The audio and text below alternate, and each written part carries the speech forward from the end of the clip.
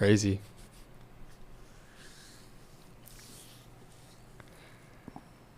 I still want to say Bill and LuAnn Ballenbach, you're on the air.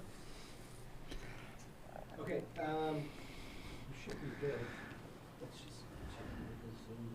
Better than I deserve. We got a caller from Pennsylvania. Better than I deserve. Dave Ramsey. Welcome to the Ramsey Show. They say we're live, Rodney. We're live. We're on the air. Here we go. Hey, hello, Facebook Live. YouTube. Rodney. YouTube. We're on YouTube. We're on YouTube Live. I love it. No worries. I love it. Welcome, YouTube Live. Hey, we're going to go ahead and admit Bill and LuAnn Ballenbach from Pennsylvania. They're our first guests of the day. Love it.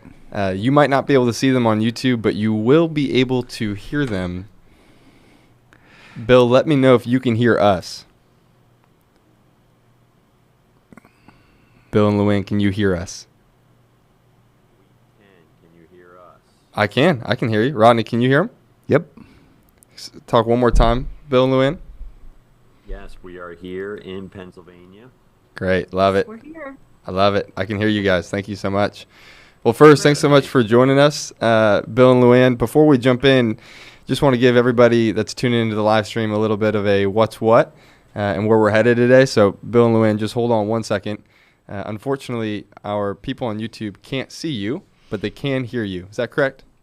Sweet. Great. So, again, welcome. My name's John Begeman, and this is my co-host, Rodney Wright. Glad to be with you.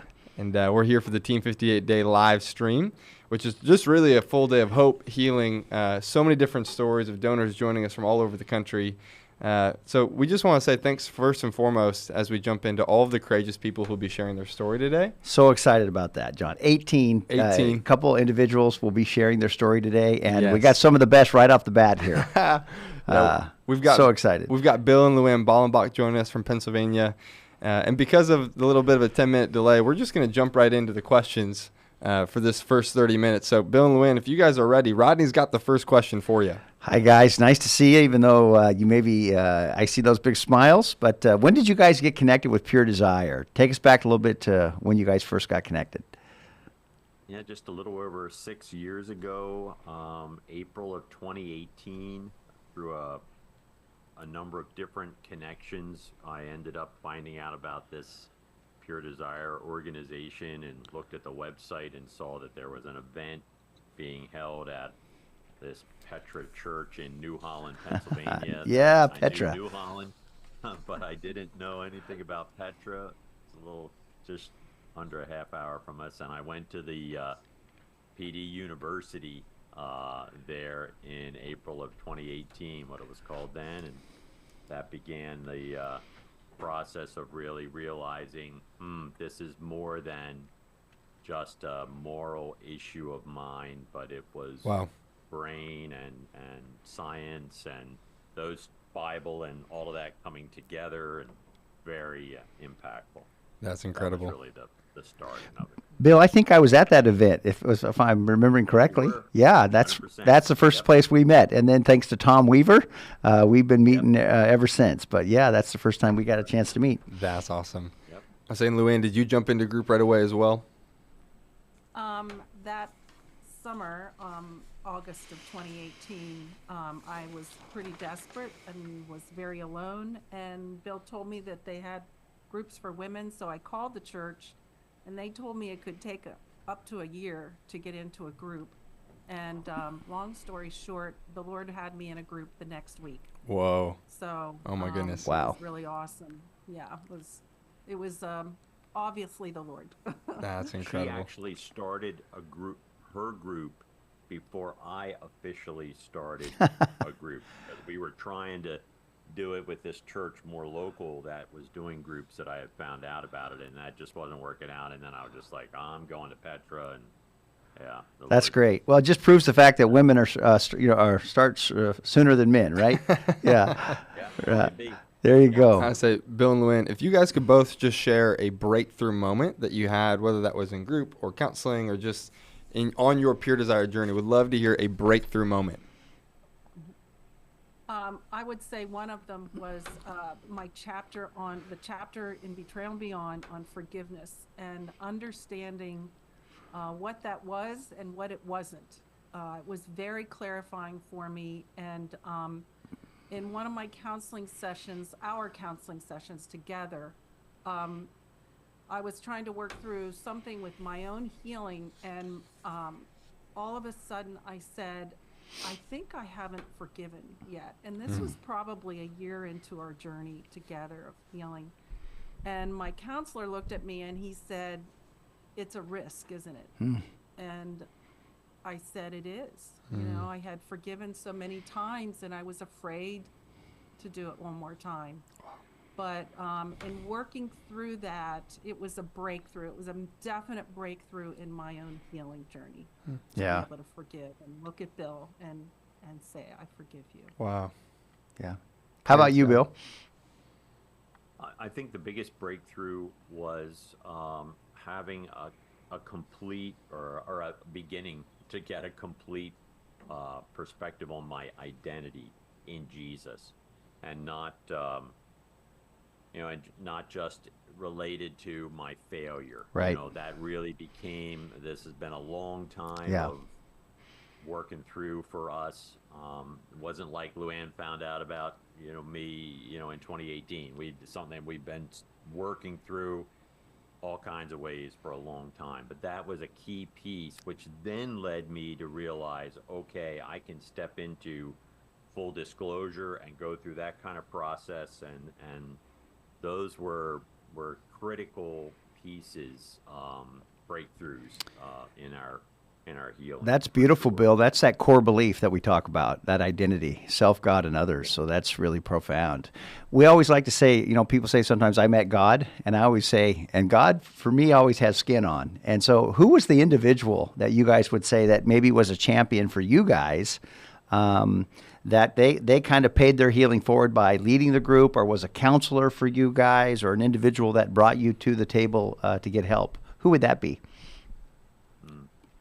I would say several people. Our counselor and his wife, Ben and Marcy Dott, they were very instrumental in just coming alongside us.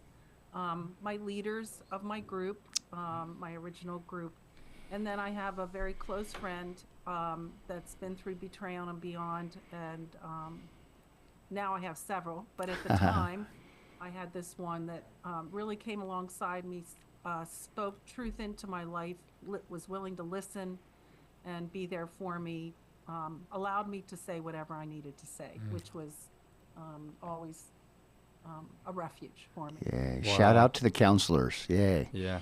I'm saying, Bill, for Yes. you. Yeah. The counselor for sure was huge, but we also one of them is a men's and small groups pastor now. He wasn't then, but he was involved with the Pure Desire Ministry, Matt at Petra, and then Ken Reinford, who's such a significant individual at Petra, that just in what we were working through and needing there, those were two very significant, still are very significant men in my life. But even thinking back to that first group and what that group of men was dealing with in their own lives, and coming alongside me, I was the one with the, if you will, with the bigger mess at that time. Wow. Frankly, and what they were willing to kind of walk through, and as else they would say, like, we wondered whether you were going to make it or not. So, Well, shout out to Matt and Ken. Way to go, guys, for being a champion, and these counselors. They're helping you guys. That's great. Yeah, it's beautiful. I'll say, next question, just to say, Bill and LuAnn, it sounds like you're already giving us kind of a glimpse of who you were before Pure Desire, which is, you're like, I was the guy with the big mess, and they hung out for me, which is great. And LuAnn, you're talking to that feeling of, can I forgive him again? But yeah, just if you guys had to name, maybe more succinctly, who were you and who are you now becoming, right? It's a journey. We're not done. We're not finalized. We've been healed and we are healing. Who were you? Who are you now becoming? Yeah. I would say I was very alone, and I was very angry, which my anger was so deep that I couldn't cry. I lost my ability to cry. And I was super busy. That was my escape. I did all kinds of good things. I would literally at times say to Bill, hurry up and say what you need to say. I have things to do. And that was very common in my life. Wow. It was my way of escaping. And then what I'm becoming, I am full of hope. I've seen what God can do for us, and so it's like God can do anything. If Come He on. can help us, He can Yeah. help anybody. Come on. There you go. It's just awesome. And I'm no longer angry. I have gained back my ability to cry. Wow. Yeah, you got to feel to heal. It took a long time to allow that cement, dig all that cement out of me. And I'm just so grateful for the Betrayal and Beyond curriculum that I was just able to work through, and God did the work. He did the work in me, and Yeah. I'm just grateful for that. Wow. And I have a voice. I was a stuffer, so I stuffed everything, and now I have a voice both in my marriage and with other people. I feel like the Lord has given me the ability. It's not my own ability. This is not who I am, but I'm able to speak into things now as I see them. Wow. I'm grateful for that. It's beautiful. I have ways to grow, but Yes. I'm grateful for that. That's I'm able beautiful, to do that. LuAnn. Thanks for Thank you. sharing that. Yes. And for you, Bill. Oh, I was a miserable, disqualified man, that, all right, this is just my identity. This is what I'm stuck with, basically, is this life over here, not being used in any kind of real way.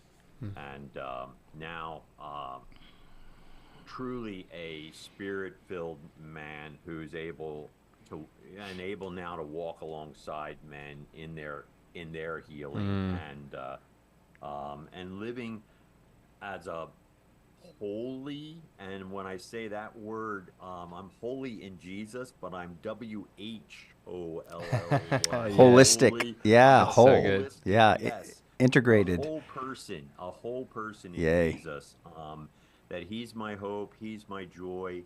It's not wrapped up in me. I'm not doing this work. He's doing this work. I can lean on Him Wow. in all of these things, and that's just been a huge freedom place to be. Yeah. Really, free. It's it beautiful. is for freedom that He set us free, and I'm living that out. Yeah. Bill and LuAnn, it's great to hear that your passion. And how have you seen this movement impact other people when you think about Pure Desire and what's the impact that you've seen in others around you? Well, I've seen women in my group have hope. When they hear our story, it gives them hope. So I've seen them have hope. I've seen them develop tools in their life to help them navigate through things in their marriage and just various circumstances in life. I've seen joy and laughter in women that at the beginning we weren't seeing that at all. So, you just see a lightening in their countenance because the Lord is with them and they're claiming the promises of God and they're able to see that there is hope in Christ. Wow. That's beautiful. So Hope, it's tools. just really awesome to walk along women and see the change from the beginning of group to the end of group and all that God's doing in their life. Wow, nice. And how about you, Bill?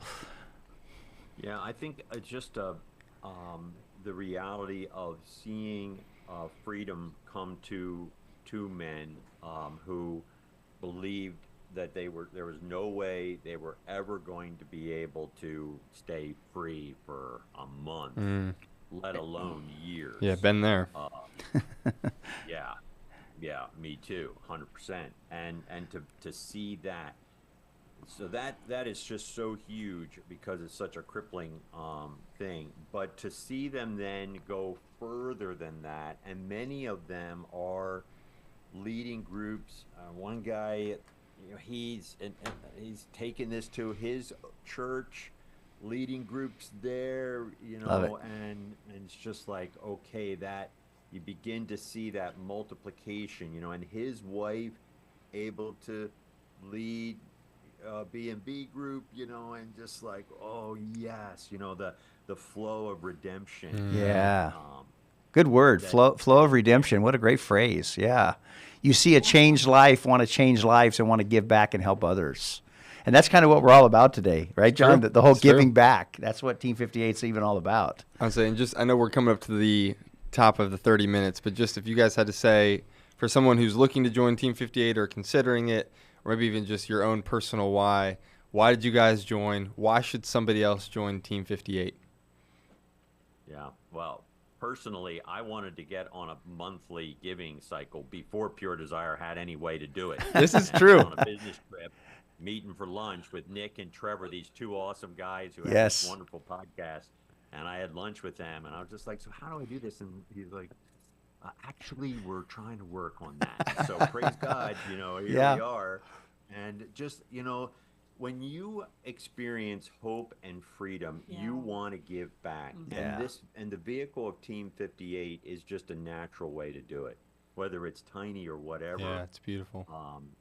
It's just that scope of multiplication that can happen and fuel, something that there's tons of money going against us, Yeah. Yeah, but the so Lord true. owns the cattle on 1,000 hills, and He's the one that supplies all the need, and He's using His people. And I would just say, like, step into that, in whatever way, because it's just been a glorious thing to be Yeah. a part of that, and hoping to do more. That's great, Bill. Like, it's great that you guys are the first today because you're kind of the first one that prompted us as an organization to get monthly donors. So how appropriate that you're top of the hour or starting us off here, the lead hitter, so to speak. Yeah, it's truly Yeah, incredible. there really were people out there, right? Yeah, for sure. Well, and just to say, hey, if you're joining us from Pennsylvania at 11 a.m. on the East Coast and you're not on Team 58, join Bill and LuAnn today and so many others. We're at 272 people currently on the team. And again, today, we're hoping to reach 58. We kind of had a little bit of a head start with the email campaign, so we're already at 11. But the hope is that if we hit 58 by 5 p.m. Pacific Standard Time, Rodney and I are going to get a pie in the face here on the live stream. So that's just one small reason. Of course, the bigger reason is simply healed families, lives rebuilt, families restored. I didn't know about the pie thing. I thought that was just a joke. But anyway, we'll see how Yeah, that works right, out. yeah. Hey, John, real I'm quickly, gonna- because we had some technical challenges to get started. Team 58, explain it to us. Explain it to our listeners. Yeah, please. So Team 58, Isaiah 58 was something that Dr. Ted was speaking blessing over Nick STUMBO in Nick and Michelle's counseling process. He said, Isaiah 58:12, that one day, Nick, you will be the rebuilder of lives and the restorer of families. And Nick was like, oh, thank you, Ted. This is so personal. Right. And it was this kind of prophetic promise. And then they showed up at the next conference the next weekend, and Dr. Ted was sharing this story and this prophetic promise over the entire crowd.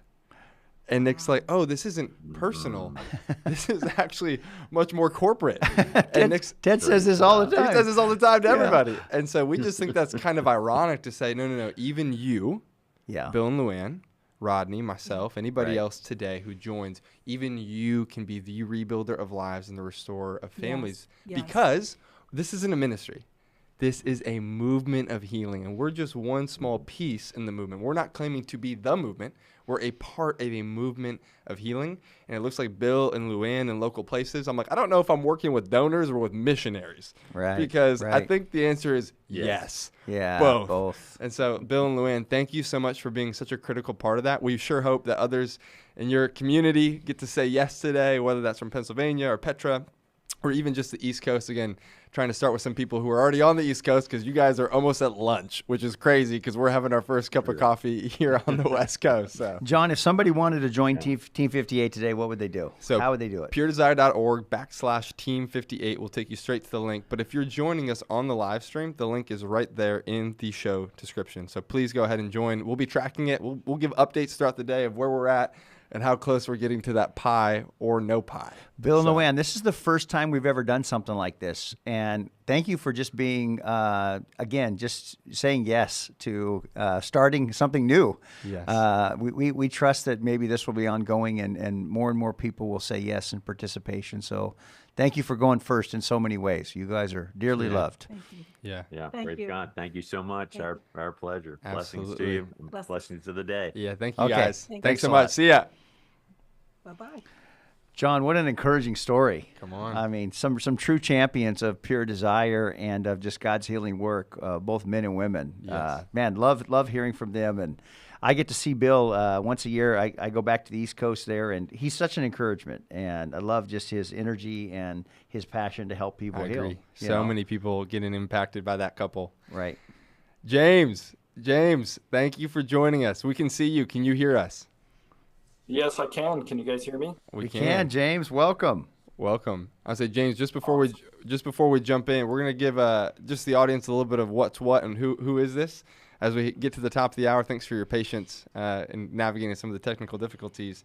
Rodney, more than just where Team 58 came from, I'm just curious, what have been some of the stories or maybe quotes that you've heard from people who've joined Team 58 that have been impactful for you? I think of a friend from Indiana, and she says, pure desire did not save my marriage, but it saved my life. Wow.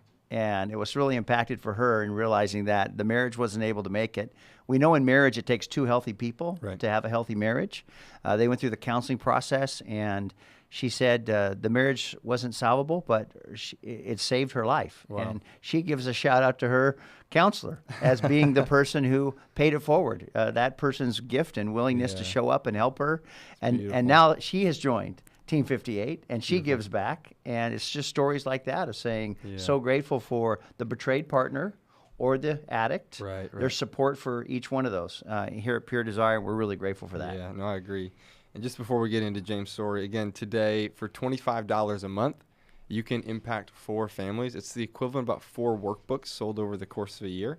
And so today, if we were to hit 58 new monthly donors, we would be at 232 families reached if they were all to give $25 a month. So again, we just want to say thank you for some of the folks that have already joined, whether that's Ken from Canada, or all the way Alan and Glenda. Apparently I have new aunts and uncles in Hawaii. Nice. Got to meet them last week. We just want to say thanks for the people who are already joining. But with that, James, we'd be so honored to get to hear some of your story. Again, thanks so much for joining us here on the live stream. First question, Rodney. Yeah, let me get my question sheet. Hey, how did you get connected to Pure Desire, James? Tell us a little bit about where and when your journey started. Yeah, thank you for letting me participate in this. My first encounter with Pure Desire was towards the end of 2014. Discovery of my marriage occurred earlier in 2014 in February when I was living in Kansas City, and I immediately found a Celebrate Recovery group and got involved.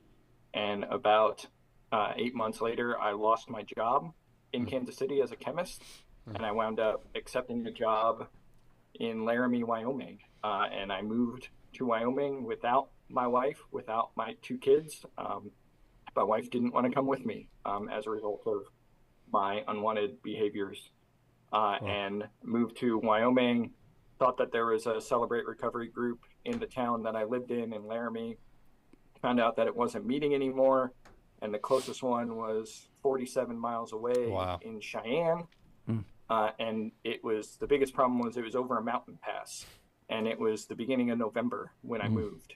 So I knew that was not a sustainable path to healing, and I started trying to find something else. And I found a local church there in Laramie that was just getting ready to start the Conquer series. Wow. Met with the leader and got plugged in right away in December. So about a month after I moved to Wyoming.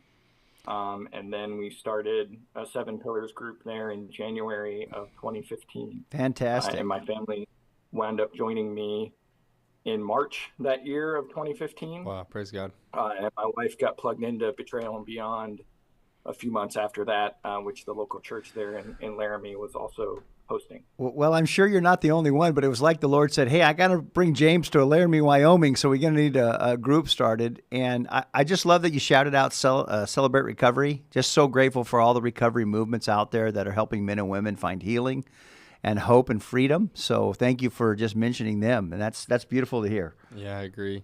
James, it's Yeah, so many things coming to mind. Just so grateful for you, and I don't know if I'd ever realized. It's interesting how like the physical pathway to healing was quite literally blocked for you through the winter months and the snow. That's interesting. I've never connected that analogy of like how often so many people find themselves blocked from healing. Right, the pathway was literally uncrossable, and so yeah, we hope that today is opening pathways for people, whether that's through generosity or even just stories, right? Because stories increase faith. And on that note, James, we'd love just to ask, what was a breakthrough moment? So you get into a Conquer Series group, a 7 Pillars group. What began to unravel for you in your story? I think two big moments for me. One was going through and identifying the core lies that I had believed about myself. The messages that I would never be good enough, that I was the only one who would take care of me. I had to always look out for myself. I was unlovable. People really knew me. They'd run away screaming was kind of the mindset that I had. And so addressing those with the truth of who God sees me as, and as his son that he loves. And that's not based on my performance. It's based on my status in him and my acceptance of his son. Wow. And coupled along with that, a little later in 7 Pillars, Dr. Ted writes about the banquet scene in heaven and how God is omnipresent. And so what this banquet scene looks like is a romantic candlelight dinner with every single person. And that just blew my mind, because I'd always pictured heaven as this place that, I snuck into the Super Bowl, so to speak. I didn't have tickets, but I managed to get a seat in the crowd anyway. And it's this giant long banquet table, and I'm at one end and Jesus is at the other. And if I pick up my binoculars, I can see Jesus way down at the other end. But, I'm not in his mind. I'm just there. Wow. And who would you say was a champion for you? Who paid their healing forward? Maybe it was a pastor that started the group, or a group leader, or a counselor. Who was the person that you would say, man, person was so key in their journey that helped me in mine? So many people along the way. Jim Holland for leading that initial group and just being available to meet with. He's been leading groups since Pure Desire 7 Pillars was punched in a 3-ring notebook. So Come on. For Shout out to Jim Holland today. Way to go, Jim. Way to go. You're a champion. Jeff Smith, who has been leading groups equally as long. He actually brought Pure Desire to that church. Nice, Jeff. And Jason Karsten in Colorado had a big impact on me. He was the regional group advisor and now part of the clinical team. Got to meet him at a few events, and he really helped me a lot. So, and can I just pause for a second and say, Jason Carson's, if you're not watching this live stream, A, you need to be. B, if you're not, thank you. Thank you from my heart, James' heart, so many. When I've been in northern Colorado, the Fort Collins area, which is where he's at, his name is on everybody's lips. It's just like cool. Everybody knows Jason. Jason. Oh, Jason's my counselor. I'm like, Jason's a superhero. I'm like, Jason's like, I don't know, Spider-Man saving people in Fort Collins. So, James, Jason was also my counselor in my Pure Desire journey. And so, Jason, again, from my heart to yours, thank you so much for being such a mentor. James, Jason, Jim, Jeff, if you got a J and you live up in that area, hey, there's a group for you. They're waiting for you. This is your day. Jump in. And then, James, also just to circle back and say, somebody needed to hear what you said earlier regarding the banquet table with Christ being 1-to-1.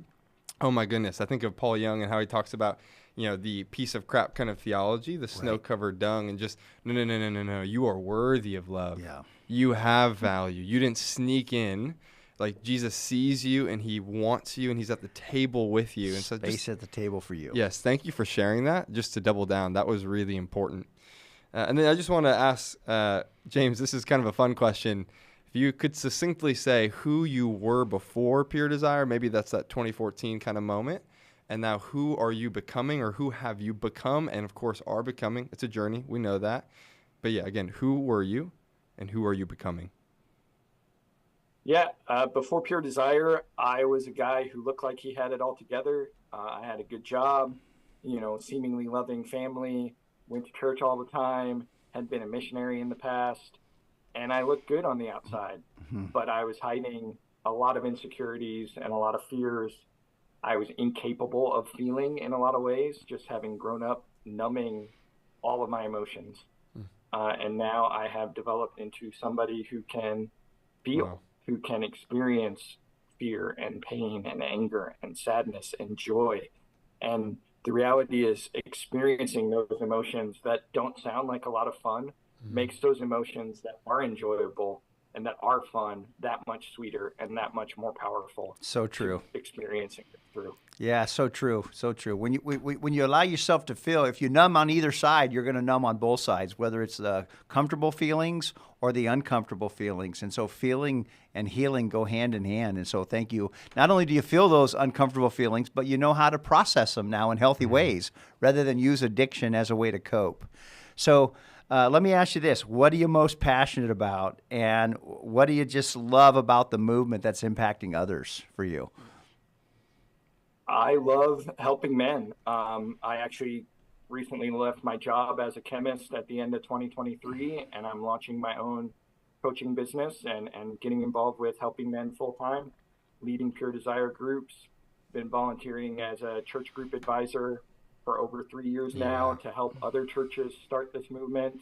And I just love the healing that this ministry brings and the healing that we are taught about, that we can pay forward and pour into pour into other people's lives as well. So good. James, this is unprompted, but maybe prompted by the Holy Spirit. What has been one of your favorite stories? Again, why? Maybe the question is why generosity? And I'm curious if there's a story for you of, because I watched this guy's life or marriage or family or kids be transformed, and I want that for somebody else. Like, why generosity for you? And do you have a favorite story of something you've seen as an RGA, as you've led groups? I mean, a lot of story. Generosity for me is I think that's one thing my dad did teach, is no matter how bad things were for our family financially, he always had dollar bills that he'd give each of us kids to put in the offering plate every Sunday. And he gives to a number of charities, and that has just always been part of my life. As far as a story from Pure Desire, I can think one of the online groups that I led, there was a guy who was going through counseling with Dr. Ted and Diane, him and his wife. So that was a beautiful thing. He was in a really low place, and he didn't know if his marriage was going to make it.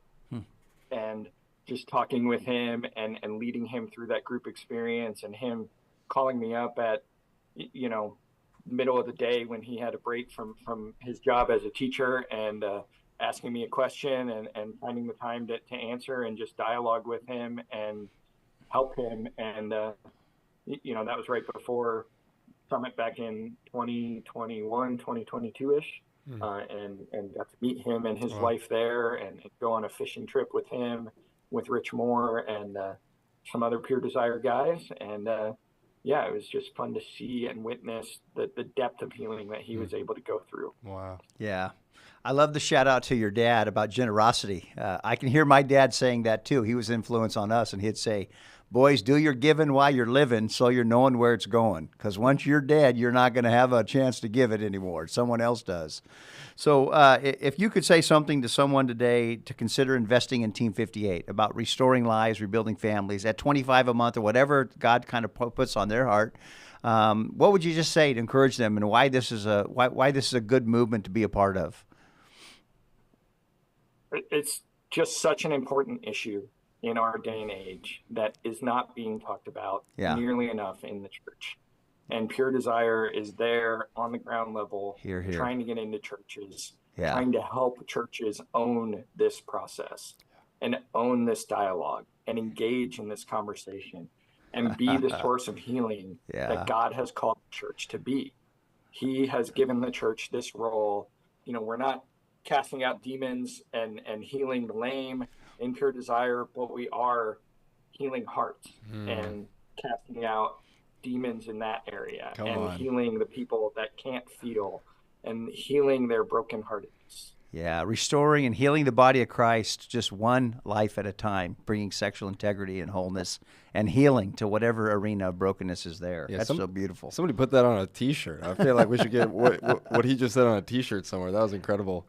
I'll say, James, one thing real quick, just to take a little break and say, Jeff and Paul, thank you so much for joining Team 58 all the way from Washington. Nice.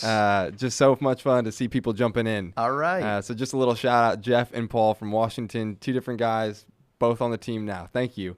And then James, just to say, I love the shout out to Rich Moore. I hope we get to talk about him a little bit today on the podcast. Yeah. Some people would say that he is the 8th pillar of the 7 pillars. He's been here longer than just about anybody and has been leading groups for so many years. And I can only imagine the people on this call, whether that's yourself, James, or others who will join, who have been so deeply impacted by Rich. Yeah, for sure. Absolutely. And Rich has owned his story, and he's sharing his story. James, you're owning your story, and you're sharing your story and giving back. And, that's always been a prayer of mine, that God would release just how do I say this? You usually say millions of dollars and thousands of voices. voices. And Pure Desire has so many voices from Nick and Trevor on the podcast, but every person who's owned their story and leading a group or in their generosity, or Ashley and Heather, or all the women that are leading our Betrayal and Beyond, our Unravel groups. It's just really amazing. And thank you for being a champion, owning your story, and then not sitting quietly, but with your pocketbook and with your vocal cords, just offering hope and healing to other men and women in the body of Christ that need this help and need this message. You're truly a champion, buddy. Appreciate it. Thank you, guys. I say, James, just one last thing before we let you go, and then Rodney and I will maybe just riff a little bit before we get to our next guest. But just to say, I've been so grateful for you. I remember the story that comes to mind of my relationship with you, James, getting to meet you back in 2021. For those of you guys who don't know, I got hired in 2021, so I've been here just about 3 years. And I got hired a month before the fundraising dinner. And so working within donations and development, it was like, here you go. Here's the fire. And I'm like, oh, my gosh. But James walked into my office, probably a month after I got hired. Had no idea who he was. And I remember just having our conversation, James, getting to talk about working with different missional organizations and having been a missionary and raising personal support and just the world of development.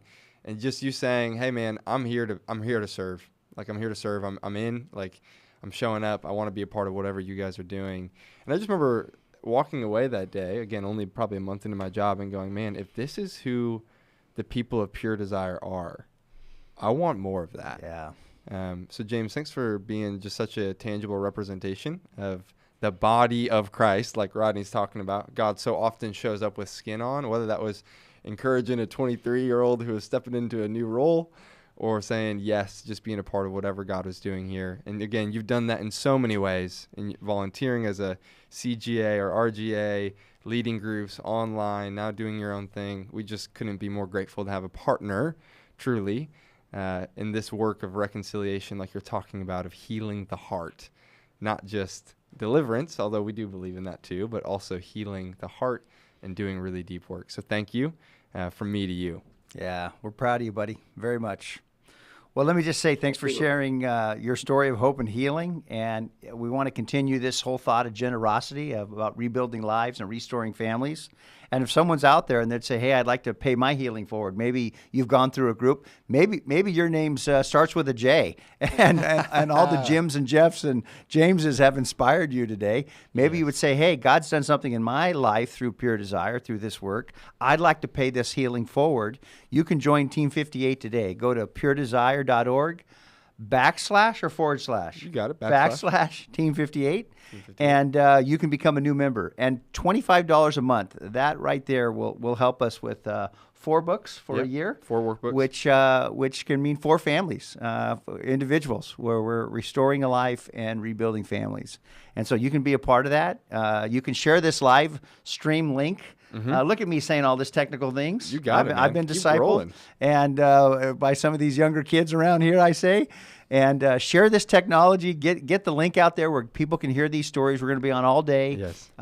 We're Pacific Standard Time, 8 a.m. to 5 p.m. So East Coast, you're going to get us till 8 o'clock. And you're in Wisconsin, isn't that right now, James? No. Missouri. I'm sorry, Missouri. I'm in Missouri. Missouri, that's right. Yes, Yeah, sir. Missouri, yeah. Excellent. Well, thank you so much. And thank you for being a rebuilder of lives and a restorer of families. We are grateful for you, my friend. I'll say, James, just before you jump off, Jim is already on the team. Praise God for Jim. Send this to Jason for me and you. Send the live stream to Jason for me, and just tell him, hey, rewind back a little bit because you were getting shouted out. So, anyways, again, James, thanks so much for your time, and look forward to connecting soon. Blessings. Thank you. Yes. See ya. Yeah. So cool, huh, John? Never gets old. It doesn't. It doesn't. I mean, it just makes me think. I mean, whether that's James in Missouri or Bill and LuAnn in Pennsylvania or donors from Costa Rica, Spain. I mean, Australia. Shout out to our friends in Australia. There's just so many people saying yes. I love it. So many people saying yes. Yeah. And I've sent this out to some of the folks that have been in groups with me. And so I would just encourage all those. I know I got a buddy down in New Zealand and people, missionaries in Kosovo and all over. I would just encourage you guys, hey, think about where God would prompt you to be a part of maybe Team 58, and your generosity can pay that healing forward to help some other people. I agree. So shout out today on that. I'll say real quick, just before we get to the next story, we've got a handful of stories actually kind of just queued. For some of you who are following the email series, you saw that every PS said, hey, if you send in your story, we'll read it on the live stream. And so I'll just take a couple minutes here and read a story from Dan. I think you guys will be encouraged by this. So this is what Dan said. My journey with pornography addiction began at a young age when I was 13 years old. It was around 1978. Shout out to those who were much before my time. Right. 1978, when VCRs and video rental stores were becoming much more popular. Somehow I ended up getting my hands on a pornographic tape, which sparked a lifelong struggle. I became very sexually active from a disturbingly young age, losing my virginity at 17 to a married woman who was twice my age. Porn fueled an unhealthy obsession that eventually led me to commit an unforgivable act, sexually abusing my own daughter. This horrific crime resulted in a 7-year prison sentence. However, even that didn't extinguish my desire for pornography. Masturbation, sex continued. As online porn became increasingly accessible, so did my addiction, spiraling into isolation and then ultimately, of course, a secret double life. For years, I lived in shame, too afraid to open up to anyone, even my wife, who stayed by my side about my inner turmoil. I had no close friends to confide in as I got caught in the dangerous world of chat rooms and seeking illicit connections online. Deep down, I knew I had a serious problem, but the shame, fear of rejection, and loneliness kept me from seeking help. Thankfully, God brought a friend into my life who was also battling sex addiction. This friend connected me with Pure Desire. I'm now a part of a supportive 7 Pillars group and attend bi-monthly counseling sessions. My story is ongoing, and while I don't know what the future holds, I finally have the necessary resources and supportive community to fight back against the destructive addiction that has controlled me for far too long. Thanks. Wow. That's beautiful. I mean, stories are powerful. We know it, right? It's the quote by C.S. Lewis that says, stories have a way to get past our watchful dragons. They do. And this is what I love about Pure Desire and the men and women who are finding healing. For those that have had negative sexual history of some sort, whether it's been abuse, whether even some have been the abuser or the betrayed spouse or the addicted spouse or whatever it may be, men and women are finding hope, healing, and freedom. Yeah. And these chapters in their life that were so painful, they're not the whole story. They're writing a new chapter. They're giving the pen to God, so to speak. I love it. And trusting tools and resources, competent, which again just makes me say thank you so much to our founders, Ted and Diane, and Harry and Debbie Flanagan, and all those, Sherry and Tyler, all those that have just laid a great foundation that so many of us are standing on their shoulders today, Truly. encouraging others to say, hey, be a part of this, give back, join Team 58, and pay it forward. Well, it makes me think, Rodney, as you talk about, stories having that ability to get past our watchful dragons, just that's really what our hope is for today.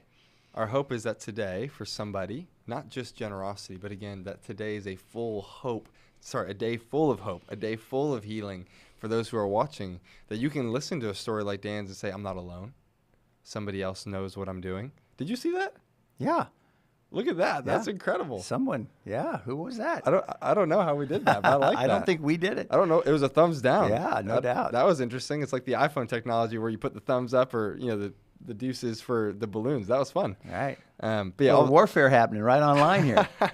Satan himself is putting a thumbs down on this live stream. Well, this is a difficult subject, and so not everybody's comfortable with it. You know what I mean? To talk online and be so open and honest about it. And that's where Pure Desire is hoping to help churches be seen as the healthiest place for men and women to find hope and healing. Absolutely. I'd say, Rodney, it also makes me just think of the Brene Brown quote. You kind of said it, but just to come back, that when we partner with God, when we own our stories, we can partner with God to write a brave, bold, new ending. Yeah. I love that. Yeah. It's just like when we don't own our stories, we're controlled by them. Right. Deny our stories, it defines you. Own our stories, we get to write a brave new ending. Yeah. And that's what many men and women are doing who are part of Team 58, who are leading groups, who are helping other people, and we're just so grateful. I agree. Rod, just before our friend Mike jumps on from Wisconsin, can you give him 27 years ago? What was happening 27 years ago in your own story? My journey started in this town, Portland, Oregon, Yes. my healing journey, where I just had that simple prayer. And I loved, someone said it here today, I think it was LuAnn, it just was so grateful for the tools she received. Deep person of faith, love God. But in my religion, I wasn't finding the tools I needed to find hope and freedom. And just that simple prayer, Lord, lead me to people and resources that can help me. And it was a counselor, a sexual trauma assessment treatment therapist, a drummer at our church that God directed me to. And he just gave me the tools and the resources that I needed to realize that this is an ongoing issue, how it's affected my brain. I wanted just this quick, easy, fix. I went in on a Tuesday, hoping to be fixed by Friday. Say it again. to look good on Sunday. And it turned into a 3-year relationship of learning how to deal with my core beliefs and how they affected how I thought and about myself, God, and others, and my whole cycle of behavior. And the work for Patrick Carnes and his resources were great. And that's what I love about Pure Desire. Wish I would have found him 27 years ago. But thank God that there are people and resources and groups that can help men and women find healing. Yeah, it's so good. So good. Thank you, Rodney. You bet. It's a gift to have you as a tribal elder, a part of this family and team that is sounding the bell, right? Making some noise, not staying silent. You bet. I love that. How can we stay silent? Like, we can't. No. We can't stay silent, not after what God's done in our own lives. For sure. So just as we get to the top of the hour and we wait for Mike to join us, just to rehash, for those of you who are maybe joining new to the live stream, we'll try to do this maybe every 30 minutes, a little bit of a similar cadence, but just to say, Team 58, what is that? Yeah, it's seemingly a random number, but this is actually from Isaiah 58, verse 12, that talks about the rebuilding of lives and the restoring of families. And in Nick STUMBO's counseling with our founder, Dr. Ted Roberts, Dr. Ted began to speak this over Nick. And it was here that Nick just thought this was heartfelt and personal and couldn't help but just cherish it until he ended up going to the next conference with Dr. Ted and heard Dr. Ted say that over the whole crowd. And Nick's like, oh, this isn't as personal as I thought it was. Maybe it's just more for everybody. And we just think that's a little bit fittingly ironic to say, no, even you and I and Rodney, we can all be part of rebuilding lives and restoring families. And so anybody who donates monthly, we just believe, is a part of rebuilding lives and restoring families. So if you want to jump in on that today, again, $25 a month is the equivalent of 4 workbooks. This idea that you could impact 4 families. And so our heart and our hope is that if 58 people were to join by the end of day today, 5 p.m. Pacific Standard Time, that we would be reaching or impacting 232 families. And Rodney, before Mike jumps on, I know you've already shared it, but just to reiterate, you recently had a really encouraging call. I did. I've had a lot of encouraging calls. Just was talking to an individual who she went through counseling, Pure Desire, and she said this to me over the phone as I was thanking her for her generosity and giving, and she said, well, I'm so grateful for my counselor and my therapist, and she said, Pure Desire did not save my marriage, but it saved my life. And it was so beautiful. We realized that to have a healthy marriage, it takes 2 healthy people. And she's saying that, unfortunately, that wasn't the road my husband was on. Yeah. But God's helped me, and with His grace, it really helped me with this next chapter and season of her life. And now she's giving back and being a part of our Team 58. So, beautiful. Hey, we got our next guest on with us here. Hello, Mike. Hey guys, can you hear me? We can. Your audio's crisp, man. Crystal. I say Awesome. just before you jump in, Mike, just to say today we're taking a second to hear stories from people just like Mike, monthly donors who are here to really encourage hope, healing, generosity, again, to see more lives rebuilt and families restored. So, Mike, to start, tell us a little about how you got connected to Pure Desire. When was that? How? Where? Tell us a little bit of the story. Yeah, for sure. So that was back in 2019. Feels like forever ago. But just graduated college, and I knew I needed help with my addiction, and reached out to my local church, and actually found CR first, Celebrate Recovery first. Mm-hmm. But then a few days later, found something more tailored to what I was looking for in the Conquer series. And walked into that meeting room back in 2019. It's one of the best choices I've ever made. Wow. So it's kind of the start of the journey. Yeah. It's beautiful. That's really great. What was a breakthrough moment for you, maybe in group or counseling? What a moment that just stands out to you as you look back and say, wow, this was pivotal in helping me move down this road of healing? Yeah, for sure. I mean, there's so many, right? But I think one that sticks out is just the ability that groups provide and Pure Desire provides for honesty, and that just understanding that it's okay to be honest, that there are safe people out there, and that you can trust people to share your story with. Wow. Obviously, not everyone's safe, but my Pure Desire group was just huge in terms of building those friendships, building those lasting relationships that I love so much to this day. Wow. And Mike, we talk about that, John. Pure Desire groups are confidential, and they're closed groups. So when you join a group, it's a safe place to talk about, for many of us, parts of our negative sexual history that we had a lot of shame with. But it's just kind of hard to share that on a Wednesday night testimony in a local congregation. Totally. But where do you process that? Well, that's the beauty of what Pure Desire is doing. The resources, the facilitators of the groups, or the counseling team, it's a safe place to process and work through some of that. That's so beautiful. I say, Mike, before we move on in your story, I'm sorry, I should have done this at the beginning. Can you just tell us where you're from? How old are you? Like, give us just a little, or even now, where you're calling from. Yeah, for sure. So I'm currently in basically Milwaukee, Wisconsin, right outside of it. 27. Currently work at a mental health facility, which is great.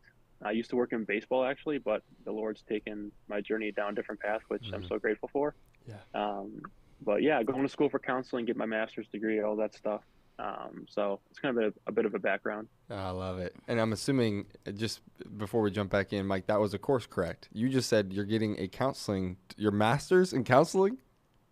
What? Yeah, you got it. Yeah. From baseball? Yeah. What? Yeah, it's a crazy journey. That's a long story, but just years of prayer, seeing what my spiritual gifts are, what I'm good at, and how can I help others find hope, healing, and restoration. And so, that's where God's taken me. Praise God. Yeah, let me ask you this question. If you were going to say, hey, this individual, they kind of paid it forward for me, whether it was a counselor or a group leader or a pastor or just a friend, who's that person that kind of paid it forward for you, that it was influential in where you are today? Yeah, for sure. So there's obviously, I'd probably say 6 or 7 core guys in my group. But there's really 3. It's Nate, Wes, and John. They know who they are. Those guys have really paid it forward for me. Not only, they've seen my journey evolve from baseball to counseling work. Wow. So they know my whole life basically up for like the past 5 years now. And so those 3 guys have just been instrumental in terms of encouraging me, helping me along when I fall, all these type of things, right? So those 3 guys have just been so huge in my life. Yeah, shout out today to Nate, to West, and to John. Way to go, guys. Thank you for being champions for Mike. Yeah. Definitely he's worth it. Mike, tell me a little about, you and I are both single, so shout out to all the singles who are watching or will watch this later. It is possible to be sexually healthy and single, full stop. Hear that today. That's a real thing. Mike, thank you for being a testament of that, for pursuing health, for pursuing healthy sexuality amidst singleness. Yeah, the question could be posed around this idea of a breakthrough moment for you in group, but also would love just for you to speak a little bit to what's it like to be single and pursue sexual health? Yeah, for sure. Single people can achieve sexual health. It is possible. That's very true. So for me, I think the biggest breakthrough I had was that it's not so much more as I've evolved in my recovery journey. It's not so much.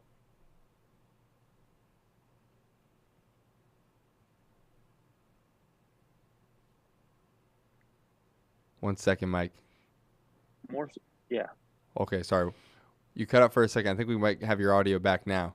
The video is just lagging a Can you little hear me? bit. I think we got you back now. Take that last sentence again. Okay. Your recovery journey. It wasn't Yeah, so for much sure. about something. Okay, yeah, I can start it back. Yeah, so it's where I'm at now with my recovery journey. It's not so much about physically acting out, right? It's not about the behavior. It's more about the mindset and the control, and taking a God-given desire of marriage and surrendering that to Him on a daily basis, basically. Yeah. So So good. identifying that idol is really now the battlefield, right? It's Wow. not so much acting out physically anymore, but that's kind of where I'm at in my journey. Yeah. Different kind of battle for sure, but still a battle nonetheless. You know, Mike, one of the things is like sexual health is a way of life, whether we're single or married. For sure. And so what you're learning now is only going to serve you well in marriage. And I think that's kind of the misnomer that I'll get married and marriage will fix or change everything, right? And that's not true. Marriage doesn't change us. It just it just reveals more of what it finds in us. And so thank you for investing in your health. And why are you so passionate about Pure Desire and this movement? And what do you love to see its impact on other people? Yeah, for sure. I mean, it's interesting how Peer Desire, the way you guys operate, the way you guys are so clinically informed as well, is something that always stands out to me. Yeah. The way you combine scripture and the Lord's word with science and medicine, and it's just fantastic. Very trauma-informed approach. But yeah, I'm passionate just because of my own story, obviously, but then being able to serve and help others facing similar battles, right? I mean, seeing one of my biggest joys is seeing kind of like light bulb moments go off for people where Yes. you ask the right questions, you ask them to tell you the right stories, right? You dig in deeper with guys, and so just seeing others find those light bulb moments and seeing their health grow Yeah. is such a thing I'm passionate about. for Yeah. sure. Beautiful, Mike. Well, thanks for being in the trenches with those guys and being a safe person and a safe place to help them in that journey. Yeah, I say, Mike, we've got 20 minutes before you got to jump, so I want to kind of slow down and maybe just walk backwards just a little bit to unpack something. Of course, you and I both know that going through the 7 pillars, we're like, porn's my problem. Oh my gosh, I can't stop watching or sexually acting out. And yet, I feel like you open the pillars and Dr. Ted pretty clearly says porn's not your problem. It's like, whoa, hey, like I thought I was here for porn. And Dr. Ted simply says, no, what about those secrets? And what about the pain? And this is maybe a little bit of a risk, but I think, I don't know, I want to invite you to risk a little bit. What was one of those painful moments that you identified? And have you seen, or how have you seen redemption maybe play out? And again, you can choose. It doesn't have to be your number one painful moment. This could be, I don't know, somewhere in the list. But I'm just curious, again, when it comes to breakthrough moments, maybe a core belief that you had believed because of a traumatic moment in your life that you've seen Jesus redefine and bring redemption to. Yeah, for sure. I got one. So definitely seeing how in the past and how I grew up, how much emphasis there was on performance instead of relationship, right? And being in baseball my whole life, that's where I found my value, my worth. And so Christ really basically took that away from me, my ability to perform when I became a follower of him back in 2017. And it was just so painful at the time because I couldn't perform the way I wanted to at all in baseball anymore. And it was basically the Lord saying, hey, I want you to put your identity in something else, and that something else is me. Right. So that's definitely one of those moments where I was like, oh, you look back and you say, you can clearly see what the Lord's working in, right? Wow. But in the time, it was so painful and so just gut-wrenching to have to surrender that identity and switch it for Christ and what my identity is in him. So. Wow. Yeah, thank you so much for sharing. I can only imagine. You're speaking to at least one at the table, a recovering performance addict or perfectionist, and still pulling that thread. It seems to be really, really long. I don't know about you, Mike, but mine seems to be long. It's just like it just keeps coming. There's more behind that curtain. You know, we talk about the onion here at Pure Desire, maybe just in the recovery space of there's more layers. And there's more layers. And leaning into the healing work is all about relationship, not performance. It's about being seen and known and loved and cared for. And it's about growing, not perfection. Growth, not perfection, Absolutely. we talk about. And so that's a beautiful piece for some of us, especially that are raised maybe in faith or have a religious background. It can be seen as more of a performance base rather than you are deeply loved, you're the beloved. You're worthy of love, and now this is a safe place for you to grow and become healthy and kind of be what you were originally intended to be. Yeah. And that's a beautiful thing when you can find a healing, safe community of people that are not judging your performance, but are encouraging you to grow and seeing your relational worth and value. Yeah, it's beautiful. That's wonderful. Mike, just for our audience's sake, at what age were you exposed to pornography? Maybe just length of addiction, if that was a decade, if that was 15 years before you got into recovery. And then as you've now walked in health, like, or maybe just since your Pure Desire journey, like, what does health look like for you? And I know I loved the way you said it earlier. I'm waking up and I'm finding out what my idol might be, whether that's marriage or career or performance or perfection. And I'm surrendering that to Jesus. And I'm trusting him. I think the language you're using is so beautiful. But yeah, just from exposure to length of addiction to now walking in health. Yeah, for sure.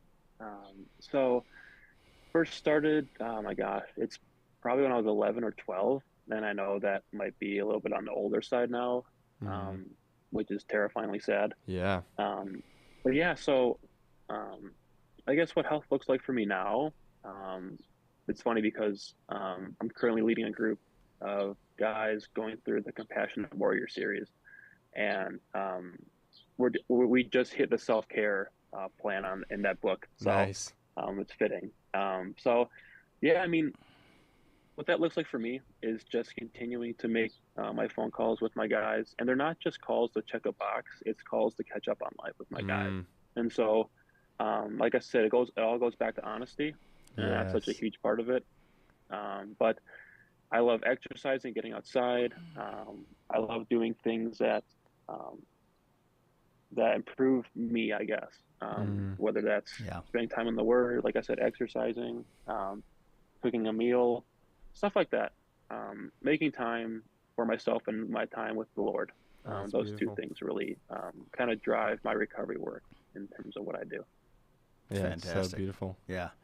It's a holistic approach, and that's what I love about it. It's taking care of your mind, taking care of your body, taking care of your soul. It's all of that. It looks like a beautiful day in Wisconsin behind you there. Milwaukee is looking good, I'm telling you. Wow, Woo! Look at that sunshine, greenery. Beautiful. Oh, my It's gosh. so beautiful. Yeah. It sure is. Hey, if you were going to say a word of encouragement to our listeners today about joining Team 58, about, with their resources, paying it forward and giving it back to help rebuild lives and restore families, just what would you say? Why do you invest here? Why is it a place where you would say, hey, this is where I feel prompted to give because of the fruit and of what it's producing and bearing here? Yeah, for sure. I mean, honestly, I believe in Pure Desire. I believe in what you guys are doing. And just your continual push for research, I think, is huge for me. Your continual, I guess, drive to know more, to know, I guess, just deeper research in terms of how the brain works and all these different kind of things. And just the amazing work you guys facilitate within churches. There's so many unreached churches out there still. I talk to some of my friends, and they have no idea what Pure Desire is or what kind of any recovery work in this field looks like. And so I just knowing that there's so many more people that need to be reached, that's definitely a reason why I love giving to you guys. Yeah, thank you so much. You can help us get our voice out. I think about our podcast and all the research and all the guests we have, and that what's being done there. And now we're going to have the women's podcast is coming out and is being launched, and we're so excited about that. But thank you for helping us as we continue with new resources and learning and tools to continue to reach out to help others. And thank you for saying that. Yeah, Mike, just to jump in and say, I mean, you're talking about the stats. You're talking about maybe us continuing to push into stats. So real briefly, just to share maybe a couple stats, and then also just like a little little teaser for some of the people maybe who aren't aware. I mean, currently, to your point, Mike, 93% of churches do not have a ministry for those struggling with pornography. That stat is what really fuels a lot of our passion, a lot of our drive here at Pure Desire, saying, how do we equip the local church, whether that's a brick and mortar building or that's an individual by individual basis. And then second, to your point, like, unfortunately, 57% of pastors have a current or past struggle with some sort of unwanted sexual behavior, and only 1% have shared that with their congregation. And Rod, you were a pastor. It hasn't always been safe, or we haven't always had the courage to even just normalize our own sexual development or talk about any kind of sexual struggle. And so this is just where Pure Desire is saying, hey, let's flip the script. Let's have a new narrative when it comes to sexual health. I'm passionate, obviously, about the parent training and letting the individual, like Mike, someday you'll get married someday, Mike, and maybe she's listening right now even, who knows, right? But someday when that happens and you have a family and that family is a part of a faith community, those can all be healthy environments to know and learn and have sexual health and just have a framework so porn doesn't become the sex educator. Right. And because there's so much shame around our human sexuality, it hasn't always been safe. Yeah. But we're hoping that we can heal the body of Christ one person at a time as they find hope, healing, and freedom. And that's what Team 58 is doing. We're getting the word out that there are resources, competent resources, and compassionate people here to help you at Pure Desire. Mike, I think what's beautiful about your story is that you have become the educator, whether that's for the single guys around you, your friends who go to other churches, potentially even their pastors as you get to sit down and have conversations. I love that when we get something, we can't help but give it away. And I think the beautiful thing about hope, healing, and generosity that's true for all those things. Like, we don't go around sharing the lies that we believe, but we do go around sharing the hope that we've received, which is why I think we're on the winning team, right? Like, the enemy can only use addition. He's only going to get one person to believe a lie at a time. That's a plus sign. But God uses multiplication, because all of a sudden Rodney shares it with his congregation. And how many people went through in the first couple of years? Yeah, in the first 5 years, we had over 200 men and women go through groups, women's groups or men's groups, as a part of just a couple of us just being champions. And they were guys like Joe and Ashley and John and just being champions. We'll get to hear from Joe later. Right, being champions and sharing their story, So thank you for doing that. And I just want to say thank you for serving in the mental health community. I know that's a real issue for many of us in this world in which we live. That's a personal issue for my family. And so thank you for just sharing your voice to help men and women who struggle in that arena as well. It's an important thing that you do. So thank you for giving back and serving the world in that way. I appreciate it. Yeah. Say, Mike, before we let you go, do you have any questions before us? And then I got one more thing that I actually want to share before you jump. But do you have any questions for Rodney and I, just as we've got 5 minutes before the next? I mean, I don't think so. Just keep up the good work you guys are doing, and I really hope you guys get pied in the face at the end. Come on. Hey, share the word, share the live stream, and call your friends and say, hey, come on, let's go, let's do it. Yeah. So 2 things, Mike, before we let you go. Shout out to Richard in Oregon, as well as Leah in Washington. 2 new members. We're now at 15. Nice. So we are climbing. We're not at 58, but we're at 15. I love it. We're growing. Put that somewhere in the link or the chat. And then second, and Mike, I think you're probably aware of this, but just as you're talking about pushing into new stats, I just want to say September of this year, as we partnered with Barna, which is a pretty well-known research organization, specifically more targeted in the Christian sphere of the church, there will be a new research report when it comes to the generosity of Pure Desire donors funding over $300,000 to publish this, and it will be aimed directly towards the impact of pornography in the church. And so we've been sharing a lot of these stats for the last 8 years. This was pre-COVID. But this September, kind of in and around our launch of the summit, the day before, we'll have a little bit of a launch. Everybody who comes to the summit will have a chance to grab the resource, and we're really excited. We're beginning to see some of the stats, and it's not surprising that it hasn't gotten better. But at the same time, we're just, again, trying to create awareness of saying, no, this is a serious problem in the church, and unfortunately, the silence is often even more deafening than the shame. shame and silence. So Yeah, and we're breaking that. We're breaking that silence by continuing to let our voices be heard. And in fact, next week we are recording our parent training and going to have that as a part of the resource that will be launched this fall. And so we can help young parents, parents of all ages, to give their kids a little healthier framework than many of us got growing up. Yeah. To see our human sexuality That's as a awesome. gift from God. Yeah. So that's what your guys' generosity is doing. It's getting competent resources out there and compassionate people to share hope and healing and freedom. Yeah. Mike, thanks so much for joining. Thanks for your time. Thanks for your continued support. It's always a gift to have another younger guy just to say, hey, for all those young guys in groups online or in local places, you're not alone. There are others out there. I know there might not be as many, but there are others. So thank you for being, again, just a living testament, and thank you for your generosity. Okay, maybe he's frozen here, but we can still see him. So, Mike, any final thoughts? Thank you very much for being with us today. All right, let me move on here. Listen, if you want to be a part of giving back in your generosity to restore lives and rebuild families, you can pay your healing forward by joining us at puredesire.org/team58. You can log on and link. For some, if you can give $25 a month, that will provide 4 workbooks, and that will help 4 individuals, 4 families. I mean, the ripple effect will go. Maybe for some of you, you can do more than that. Maybe for some of you could say, hey, if 25 gives me 4, 50 gives me 8. Look at me do math. I love 100 gives me 16. Woo! I'm going to lean in and do this.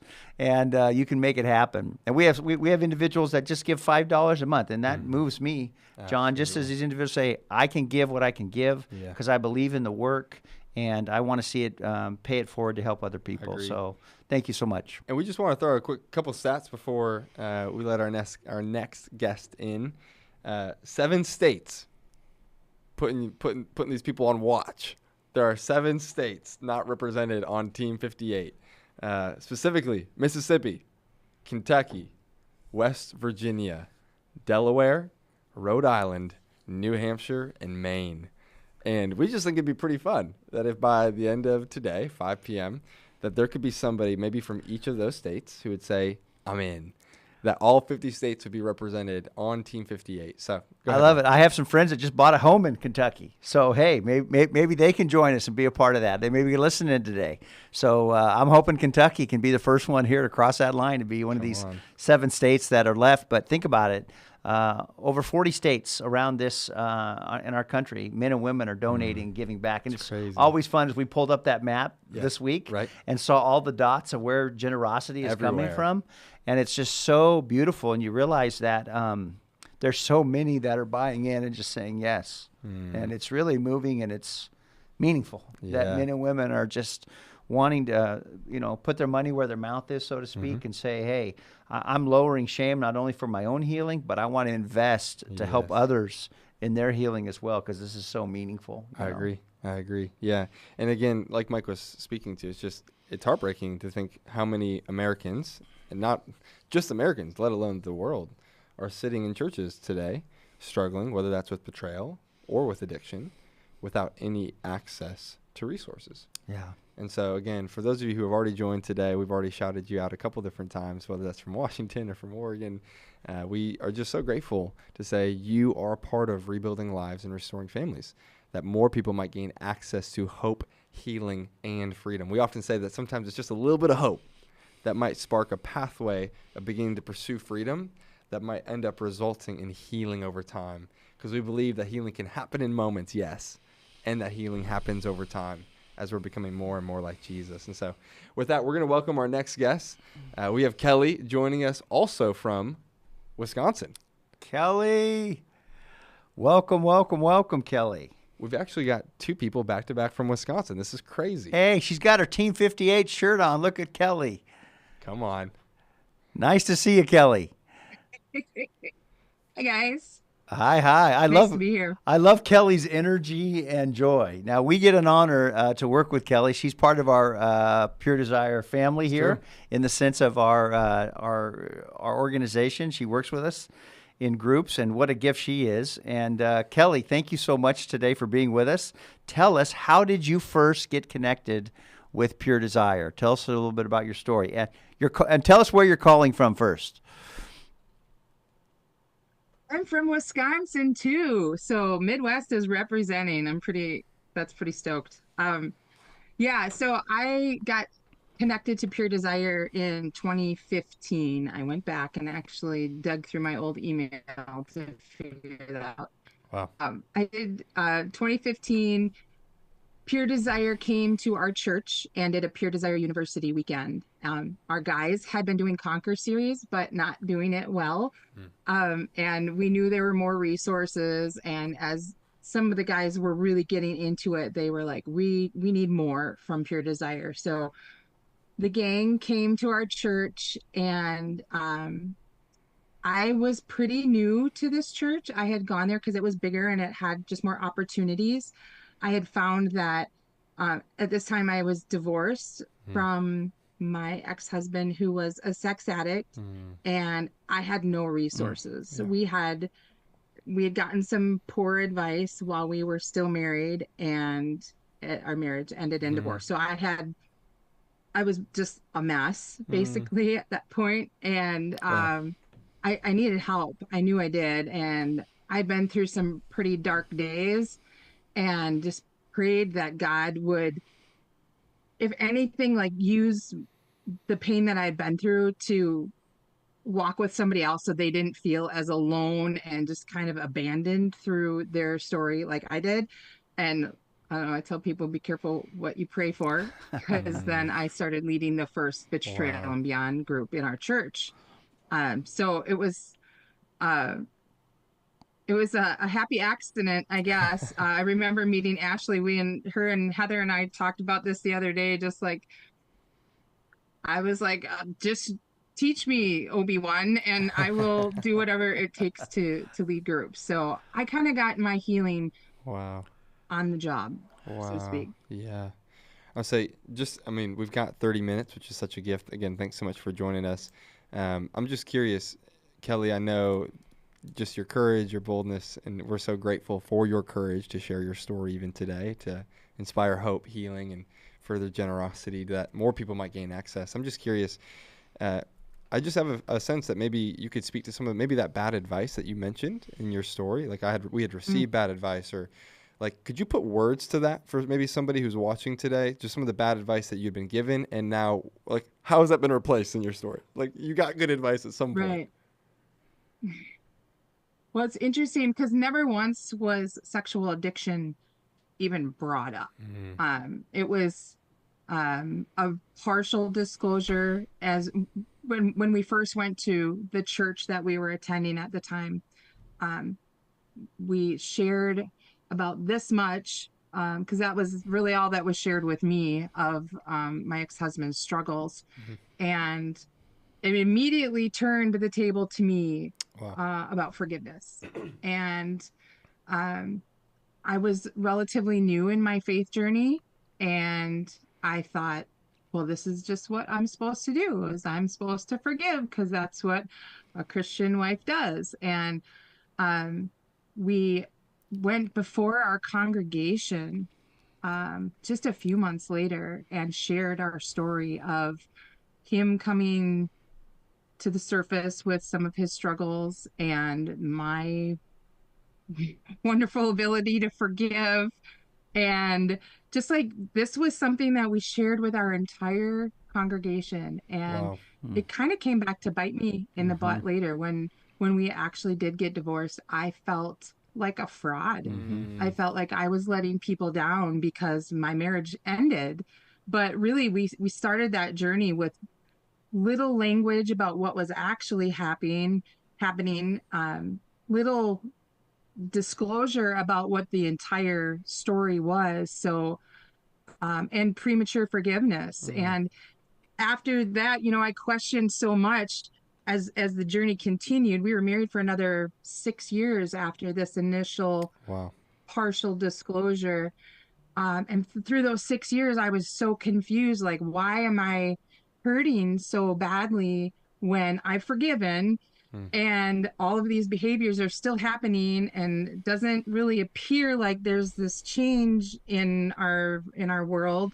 So it was just really confusing, and not to have support, not to have language, not to have tools, not to even know what the beast was that we were dealing with. It was just really confusing and harmful. Yeah, Kelly, thank you so much for sharing that. And I just would say to our listener who's listening today, and maybe you've gotten some bad advice from your church or your religious organization or a religious leader, I just would say I'm so sorry, because sometimes churches and pastors aren't equipped and trained to know how to help facilitate people. And some concepts like forgiveness, which is a beautiful, wonderful concept of forgiveness. And you mentioned the word premature forgiveness. Forgiveness is never an excuse to not feel our anger or feel pain, or to allow that pain to be processed in healthy ways. And so sometimes forgiveness even gets misused in a wrong way as a sense of don't feel any bad feelings, just forgive, when really forgiveness is a tool that helps us with those feelings. And it's a way to process that. And I'm sorry it had to be so public and didn't have something that could be a little bit more confidential and safe. And that's what I love about our counseling team. It's what I love about our groups team. It's what I love about the resources that walk with men and women through this process. We've learned a lot over the last 30 years of being an organization of how to better practices to help walk with people and help them find safety and healing. Well, and Kelly, to me, how cool that you, who were once given poor advice, now have a chance to give good advice to so many people. Like, even just, getting to see a glimpse of that redemptive story, now that you get to sit in the chair as mentor, as guide, as advocate, as a voice of reason and truth. And I can only imagine the ways in which the word forgiveness has probably been redeemed or really shaped in your context of, wait, what does that really mean? And how do I walk into that? How do I lead other women into that? And so just kind of on that note, we've been just asking people today, like, what was a breakthrough moment for you? And if you want to just, again, expound maybe a little bit more on, I'm in group, I'm leading the group, but I've never done this. Oh my goodness, here I go. I'm learning on the job. What was that first group like for you? It was kind of crazy. We had 12 people in the beginning, 12 women. And I remember calling Ashley, like, why are we not getting through all of this material? And she's like, well, 12 is too many. Yeah, so right. we quickly split into two groups. And and she was just a tremendous resource to do that well. But I think kind of the steering to answer that question, like who paid that forward. It was going through not only Betrayal and Beyond, but then that led me into leading Unraveled and unraveling my own story of love addiction prior to being married, prior to coming to faith. Lived a very worldly lifestyle and had a lot of unwanted behaviors in my life. So I really needed to unpack that. And that really helped me understand grace and forgiveness in a whole different way, because I also needed that grace and forgiveness from a lot of people in my life. So it just was really an interesting turn in my story and in my healing. And that breakthrough moment really came out of that well, it was 8 pillars then, Unraveled now. There were some women in my group that had, again, this was a new area, new territory for me. And there were some that had been through like inpatient treatment for sexual addiction for women. And that was just something I had never heard. And the bravery and the courage of them to come in there and share that story with me. I heard you earlier, John, talking about the onion. As the layers of my onion unpeeled, suppressed childhood memory of sexual addiction sexual abuse came to the surface through my 8 pillars journey. And these women had laid a foundation for me that when this memory surfaced, I had resources. I had an understanding of how I could process through this. It felt safe finally. And I had prayed and prayed through I went through 8 pillars once, and it was into my second time going through it that the Lord gave me that memory. And although it was painful and hard and scary and yucky, it was really kind of that breakthrough for me in my healing to understand what had happened in my brain at a very young age. And that memory was so buried for over 40 years. And when it came out, it was just like, oh, that makes so much sense. Wow. And I was able to get into a counselor. I did EMDR, and I had resources and tools and understanding and this community of women to really just walk that with me. And yeah, that was really transformational for me. Kelly, thank you so much for your authenticity and your openness. And I guess we all look, at young Kelly with compassion. So sorry that you had to navigate that painful experience in your life. We really, really are. And for our listeners who maybe would identify with that because of abuse at a young age, our heart goes out in compassion. We talk about who are the individuals that, were your champions. They kind of paid it forward to help you. You mentioned Ashley.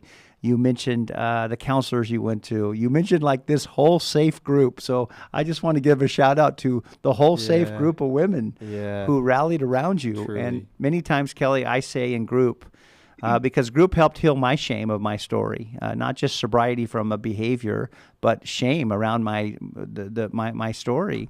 It was the Christ in those people that saw the brokenness in Rodney and spoke the truth to my brokenness.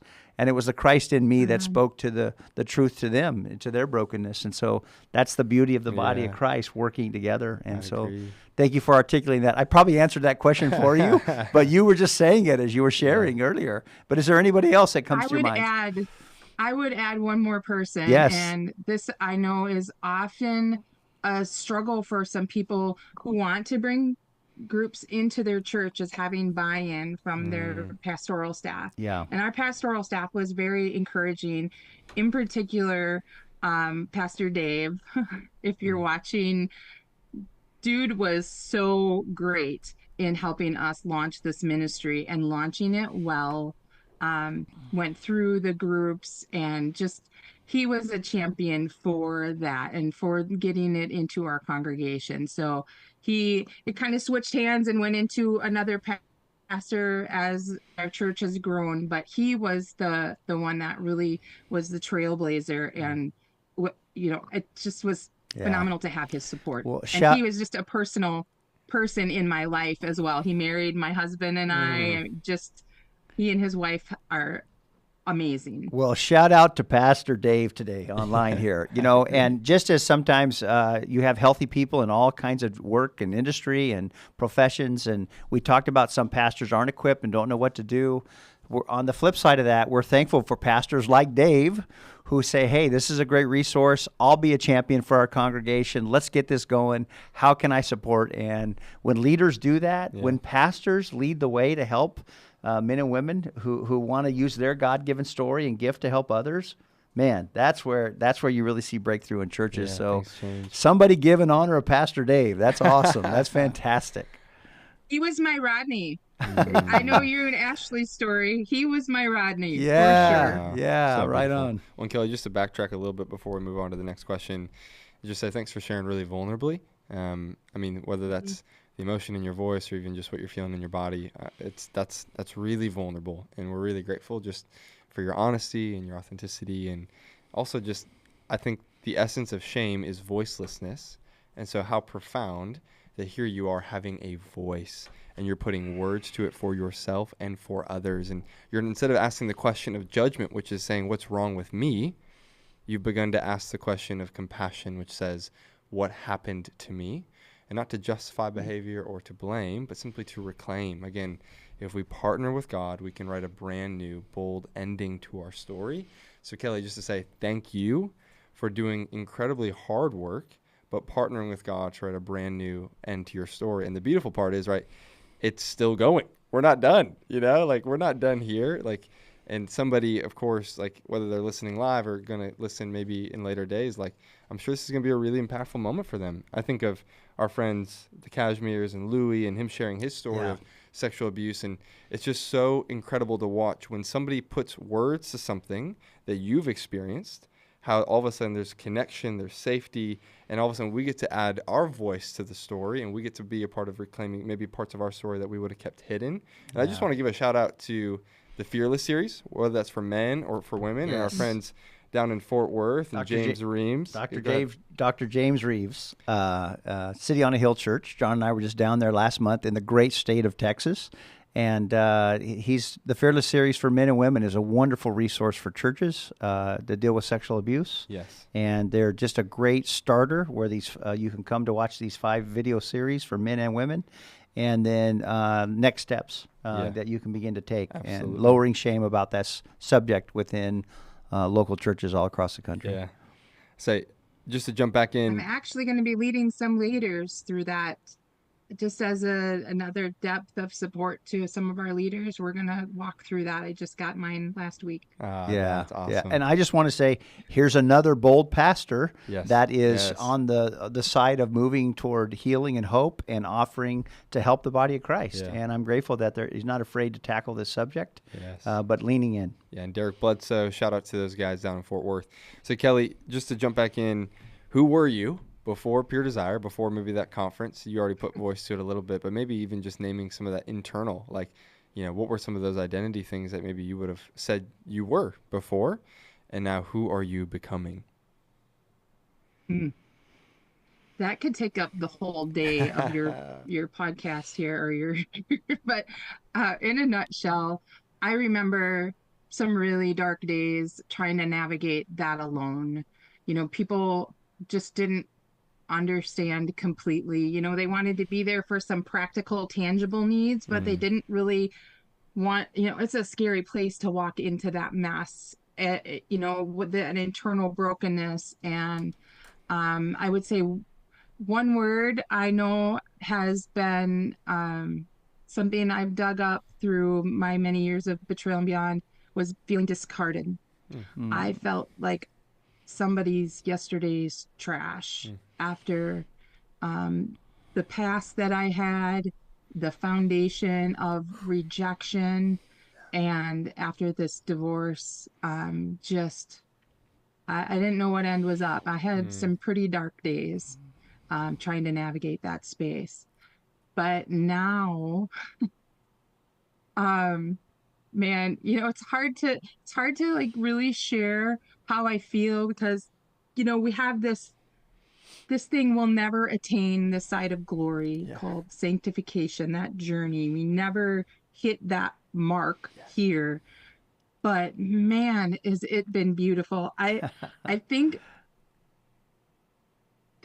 I listened to Graham Cook, and there's this saying, that this little blip that he did, and I've yet to be able to recreate it, but in this little clip that he does, he talks about God the Father, God the Son, and God the Spirit, kind of like hanging out there watching Kelly through her life and seeing like, oh, look, she's stumbling upon this part of her life that we're going to clean up, because we know how we created her when she figures it out. And she's about to find that on her journey. And so each time I stumble over one of those things, I look at it as an opportunity to grow in my healing, grow in my relationship with Christ, grow in my sanctification.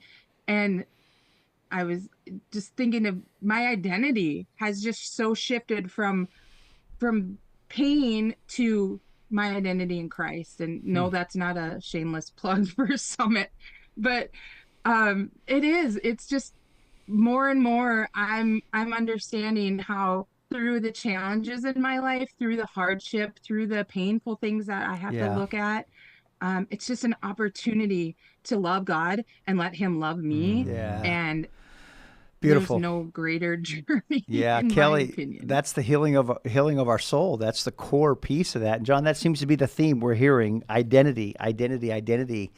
And I just would say, Kelly, thank you, because we all believe that you are worthy of being loved as a human being. And to our listener today who feels maybe could identify with those dark thoughts of a worthless piece of trash, something to be discarded, I would echo the words. You are worthy of love, and you are the beloved. And the source, Father, Son, and Spirit, want to help you see your true identity.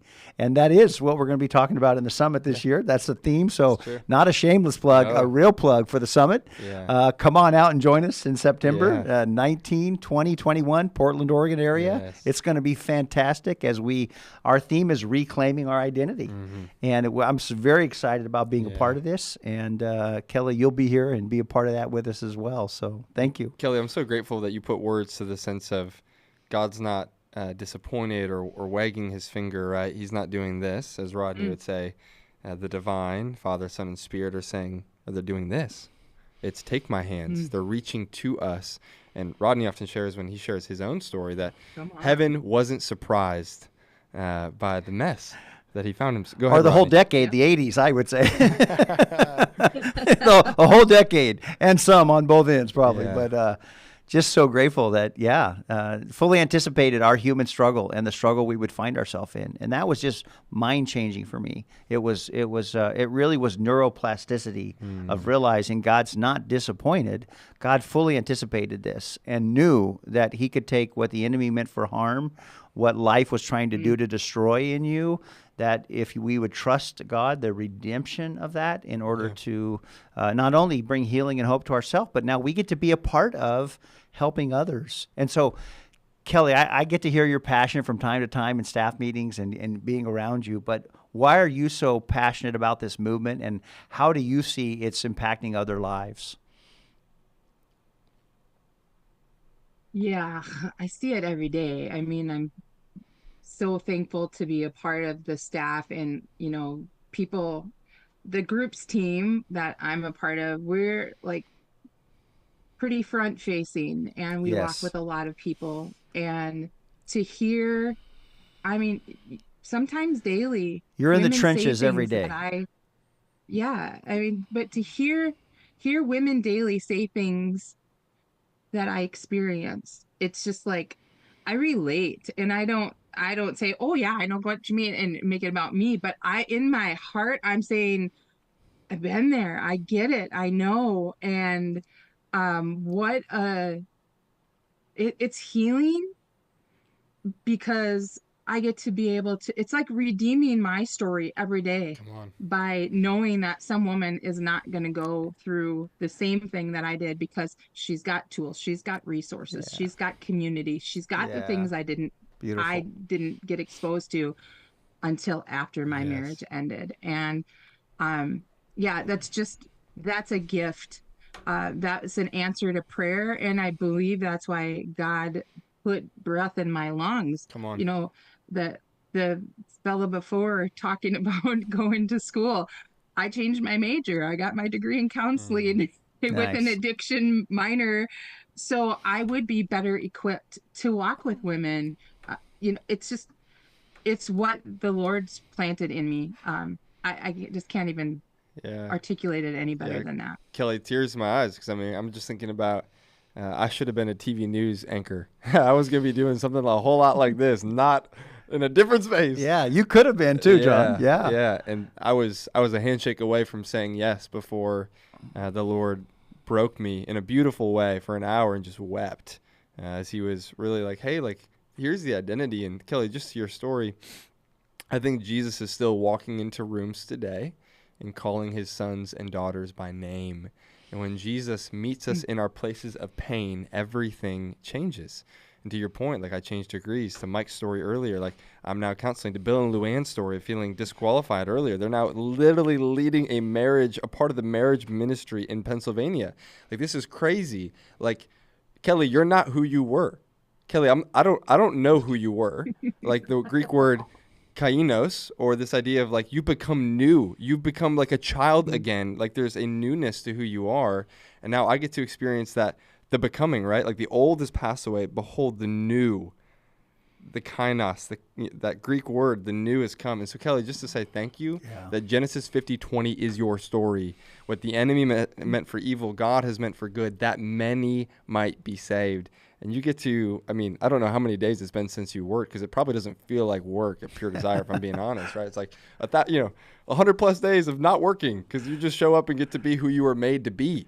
Yeah. Like, this is who you were made. So, again, just to say thank you, and then just to ask, Kelly, like, why did you choose to join Team 58, and how would you encourage somebody to potentially be a part of this? Last year at Summit, at the fundraiser dinner, was when my husband and I made the decision to join Team 58. And honestly, I think it was more him than me. Not that I didn't want to, but he was blown away. That was the first summit he's been to. Blown away by the amount of people who came to Summit, came to this fundraising dinner, the stories he was hearing, the people we were meeting. I mean, really, Carla and Craig flying from Australia, our leaders, Right. and then seeing Craig at the office volunteering in the print room. Yes. It's like, my husband would say, the dedication, not only to their own healing and their own journeys of recovery, but to Pure Desire, and like the buy-in and the family feel, all of that. It was just like, he was just blown away. He works in the area of substance abuse addiction, and so he understands the addict brain, addict behaviors and mindset, and the road of recovery. He's 20 years clean and sober. Nice. And he was just blown away by what he saw there. And he was like, I'm all in. No pun intended. That was the thing. Right. I'm full of him today. Yeah. Right. But yeah, I mean, he was like, no, we're totally supporting this in a different way. I mean, other than, it's kind of my world, but it was a no-brainer to get on board. When we heard all the stuff that you're doing, John, we just wanted to be a part of that in a way that we knew was paying forward to other people. Kelly, there's a lot of us that are employed here at Pure Desire, and it's so fun to see many of us giving back to the same place where we work. It's really kind of beautiful to see that, come work for Pure Desire so you can give back to Pure Desires. But it's because we're all, I use the term hair club members, and I can't say that sometimes because one guy actually said to me, Rod, tell me what you're using for your hair. And I said, well, that's actually a metaphor that I'm using, but we've all been impacted by this, and so we want to give back. And I just want to say this, Kelly, as I kind of transition about asking you a final question about what you would say to somebody about giving back their resources. Charlie is your husband, right? Charlie? Charles. Oh, I was close. I was so close, but hopefully he'll have. Okay, you got it. Yeah. He'll have a little grace for me, Charles. Thanks. But, you guys give back, and not only you give back, but I'm so grateful for your voice, Kelly, because your voice is such a big part of this organization and our groups team. And I'm grateful to see what God's going to do with your voice, because I think it's a gift. But what would you just say about somebody joining Team 58 and encouraging others to be a part of giving back to this work here with Pure Desire? Two things come to mind. I'm more of a dialed down scale. We have women and men who just simply are tapped for resources. We have some women who their husbands are still stuck in their addiction and control money, and these women are looking for scholarships to come to group because their husbands are not allowing their healing and trying to keep them in that place of submission. There's so many stories of people who are looking for resources that just simply can't afford it. And I don't ever want somebody to have to be turned away because of that. So there's a smaller scale, but then there's the bigger scale. And as an employee, seeing the visions and the dreams that we have, and as an organization, and where we want to go, and how to expand this so we can reach more and more churches, so people can have the healthy resources to navigate this space. That's the mission of Pure Desire, and that just doesn't happen like that. Team 58 is a huge part of building that fund so we can continue this mission. We can expand our reach. I know one of the things that I was blown away with when I came on staff was the footprint.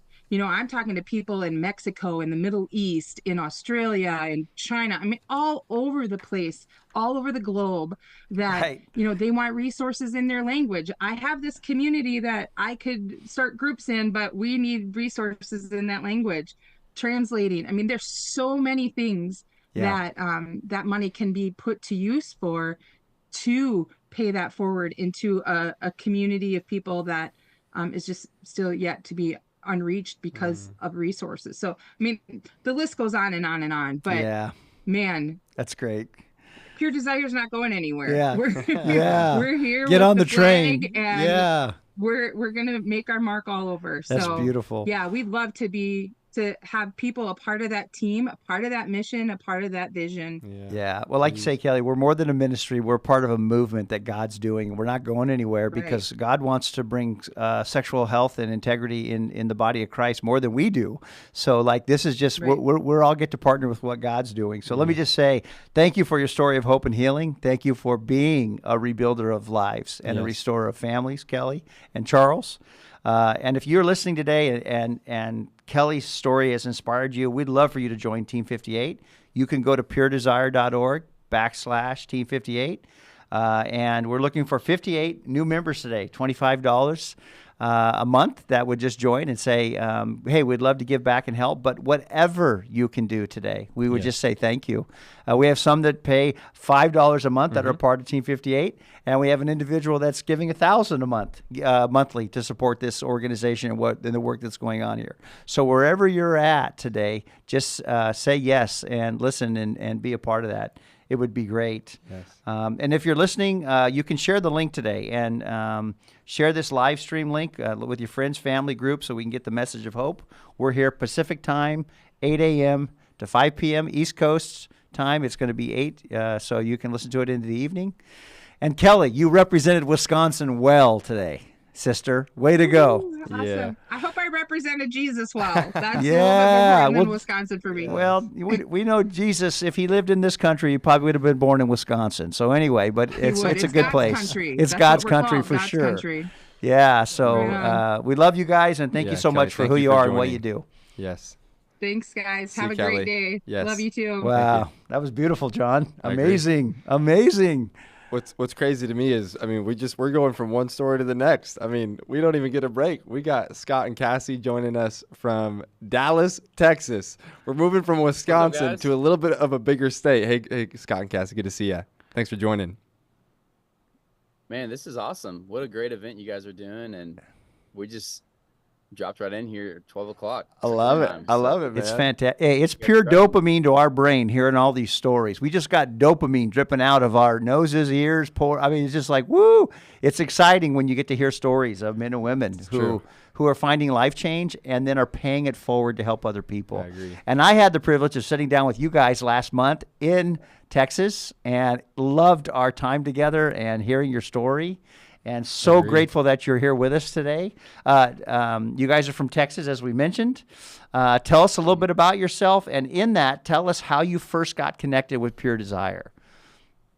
Yeah, so we're in Dallas, Texas. We've been here for 12 years. Our journey with Pure Desire started 9 years ago, March 1st, 2015. I know that date because that's a really significant date for me and my journey towards sexual health and emotional health, spiritual health, but also for our marriage and our family. But that day, the journey started as the Lord allowed the reality of my struggle with sexual sin to come to the surface. And that was when I walked into a meeting at work and heard 8 words that sent a chill down my spine. And that was, I wish we were meeting under better circumstances. Mm-hmm.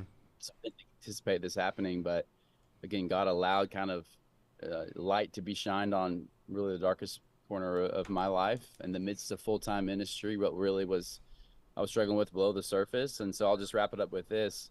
The ministry that we were working with at the time had just started to build a partnership with Pure Desire. And so we are so blessed that their next phone call, really the next thing they did, I think that same day, was they called Pure Desire. And in the next 24 hours, I found myself on a phone call with a guy named Ted Roberts.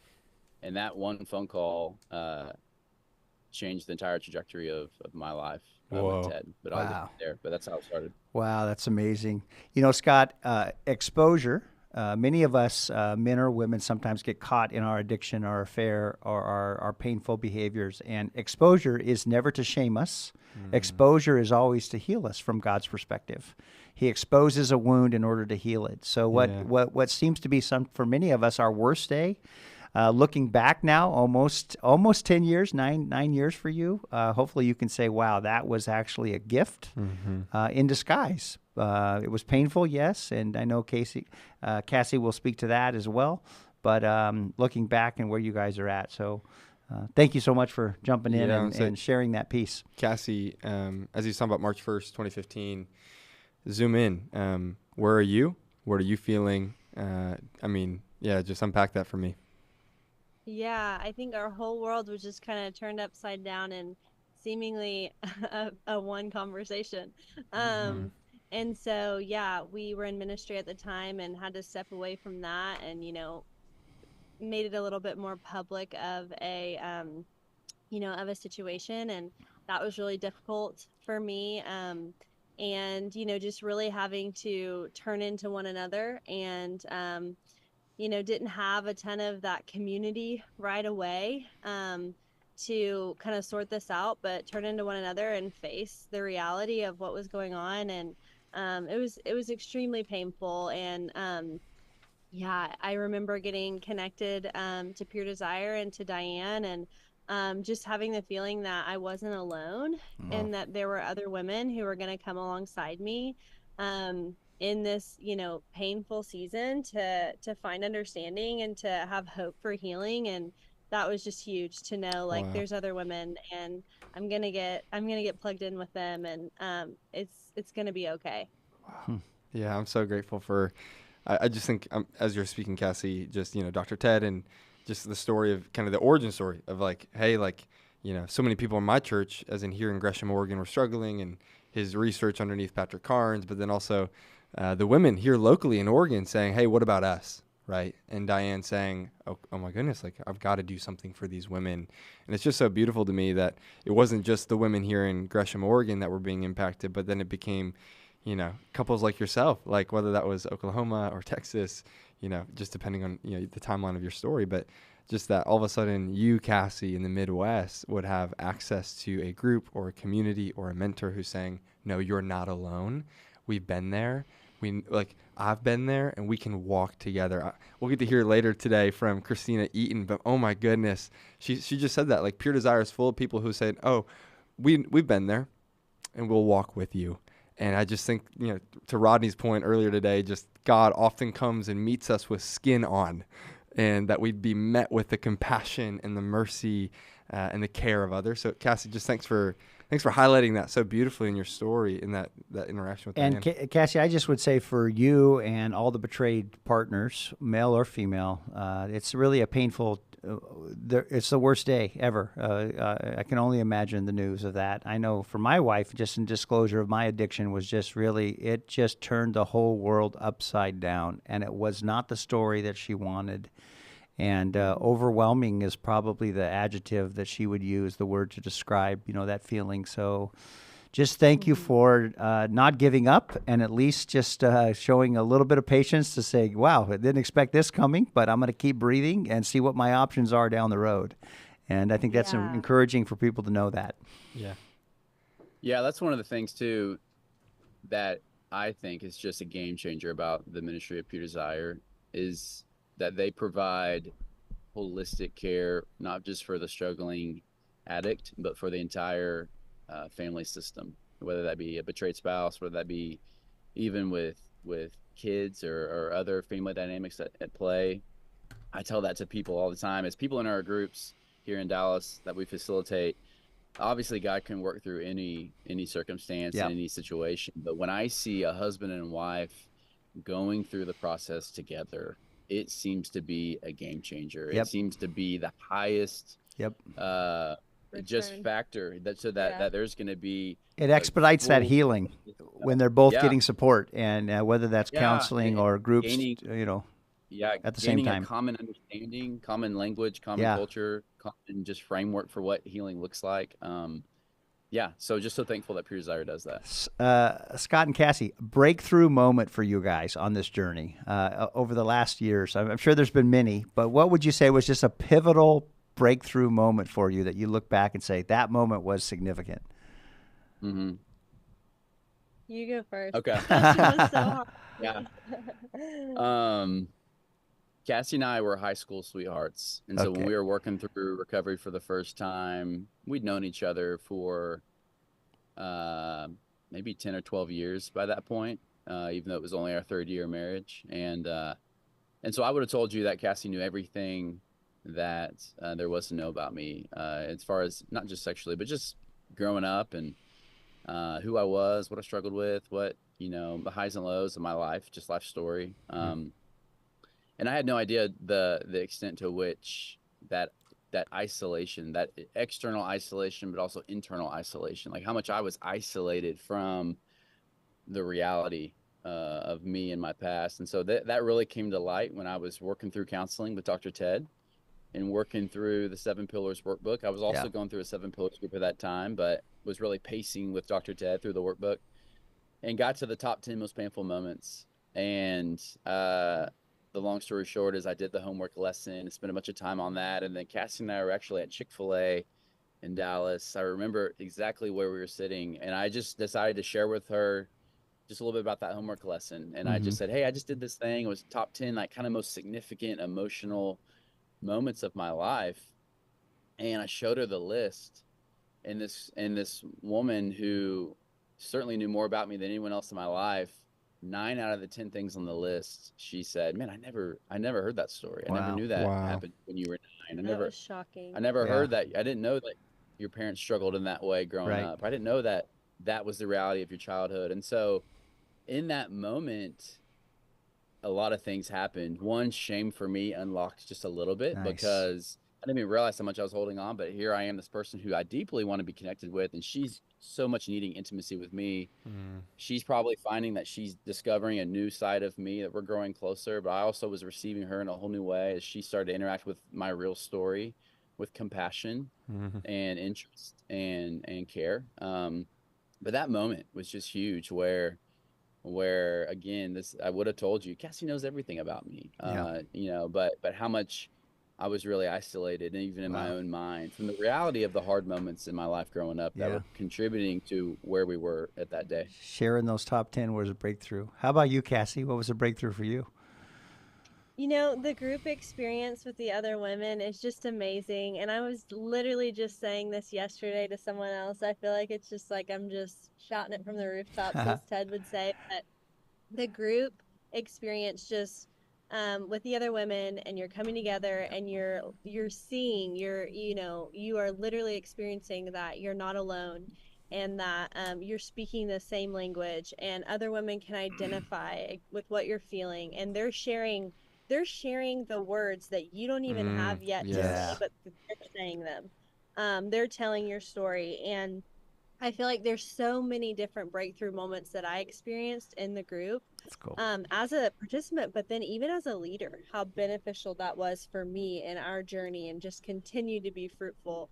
But I mean, one big one that I think I'll work on for the rest of my life, but it's just to be able to show up authentically. Yeah. And I think in group, I just constantly had to work that muscle, and it was just so good for me to have to show up and to face my feelings, and to even be able to like identify what I was feeling, but to share that and to show up authentically in our mess, and not have to put a bow on it, not have to make it sound good or that I had figured it out, but really just to be able to show up broken and unashamed, and know that this group could handle that, and they could support me and feel a safe space. And I really don't think up until that time in my life I had experienced that or worked through that in my own life, of being able to show up honestly and authentically like that. Yeah, being okay with not being okay that day.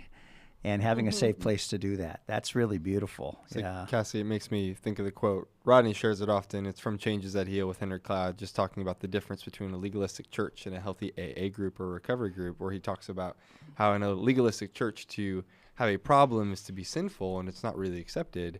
But in a healthy AA group, to be perfect is called denial. And in a legalistic church, you walk in and you look good, but you get worse. And in a healthy AA group, you walk in and you look bad, but you get better. And just to put, language to what you're describing, Cassie, like, man, that is one of my favorite parts of Pure Desire, that I get to be honest, like honestly honest, like to use maybe a authentic, unique phrase. She said, just be who you are that day. Be who you are, you know? And to let people speak into it. Hey, I want to say this because you've already mentioned, but who was the champion that paid their healing forward that has helped you? Who's been some people in your life that said, man, these people, who would be those champions because of their willingness to give and help has really impacted your life? I mean, Ted and Diane, it's just a no-brainer. All the work that they did and the risks that they took to start this ministry and to really put themselves out there and share their own story and dig in and just create these like beautiful resources for us to work through. I feel like the work and the story, their story, became, just paid it forward for so many. I also feel like I have to mention, the ministry that we were a part of and that they did seek out help in this area, that they found Pure Desire. They went to, from Texas to the coast to identify Ted Roberts and say, man, it seems like he has he's made some progress here. Like he's really doing this. Like he's really having some breakthrough. Nice. And so, we were a part of student mobilization ministry at that time, and just their willingness to get us connected right away. And that was another huge part, critical part of our story is That's just, great. literally day of, exposure. We're connected to Pure Desire, and I feel like that really helped us to hit the ground running. Well, that's great. Yay for Dr. Ted and Diane. Of course, so many of us are grateful for the courage that they had, but also for this leadership team of this student mobilization movement that you were a part of that looked for competent resources to help. And that's a big part of who we are at Pure Desire. We're a resource for ministries and churches and individuals that need help in this area. How about you, Scott? Would you echo anybody different? I would echo both of those. Yeah. We wouldn't be where we were today without STUMBO and their pursuit of that and the way they just opened doors for us to find the right care and counsel in a really hard time. And Ted in that one phone call showed so much care for me, but also command. Also, just competency. Just he's like, I know what's going on. I know where this started. I have a sense of understanding of this, and I see a path forward towards hope and healing. He said, it's not going to be an easy path, but I'll walk with you every step of the way if that's the journey you want to take. Wow. And invited me in. And so that one phone call, a few others though, James and Terry Kraft, who wrote the book Exposed, who've been through Pure Desire. I had a phone call with him that first week where he also said some really providential things over me and about my story that I think just from his story that just connected with me, that continued to be more and more true even as time is removed, just like how significant that was in my life. And then finally, just there was a ministry, a group movement in South Dallas and Cedar Hill at Trinity Church. Ernie and Jackie Chambers lead that group. And we instantly got plugged into those groups. We were driving down to be a part of that community for about the first 2 years of our recovery. And so again, Ernie and Jackie and all the people, even the people in the room on Pillar 1, like just being there, their presence. When I walked in that first night into Trinity Church, I had no idea what I was stepping into. I'll never forget, I opened the room and I walked into a door and I saw probably 10 round tables of guys, all with these workbooks out in front of them, just working the process. That was just so healing to me. And so not just Ernie and Jackie, but everyone who's a part of that movement down there in Cedar Hill was really, really impactful for me and my journey. Beautiful. I was just going to say that too. We can't leave out that those South Dallas groups. Leah Calderon was my first leader, and just the work we did there was, something I'll always treasure. Yeah. just to double down, Ernie and Jackie, thank you. Leah, thank you. STUMBO, thank you. Dr. Ted and Diane, thank you. There's so many people, pioneers, trailblazers who have gone before saying yes, and just the echo to Rodney's prayer that there'd be thousands of voices. And I think that's one of my favorite parts about Pure Desire is that if you were to show up in Dallas and interact with Pure Desire, you might hear Scott and Cassie's voice or other leaders' voices in that area. You might not hear Nick's or our voices, and I think that's really beautiful. There's so many people saying the same thing and getting to invite people into hope, into healing, into rooms of grace like you experienced that night at Trinity. So from there, just to ask the question, who were you guys before March 1st, 2015, and who are you now? And again, the language of becoming, right? Not arrival, but who are you now becoming? Mm-hmm. Yeah, I'd say, man, I had no idea, but I was just someone so impacted by shame and just pain in my life, fear and insecurity, that I was just in such a pattern of avoidance, just avoiding any sense of reality in my life and seeking any type of coping behavior I could to feel better, to numb the pain, to look good outside to others, and again just a shell of myself. I remember Ted saying I was a human doing, not a human being, and so again just reaping also just that Proverbs 7, the man caught on the path to the woman's house, and like a bird caught in a net, in a snare, yeah, and the end of that proverb, I love where it says he didn't know it, but it was there to take his life. And I was just on a path of destruction. Yeah. And it's amazing how at only age 25 back then, how much destruction I had already sowed into, just on a trajectory towards death, towards destruction, towards losing it all.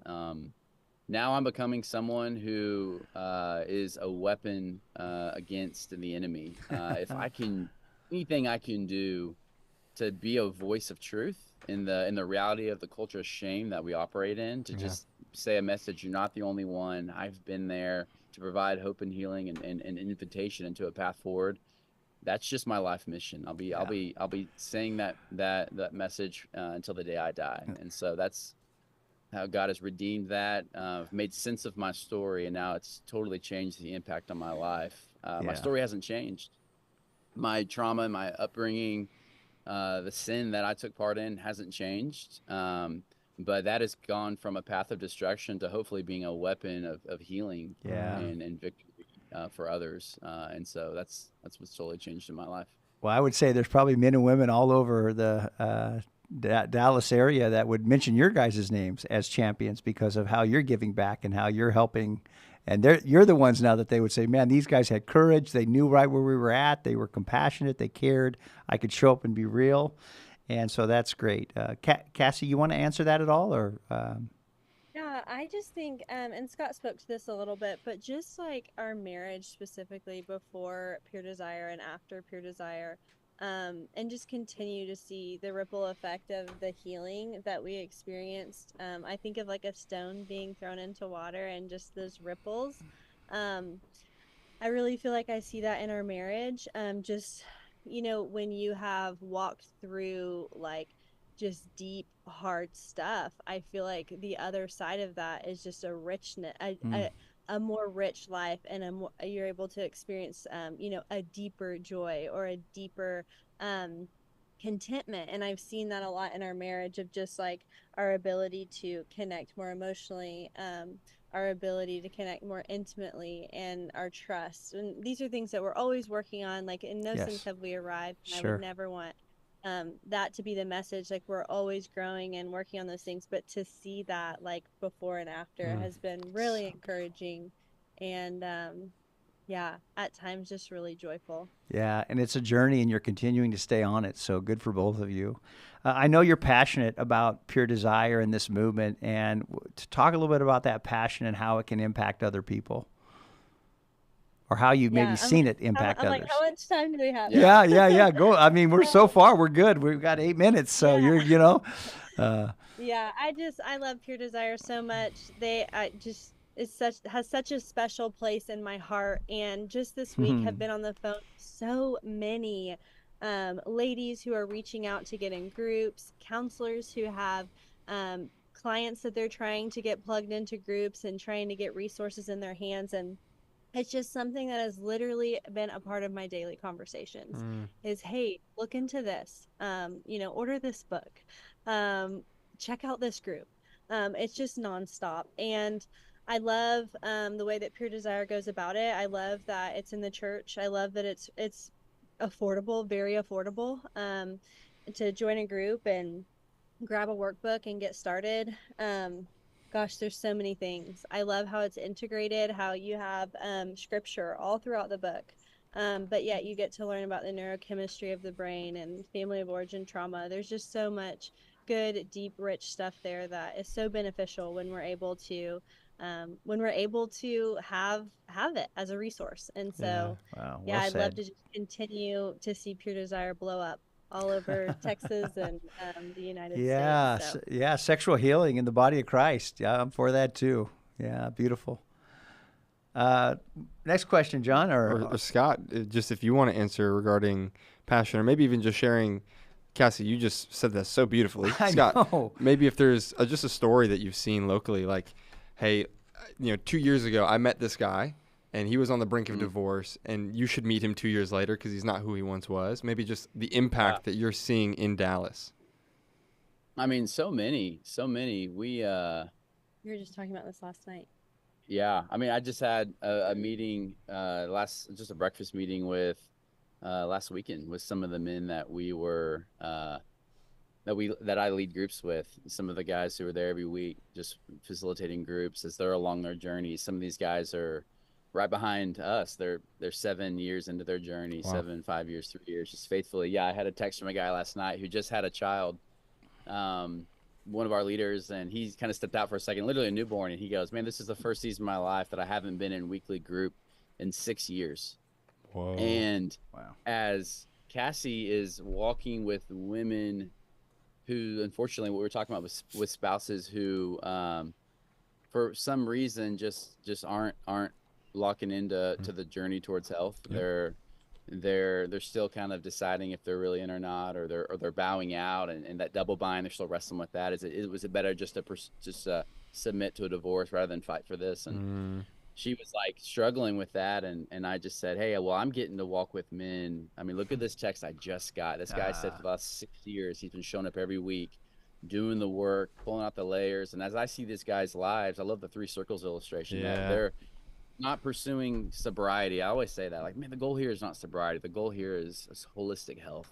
Yeah. And sobriety well said. is just a byproduct that we've so pursued healing relationally, emotionally, spiritually, that we no longer need to use sexual behavior as an escape, as a coping behavior, because we found deep healing in the spots that are really hurting, the root issues. And so I just get to walk with guys in my life here in Dallas who encourage me, sharpen me, but I get to see them walking that out and now multiplying their life into others. And so last Saturday, I was also having breakfast with these guys, and they were just sharing about some of their families, as some of them have teenage sons now who are processing some of the brokenness of their life, and they're getting to just reframe and invest in their families and really provide generational healing. Not that they can fix everything. Brokenness is real, and their family members need their own process and journey to discover healing in those areas. But it's just so cool to see these men that I'm walking with be leaders in their families, and to be, again, just sowing into righteousness, sowing into health, sowing into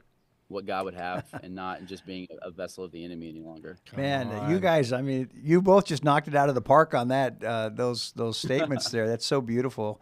I think for me, what just is inspiring is I had a friend that said, Rod, this is some of the best discipleship material we've ever come across, because the Pure Desire books and workbooks, they deal with the deepest parts of our soul, that it's integrating the truth, it's integrating the love of God, the healing work in some of those painful areas.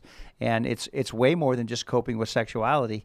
It's about holistic, as you said so well, Scott. So thank you so much for that, and thank you for your generosity. Yeah, so many first ways. off, we need to make that a YouTube short. Just to put that in there. Somebody clip that. That was incredible. Yeah. It's not sowing into destruction, but sowing into righteousness, and men becoming actual men and leading in their homes and giving away health, not cursing. I mean, just the whole thing. But in the last 3 minutes, I want to do two things. I want you to tell me a little bit about Lottie, Gracie, and Archie, and how you guys are giving away health to your own kids and your heart for the next generation and having this conversation. Because I think the byproduct, again, your lives have been rebuilt, and now you're getting to partner with God in restoring your family, like quite literally, like redeeming and writing a new narrative for your kids. And then the last thing, just saying, we have a handful of Team 58 members in the Dallas area. And I'm just curious how in the world we could get a handful more in about the next 20 minutes. And so from your kids to just like why Team 58, why people in the Dallas area should be a part of this, because there are so many people who've been impacted through Northwest Bible, like you're talking about South Dallas, up in McKinney. There's so much going on. So kids, and then why Team 58? You take one of those. I'll take kids. Go for it. Goodness, on kids, it's always a process. We have a 6, 4, and 2-year-old at home, and so we're practicing a lot of these skills, but they're not quite old enough yet to maybe absorb it all. But something that we're always praying over them, and this actually kind of, I feel like it's tied to your story, John, or just when you shared with me, but that they would always be willing to ask for help, and that we would lead out in our home of just like modeling that vulnerability, talking openly about pornography, masturbation, these trigger words that can be so like ooh in our society, but in our home they're just kind of regular words that we know it's something that we're facing and something that our culture is battling, and we're talking very openly about it. So we're always praying about that, or I am, for our little ones, of just like they're asking for help and that we're modeling that in how we act. And I feel like with our kiddos, something that I'm always trying to do is lead out in my own brokenness of saying like, oh, you know what, when I was little, I would do the same thing. Mommy struggled in the same way, or Scott saying, you know what, that looked like that for me too, and I did it too, and I made this same mistake, and trying to model that. We're definitely noobs, and we're learning, we're taking in all the resources, and just really wanting to have a narrative in our home of being the experts on sexuality, of being healthy, and creating a healthy family system is what you're talking about, right? A healthy family system where you're modeling vulnerability and authenticity, and sexual terms aren't evil. They're just normal. They're a part of our lives, and mom and dad are the safe people. I mean, you're just championing all that is just making my heart just smile hearing you. And what a wonderful gift you're giving to your kids, and you're formatting that. And so many of us wish we would have had your heart and passion, as well as the resources to know how to begin to do that when our kids were younger. So thank you guys for being champions with that. That's Cassie. Go ahead. Let me say, anyone who's looking to steward their resources, they should be looking at what is the broadest impact I can make with this. What is the highest return, even to use a financial sense. And I think when we see the ministry of Pure Desire, we see a generational multiplication of impact, that a single life change literally impacts generations of people and leaves a legacy because of the significance of what that holistic healing does in the person's life, but also as it impacts, as Cassie said, the ripple effect of their own family for generations and the community around them. And so I would just encourage anyone to consider multiplying what God's given them to steward by investing in something like Team 58 and through Pure Desire, just because of the scope of impact that is literally gonna happen for generations because of it. Yeah, thanks so much, Scott. And just before we close, for any moms that are listening, I know Cassie and I've got to talk about just the resource Birds and Bees. Whether that's an Instagram account or following along with what they're producing, just really incredible conversations regarding being simple, specific, posturing yourself as the expert, like Cassie said, or using anatomical terms, just really clear, simple things that help your kids. And then just to close, because we're already over time, thanks so much, Scott and Cassie. This has been such a gift. Thank you for your courage, your bravery, your honesty, your willingness to join on at noon in Texas. And then also just to say, if there's anybody out there who wants to join Team 58, you can go to puredesire.org/Team58. Join us today. We're currently at 15 people. We're trying to push to 58. Let's go. If we Let's get to those 58, yeah. Rodney and I get a pie in the face by 5 p.m. Pacific Standard Time. Awesome. So you got 7 until if you're in Dallas. And again, just to say, we believe that you can become the rebuilders of lives and restorer families just like Scott and Cassie. So thank you for modeling that. Yeah. And thank you for being such champions. Grateful for you two and proud of you two so much. It's going to be neat to see how your voice can continue to help this world be a better place. Yes. I believe in you a lot. Thanks so much, Thank guys. you. God bless you guys. Absolutely. We You love you bet. guys. See you soon. Yeah. Bye-bye. Bye. Wow, that was pretty inspiring. I feel like I got encouraged talking to those guys. That was beautiful, John. I almost said go to your phones like it's a phone, like it's a telethon. That's how old I am. Like do you remember telephones like that? We're on the wall with cords. Anyway. Yeah, I've never heard of them. Yeah, exactly. But you didn't have iPhones. But anyway, go online and hit the link and sign up and be a part of Team 58. Yes. We'd love to see more people sign and be a part of this today. Absolutely. Todd and Cindy, welcome to the Team 58 Day live Todd's stream. got his shirt on. I like it. Todd. Way to go. It was luck of the draw today. God's sovereignty. No premeditation. Just grab the next shirt up, huh, Todd? I grabbed it in the dark, and that was the one that was there. Well, looky there. Providence. I love it. That's incredible. Nice to see you guys. You're calling from Katy, Texas. Is that correct? That's right. Yeah, just outside of Houston. The backdrop looks a little odd, but yeah. I like it. No worries. I say, hey, before we jump in, we're just going to give it a little top of the hour call out just to what this is, what we're going after today, and then we'll get into your story. So just hang tight with us for a second. And we just want to say, where did Team 58 come from? What is Team 58? Maybe you're like, hey, I'm on board with Pure Desire, but what's Team 58? Well, Team 58 is simply what we call anybody who donates monthly. And it comes from an actual blessing that Dr. Ted spoke over Nick in the interview/counseling process of Nick becoming our executive director. And it was from Isaiah 58, verse 12 that says, and you will be known as the rebuilder of lives and the restorer of families. And Nick was just like, oh my goodness, this is so personal. Thank you so much, Dr. Ted. Until the next weekend, because they were at a men's conference and Dr. Ted from the stage spoke over the entire crowd. And you will be known as the rebuilder of lives and restorer of families. And Nick's like, wait, what? I thought that was for me, and now it's for everybody. And we just think that's kind of ironic to say, yes, even Todd and even Cindy and even Rodney and even myself, and for anybody who's watching the live stream, and even you can become the rebuilders of lives and restorer of families. And we believe that anybody who donates monthly is doing just that. We just heard Scott and Cassie from Dallas talk about the generational impact. And we're going to get to hear a story of generational impact, whether that's within the Hayes home and what God's doing, or even the people in and around them in Houston. And so again, Todd and Cindy, thanks so much for jumping on. We're honored to have your story a part of today's live stream. Yeah, and tell us, how did you guys first get involved with Pure Desire? How did that journey start for you guys? So that's a great question, Rod. I met Ted Roberts at a conference that was in California almost, my goodness, it was 13 and a half years ago, more than that. Wow. And I was about 3 months into my sobriety and recovery, and I told him, hey, I got your book, Pure Desire, and I am ready to go. What do we need to do to get this started in our area? And he said, come see me in 5 years. And so there you go. That was how we got connected to Pure Desire, right there. Wow. I'm saying, just to back it up, just because we've got time and we'd love for our audience to hear a little bit of the story. You talked about sobriety for 3 months. You're like, I got the book. I'm ready to go. Dr. Ted, send me.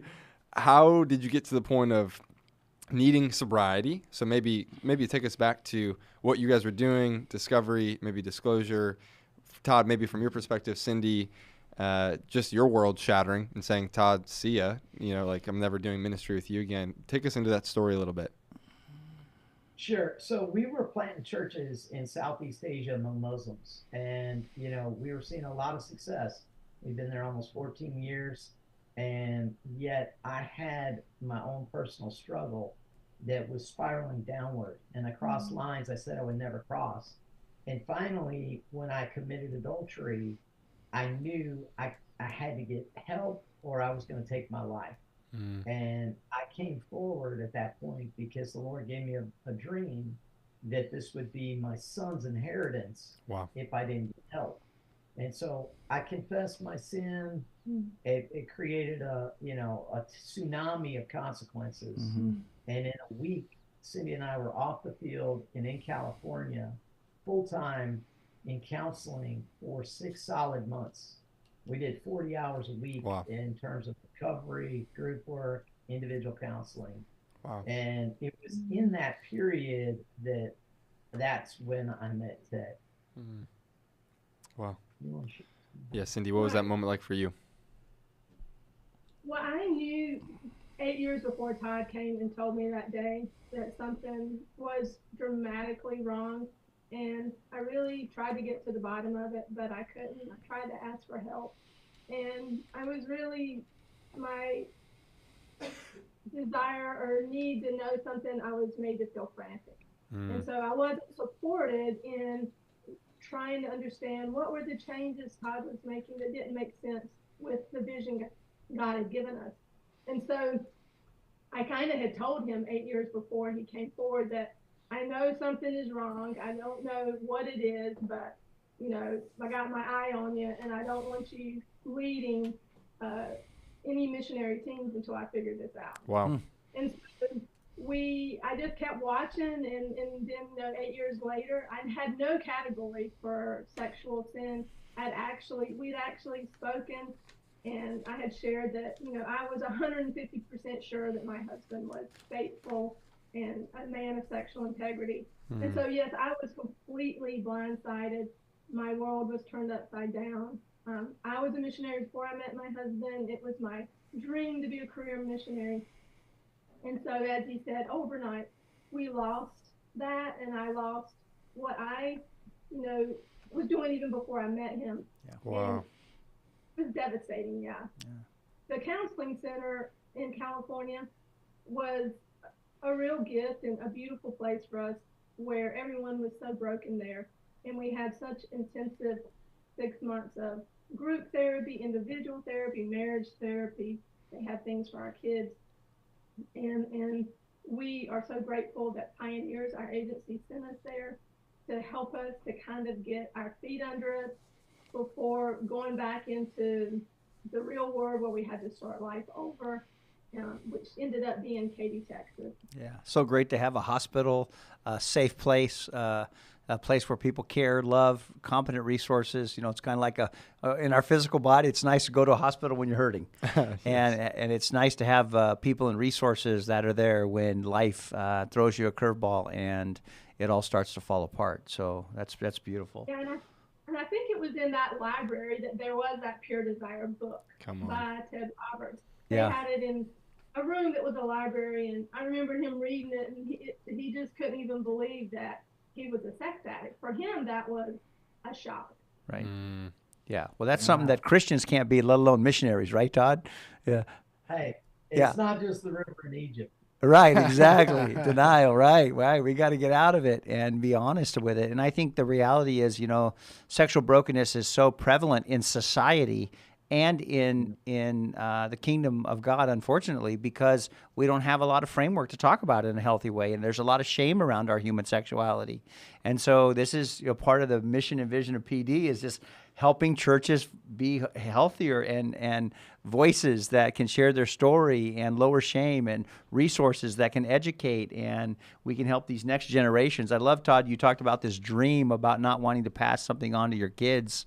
And so that wake-up call that happens in life, it's not that our kids will never make any mistakes or that kind of thing, but it's like you want to model something different for your kids.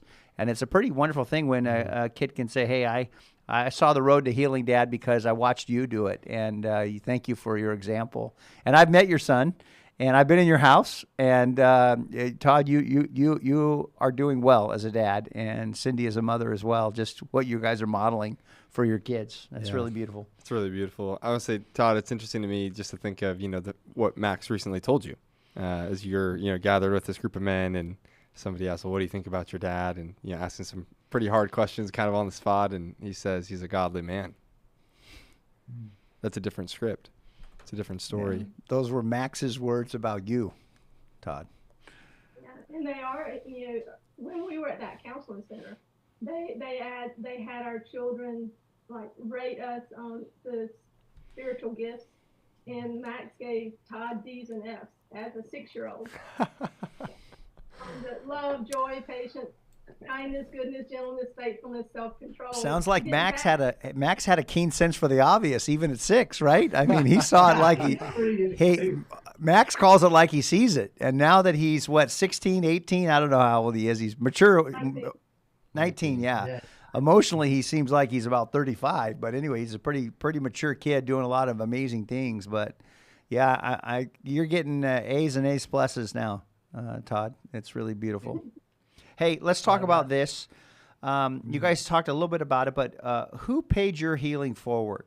Who were the individuals? I know that book that you mentioned that Dr. Ted wrote, but who were some of the people that, because of their generosity and kindness and work, you're here today as whole people? So I would say that, by and large, just having a ministry like Pure Desire that was there to help men and women, that was a big deal, because when we started, there wasn't much available, quite honestly. A lot of resources were not available.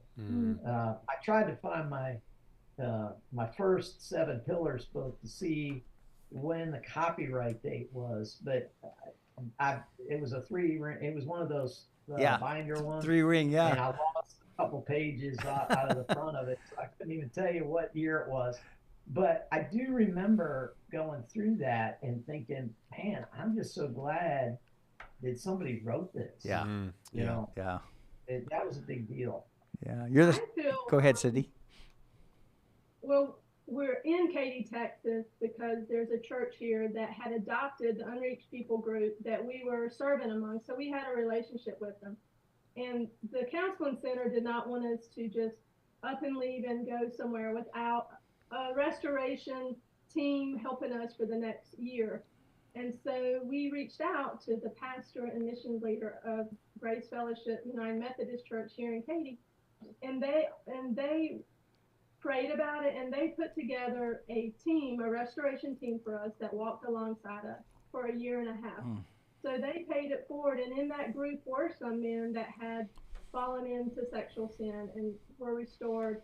And there was just people willing to love us and come alongside of us, pray for us, offer us hope. And we weren't left trying to navigate this by ourselves. And so they were so significant in the healing process. And they were the only reason we came to Katy, Texas. I want to put a pin in that right there, because I want to circle back, because you talked about how you landed in Katy because this church had a connection to an unreached people group. I also know that you guys are now serving an unreached people group, and I want to put a pin in that. Let's come back to that. But let's circle back for a second, because there's a huge story gap that we just created from, okay, I've got 3 months of sobriety, I meet Dr. Ted, and now where you guys are. Cindy, can you share a little bit about, I don't want to do ministry with him, to this journey of where you guys are now, Free Indeed Ministries, what's happening, and then let's come back to that unreached people group of why you're actually in Katy, because I think God had a whole lot of other purposes for you being in this specific spot. But just to go back, maybe a breakthrough moment of heck no, okay, what happened there for you, Cindy? Right, so we're in the counseling center, and that was one of the things I said to Todd. I will never partner with you again in ministry. And I really believed that. I never wanted to be associated again with him, because we were a team and my integrity was called into question. So we ended up coming right away from California to Katy. We were in that restoration process for a year and a half. I still felt that way even after we finished that. Right. And so Todd started helping men in 2015. It took me very long to heal, 5 or 6 years. Todd would say at the 4th year, I started to smile more. And so it was when I got bacterial meningitis and I almost died. that she finally decided that she really didn't want me dead, and that she was still going to be married. She might want to kill you, but she didn't want meningitis to take you out, right? That was her right, not meningitis' right. But she That's just right, Rod. she decided that you were worthy of living. So that's great. That's great. So he had started helping men in 2015. Yeah. I still would say I'm not going to help women. I'm not interested in, being in this ministry for Indeed with you. But I had women coming to me and saying, hey, we need help. Would you help us? And for whatever reason, in 2017, there was 2 women. And I said, okay, I'll pray about it. And after, it was over just a weekend that God so clearly spoke to me through very unusual circumstances that I was to begin helping women through the first Betrayed and Beyond. I hadn't done it. There was nobody in our area doing it. But like Ashley Jamison, I've heard her say it. She just had to start it too because there was nobody in the area doing it. Yep. I jumped into it and decided to start helping women. And it was through that asking God and praying and God showing me in a very unique way that I was supposed to risk partnering with my husband again. Yeah. Yeah. Faith. Risk. R-I-S-K. Wow. Yeah. And trust. And you had seen Todd, take a journey to get to where he was, where he started to where he was. Right. At that point, it had been about 6 years. Yeah. And so he was a very different person. Yeah. Todd, what happened? So sorry. Go ahead, Cindy. no, that's good. I say, Todd, what happened in 2015? Where are we at now? You start helping men. What have you seen God do? So, yeah, I share my testimony from the platform, and men just started coming. I never intended to start a ministry, but men just kept coming. And so we didn't even know what to do with them, but I got them in group. And then the Conquer series came out on DVDs. We started with that. We'd run that. Then we began, 7 Pillars of Freedom. And we started, seeing this cycle through.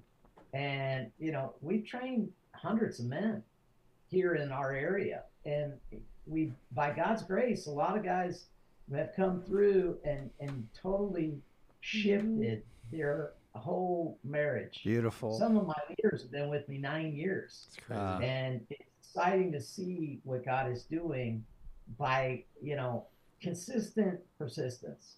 And I say it a lot, the piece that I missed in the gospel, we often talk about Jesus wanting to forgive us. And I lived there. I that was like soap. I was in 1 John 1:9, constantly confessing my sin, and he was faithful to forgive me and cleanse me. But I needed to keep confessing because I kept doing the same things. And, it was the freedom piece that God, not only did he come to forgive us, but he came to set us free. Yeah. And there's a huge difference. Huge. Yeah. And so I could tell in my life, I told my counselor, like the third session with them, that, look, God set me free. It's hard for me to articulate that, but I'm just telling you, I told him every week, he would sit there and shake his head and say, you're free. No, you're probably crazy. But at the end of 6 months, he says, Todd, I really believe you are free. Wow. And I was like, I've been telling you that for 6 months. And, it took my wife a lot longer to believe it. But eventually, by doing the things that we're supposed to do and building trust and being consistent and being persistent. Yeah. And that's one of the things. It was a real joy to have you guys and Nick come and, see what God's doing. Beautiful. After 9.5 years, this is where God has brought us. And so, Todd, you said this, I just want to circle back around, but like it all started with your vulnerability and authenticity. It wasn't in your heart to do this. You just started showing up being real. And when we're real, it's attractive. You can't be ugly when you're real, except to those who don't know, because real and being authentic and vulnerable is such a gift that we offer. And we did get to be back there and just see 40 plus men showing up on an off night saying, hey, I want to work my recovery. And you mentioned persistence. The program works if you work it. And it's wonderful to see men and women in groups back there in Texas working their program, working their healing. And I just want to echo what you said too. Like, I was a confession expert, Todd. I had 1 John 1:9 down too, buddy. I was in that club with you. And I remember saying, man, I got accountability and confession. I just don't have integrity. I don't want to, I said, the mafia has accountability, but I want integrity. You know what I mean? How do I get free from this? And it was through the work of the therapist and the material that really helped bring some freedom into my life. And so you guys give back in so many ways. You are generous individuals just in life. And tell me why you believe in Team 58 and why you believe in giving to Pure Desire and the impact you're seeing this movement have, where you are at there. Yeah, I appreciate that, Rodney. Thank you. You know, the scripture is real clear. It says that we're supposed to be faithful in giving to our teachers that have helped us. We're supposed to share with them. And the impetus behind that is materially, because they sowed into our lives. And so one of the things we did at Free Indeed Ministries was to take a tithe that we've received for that ministry here locally and push it back out to Pure Desire, because I had no intention of recreating the wheel or trying to create discipleship material. I tell guys, look, this is like 95% guaranteed that you're going to find freedom. I've taken enough guys through it to know if you show up, you do the work, and you actually put the reps in, right, you're going to find freedom. Those are Jesus's words, not mine. Right. And so I'm very bold to say that.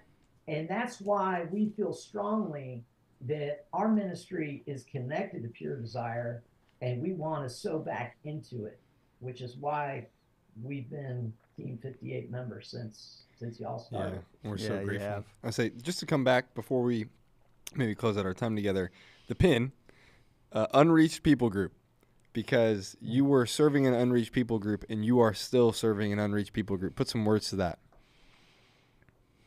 Those are what I came up with when we moved into the sex addiction arena, and we did go to a few churches.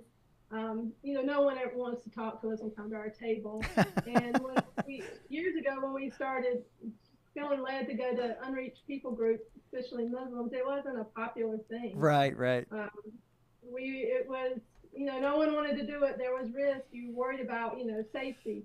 But we were eager and willing to do that. Right. And so I just feel like not many people want to sign up to be, known working in the sexual addiction arena. And so you often are looked at strangely in churches. Being a sexual missionary is not popular, is it, Cindy? Right? We're the sexual missionaries here to, we support our work, right? Yeah, so we're the unreached people group. Right. I think the ministry, everyone loves supporting sex trafficking. Yes. Right. Yeah. Right. And sometimes people get mixed up, and when we explain what we're doing, they're like, oh, okay. That's like, you feel like they're backpedaling a little bit. Yeah. And so I just feel it is an unreached people group. That very few want to sign up and say, I'll represent, that people can find freedom and be released from prison. Come on. And can have full life. Yeah. This is something. Go ahead. I was going to say, Todd, jump in. I mean, what are you seeing in this unreached people group? So, nobody really signs up for this. Like, guys don't take a class for preventative maintenance. They got to hit the tree going 65 miles an hour head on. And so that's the kind of, that's my MO. I get guys calling me all the time. And now counselors are saying, hey, you need to go to their groups. And so we've become known as the people here locally that folks can find help and hope in. And I'm grateful for that. And, we just point them to the resources that we're using. And we use the Pure Desire curriculum unashamedly. It's good curriculum. It's gotten better and better. As good as Ted was, Nick and his team have done even better at refining and updating and making it what it is today. And so I'm glad for that. I don't feel like, we need to do anything else because there's such an overwhelming need. Let's just use the tools that we have and be faithful to help as many people as we can. So that's what we're trying to do. So good. Todd, you and Cindy echo the phrase better together.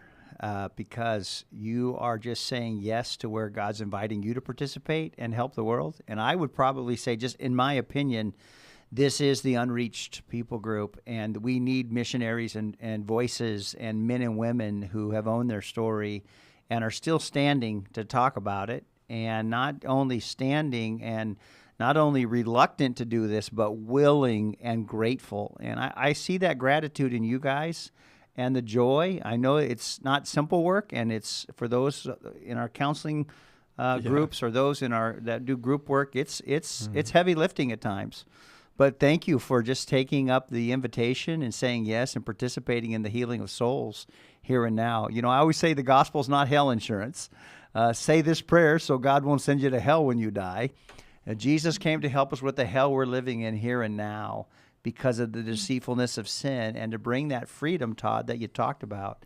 And with Pure Desire, it's so great. There isn't a week that goes by that we don't hear a story of somebody that's finding healing or help or wholeness, men and women in this arena. So thank you guys for being a champion, being part of your generosity. Yeah, we're so grateful, and it's so cool. I mean, as you're saying, like, I get calls all the time, Cindy, you're like, I can't start enough groups. Here's all these women. It's just interesting, like, the shirt you're wearing, Todd, the language of it is, and you will be known as the rebuilder of lives. Locally, in Houston, counselors know you as a couple to be rebuilders of lives, to be restorers of families. Like, it's just so tangible, like, so tangible. So again, just to say thank you, truly from the bottom of my heart. And just as we bring it to a close, if there's somebody in the Houston area, Katy area, I don't know, West Coast, East Coast, anybody could be watching. Why? I mean, you already put words to it regarding being faithful to be a part of, you know, where you've been impacted, kind of that, where the lightning of grace strikes, the thunder of generosity should be quick to follow. But just, yeah, why should somebody join Team 58? So I would say, number one, you guys are doing good work, and this is an important thing. There's a lot of people out there that give statistics. I was at the Sexual Integrity Leadership Summit last week, and I heard a stat that's quoted by a known professional that only 28% of the people that go into recovery get any help, and they end up getting, you know, some sort of a semblance of wholeness. And I'm like, good Lord, that sounds horrible. That is nowhere near what we see. Yeah. And the reason is that this is a tool that has been tested. Yeah. And, you know, it's not like Pure Desire just started and we're hoping that this is going to work. Right. This is a proven curriculum to renew the mind. And that has to shift if anybody's going to change their behaviors. So I want to invite people, if you have been thinking about, you already know, Holy Spirit's telling you right now, you want to be involved, that you would say yes. And because we all want to see Rodney and John get pies in the face. Well, more than that, I'm not excited about the pie, but I am excited about when lives are restored and families are touched. So if you want to join Team 58, you can go to puredesire.org/Team58. You can sign up today, and at any amount, but $25 gets 4 workbooks out there and helps 4 families. And so that's a way you can give back and help. Todd and Cindy, let me just say this too. If you're wanting to move to Katy, Texas and thinking, man, if I just had an acre or 2 and some property, Todd's your guy. So this segment is brought to you by Cornerstone Capital. So just get a hold of Todd in Katy, Texas. He's got some nice property out there, and for Texas to be your home.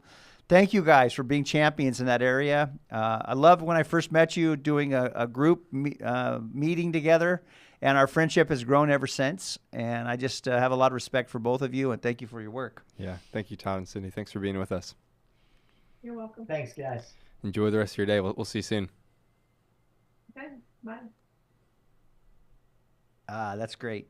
So if you're listening, please go to your device, cell phone, whatever it is, mobile device.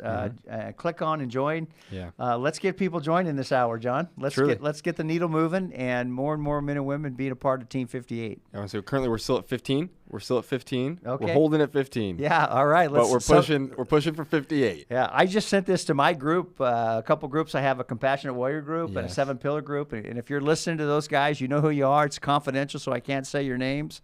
But you're around the world, and so I'd love for you guys to join Team 58 at whatever level and say, hey, we're getting help. We want to pay it forward to help some other people as well. Absolutely. I'm saying you can find it again in the show description right below us, Team 58, the link to join, as well as puredesire.org/Team 58. And with that, we're going to move into our 11 o'clock hour here on the Pacific Standard Time, but it's probably a little bit later for you guys on the East Coast. But here we go. We've got a good friend, Charlie, joining us from Ohio. Hello, Charlie. Charlie, thanks so much for joining. Looks like your audio's still connecting. We got you. Can you hear us? Is your mic unmuted? I understand that face. He's eagerly looking to how to resolve this. I think I got it. Yeah, there you go, Charlie. Come on. I was feeling it with you, brother. All right. Attaboy. Nice to see him, our friend Charlie from Ohio. Thanks for showing up today and representing the great state of Ohio. Yep. OHIO. There you go. There you go. So, Charlie, just before we jump in, we just want to say again, thanks so much for joining.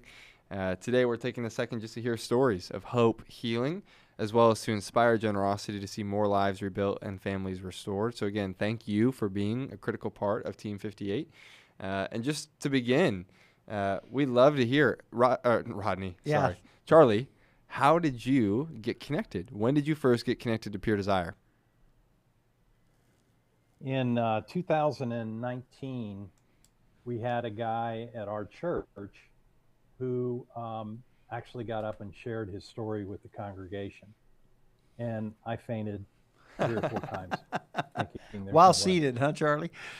But anyway, he invited me to go to Men's Healthy Sexuality, which was down at Crossroads Church in Cincinnati, which is the biggest church in Cincinnati. It's a mega church.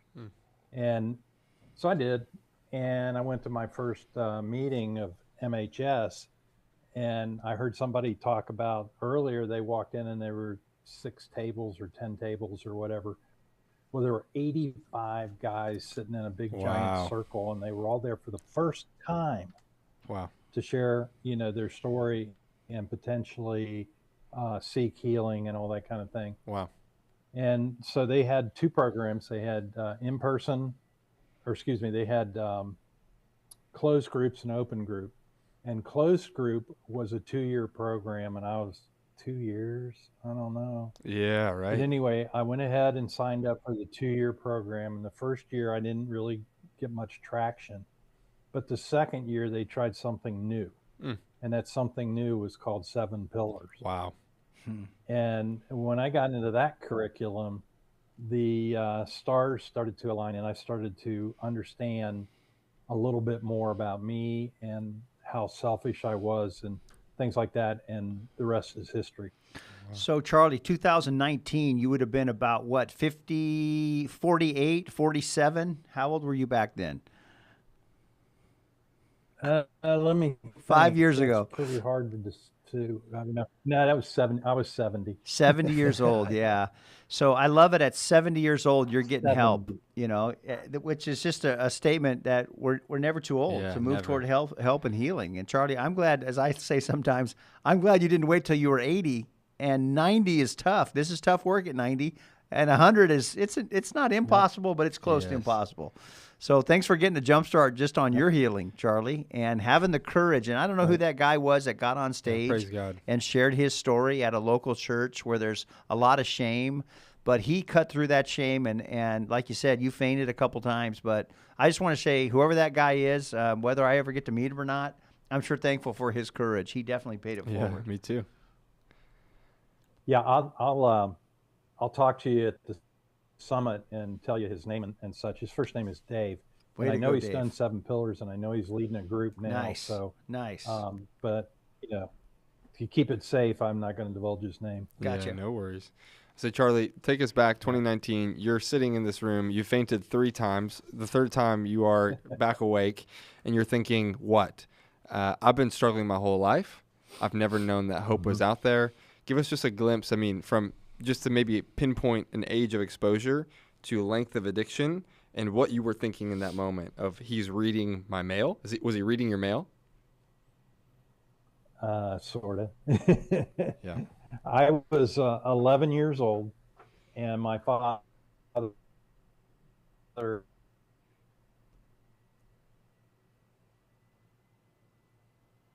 Hold on, Just Charlie. a second, Charlie. We lost your audio there. A book. There you go. About natural hadn't even come out yet. This was in 1960. Maybe Wow. Playboy had come out. Okay, 1960, and I think Playboy was out, but I'm not even sure. But anyway, it was full nudity because it was nudist, at their club. It was a magazine. Wow. And from that second forward until 2020, I was totally addicted. Wow. Totally, completely. Wow. It's a lot of years, Charlie. Yeah. Yeah, I'm sorry to hear that. Yeah, a lot of shame. Yeah. A lot of years, a lot of shame. Yeah. So grateful, Charlie, that when you heard that there was hope and healing, you leaned in and you found some resources and group and people that'll help you. And if you were going to just say, hey, I'm thankful for the help that I got. And what was a breakthrough moment for you that kind of turned it around for you? Who or what was that breakthrough moment for you? Absolutely. The breakthrough was Pillar 3, Lesson 1.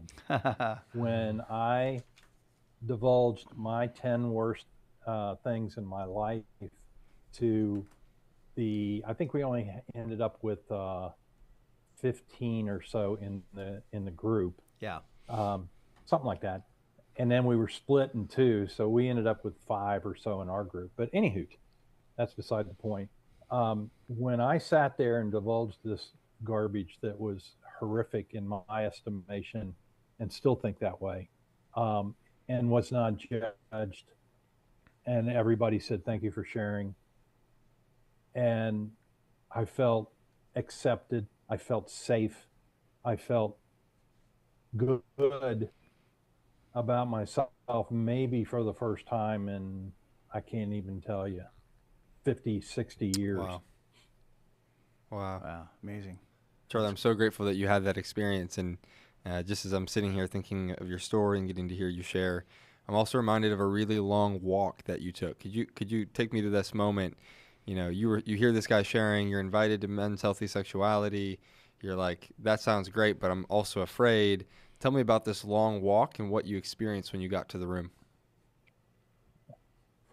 Well, the guys in the groups fondly call the walk the walk of shame, because it's on the second floor of the building and it's a really long hallway, and there's doors, but the doors don't have any windows or anything like that.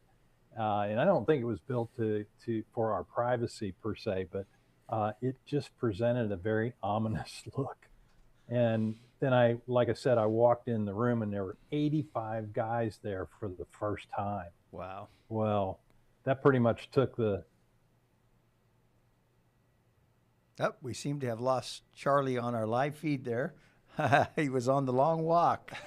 And so we'll see if we can get Charlie back here. Connor and the team's working on that. And Charlie, if somehow you just dropped, we can get you back. So we'll see what we can do here. So grateful for guys like Charlie. I don't know. It's been a gift. As a tribal elder, to see For other sure. tribal elders get on and share their story, and then with their generosity, give back Oh to my help the goodness. younger generation. Rodney, how do you define tribal elder for those who are joining now? There he is. Charlie's back. We see him now again. Sorry, Charlie, we lost you on our end. Let's just check your mic again to make sure we can hear you. You're still muted. Yeah, I think you Sorry. got muted again, Charlie, so try to unmute. Okay. We got Yeah, you. there you go. All right, finish that. Yeah. Walk down the long hallway. Walk down the long hallway. Did you hear the part about the doors didn't have windows? Yes. And Correct. all that kind of Yep. thing? Very ominous looking. And I walked in the room, 85 guys, and I have to give credit to Robin, who is the guy that was kind of the host for the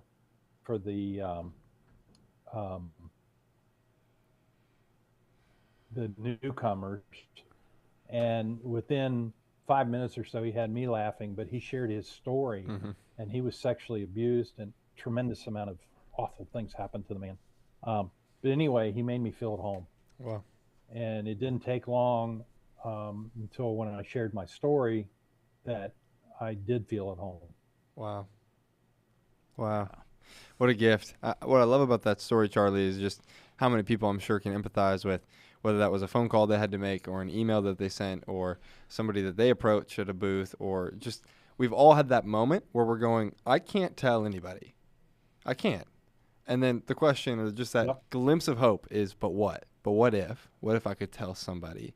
And for you to say, I'm going to walk into a room of 85 other men, like, man, again, just kudos to your courage, but also like praise God that even in that moment, as you're walking into this room of grace, the lie of, I'm alone and I'm the only one who struggles like this, and this is only my story, is like so utterly shattered by 85 other men. They hadn't said a word to you, but their presence was speaking so loudly of saying, I'm here and I need help and I'm willing to push in and I'm willing to get honest. I'm willing to have that pain, right, lengthened to get better. Yeah, and Robin was so another much trouble with voice. Connectivity.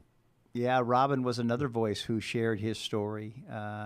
Obviously, he paid his healing forward. We asked the question, who do you want to just give a shout out to who paid their healing forward so that it impacted your life? And obviously, a guy like Robin just getting up, sharing his story. But anyone else that you would say, man, I'm grateful for this man or this individual for what they did to help me on my healing journey, that you want to give a shout out to today? Well, Dave. Okay. Sorry, Charlie, if you can hear us. It seems to have happened again. Yeah, I'm not sure if there's something, Charlie, on your end or our end, but we're working on it here.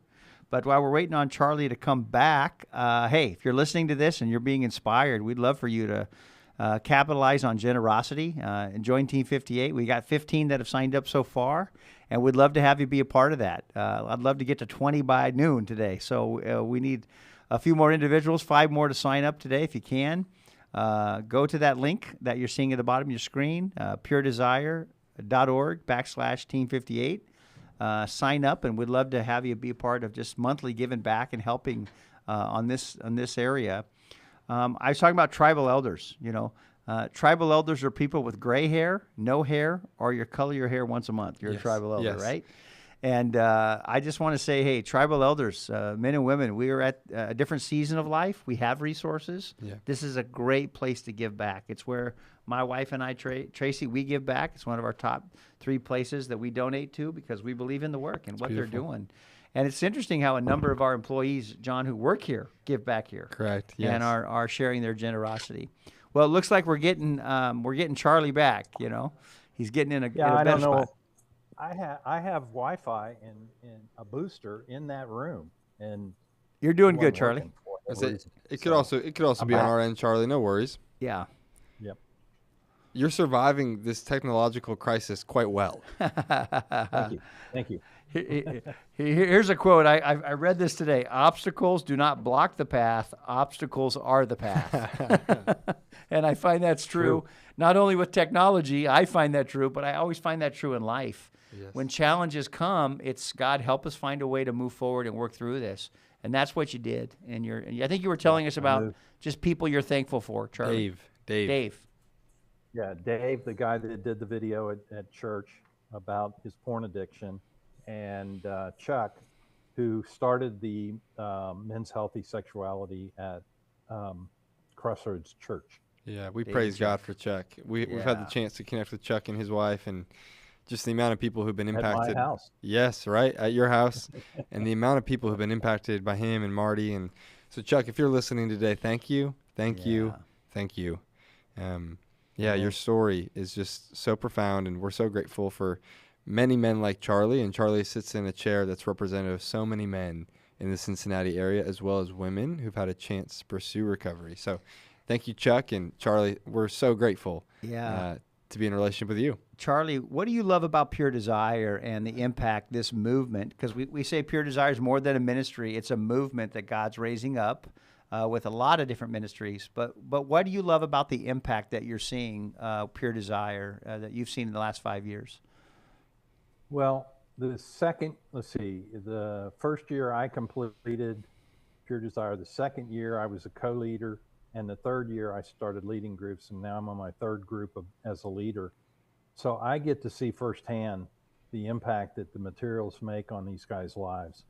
I'm doing online because there really isn't any place in Cincinnati that's got any kind of ministry except Chuck's ministry. So we're trying to get it started at our church. We're getting some blowback, which I think is normal. But as time goes, I think we'll get it started at our church. Yeah, maybe so. Charlie, it's so often that we see that it's local raving fans like you who've had an experience of life change who say, hey, there's resources and I've got the ability and time to commit, 2 hours a week to do this. If you'll just give me, as Nick would say, space and a blessing, a room and a blessing, then, we might move forward. So Charlie, just with that, I'm just curious, before 2019, you talk about 50 plus years of struggling in shame and silence. If you had to really, who were you before 2019 and who are you now becoming? Mm-hmm. Well, I wrote down a couple of things, and the two things that I wrote down are probably pretty accurate, but above all, what I was selfish. Mm-hmm. I was consumed with lust, and it was all about me. Everything was about me. And then I was a really good liar, and I was very deceitful. And so I was able to get away with my secret for many, many, many, many, many years. And finally, I got to a point in a hotel room in Chicago where I had a few too many because I was so miserable anyway. And I remember screaming at the mirror saying, "Who are you?" And yet, even when that happened, I didn't seek help. Wow. Yeah. And now flip side, Charlie, of questioning identity. Now flip side, my goal in life, as long as I'm left alive, is to help other men in Pure Desire. Yeah. And I, like I said, I've got 2 more weeks with my current group, and then it'll be time to start another one. I'm also doing counseling with Harry awesome. Flanagan, who told me to tell you, Rodney, he's still waiting on his Oregon football game tickets. Well, maybe when they come to Ohio State, we'll join you. How's that sound? That sounds like a fun day back there in Ohio State. Yeah. I love Father Flanagan. He's a good man. And Rodney, he told me that nothing good has ever come out of South Dakota. And I just want you to know, Little Hammer, you are something good that came out. Amen. Young John is. He's a gift for sure. Absolutely. Absolutely. Well, what would you say to somebody, Charlie? I love it that you want to invest here because you see it bearing good fruit, and you want to spend the rest of your life helping men and women get free. And we know there's such a problem within the body of Christ, within the Western church, because sexuality hasn't been something we've learned how to embrace or talk about in a healthy framework at all. And because of that, we've let pornography become the sex educator, or culture become the sex educator of our kids, not knowing how to integrate our sexuality in our faith. And I love that Pure Desire is offering another script. They're offering a way to help men and women who have been hurt or suffer with sexual brokenness or been hurt by someone's brokenness to find hope and healing, but also resources just to continue to educate and help the next generation pay it forward. And what would you say about somebody that's just thinking, hey, I've got some resources, and where can I help out in the kingdom of God? What's out there? What would you say just about the importance of giving back to a ministry like Pure Desire, in your opinion? Well, I love what the gentleman said right before me, where he said, if you want to make a generational difference, give to Pure Desire. Because quite frankly, had I not gotten into Pure Desire, neither one of my kids at this moment are saved. And I'm, prayerful and hopeful that they will be. But if I didn't get Pure Desire, they would have had no chance because of my sin and the curse on me. So, yeah, I think Pure Desire is well worth giving to. I I even did a little thing here where the cost of 7 Pillars, the Pure Desire book, the workbook, and the journal is about $80. That's $6.66 a month. So if you're willing to spend $80 on a 7 Pillars book, maybe you ought to consider giving to Team 58. Come on. And so I went ahead and did a little thing and I said, would you like to make a difference? Would you like to change the world? Well, so can you be the next Billy Graham? Probably not. But, plus I don't have a Southern drawl, so I can't be Billy Graham. North Carolina accent. Can you start a worldwide revival? Probably not. Yeah. But I believe collectively that Pure Desire and this ministry, if we reach out to enough people, we will cause there to be a worldwide revival. Yeah. I'm just naive enough that with the help of the Holy Spirit, we can change the world. Come on. Yeah. And I truly believe that. And John knows that I mean it. I've told him the same thing. And so if you want to start a revival that's for good in America, give to Team 58. Come on. Yeah. Come on. And for those of us who've gone through the program and gotten help, and for those of us who think about just maybe money that wasn't invested, but that was wasted on addiction, wasted in ways that were just cause more pain. Actually, that pornography, we understand it's funds the sex trade industry. For sure. So it's the number one funder. Yeah. And so, wow, what if we could take that dollar now and give it to where we're part of the hope, healing, and freedom for men and women across the country? I couldn't agree with you anymore. Except I said a revival. I would call it a reformation. A new reformation of learning how to love ourselves and see that how God made us, and to see our sexuality as good, and the reclaiming of something that has been used for evil, now used in a healthy way. And men and women and generations, Charlie, long after you and I are gone, we won't be on this planet forever, right? We're entering a different season, but the next generation can say, hey, people are standing on our shoulders as we're standing on the shoulders of Dr. Ted and Diane and those that went before us. So I can't say thank you enough for just you're part of that generosity, and share your live stream today and encourage your friends and people that you know to be a part of this and join us as well.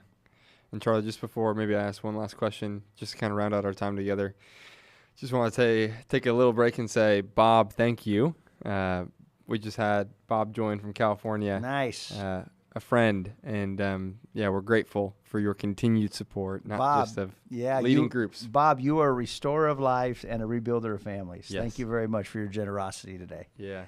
And Charlie, just to end, maybe just why you chose to join Team 58, and maybe how that's impacted you as you've gotten to connect with Pure Desire, why you joined Team 58, and how that's blessed you. Well, as I said, I feel that Pure Desire offers something that nobody else does. And I think that, there are other sex therapy groups and things like that, but I think Pure Desire has pretty well nailed it. And so I believe in your mission. I believe in the people that are there. I believe that we are making a difference in young men and old men's lives. Yes. So I decided that I could afford to pay it forward, and as John knows, I got some sticks in the fire that if they catch fire, I'm going to be given a lot more. But right now, I'm going to commit right now, John, to doubling what I normally give, which isn't a lot. Beautiful. But so you can count me one step closer to getting pied in the face. Double that down. That's great. We will, man. Thank you for that. Yeah. And we've had people do that. Nick talked in our last summit gathering that we had on Team 58. He said, hey, we're going to up our giving, and I would encourage you to consider doing the same. Maybe take a look at what you're giving. And so I wanted to start a campaign that said, I've upped mine, up yours. But anyway, we didn't think that would look good on a T-shirt, Charlie. And so there's smarter people than me out there that would say, Rod, your heart's good, but sometimes the way you say it may not be the best way, but thank you for that challenge. And maybe there's men and women listening who say, I'm a part of Team 58, but hey, we can do more. Maybe you're looking at your budget or you got a raise and say, hey, let's keep giving back and investing in this way as well. So thank you so much, Charlie. So if you want to, feel free to email me at johnb@puredesire.org, and I can help you take care of that. Again, Charlie, thanks so much. We are honored, not just by your story, but by your generosity and by your championing. It's been such a gift to get to know you, to walk alongside you. And I think that's one of my favorite parts of being a steward of Team 58, just the relationships. I mean, at the end of the day, we know that we've been hurt in relationship, that we're healed in relationship, and even in generosity, we are better together in relationship. Somebody once asked me, Charlie, like, is the Holy Spirit a part of your fundraising? I'm like, this is a loaded question. I'm not for sure where to take this. Every day. And I said, I just kind of laughed, and I said, yes, fortunately and unfortunately. Because fortunately, he does things that I can't do. And unfortunately, he often keeps me from doing things I shouldn't do. And just kind of feeling that, tug of war with the Holy Spirit. But just to say, Charlie, it's a gift to be in a relationship with you and so many others. And I think one of my favorite parts about the team is truly our quarterly gatherings where we jump on Zoom, and Nick and Rodney and I and others, we kind of give almost a State of the Union, and people like yourself and others share a story. We think that stories are so critical to what we do, that stories are increasing faith for others. That somebody, even today, Charlie, who's maybe you're 70 and you're watching this live stream and you're hearing Charlie's story and you're thinking, it's not too late for me. Right. It's not too late for me. Yeah. And there are other people my age who are not only saying, that's me, but also willing to do the work. And so, Charlie, thank you for being a witness to what God has done in your own life and can do on behalf of so many others. Yeah, we love you, Charlie. And let's get Father Flanagan to that Ohio State-Oregon football game one of these days. He's we'll see what we can do. Yeah, he's a real champion in that regard. Yeah, John, you also talked about not only the Team 58 quarterly meetings, but swag. I mean, we saw some swag shirts. You got a hat on. Flip that thing around. Let people see it. True, yeah. We got some Team 58 hats out there. I had a friend that was at that one. Yeah, that's pretty nice. I had a friend that was at Coeur d'Alene at a gym, and he saw this gal with a Team 58 shirt on. He's like, tell me about that. And it's a great starter. What's Team 58? Are they a new NFL football team, or who is Team 58? A race car. And it's a great way just to tell people about, I'm giving back to really make a difference in this world, to fight against, and you can fill in the blank, right? Absolutely. Sex trafficking, addiction, betrayal. We're trying to help people in this world. And just to say, the hat, the T-shirt are for monthly donors, and so the requirement is simply that there's a recurring sign after your gift. Right. There is no financial requirement, which is kind of silly, if from maybe a financial standpoint of us shipping all of this for you. We had somebody who was donating $1, and again, there's no barrier. We just want people to be equipped. We want people to have these kinds of things to start conversations because we believe that your story and your voice matters. And if this hat or T-shirt can be a part of helping you share part of your own story in healthy, appropriate, honest, vulnerable ways, then we want to be a part of that. So again, if you sign up today, we will be shipping you one of these hats and T-shirts, a part of your monthly donation. So Charlie, we love you, you and your wife, and thank you for the work you're doing there in Ohio. You're welcome, and I'll see you in September. Yes. We look forward to it, we'll my see you friend. at the summit. Charlie, blessings. Have a great day. You guys too. Bye-bye. Bye. Stories always inspire, John, and how neat to hear from Charlie and just a little bit about his life and what's going on. And it's just such a gift to be able to be a part of this day. We had another donor that joined us. It's just about 11:30. So if you're listening today, you want to join, click that link on the live stream, Team 58, puredesire.org/Team 58. And you can sign up and be a part of this reoccurring donor. And don't be a part of our team. So hold on. We're going to take a pause. All right. We just had one of the 7 states get crossed off. Nice. Okay. Tom from Rhode Island. Thank you. Rhode Island showed up. Nice. Rhode Island is in the right. house. East Coast. Come on. I love it. I love it. That's incredible. That's fantastic. That might be a highlight of my day. Ah, that's Rhode Island. Big smile on my face. Crossed off. We're in. Tom, thank you so much. Tom, you are a restorer of lives and a rebuilder of families. Yeah. Thank you for your generosity and your investment in being part of this day. And John, today is May 5. That's the 5th month. Correct. And it's the 8th day. Eighth And day. we've done something we've never done before. So right now. Taking risk and saying, hey, we're going to start something new. We're going to get 18 stories lined up. We're going to have them share. And we're going to just invite people to, out of the goodness of their heart and the prompting, to be a part of Team 58. Yeah. And how exciting to see that happen. And just to circle back, for those of you who are listening, Mississippi, Kentucky, West Virginia, Delaware, New Hampshire, and Maine. Those are the states that are now left. Thank you, Tom, from Rhode Island, for being the first from Rhode Island. And with that, we're going to welcome the Eatons. We got another couple joining us. Curtis and Christina are coming all the way from the great state of North Carolina. Nice. Curtis and Christina, thanks so much for joining us. There they are. I think you might be muted. Are we muted? Not anymore. Yeah, there you go. Good. We've got you loud and clear. I've been waiting to say this all day. I'm just going to say it now. Curtis and Christina, you're on the air. You're on the air. You're live on the air.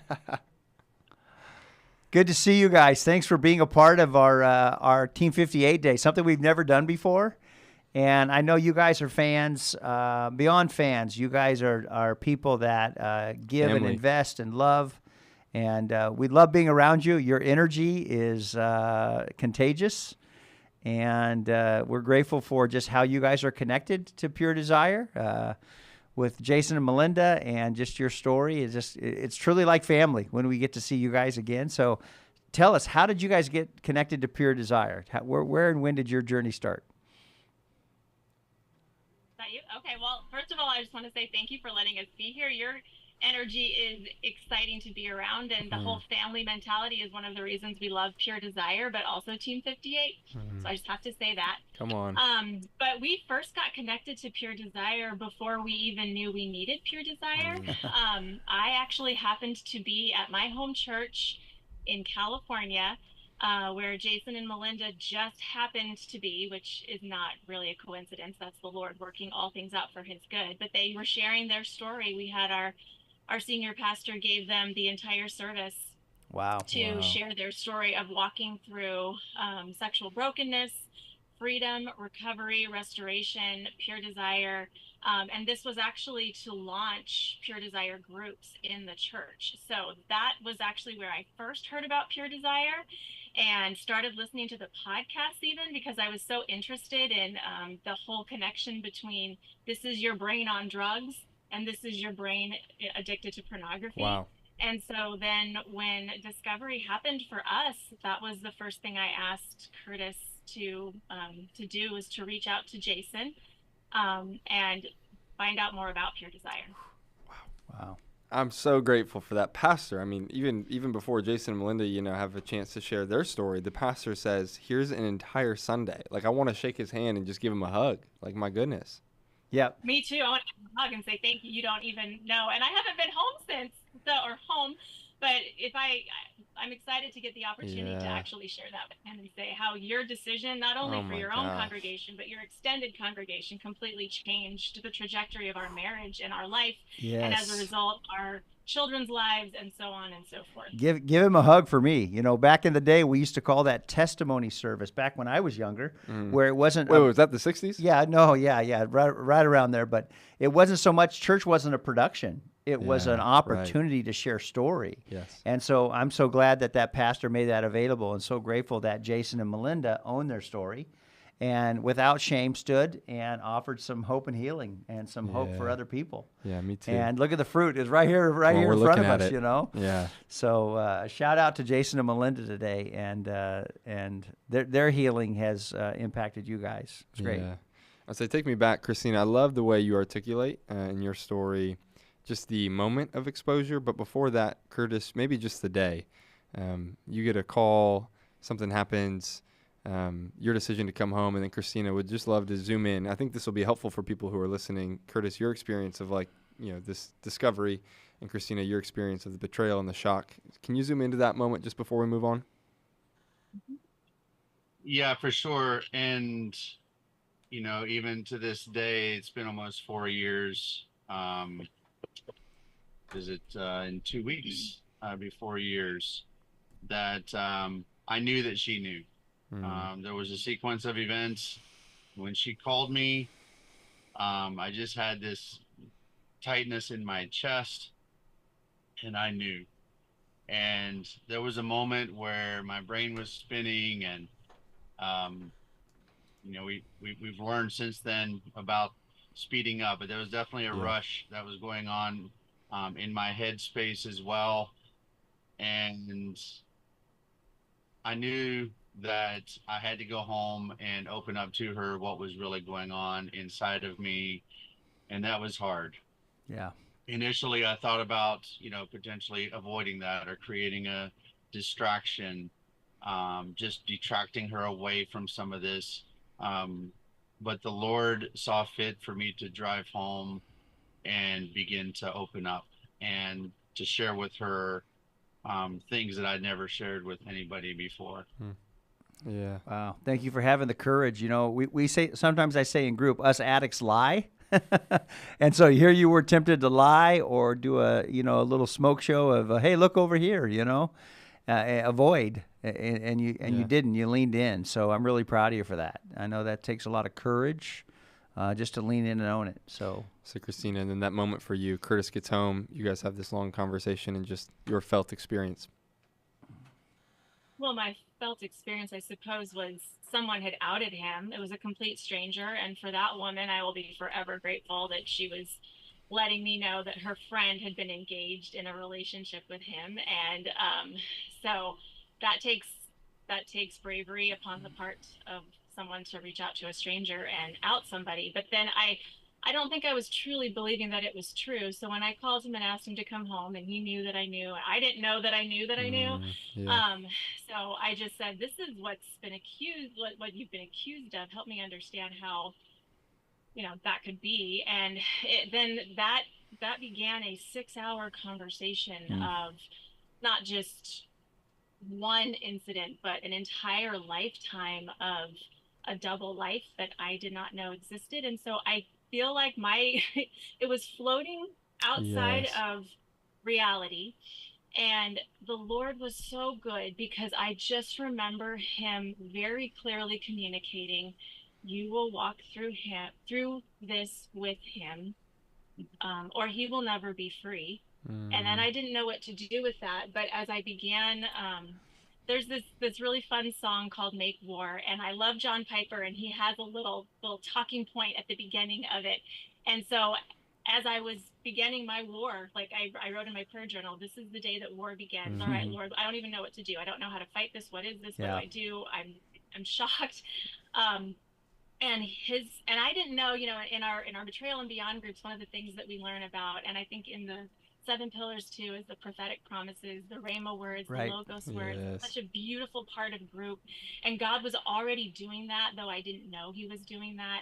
So from day one, his promise to me was, I will not just do something about this. I will do everything. And I have it in big caps in my prayer journal. And that was an anchor that I held to throughout the course of our process of healing and recovery and everything coming out. And so the felt experience was shock, floating, confusion, fear, anger, not really living inside my body for a while, but also anchored to the fact that the Lord said he would do everything, and I believed him for the most part. And then you get into the process, and then you have moments of doubt, but he was there and sweetly there from the beginning. Christina, thank you so much for just articulating how difficult and what an overwhelming kind of out-of-body experience. Like, I cannot believe this is happening. Like, you're kind of looking down on watching this unfold.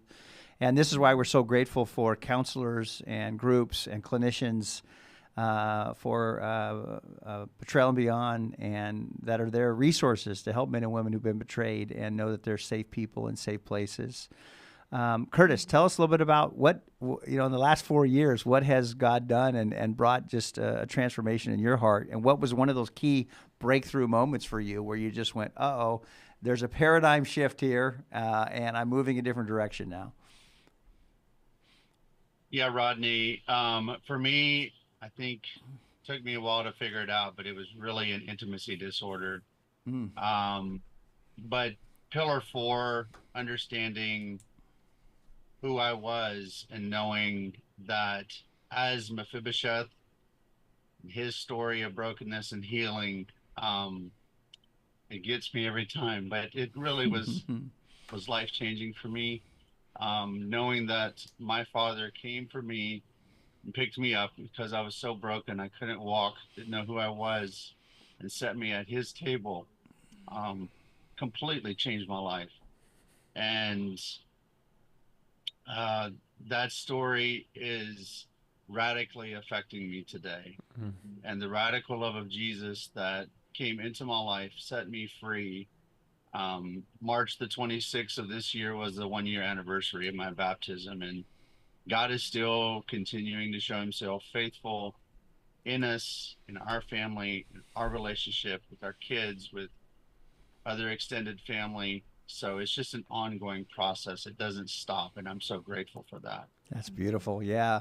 I think about having a new opposite experience. And when we aren't able to be intimate, and we recognize that with sexual addiction, it is an intimacy disorder, that fear of being known and seen, and would we be loved and valued and accepted?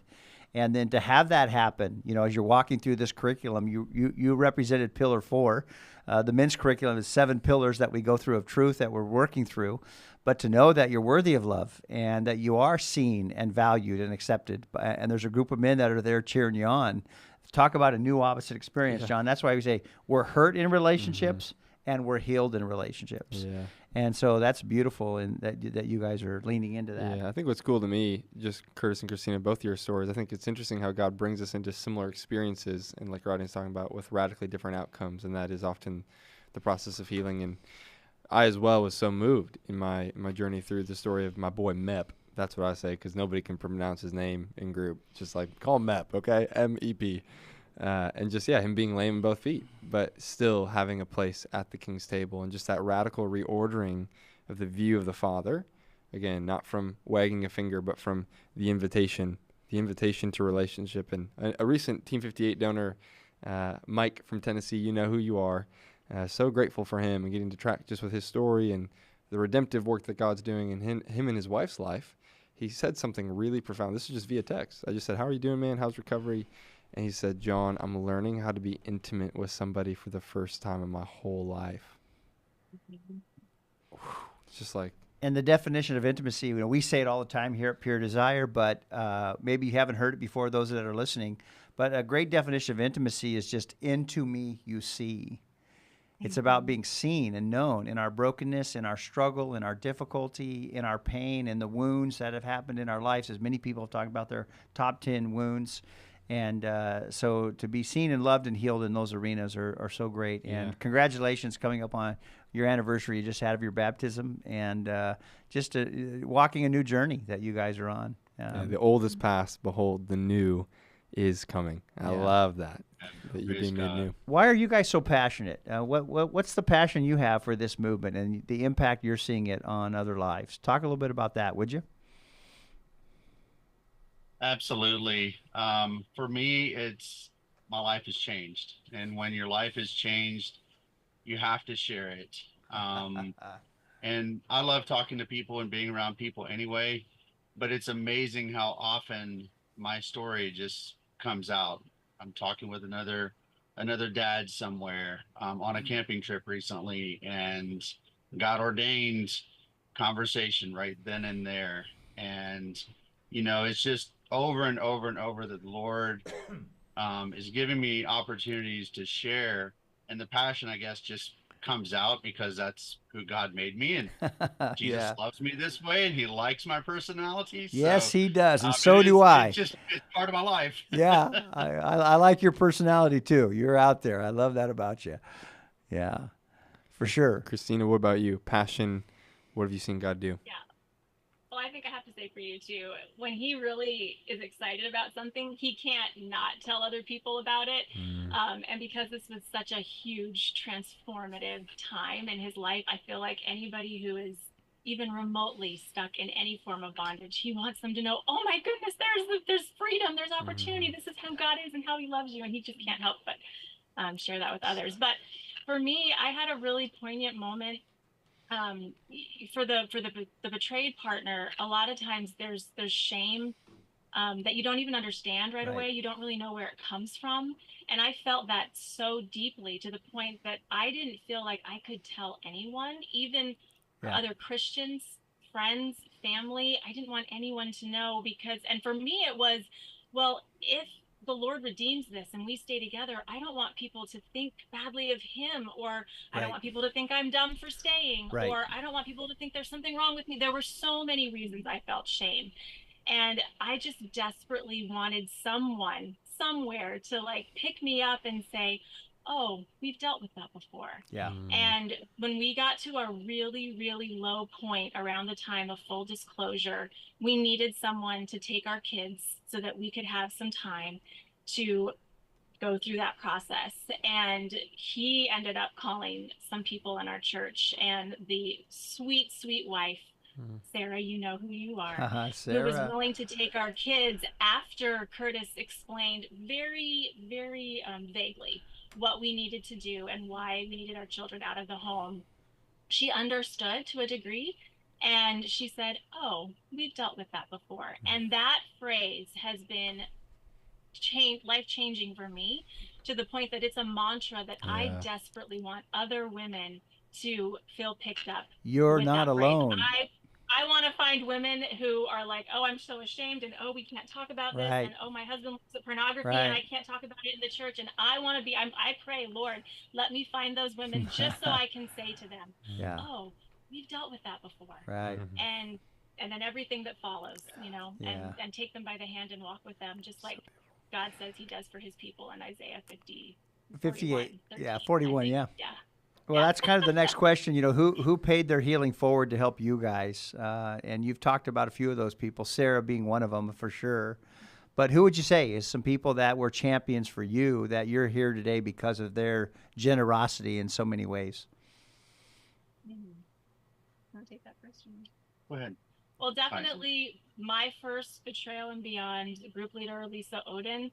Lisa. She, like I said, I clung to this anchor that God will do everything. And it was a great, solid start. And then as we got deeper and deeper into the mud of a betrayal story, I began to doubt.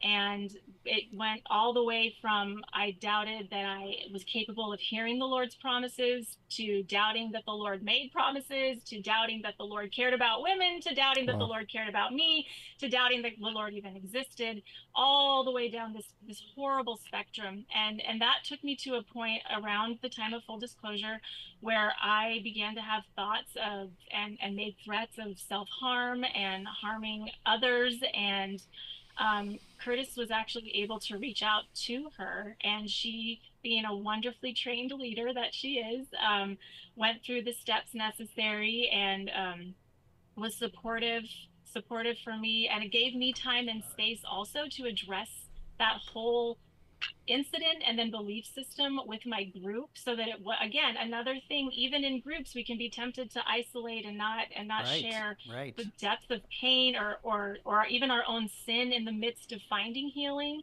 And that opened doors for the group members to rally around me, and I knew that I wasn't even alone in that kind of a struggle. So I would say that Lisa was a huge champion for me.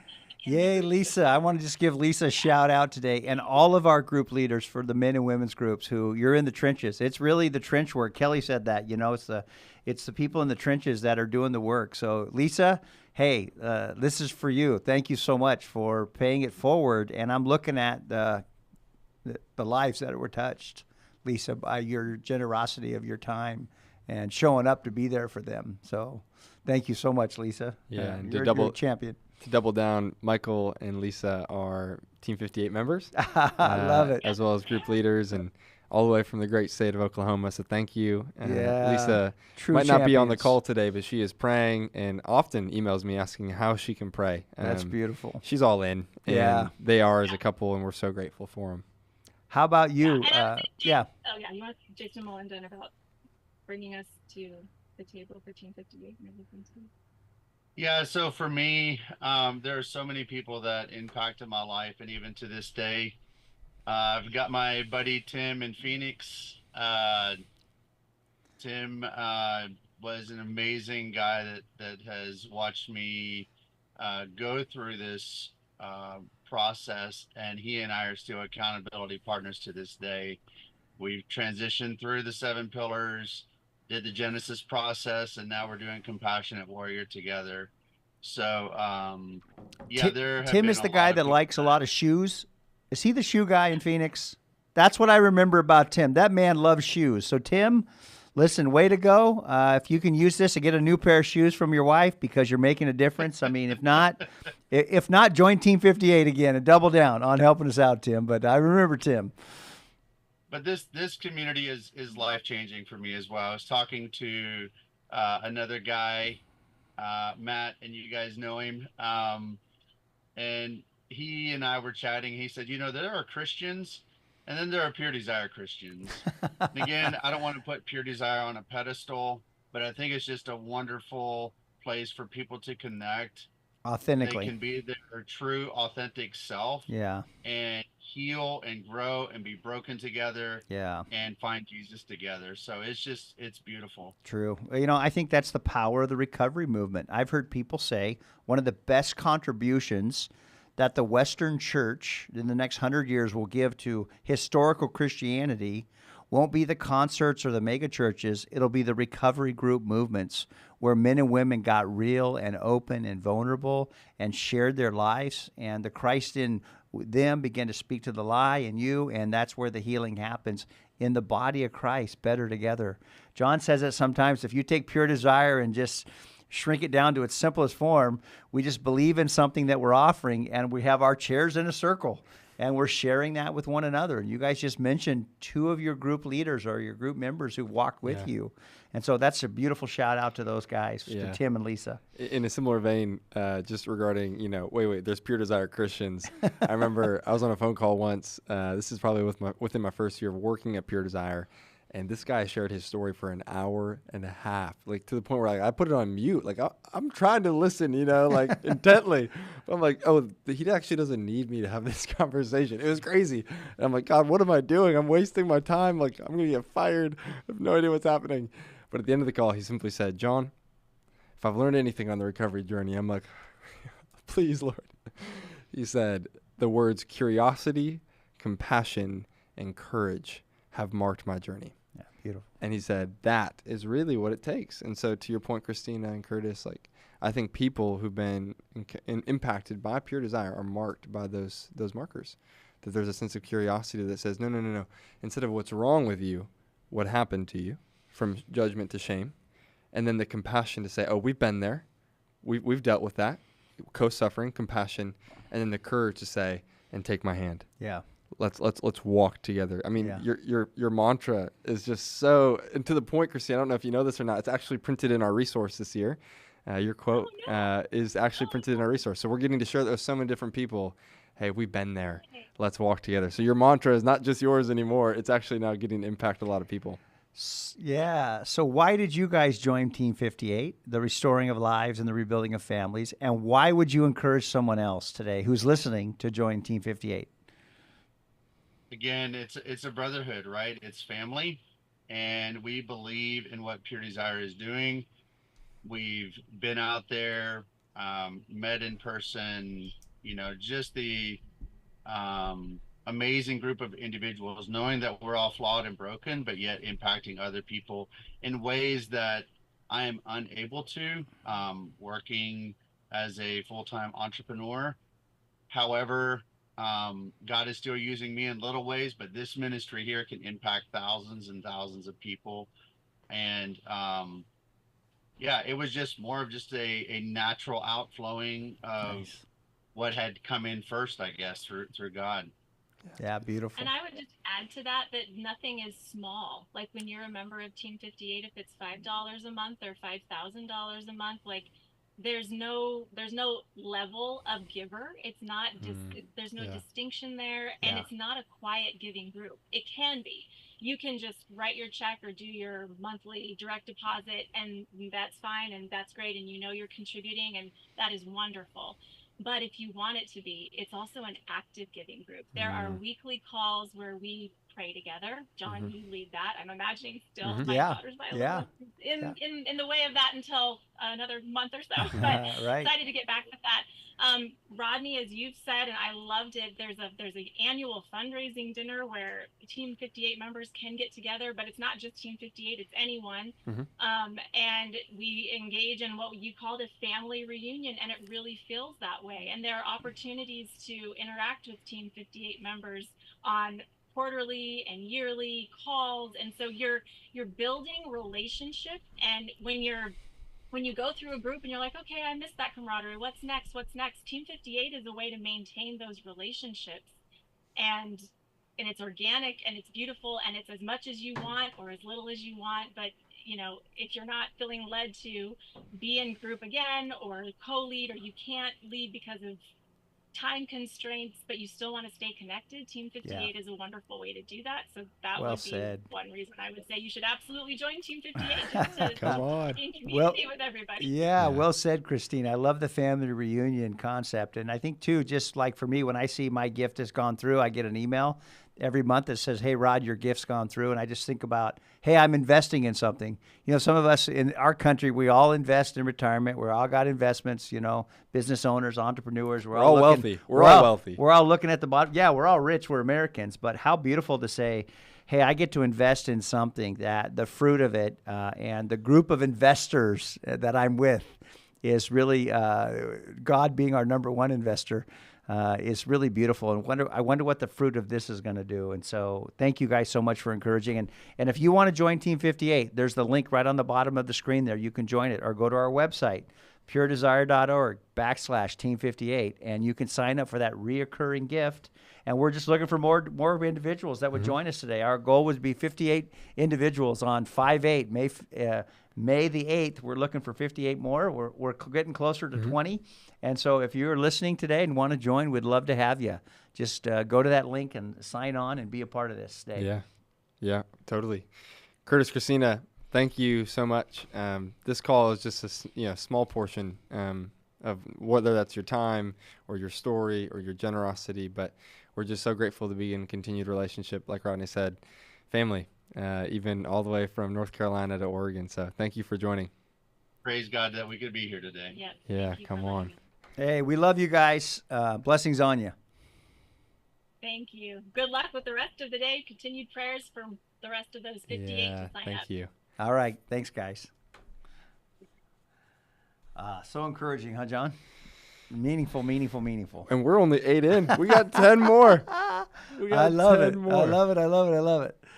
What a great day. And we're going to just figure it out. You know, you and I are behind this desk all day long, and I'm looking forward to taking a break. You know, I'm 56, and so I was just going to say, Rod, if you want to take a little siesta, 30 minutes. Yeah, I can take this next call by myself. That's great. And then we'll just swap. We'll take teams. There's some logistics at my age that are important. You know what I'm saying? I've been drinking some fluids, and for sure. So we'll just take care of some of that, and then get back on. So, man, Rodney, you're free to go. We'll see you in a half hour. Yeah, I'll see you in a half hour. Sounds great. We're losing a real one. Hold on. Let me help you. There you go. You got it. If you're still with us 4 hours in and you've listened to all of this, that's incredible. If my grandmas are watching in South Dakota, thank you. Hello, Joe and Barb.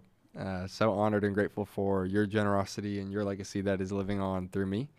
Our next guests are all the way from New Mexico.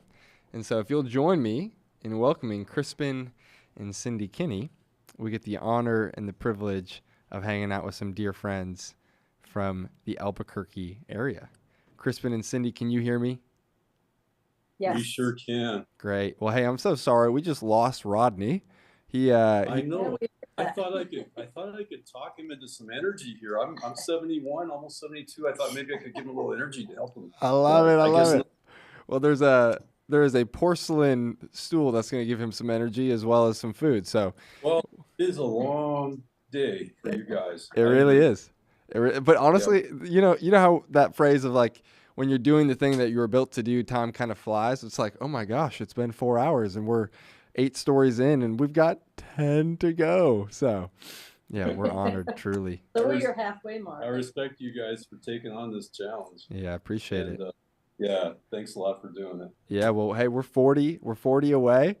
I don't know if that pie is moving quickly towards us or slowly away from us regarding getting it in the face, but we're 40 away. And again, just to start, before we jump in, if you're just joining our live stream, we're going to take the next 30 minutes to be with Crispin and Cindy Kinney. Thanks so much for joining us. But before we jump in, what is Team 58? Why Team 58? Maybe you're like, hey, I'm a Pure Desire fan, but I've never heard of Team 58. That's simply what we call our group of monthly donors who are committed to providing hope, freedom, and healing from sexual brokenness and betrayal trauma through Jesus, right? This clinical but also biblically based and clinically informed approach to finding wholeness and healing.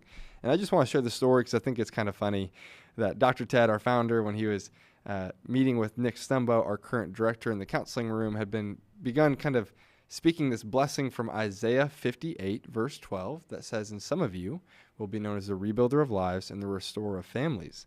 And Dr. Ted, who Crispin and Cindy know well, said, "Nick, that's you." And Nick's like, "Oh my gosh, this is incredible." Only to realize at the next conference, Dr. Ted said that over every single man in the audience. And Nick is like, "Wait, I thought that was personal, but really it was just more corporate."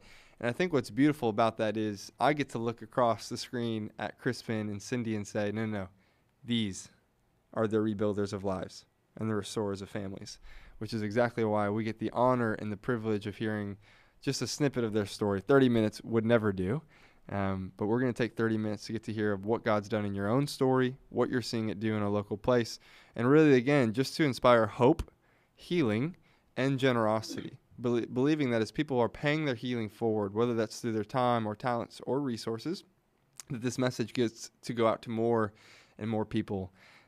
Kinney's, you are aware that 93% of churches don't have programs for those struggling, and that stat really drives us, and which is why we're so honored to be in partnership with people like you. Donors, missionaries, yes, both.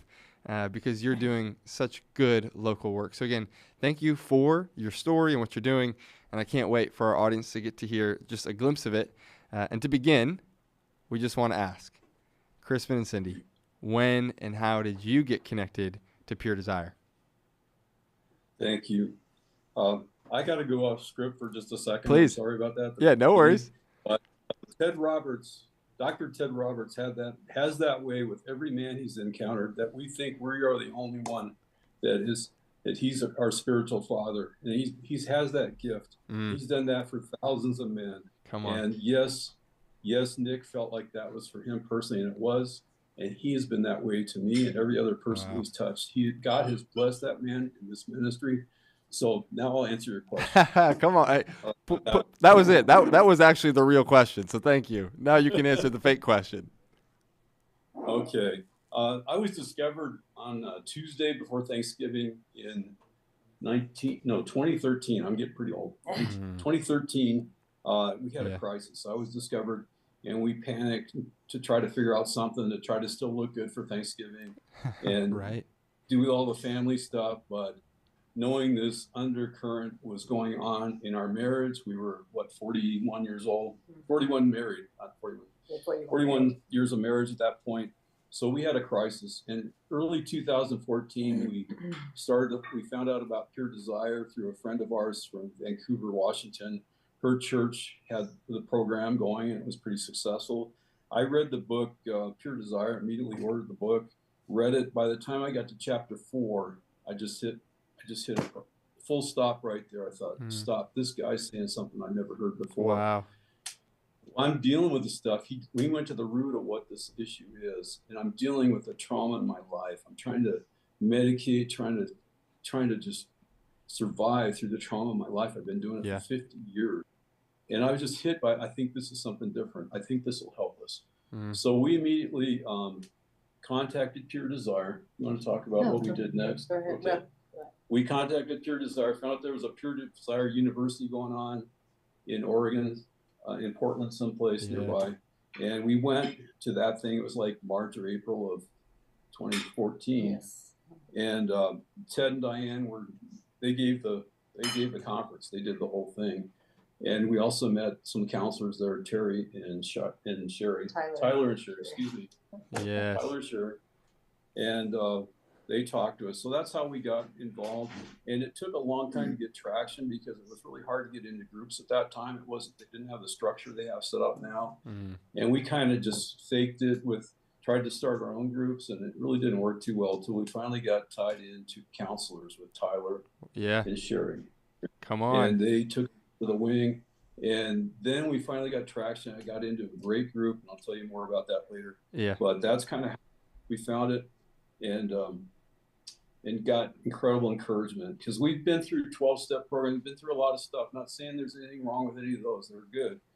But I never got something that really got to the heart of the matter before we found Pure Desire. Wow. But I can't stop talking about it, so I better stop. No. I mean, I'm always about you talking about it. Just real quick, Cindy, before you jump in, because I want to hear your side, of course. It's so pivotal. We've actually got a guest that's going to join us, if you guys are okay with that. Her name is Rebecca Marlowe. She's one of our newer staff members here. And, while Rodney's taking his little siesta, we're going to have her jump in. The headphones might be an interesting situation, but if you want to figure out if you can get one of them in, we'd be grateful to have your voice. Rebecca gets to work at the front desk. And so as you guys are talking about getting connected to Pure Desire, Rebecca gets to stand at what I would say is the door of crisis, as in so many people are calling and getting to hear. She gets to hear where they're at, right? Like, I'm leaving him, or I'm leaving her, or what can you do for us? And so we're just going to have Rebecca tag in for Rodney's absence. And so with that, Crispin and Cindy, again, if you want to jump back in, Cindy, just to how you got connected or what that experience was like for you from the spouse's perspective.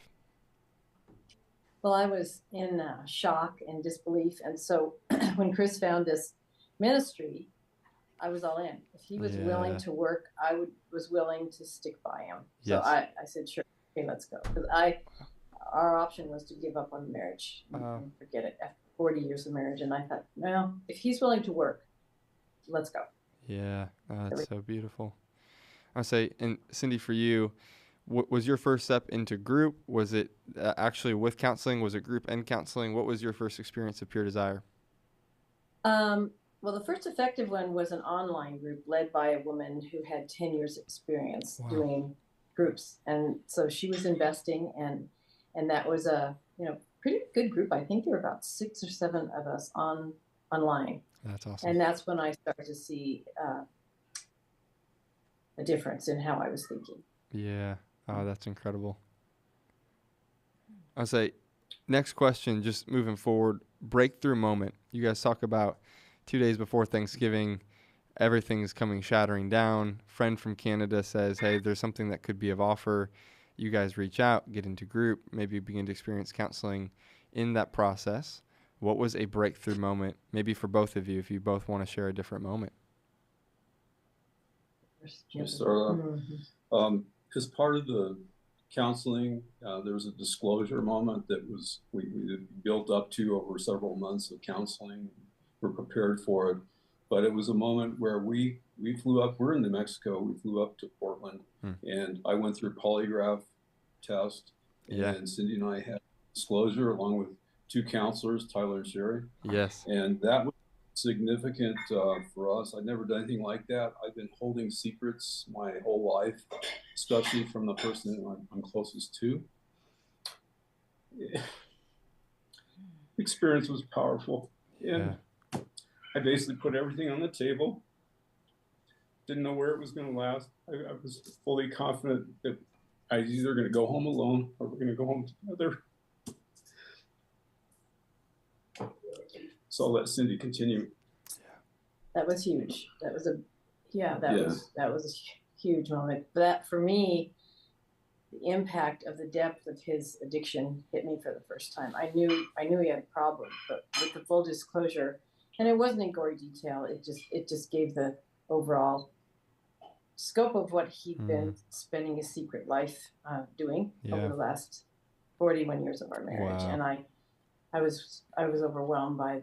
I thought, he really is an addict. he Mm. really has a problem, Mm. far bigger than I realized.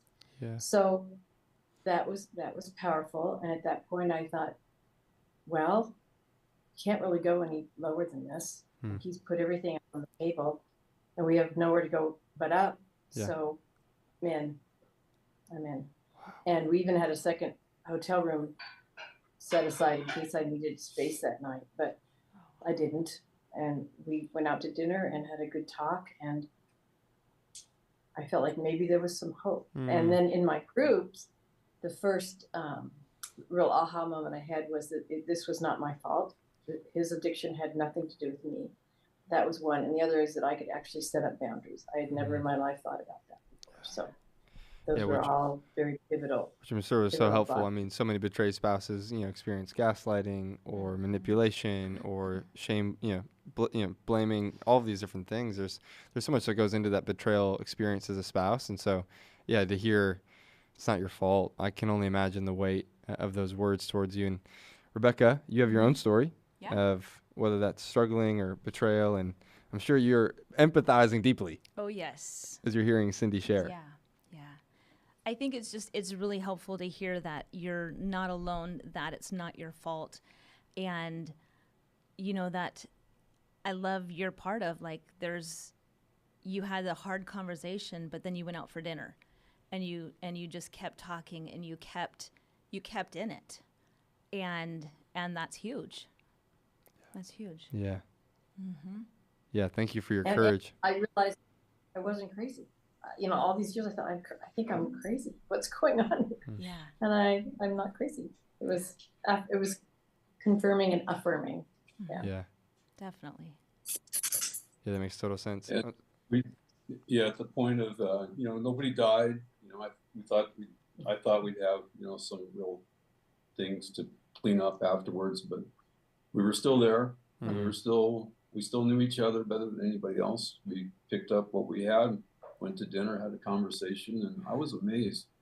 And I was mostly amazed by the grace of God that was passed through Cindy and through this ministry.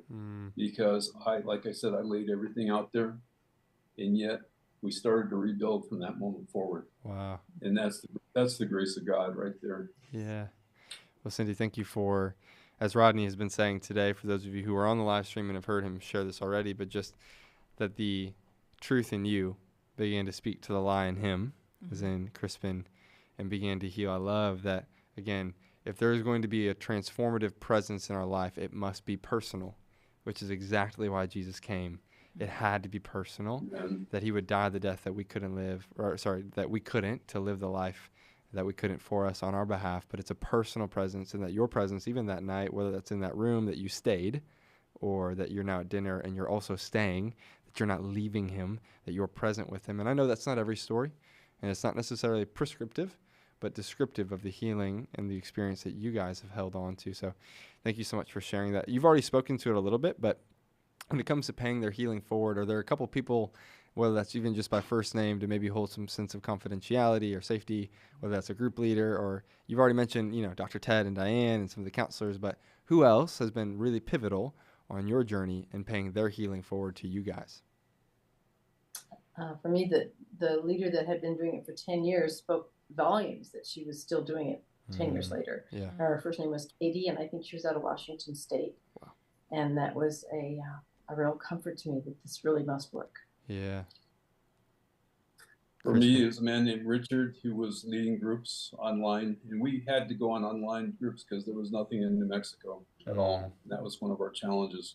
But Richard paid it forward for me and the other guys in the group as well, because they took this very seriously. They expressed an attitude of, this is real stuff, this is serious stuff, and we're going to, our lives are changing. They would report to group like, I'm in restoration this week. And I thought, well, how is that even possible? Yeah. But they showed me that they lived that out. And I needed somebody, a real person, to show me that was possible, because for 50 years, they determined it was not possible. We're gonna have to let out our dog. No worries, go ahead. He's not respecting our time. No worries. No worries. Sorry, give me 1 second. These are just proper. All right. Thank you. This is real time USA. Right? Yeah, truly. Well, again, it's whether it's the counselors or the group leaders, it's, I think back to my own story and just, it's like, oh my gosh, like I thought freedom was something that fake people said from big stages in front of large crowds. And that freedom really wasn't for me and it really wasn't possible. But I think if group taught me anything, and it sounds like your guys' group experience or working with counselors was similar, there's actually hope. I know that's so simple. Like that seems trivial. Like that seems trivial to say even now. But like the story that I had lived, growing up in a Christian home and struggling with this thing behind closed doors and nobody really knew. And I had good mass and I looked good on the outside, but I was dying on the inside. And that death on the inside was, well, you might love this version of me, but you'll never love this version of me. And I'll never let you see this version of me because I'm afraid of this version of me. And that impenetrating grace of God through others in a group experience was saying, I'm not ashamed of that version of you. Like, actually, I think that's the version that I died for. And I'm here to redeem and to heal and to bring back to life the boy in you that you thought could never live again because of all the shame, right? The shame the enemy heaps onto us and just going, no. Like, I think some of the most profound work in my journey is just going like, man, my 9-year-old self that got stuck in that moment, or my 13-year-old self that pursued destructive behaviors, like that there could be new life even there in my story of working backwards. And I can only imagine in your guys' story of having been married for 41 years, the work that you guys then began to do through counseling and through group of unpacking this. I'm like, I mean, I was in group at 22 and you guys had so much more life to unpack in your group experience. So that's true. In that vein, when it comes to healing, who were you maybe before 2014 and who are you now becoming?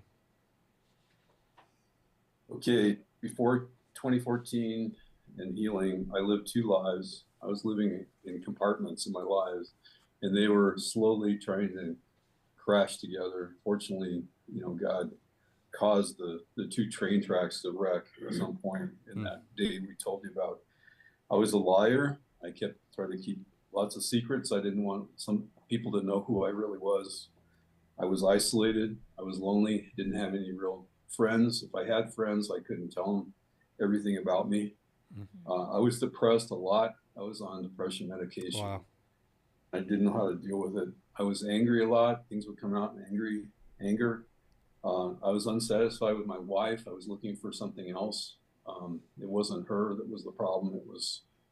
I just didn't know God. I wasn't close to God. I knew who he was, but I wasn't close to him.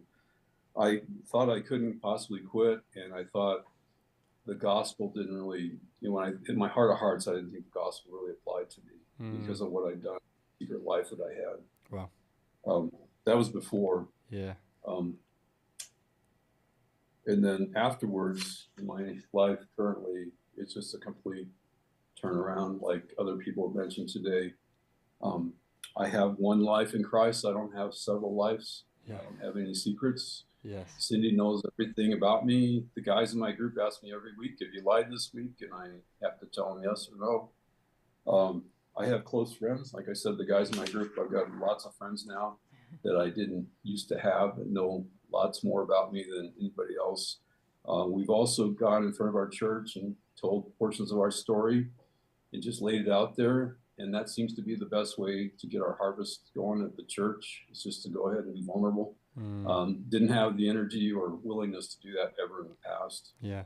I have enthusiasm and energy for everything I'm doing, not just in this, but in work. I started a new business and it's been doing real well financially, as well as I'm just very passionate about what I'm doing, helping other people through that business.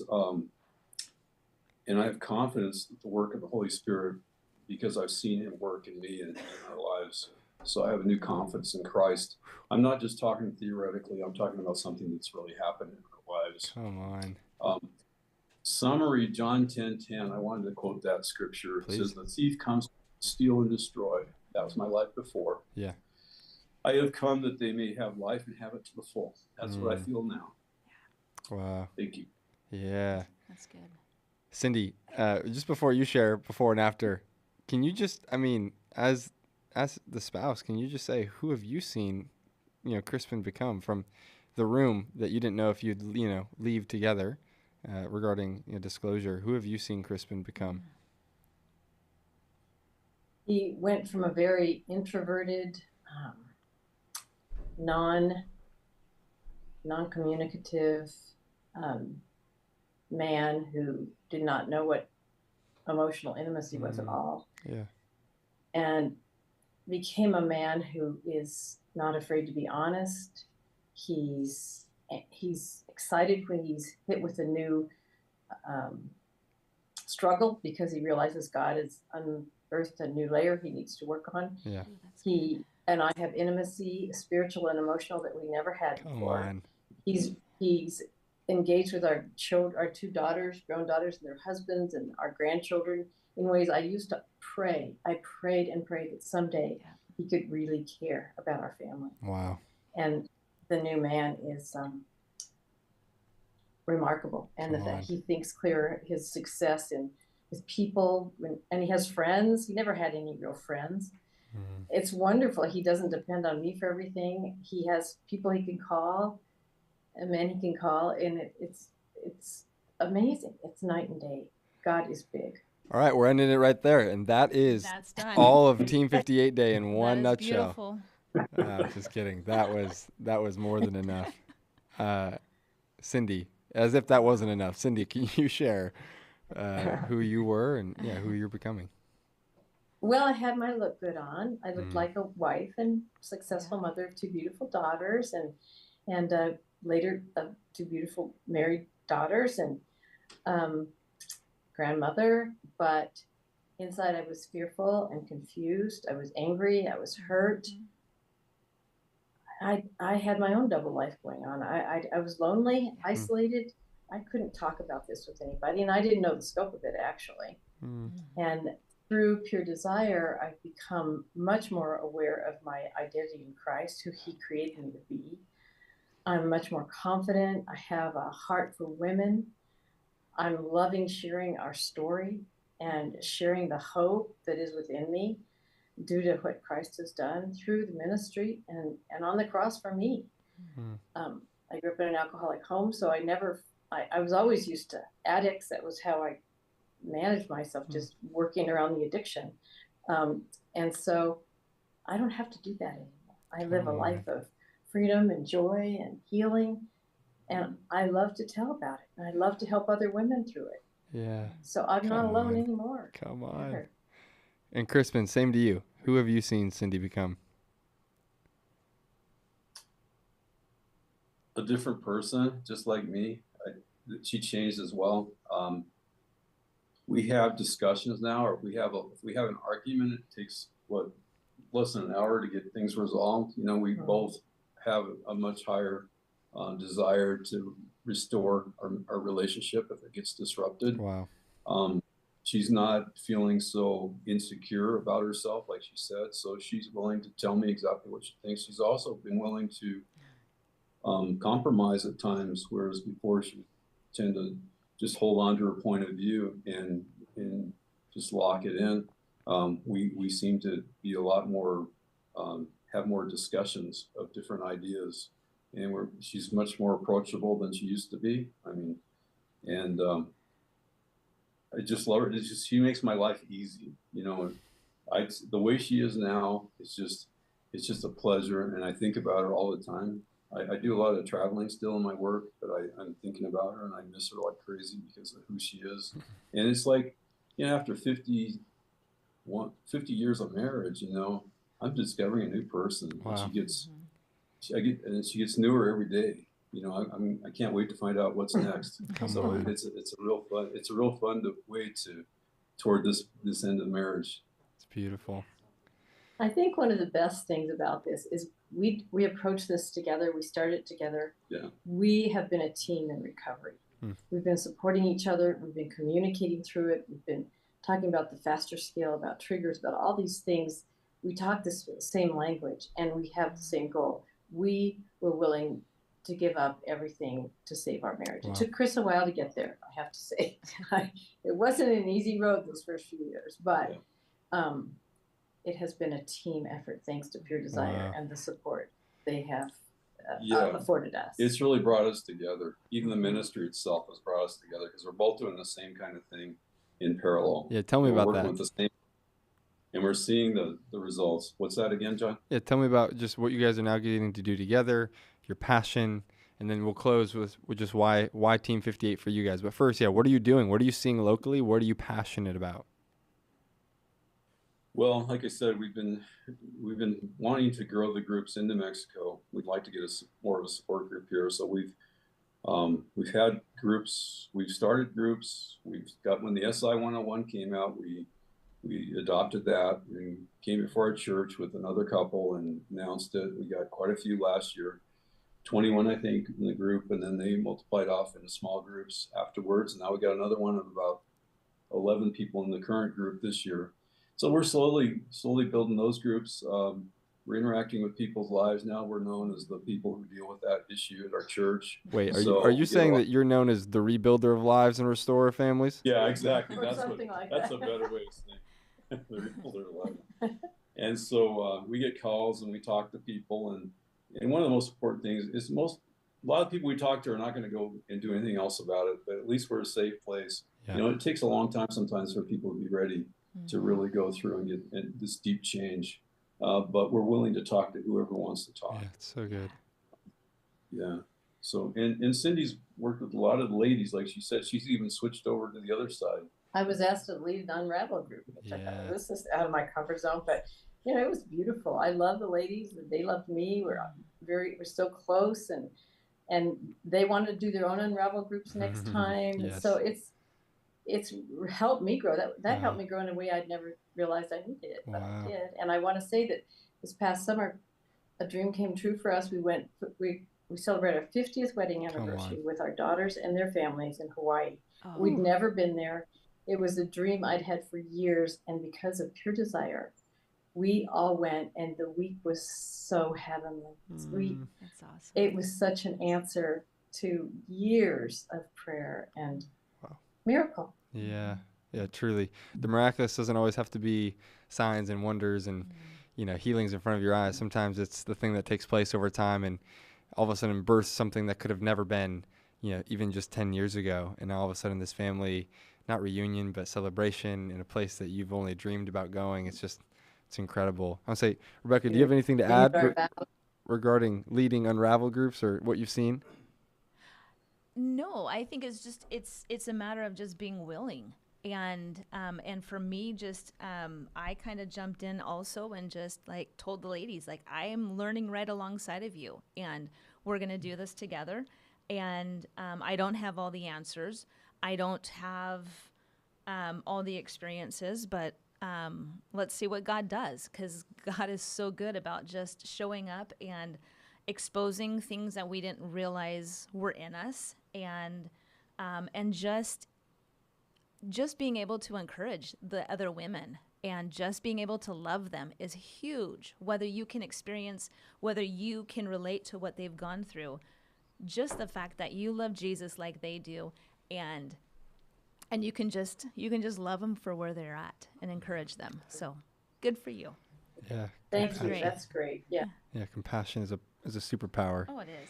And you guys have a lot of it, and I'm really grateful for it.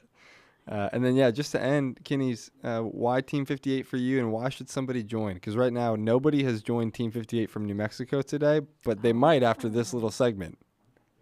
Yeah, they might want to do that. Well, after what we have seen, so many changes in people's lives, and especially our own, that no amount of money could pay for what happened in our lives. It's not even a money thing. It's beyond dollars and cents. So anything we can pay back is a portion of what we really feel like it's worth in our lives. So paying back is definitely part of it, and gratitude. And we have seen such joy in our lives. We want to see that in others. Really, the joy of being in this ministry is seeing changed lives. And we see that every day. And if we can put more money into the machine to make that happen, we're going to do it. And I recommend that as an investment. It's a much more sure thing than anything else you're going to see today in Wall Street. So that's it. It's a small way that we can thank God for the miracles and the love he's shown us. You can't give God. There's no way. But it's a small way to give back to him and to pray and invest in this expanding and being in every church. That would be Yes. ideal, but churches would be a safe place.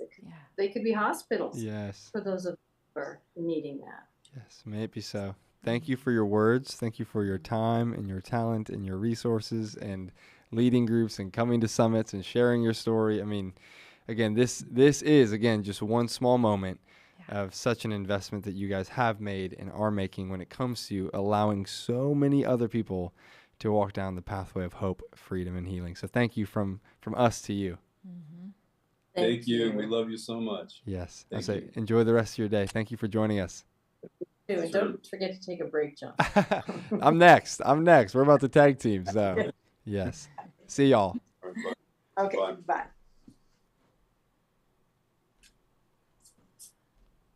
Walk in the studio. Oh, Rodney's coming back. All right, Rod. All right, show me the buttons to push. I'm gonna add Jason for you. Perfect. So there's his car. I love it. So great to have Rebecca on here. You guys sounded great. I'm just saying, I can't. Pictures on John's enjoying his break. Hello, Jason. Hey, how we doing? Hey, good. I'm switching on here. This is Jason from Post Falls, Coeur d'Alene, Idaho. A friend of mine, and Jason, so glad to be here. You're here with Rebecca. We're here in Troutdale, Oregon at the Pure Desire offices. Thank you for taking your time to be a part of this day with us. Tell us just a little bit about who you are, and just give us a 30-second window into your world before I throw you some questions here. Oh boy. I'm just I don't know, humble servant. I'm just trying to do the right thing as much as I can. I'm a father of 3 kids. Nice. I've been married for 17 years. We own a small business out here, and every day is a new challenge for sure. Nice. Well, we knew you were humble and good looking once we first saw you, so we had that kind of dialed in and figured out. But hey, I just want to say, first of all, let me just say this. Thanks for joining us on Team 58 Day. This is the month May 5, the day 8th. And this is something brand new for us, Rebecca, doing a Team 58 Day where we're hearing 18 stories. We're inviting men and women to link on to this and be a monthly donor to Pure Desire, Team 58. We have over 270 that give back monthly to help us in our work and what we're doing. And the invitation is just today. We'd like to get 58 new if we can, 58 new individuals giving back. And we're just under 20 at the moment. And so we're glad that you're here with us, just being able to share your story. So thank you so much. Let me start with a few questions. How did you first get in touch with Pure Desire? When was the first time, and how did you hear about Pure Desire? So actually I kind of talked about this a little bit, but my wife kind of was poking me a little bit. She was letting me know that I wasn't being the leader of the household that we were hearing about in church on Sundays. And I had gone to the bathroom at church, and there was a poster card above the urinal that had an invitation to the Conquer series. Poster card above the urinal, Rebecca. Now, you women probably can't understand the urinal language, but us men understand exactly what that is. I love it. This was Lake City Church, Coeur d'Alene, Idaho. That's good placement. Yeah, yes. Good placement. And they had your focus for a while. So you read about the Conquer series. And then what happened? So you read about it, and then what was next? So it was hosted by a pastor that I had kind of been interested in getting to know, Gary. And so I kind of went involved and started meeting with him. And funny enough, it was really just me and him in the room. And we kind of got to talk a little bit more about just the nature of it. And I had kind of said something a little earlier, but like it was, God gives us what we need when we need it. And I had been struggling with sexual addiction and pornography and stuff my whole marriage up until that point. And I didn't know it. I was just trying to go be a good leader and be a better person for my wife. But the Lord had a different path in mind. He wanted me to get healed, I think, through that sexual addiction piece. Yeah, no kidding. So that was it. The church, there was a church just advertised. I happen to know about that because that's where the church I got to serve for 17 years. And there's a lot of us that were impacted by the ministry of Pure Desire that came to our church, Rebecca, and I'm one of them that was impacted. Those guys just like Jason who got in group with me, and the Christ in them spoke to my shame and began to heal the shame of my story, where I would own it and give back. And so that's really great. For you started this a few years back, and then what's been the biggest breakthrough for you? What have you learned? Tell us about the groups you joined since then, and what's been like a big takeaway that's really helped you in your journey. Yeah, so after the Conquer series, I did the committed to the Pure Desire of the Year class. Went through that, met a lot of good guys, and just really kind of started to understand the sexual brokenness that is so prevalent in our society today, right? Like the sexual abuse and those stories are not uncommon, I think. And so that was such a real, very quick way to get to know a group of guys, is we all sit around and talk about our deep, dark secrets and our childhood trauma. Which isn't that a normal thing in church Bible study that you kind of start with every church Bible study? Childhood trauma and deep, dark secrets? Or was that unusual for you? Quite unusual, right? That's kind of the first time. And like I said, that really bonds you with the group that you're with. Because it's not just you admitting this and then feeling guilty and shame because nobody else says anything, but it's everyone is there. Everyone has their shame and they're all laying it out on the table for everyone to kind of see. And it was very good. It was a no judgment, and just it was a very good class for me. That's beautiful. That's good. Yeah. Let me just add something to that. You're a veteran. Thank you for your years of service in the Army. And I know that whole journey wasn't easy for you. And I think about all of our men and women who serve in law enforcement, Rebecca, and just some of the traumas they go through. In fact, I have a friend that's going to be heading off soon to Iraq to be stationed there for almost a year. And I just said, hey, be kind to yourself. And if anything painful happens, reach out and get help. Don't stuff it and keep it alone. So thank you for just leaning in and letting that work be done. Rebecca has another question for you here. I do, Jason. Who paid your healing forward to give you access to hope and healing?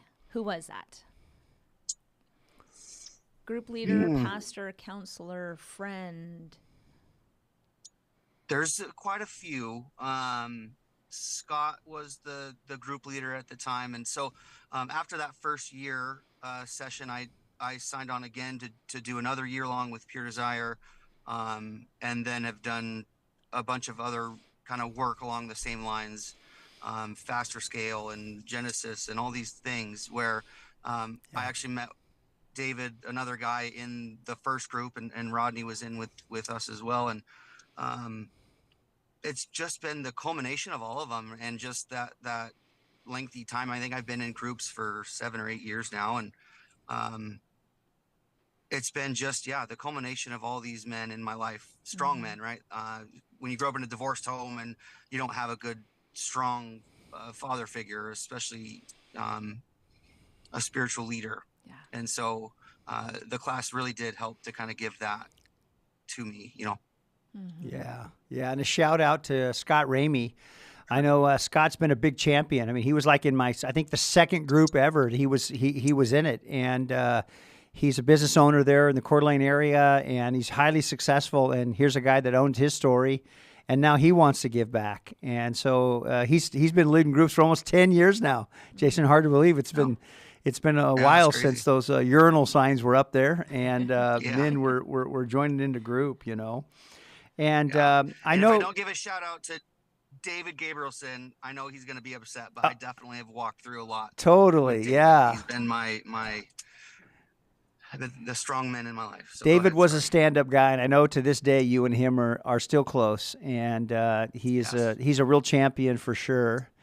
And I know that Scott not only pays back just in monthly, contributing to helping what we're calling Team 58, giving back monthly. I know you and your wife Chantel are doing the same and have done it for 4 years now. You've been a champion to say, hey, we believe in the work of Pure Desire, and we're going to pay it forward to make it happen. But what have you seen in men that have taken this group, and what are you passionate about and the impact of this movement? You know, we say Pure Desire is more than just a ministry. It's a part of a bigger movement that we think God's raising up to bring sexual health in the body of Christ, one person at a time. And tell me about the impact you've seen and just why you're passionate about seeing others get help, which leads to your generosity. I love just seeing like I said, the trauma that you can walk through with these guys is awesome, right? And it's always it's a God timing thing, I believe, where you're in a group and then there's always one or two guys in there that just so happen to be going through massive life changes or massive, possible divorces or prison time or difficulties in this life, where you get to kind of help walk them through that decision process and learn from them and kind of empathize with the difficulty of some of the decisions that they have to make. Yeah. Jason, who were you before joining Pure Desire? Before stepping in that restroom on that Sunday at the church, looking at the sign, who would Chantel say that you were before? And then who are you now after giving yourself to these groups over time? Tell us a little bit about before and after for you. Before when I was growing up, I very quickly got into drugs and into alcohol, and when me and my wife met, we were, just two broken people that tried to live a life as best we could, and we just did not have the spiritual resource to do it well. It's just, there's just a lot of pain, a lot of heartache and lies and you were raised by a single mom? Distrust and single mom. Yep. Single mom, plenty of stepdads that had their fair share of abuse and physical abuse and weird, just weird abuse that you have to kind of go through sometimes. But and it's hard because it's almost like misery attracts misery. And so that's kind of what happened with me and my wife, where we both kind of came from that traumatic background. And like I said, it was just a very difficult road that we were on. And like I said, we were going to church and trying to do the right thing. But I was not the leader that she deserved. I mean, to be perfectly honest. And to my children either, right? And kind of an after thing. It's just helping to be a little bit more present in life, and I'm happy with the understanding that's kind of coming with all of this, right? So it's not just changing everything. It's knowing kind of why we're having the behaviors that we're having and why we're having the feelings that we're having, and that's kind of that faster scale piece where if we can catch the train before it goes off the rails, it's a little easier to control what the outcome is. And that's been kind of the really big kind of takeaway from that, is that beautiful the freedom that comes with understanding where you're at emotionally and understanding why. And that empathy too in my own life can give that to others, right? If my wife is having a hard time that day, or it's like, it's easy for me to see more clearly, well, it's not just this action, there's all these other actions that are backing that one up. And so it does help. There's that's so good. Jason, I'm glad you said it. Rebecca, there's a therapist, Adrian Hickman, that has a statement, what makes that make sense? Going to say that there's traumas in our life that affect us. And Jason has talked about some of his and his upbringing. But sometimes we just think, I just got to stop this bad behavior. But the behavior is motivated by the pain or the trauma that happened to us that we don't really know how to talk about or process that. And now our groups are providing a safe place for men and women to be open and real, to process some of that with healthy men that want to be there for you and are empathetic and sharing. It's such a beautiful thing. Really, really beautiful. It's great. Rebecca, another question here for Jason. How about this one, Team 58 or monthly contributions? You know, you guys give back on a monthly basis, and you believe in this work. And I know that, like, when I joined 5 years ago and I talked to you about this, you guys were quick to respond and just said, man, yeah, we love the work that's happening in Pure Desire. Go get him, Rodney, you know, be a champion. And you guys give back, and you do it monthly, and we're grateful for that. But what motivates you in that regard? I mean, obviously, you know, knowing you and helping walk through and just seeing your heart posture during that process of deciding to shift and deciding to kind of go with Pure Desire's ministry. And I was just encouraged, you know, steps of faith without knowing are just amazingly difficult. And the unknown that comes with that is difficult, right? We're going from something that we know and we're safe and secure to now going out and risking everything for something. And I saw that, and I obviously believe in the mission and the work. And so I just wanted to give back, and I wanted to love on you and help the ministry go forward. Mm-hmm. Yeah, that's fantastic. What would you say to someone else? Now, you know about Steps of Faith because you started a small business. I used to have a friend, Rudy Klein, that said, you don't have faith unless you started a small business. So, and your business is not small. You have a branch in Boise and in Post Falls. But you've invested and you took a step of faith. And what would you say to somebody else about, like, if they're considering joining Team 58? Because that's what today's all about, Rebecca. We're trying to get 58 new people to give monthly to help the mission as we give healing, hope, and resources to other people. And $25 a month is a suggested donation. That gets 4 workbooks over the course of a year. So 4 lives, 4 families can be touched by someone's generosity at $25 a month. And so, Jason, for you, what would you say just about somebody who thinks, hey, I got a business, or God's blessed me with resources, I'm listening to this. Is this a good field to invest? And what's the fruit you've seen in this up front? So it's the old saying of investing into eternity.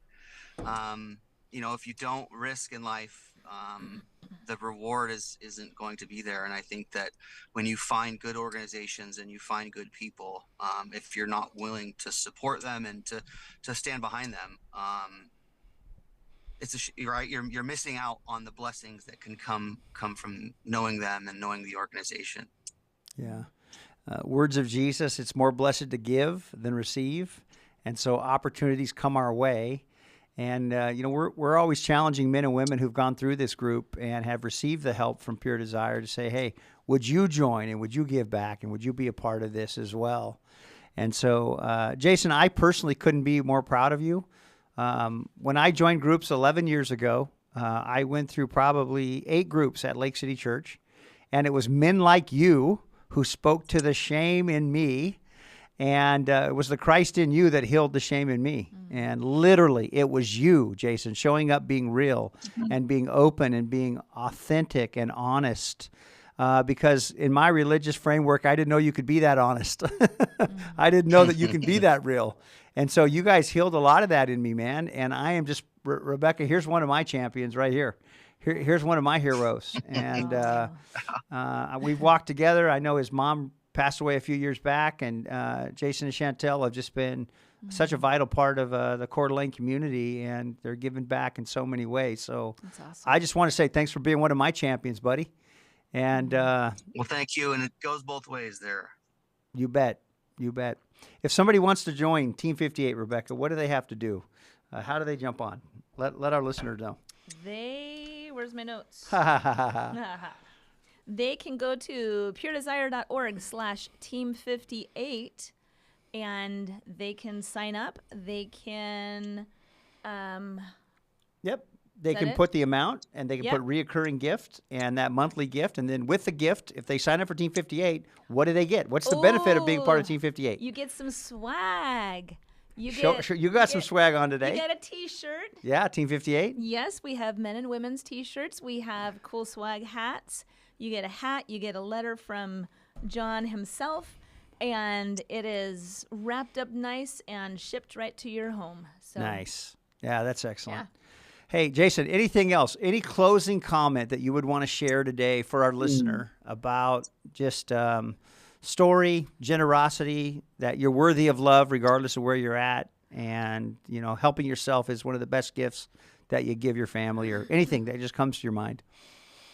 Yeah, just don't be afraid, and don't be shackled by the shame that comes with this type of sin. It's destructive, and I think battling this front is I mean, to be honest, it's one of the more used, I guess, tricks against us.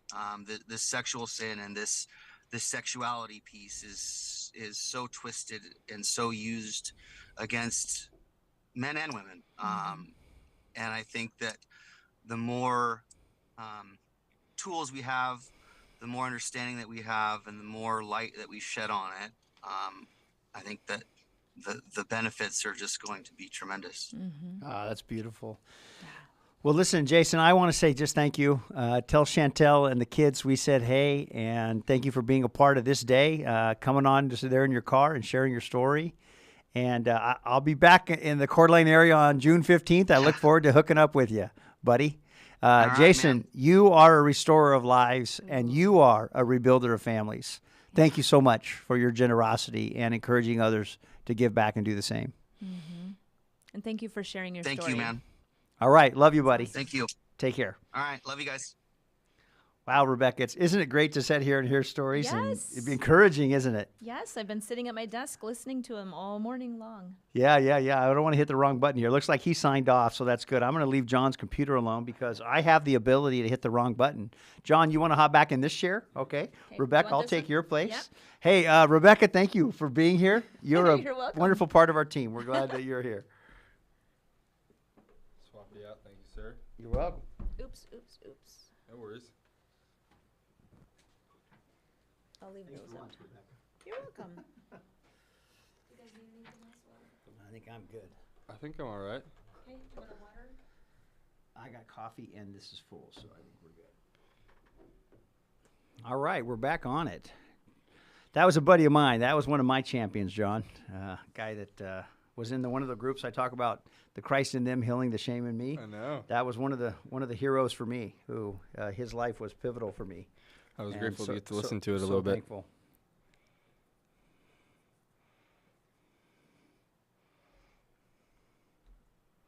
We might be taking a lunch break, but we're not done. No. We are refueled and ready to go, John, for the next hour here. Well, I mean, next hour. I mean, we got another 4, Rod. Oh, we got 4 more. Yeah, We that's got what I 4 mean. more The next hours. 4 more hours. Sure. 4 more hours. Hour at a time. And in the meantime, we had one more friend join Team 58. Nice. Oh, where are they from? We had Chris from Pennsylvania. Chris. Thank you. Thank you, Chris, for Thank you joining for and being a joining. part of Team 58. That's great. Listen, if you're listening live here, we're all about encouraging men and women to join Team 58 today. You can go to our website, www.puredesire.org/Team58, and you can sign up and be a part of our team that's giving back monthly just to make a difference. Team 58 comes from Isaiah chapter 58, verse 12. And it's the promise about the restoring of lives and the rebuilding of the walls. Our founder, Dr. Ted Roberts, talks about prophetic promises that those of us that have been wounded, once we find healing, we can be part of the rebuilding. And he's taken that as a personal promise and spoken that over so many of us here about becoming a restorer of lives and a rebuilder of families. And so when we thought about people giving back monthly, I think it was Nick that actually came up with that slogan, Team 58, our executive director, Nick STUMBO. It was. And he just said, hey, Team 58, and then our Marcom department put some swag on it and made some cool merchandise. And so it's just great where we have this logo that just says Team 58. And it's just open to saying, hey, what is Team 58? The question's asked, and then it's an opportunity to share story. And we know that stories are so powerful. That's what I've loved about today, John, is just hearing stories.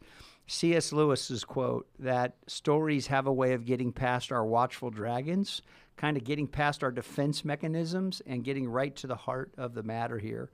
And it was great hearing from my friend Jason from Coeur d'Alene and his generosity and the group. And it was all inspired by a poster at a urinal. John, how's that? I missed it. That was a great story. I wasn't at the urinal, apparently. Yeah, you weren't at that urinal. But anyway, that's what inspired him. He saw a poster about Conquer Series, which highlights Dr. Ted and our founder and his story, and that's what inspired him to join a group. And since then, guys like Scott and David are men that has impacted his life, and now he is paying it forward to help other people. Yeah, so that's beautiful. great. Yeah, if you're a friend and you're in the Coeur d'Alene area, Jason, share that link with your friends, and we would encourage all those in the North Idaho, Spokane area.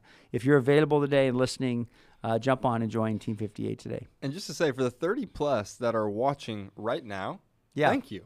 Thank you Yes. for staying with us. I mean, Exactly. luckily it's not just us, right? It's all of these people who are joining. And I think that's one of my favorite parts about Team 58 is it's not Rodney or myself or Nick or the team here at Pure Desire, but really it's you. Yeah. It's you across so many different countries and states saying, yes, we're in. We want to see lives rebuilt. We want to see families restored. And I think the footprint of Pure Desire is much larger than we could ever even imagine. Right. Because the sin itself is hidden, and so is the healing at times.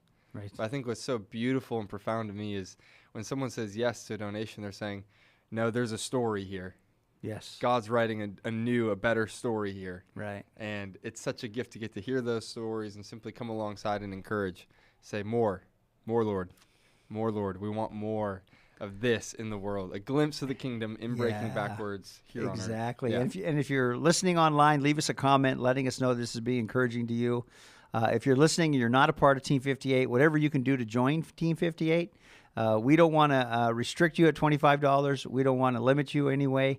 So if you can do more, whatever God puts on your heart, go for it. But we'd love for you just monthly to say, hey, I've been hurt by this pain and this issue, and I'd love to give back to be a part of healing others in this issue as well. So be a part of that with us here today. I think we got some more guests, John, waiting for us. So let's get to our next story. This is one of my favorite stories, and I won't spoil it by jumping in early, but I will introduce them. You are looking at Joel and Taya, and that is Cassia. I hope I'm saying that right. Cassia? Cassia, yeah, buddy. Cassia, okay. Joel and Taya and Cassia, thank you so much for joining us. We are honored to hear your story. Thank you for your bravery and your courage. Again, just before we jump in, today's a day full of hope, healing, and generosity that more couples just like you guys in local places might be impacted. So before we jump in, do you mind just saying your name, where you're from, and maybe what you're excited about for this call? Of course. I'm Joel. This is Taya. This is Cassia. We're from Boise, Idaho, so we're representing the southern side of Idaho after our last call. But nice. Yeah, this is a primary objective number 2 outside of just serving God outright. The amount of change that I have observed in my own life, the way that Pure Desire has just completely flopped what reality was for me, honestly making me face the reality that I had created, means that now we're able to sit here and we're able to sit here with this beautiful little creature Cassia that would not be here without Pure Desire. Come on, praise God. And say, just to get into the story, Joel and Taya, when and how did you get connected to Pure Desire? And Taya, if you want to jump in, feel free, please. Or Cassia too, Cassie. Don't feel like you can just sit and drink a bottle. She might I have mean, something. yeah, you know, you've been there from the beginning, sweetheart. So like, if you got something to say, just jump in. Yeah, so we got connected to Pure Desire back in 2019. I had discovered that Joel had this secret life, and we started with just talking to his dad, who kind of said he needed to get into counseling, but outside of that, we didn't really didn't tell anybody. And so I think it was like maybe a couple weeks or a couple months in, I just told him I need to talk to my parents. I'm so close with them and I need their help. And they were the ones that ultimately said there are resources for you. And they emailed me a whole list, and Pure Desire was on there. And it happened that it was There's a church right across the street from where we lived that was hosting the Conquer series and 7 Pillars. And so that's how we got plugged in. I think an important piece in that story too is I was in full addict caught mode, image preservation, trying to limit the scope of impact, trying to stop the tidal wave of consequences that was going to hit one way or another. And so honestly, our introduction to Pure Desire was needed, but it's quite honestly a dark part of my own story, just because I was trying to withhold Taya from resources out of fear of my own personal impact that was going to come out of it. Yeah. So what was the first step that you took to get involved? How did you reach out to help? And then after that help, what's the big breakthrough that kind of came through that was a tipping point for you guys? Also, can I just say real quick before you answer that? Yeah. The church was across the street. Are you kidding me? Yeah. Are you kidding me right now? Yeah. The amount of couples who are like, I was a 5-hour plane ride away from my closest group.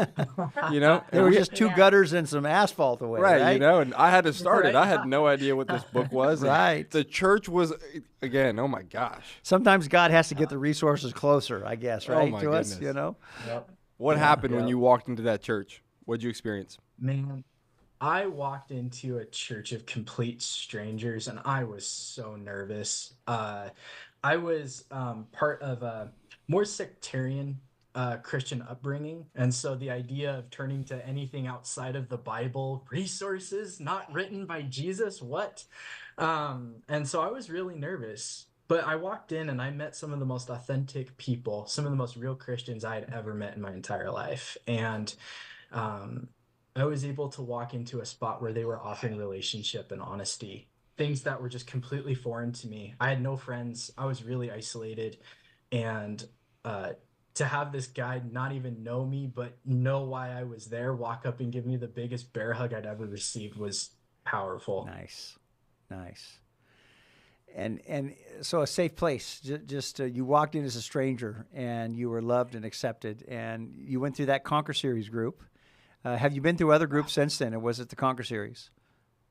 So got started. Oh yeah, absolutely. And talking about breakthroughs too. So went through the Conquer series, and I think that offered breakthrough number 1, because for me, I was in the mindset of addiction was for hard drugs and alcohol. There's no way that addiction could be anything else. Right. Yeah. And so, man, that second episode where they show the brain of the cocaine addict and the porn addict, I was like, oh crap, that's okay, this is what I have to face. That was my breaking denial. That was a wake-up call. My goodness, it really was. And I remember for me too that what I would say was my biggest breakthrough in 7 Pillars was I walked into that group fully believing I was not a very emotional person. I thought that the 3 emotions I was capable of feeling were good, bad, and angry.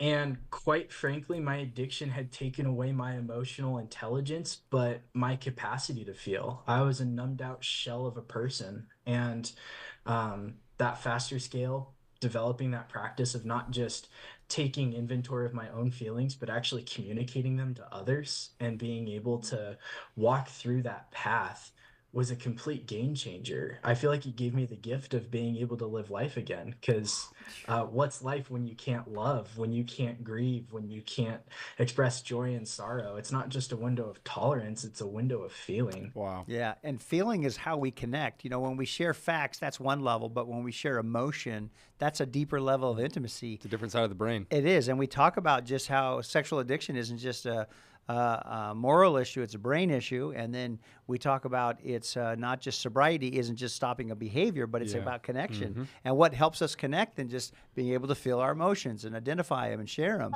And I think your statement about things are just, she's agreeing with me right now. She's saying, go get him, Uncle Rod. I know, honey, I'm going for it.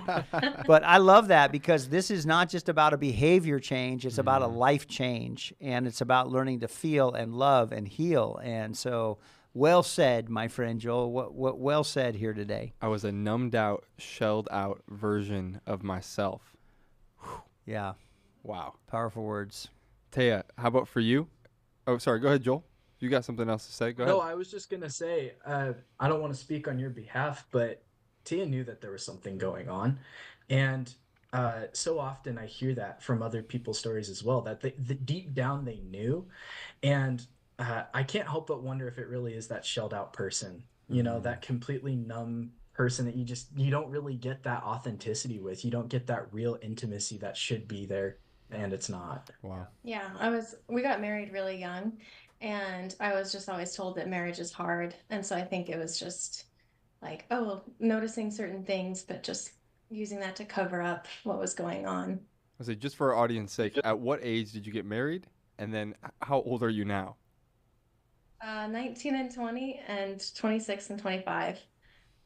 Sweet. These are my people, Rodney. Yeah, that's just about my wife and I's age when we got married. So we're right there with you guys, They know what it's like to be born in the late 90s. Right. Yeah. Right. Oh, buddy.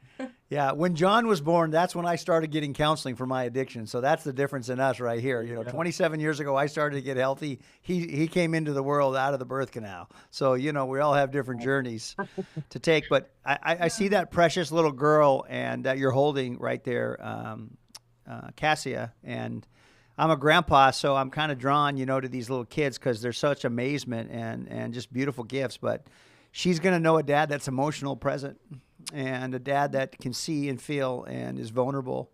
And you'll have to tell her about the old dads because she won't experience that. She'll experience a growing, not a perfect parent because there's no such thing, but a growing, healthy parent who can feel and have empathy and share and show appropriate vulnerability. And what a gift, that you guys given each other. That's so great. I want to ask you another question here just on, who paid their healing forward to help you? Who's an individual, a group leader, a pastor, a counselor, a friend, whoever, that you're really here today because they took the courage to do something? Who do you want to give a shout out to here today? For me, it was my group leader, Vicki. I think she's going to speak later today, but she just, I didn't think I was going to cry, but she had the confidence that I needed to get through, and she gave that to each of us in the group, and she really advocated for us. I think one of the biggest breakthroughs for me was realizing that this betrayal was traumatic. That thought had never occurred to me before, and so she helped me find my voice and fight for a better marriage. Yay, Vicki. Yeah, she will be on this next half hour, so you'll cry, and then I bet you Vicki will cry too, just knowing that her life has made such an impact. We've seen her cry before. Yeah. We have. She's a tender soul, and she's helped a lot of people. So that's a great shout out, Taya. Thank you so much. How about you, Joel? Yeah, for me, I've got two. Asher and Ben, they were my original co-leaders, and man, these guys were just amazing. I think I remember Cassie saying, and when she was sharing earlier today, that she saw her group leaders verbalize things that she had felt but never had the words to say, and that is so true in my experience. I remember walking into group, and sometimes my faster scale was these, one-word answers of exhausted or speeding up or forgetting priorities, and I didn't really have much else to say beyond it. And then these guys would share, and I swear they were reading my heart. I was like, how on earth did you come to these conclusions? And it was just that practice over time. They were the real demonstration that healing often doesn't come overnight, and it's a long process, but boy, is it worth it. Say it again, Joel. Healing doesn't come overnight. Yeah, it doesn't. I mean, it's that thing where we do not need deliverance from sexual brokenness. We need discipleship. Yeah, that's so well said, because our sexuality is a gift that we've maybe never learned how to manage or steward well. And so we need help to see that it's not bad. It's a good part of us, just used in the wrong role. And so it's a retraining process rather than somehow deliver me from from my human sexuality. That's like saying, deliver me from my eyesight or my taste. And God's saying, well, that's a part I've given you for a good purpose, but sometimes those good things get used in wrong ways. And so I love that concept of like God's part and our part, and headed the right direction over time, that change and transformation and that stewardship begins to look different. And so grateful for those people that you guys shout out and for the help that you guys have received in that regard. Yeah, absolutely. I would say, Joel, you're already speaking to it a little bit, the shelled out version of you, the numbed out version of you, regarding who you were before, now who you're becoming. Taya, I'm curious, even for you, when it comes to who you were before, you mentioned, like, I didn't even know that this betrayal was traumatic. And I didn't really know what was maybe going on, but I knew we needed help. Again, just maybe for both of you to lean back in and just simply speak to who I was and who I'm now becoming. I think I definitely internalized a lot that was happening. Just anything that was going wrong in my marriage, I could make it my fault. And then after Pure Desire, just realizing that I have strengths and weaknesses, but not everything's my fault. Yeah. And that we can work for something better. I don't have to settle. I can speak up when I'm hurt, or if there's something that I need to feel safe, I can communicate that. And that's the way that marriage should be. Yeah, that's beautiful. Yeah. And I would say for me, there's a couple of things I can speak to. I think the haha, but not in the funniest way, is my integrity was worth $3.41. I was a compulsive liar, and at one point, I had lied about buying a Chick-fil-A sandwich on the way to group. And I remember throwing that into my number 4 on the group check-in. And this one guy, he looked at me and he was like, "Your integrity is worth $3.41. And I was like, "Oh man, well, that's there's outstanding." There's a guy calling you out on it, right? Yeah. Oh man, I will never forget that. But it's so true. I was a liar. My brain was decoupled from reality. Yeah. And my window of tolerance was non-existent. And that was one of the more definable pieces about who I was before Pure Desire.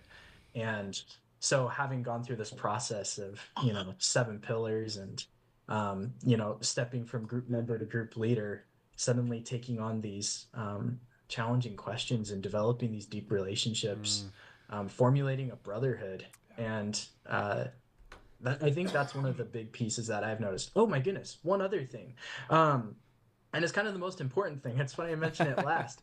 I would describe my relationship with God before Pure Desire as intellectual. And anyone who calls any relationship that doesn't have one. And through Pure Desire, I was able to find my voice with God, find my way to cry out, but not promise to do better, but actually open-handedly give my heart to God. Yeah. An intimate relationship, right? Yeah. Mm-hmm.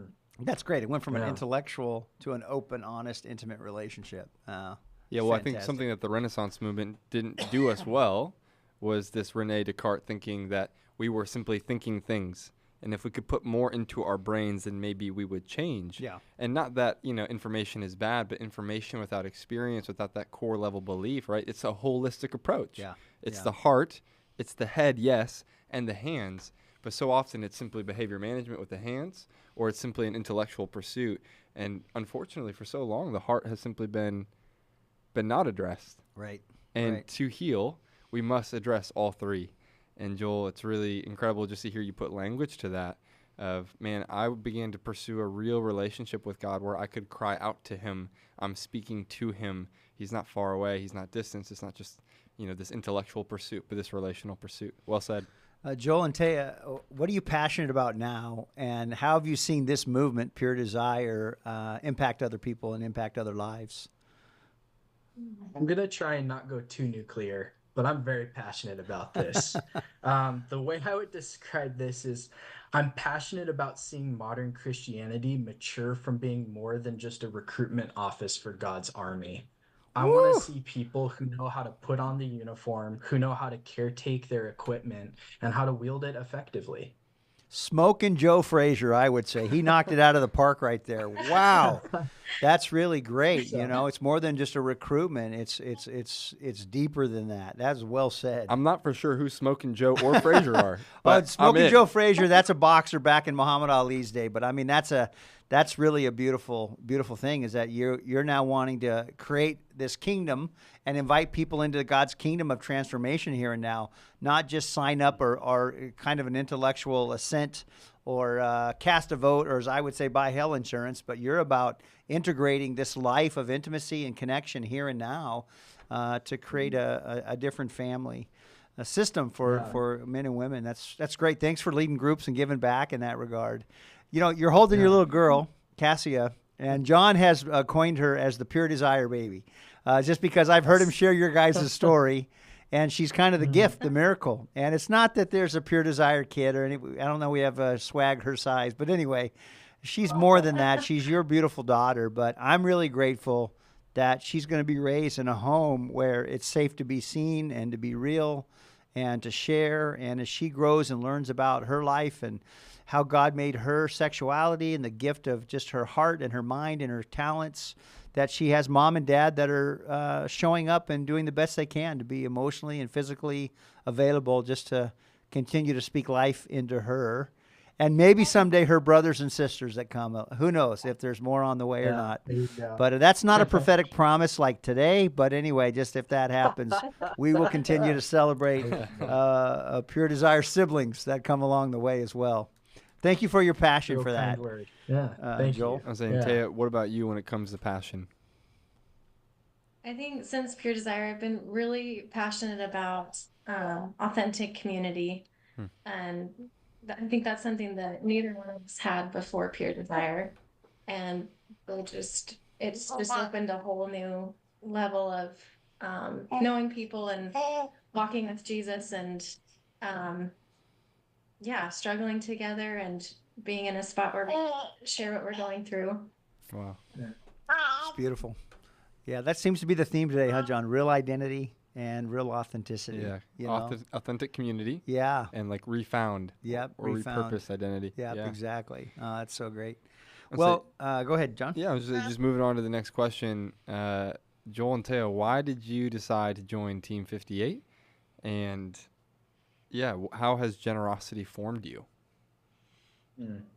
I mean, you guys kind of alluded to it just a second ago, but I think for me, my real moment of reflection was coming home from the hospital after Cassie was born, and I remember she was just laying next to the bed in her little bassinet, and I was just sitting there thinking, I just went through one of the most incredible, scary, happy moments of my life, and I felt all of it. And I mean, I'm getting so overwhelmed now even talking about it, but just the fact that I was able to really be present through something that is truly unique, truly once in a lifetime, and knowing that God had healed me to be present for all of that. We owe everything to Pure Desire, quite frankly, and it's the least we can do, right? Yeah, beautiful. That's so beautiful. For sure. No, we're so grateful for the work that Pure Desire has done, and for all the group leaders out there and counselors, and we just, we can't contribute much, but we want to contribute where we can. Yeah. So what would you say to some men and women that are listening right now and that have heard about Team 58? They get to hear your story, they get to see your beautiful family, and knowing that, in some ways I think, man, I wish I was that age and knew what they know right now as I was beginning my family. And how would you just encourage them of giving back and the difference it's making as from the podcast to the group material to Conquer Series, just to all the resources that continue to be out there of story of men and women. What would you say about someone considering about giving back?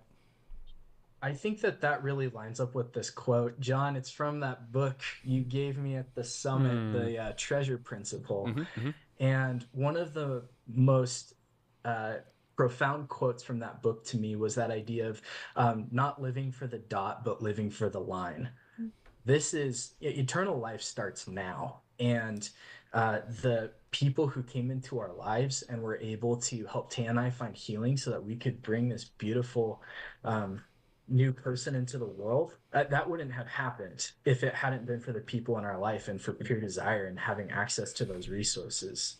So when we're talking about So we're going to let our puppy out as well. But No worries. when we're talking about why give, it's because it's not just like you're helping a person once in a brief moment of time. You're unlocking people to be able to truly be free and live out not just a wonderful life lived here, but one that's lived out eternally. Yeah. Wow, that's so beautifully said. And the ripple effect, right, of your life, your wife, your family, your daughter, and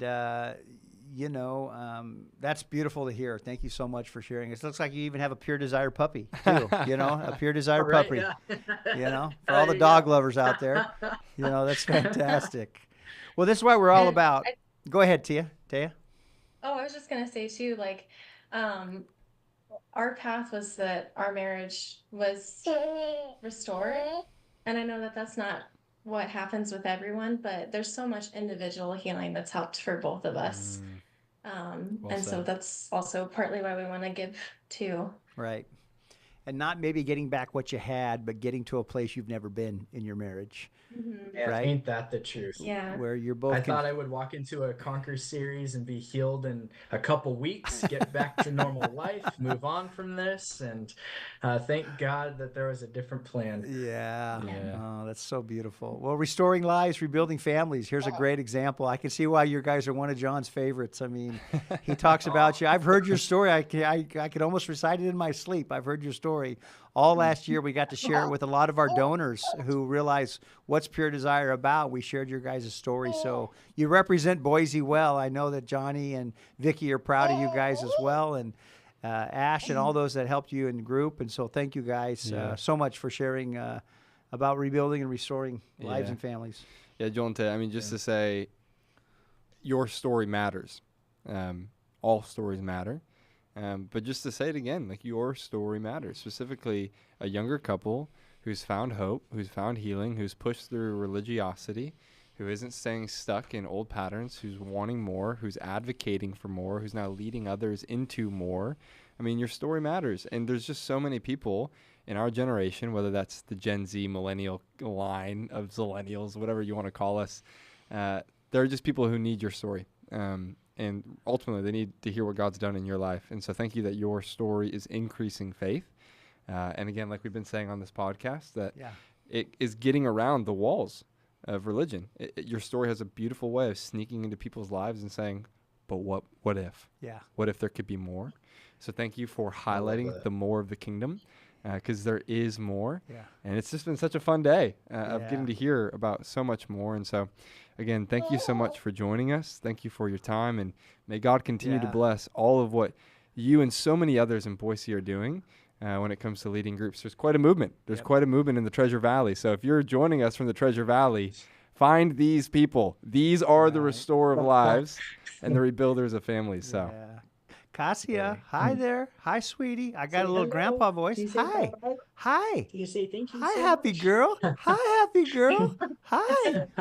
Oh my gosh. I need my grandkids fast. That's really good. That's good dopamine right there. We call that healthy dopamine, John. Loving on these little angels. Rodney and I were recently in an airport, and he looked at a random family that was carrying a baby, and he just said, "Hey, I'm a certified grandpa if you need me." I'm like, Rodney, you can't just say that to random people in airports. I love that. They're bundles of joy. Well, I have to say, genuinely, we owe so much to Pure Desire, and it's a real honor to be able to share our story. But we're just so thankful. So thank you guys for the work you do. Thanks for setting up this time and space. I've been crying all day. It's been amazing to hear these stories and people sharing. So thank you for the encouragement that you guys provide. You're welcome. Thank you. Thank you, guys. Well, I just want to say, Team 58, if you want to join us today, you can do that. You can get on the live screen there, and there's a link where you can fill it out and sign up, or you can go to the website, puredesire.org/Team58, and you can join, sign up today, and be a part of our monthly donors. We are looking for 58 today, if we can make it, men and women who will say yes and say, hey, I've received some help and healing. I want to pay it back to help. And so you can sign up today and be a part of that. We're recommending $25, 4 books for somebody going through a group. And we would just rejoice with you if that will happen today. So if you're listening today, you can give back. We want you to do it. But always, if you're listening and saying, that's me, I'm stuck, I need help, go to the website, puredesire.org. Look for a group in your area. If you're in Boise, if you're in Idaho, Coeur d'Alene, if wherever you are, Pennsylvania, Wisconsin, Texas, there's a group in your area, or you can join an online group and get hope, help, and healing for you, men or women abused, addicted, or betrayed spouse. There's help and resources there for you today. And absolutely. And just before we get to our next story, just want to lean in. Bill, thank you for your comment on the YouTube live stream regarding what does Team 58 do? What are some of the tangibilities when it comes to the finances? And for a long time, we've talked about the ability to go after better video content, better video material. If you guys are tracking with Pure Desire over the last couple of years, you'll notice that we're in a quite different room than what would have been 2 or 3 years ago, as we've been able to hire new staff and produce higher quality content, whether that was the group leader training that we were able to hire a team from Ohio to come in and to film, or translating resources into Polish. I mean, there's just so many things that your generosity, a part of Team 58, is quite literally fueling. And then just to highlight one new thing this year, along the lines of resources and content, we're currently undergoing the process of building out a youth resource page, trying to equip youth pastors, youth parents, and youth. We realize that helping mom and dad is a very critical part to this journey, that they can become the sexual educators of their kids. But we also know that helping youth pastors be trained to be the expert, to pass on healthy information, that they could be who paid your healing forward, my youth pastor who shared his story, and the faster scale and emotional awareness, and was equipped with tools that began to usher the next generation into the pathway of healing, hope, and freedom. And so to simply answer it, better quality content, video, even marketing, the ability for us to push ourselves, whether that's ads or magazines or paid advertisements on digital. There are so many things that your monthly generosity does to quite literally advance the message of hope, freedom, and healing. So if you're watching and maybe you're like, I just don't know. I don't know what my $25 is going to do. We'll just say, hey, join us. Rodney and I are on the team. Again, we are quite literally Hair Club members, not just of the resources, but also being a part of paying our healing forward, because it's been one of the most impactful things in our lives. So, and John, one of the things I'm excited for before we get to our next caller here is just this parent resource. You know, when we came on 4 years ago, Pure Desire helped us publish a book, How to Talk with Your Kids About Sex. I see little Cassie there with her mom and dad, and I just think, hey, if we get mom and dad healthy, then they'll have a healthy framework to know not just how to have, one 100-minute conversation with their child, but 100 one-minute conversations all through their age and stage of development. And so we're grateful. Next week, we're going to be recording it and having it available for the Barna page. And so your generosity helps create things like that and helps us continue to resource churches and bring hope and healing to sexual integrity to the body of Christ, one life at a time. Yeah. And so thank you for joining us today and making a difference. And I think we're at 272, maybe with today's even more. That are joining and being a part of Team 58. So thank you very much. The 280s. And just to say, before we let the next guest in, Joe from Texas, thank you. Thank you for joining the team. We are officially at 20 people. So we're 38 away. Nice. In the next 3.5 hours, if we were to get 38, Rodney and I will get the pie in the face. But more importantly, just reaching potentially the impact of 232 families. So Joe from Texas, thank you so much. It's a gift to have gotten to meet you even just last year. So. And those that are listening, if you've been touched by Pure Desire, share this link on your post and post it on your social media page and share it with your friends or text it to some people and share the link and say, hey, I'm a part of this, and we'd encourage you to be a part of this as well. And we're going to continue to hear stories. Well, this next couple that we're going to talk to, I just would want to say this is brought to you by Greenfield Meats. If you're ever in the Treasure Valley and you want something delicious to eat, Greenfield Meats is your ticket. This is my buddy Johnny and Vicki, and I've been able to be a guest in their home and share some wonderful stories and be a part of a group with them. So let's get them on there today. Speaking of Johnny Greenfield and Vicki, there they are right there. Hi, guys. Hey, John. How are you guys? Doing all right. I think we're both grateful for having a little bit of a break over noon to get up and stretch our legs. Exactly. Good to see you guys. Were you able to hear? Our last testimony on the live stream? Live stream. We've been listening on and off, but there's a couple hours delay, Got it. Well, it was Joel and Taya, and Taya just gave Yeah, I you know a, they were going to be before us because Taya and I had a talk. yeah, she teared up just sharing about you were the person that was the champion for her, and it was you're paying it forward, and by owning your story and leading groups, that was such an impact on her life. So just thank you so much, Vicki, for that. And I know that you and Johnny both are helping more and more in the Treasure Valley and in the Boise Basin, getting help. So let's start with your guys' story. How did you first hear about Pure Desire? How did you get connected? Well, we was thinking about that, and I actually got my basic training, I believe that's what you call it, through Out of the Shadows. And it was 2008 with disclosure and into counseling, and about 3 years into my counseling, our therapist had a stroke, so we were kind of abandoned, and we were looking for something more, because once you stop, you just can't quit. Come on. And we found Pure Desire through a friend, which is very helpful, and a lot of YouTube videos, and that was just fit into what we learned already, only with a biblical perspective. So it was very fortunate that we found that. Fantastic. Well, shout out to the counselors in this world that have helped many of us. I, too, am a product of a counselor. We're worried that we gave the counselor the stroke. That's the problem. No, let's take that shame off you. Of ours. Yeah. He's a friend of ours. So. Okay. Right. Well, I'm glad that you found a good resource and helped. And I know that you guys give back and lead groups there, and you're helping. But what was the largest breakthrough moment for each of you? Just whether it was groups or counseling, what was the moment when you felt like it changed? My first counseling, he wouldn't even let me go home.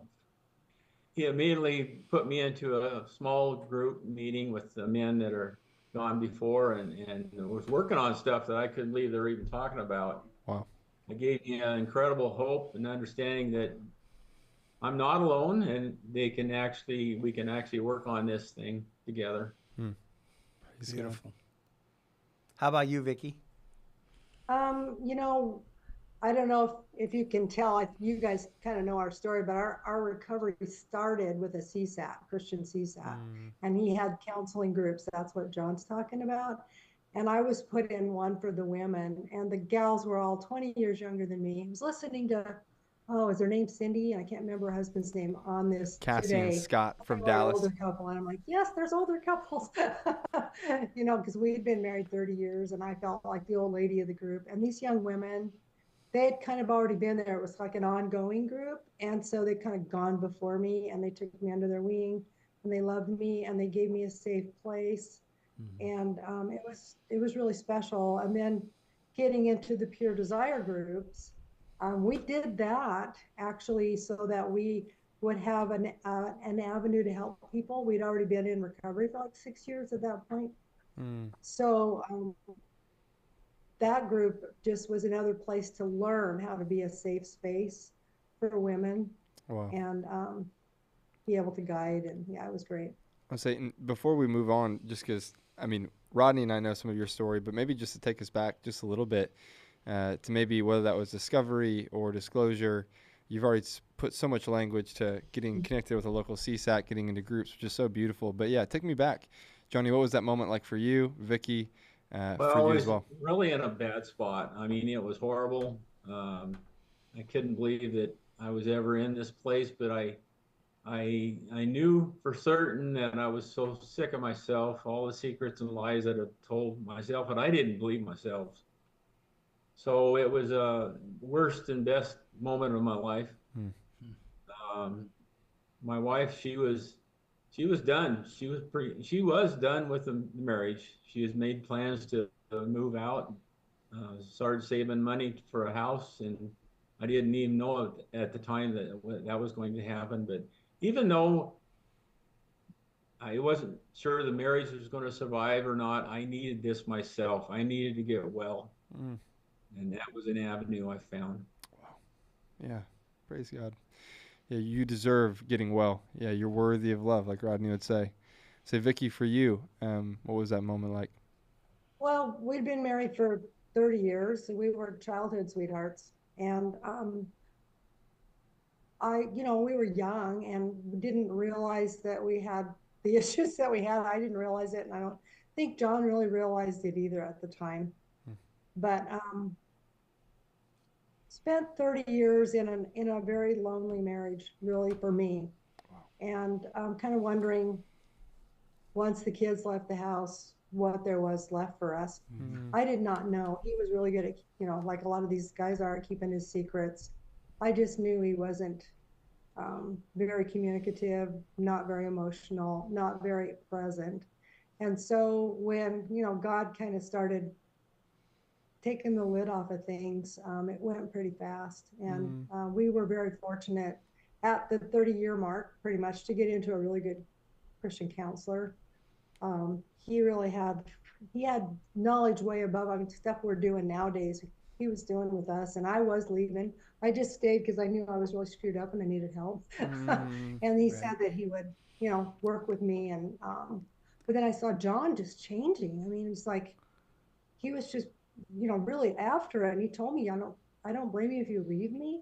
I just want, I want to be healthy. Wow. And the guy that I wished I'd been all my life. And I'm like, well, okay, let's see, buddy, put your money where your mouth is. So I really didn't quite believe it yet. So took me about 3 years to decide to stay. Wow. We were in the same house, but we really were like friends, living there, kind of friends sometimes. And then when I decided he was really making the commitment, I told the counselor, I guess I'm going to jump back in this. And so that's when we really started working on the marriage issues and communication things. And after he'd really proven himself for quite a few years, actually. Wow. I would just say, John, thank you for just focusing on you, realizing that it wasn't her problem, it was yours. And before you could fix the marriage, you had to first work on yourself and get some healing to where you were at. So thank you for just loving yourself enough and focusing on that. So many times people want to save the marriage without saving themselves first. They think it's just about the marriage rather than about just being a healthy person and finding healing of your own soul. And so just thank you for, years ago having that courage to say, nope, it's me. And I got to be responsible for me because, it took years, but the investment paid off. And today, the fruit of your guys' relationship and the home that you have and the family and now what you're doing to help other people is really beautiful. Yeah, it makes me think, just Johnny and Vicki, regarding the analogy of a seed being buried. And unless a seed, is buried and dies, it can't bear much fruit. And just the years of death that you guys experienced, not even just, the unknownness of the addiction that was probably, present in the first 30 years, but then also just the amount of years that you were pursuing healing and you were pursuing your own healing and you were roommates. It's really easy to say 3 years, but I've only lived in Portland 3 years. That's a long time. Right. And you just said 3 years. Well, you weren't even. Go ahead. Can I really quick add a little part to it too? Sure. I probably wouldn't even have stayed that, at the beginning, but we had a daughter that was going to get married in like 4 months when all heck broke loose in our marriage. Yeah. And we decided we needed to just make her wedding beautiful and fun for her and not bring this kind of grief to her because she'd already had a pretty big tragedy earlier in her life. Wow. So I stayed really only because I didn't want her to know. And it was all God's orchestration because in those 4 months, because I stayed, I saw all these changes going on that I wouldn't have seen otherwise. Wow. It's so interesting to me. Every story has similarities and yet so much complexity. And so again, just thank you for naming invulnerability. Just even more that's underneath and all of the uniqueness that goes into a story.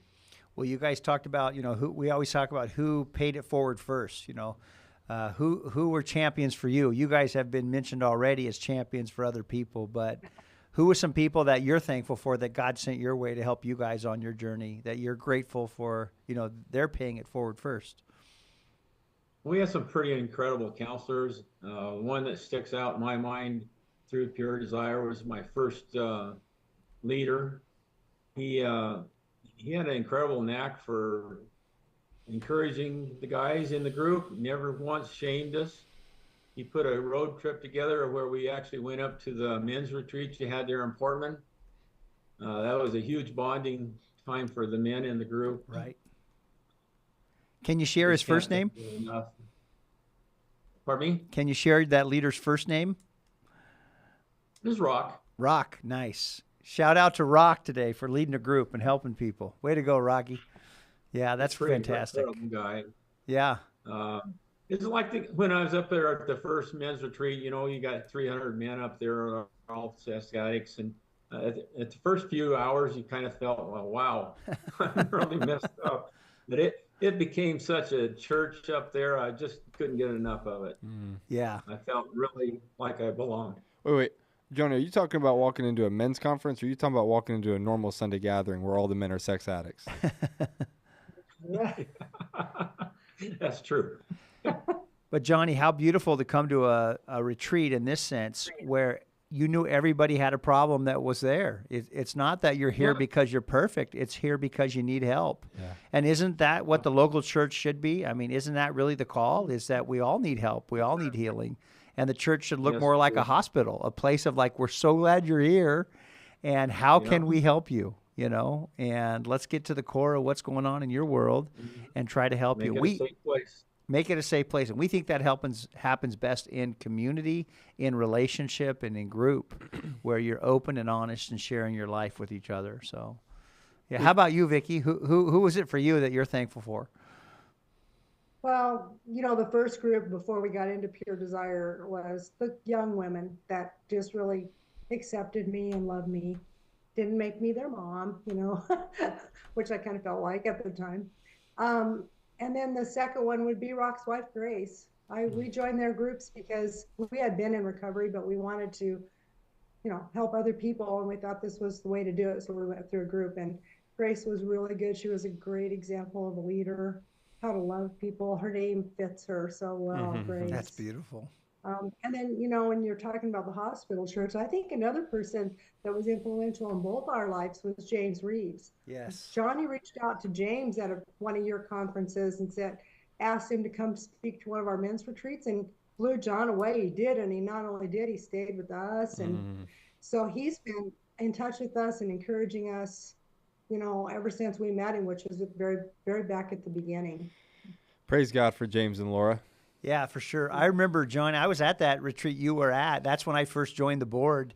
And I remember when James came, I mean, he had a patch that was camo. I thought, how cool. He's not only has a patch, it's a camo patch. And, you know, if you know him, he's from Texas, and he's all of that with what Texas is about. But, man, talk about another guy that is paying it forward and helping men and women. He has the Fearless series now for men and women who struggle with sexual abuse. And he's just helping the church. And John and I were just at his church last month. We got to share our story on his stage, and it was such an honor for us because, thank you. Yeah. We watch his services a lot. We like him and his, you know. Because that church was so pivotal for a lot of men in the Conquer series, and just him and his youth pastor there sharing their story and helping. So what a beautiful thing. So thank you guys. Well, hey, I just want to lean in. Go ahead, Vicki. Done Fearless series too. I've actually brought it to our church because of him. Several times. Fantastic. Well, yeah, he's a good shout out. I want to pivot away from some of these 7 questions just for a little bit, because as we talk about safe churches, you know, we're going off roading. Here we go. As we talk about the church becoming a safe place, I just want to honor and bless you guys in saying thank you for creating so many safe churches in the Boise area. Whether that's Nampa, I mean, so many different places. As you've served as the RGA or CGA, you know, whatever title we're going to give it, just to say, Johnny and Vicki, you have been the voice of hope, reasoning, healing. Like, I just can't imagine how many people have been on a phone call with you guys in that area as you've volunteered your time, as you've met with pastors, as you've launched groups, as you trained leaders. Like, I don't know what Boise would be without you in that community. And so just to say thank you, like, I bless the work you're doing, and I pray that so much more comes of it. I mean, we just got to experience the fruit of your work. Literally, this couple just had a brand new child that's going to have a completely different set of parents because of your yes to counseling, your yes to group. So again, just to say thank you so much. And then in that line, like, what are you seeing locally? Like, you are the eyes and the ears and the boots on the ground. What are you seeing in the local church? You want me to go? Yeah. We're seeing some revival finally. I mean, it's been somebody described some of this kind of work as pushing an elephant uphill, you know, and truly we've felt that.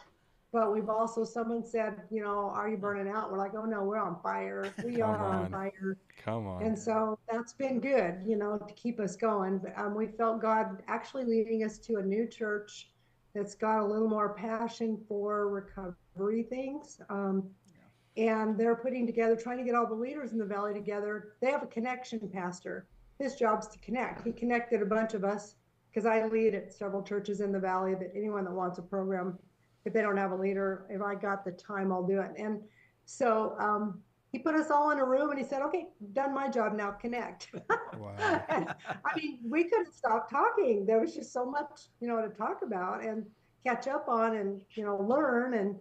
And so he's actually, this pastor said, your desire is the best kept secret in this whole valley, because he didn't know about it at the time. And so he's trying to put together a whole bunch of people to meet at his church just to connect. And so we're kind of excited about that happening. Just, you know, being available for anybody that calls. And, you know, I'm a church group advisor. I've only got, I think, 3 or 4 assigned churches, but people call me all the time to ask questions and, you know, just for guidance. And so, you know, it's not just the churches on my list that we talk to. Right. Yeah. Right. And but sometimes we're seeing a lot of interest. We're seeing people stepping up, being brave, speaking their stories. They're coming out of all, not just our group, but all the other groups. And they're finding their voice and they're finding their value in Christ. And they're then able to step out and really tell their story and, you know, make a difference. Yeah, I think story is what does it, in my opinion. When you hear authentic stories and when churches and pastors can embrace testimonies and stories of men and women and champion them and then say, hey, if this is you, and we know you're out there, statistics tell us that you're out there, we got a group for you, and you can give them next steps to take it. And so thank you for being a champion. You know, sometimes I just say the mission of Pure Desire is just healing the body of Christ one person at a time in sexual health and wholeness. And so thank you for doing that and just continue to plant seeds and water and watch God bring the increase. And so your faithfulness. You chose to give back to Team 58 monthly and be a part of just your generosity. Tell me a little bit about how did your generosity, where did it come from, and why have you chosen to give back at Team 58? We just saw the need, and it felt like the right thing to do. It's amazing to be part of something that's bigger than ourselves. Mm-hmm. And we were just in a financial place where we could do that as well. It's beautiful. Yeah. So it was that important. We feel like we're connected to a huge family. Yeah. We want to be a part of it. Come on. That's great. Call you guys the mothership. Yeah. Well, family's a good word, and I think we're better together, all of us. And so that's why, like, I know John and I, we are part of Team 58 and give back monthly. In fact, I would say close to half of the staff here at Pure Desire give back monthly because they just believe in it. And so it's nice to be at a place where people just aren't saying something, but they really believe in the work. And we had Kelly on today, and she was just such a beautiful story and a testimony. And so thank you for doing that. You guys were business owners, and God's blessed you. And so what would you just say to somebody else that's listening today or that maybe gets this and say, hey, I want to invest, and why would Pure Desire be a great place to invest and be a part of joining Team 58? Well, first off, it works. Yeah, come on. And it's changed our marriage. And I've seen it's changed other people's lives as well. Once they go through my group 7 pillars, it just warms my heart to see them step up and take on a group. Wow. Nice. It works. It works. Just the simple term. It works. That would be a great shirt. You know, you were talking about Johnny and I doing this and that and the other, but it's God doing it. We just get to join him. He invited us and we stepped up. He just said, show up and I'll do the rest. And we do. And it is a front row seat. And, you know, if you can't lead or if it's not in your wheelhouse, support, you know, and we are financially able to do both. And we feel like we retired from one job to work for God. Nice. So, yeah. This is our ministry. We really never had like our family was, I guess, but not a real ministry till Pure Desire. We really feel strongly it's our ministry. I've got a random question. Again, we're going off road. This is twice in the same episode. I'm not for sure why. Johnny and Vicki, I just know you both to be such compassionate people, and I know we've got about 30 people watching live and a lot more people who have been tuning in throughout the day. And I just want to I want them to experience more of who you are, because God's done some really incredible things in your guys' lives. And so just a question that's coming to my mind, and I'd love for you maybe both to answer this. Johnny, if you were to, like, what encouragement would you give to Johnny pre-counseling? Like, if you came alongside yourself and found yourself in the midst of addiction and you sat down with Johnny pre-counseling, what would you say to him? And then Vicki, same to you, or maybe even just amidst your betrayal. Like, again, I'd really see you guys as Pure Desire fathers and mothers who have led so many people through this. And yeah, just I'm curious as to the compassion that you would have towards your former self and how that might encourage somebody today who's listening in the midst of their journey. I think the whole Pure Desire ministry has led me to giving my life fully to Christ. For me, secrets were something that if you didn't get caught, you're okay. And I feel like that Pure Desire has led me to the understanding that I am who God says I am. And that's incredible. He's done all the work, and it's just changed my life forever, believing that I can't do enough good things. Christ has already done it for me. So beautiful, Johnny. Vicki, you said something that I thought was great about, like, you know, God just invites us to participate. That resonates so deeply with me because, you know, sometimes my Christian faith was all about being used by God, quote unquote, used. And if you've ever been used by somebody, that's not a good thing. But this beautiful, simple, like, there's no pressure for us to perform. We're just partnering with God. Like, God is our dance partner in this opportunity out on the dance floor, metaphorically. Like, we're just in step with what God's doing and get to be a part of the lives that are changed in doing that. And so, again, just thank you for your participation. And if you're a betrayed spouse and you're, you know, you didn't know all that you know today, what would you say to young Vicki, who's maybe listening today or is at a tough place? What advice would you give? Your value isn't in your marriage. Your value isn't even in being a parent, a mom. Your value is in Christ. Don't lose your focus, because all these things that happen, all the trauma causes most of us to lose our focus and forget that. And I think big part of the betrayal and beyond, and a lot of the ministry for trauma is helping women find their voice and remember who they are. And I think that I wish, you know, I'd known that sooner, but that's part of the journey. And I have a joke for you that follows this. You know how you make God laugh? How? You tell him your plans. My plan was to get out of Dodge, right? Now look what we're doing. Right. Yeah. Wow. You know, you brought that word up, identity. It's been a theme that we've heard over and over today, just people reclaiming their identity. That's actually the theme for the summit that's coming up this year in September. September 19th is the release of the Barna Lunch, the fundraiser dinner, and then the 2021 is the summit, and it's all about reclaiming identity, understanding who we really are and what we were made to be. And that's the big part of what PD's doing. We're helping men and women reclaim their identity. So, hey, thank you guys so much for being a part of this half-hour segment. We love you very much, and we're so grateful for your guys' lives that you're offering to help other people. Love you guys too. And I just say to close, maybe just before we leave, I just want to say thank you. Whether it's Rodney or myself or so many others, like, we're standing on the shoulders of people like you. I mean, you talk about the shoulders of giants, and I understand that God is inviting you to participate, and it is this beautiful dance, but also just to say that you had a part of that. And I'm just so grateful. I mean, whether it's getting to see what God's doing in Boise and just going like, thank you, God, for the green fields. Thank you for the green fields in there. Yes. And so, again, I could say that the rest of my life, and it probably wouldn't be enough. And same to God. But just to say thanks for joining. Thanks for your courage to continue to share your story and not getting out of Dodge, but staying in the ring. And Thanks so many. for you too. Yeah. Johnny absolutely. and Vicki, you are a restorer of lives and a rebuilder of families. Thank you for fulfilling that prophetic promise. Thank you very much. Yeah. Well, listen, if Okay, you're see listening, you guys. See ya. thank you. If you're listening today, we'd love for you to join Team 58. You can go to the link that's below there, and you can sign up there, Team 58, and register. I think we had another individual just sign up here, John. We did. And Yeah. that's exciting to see. Come on. Yeah.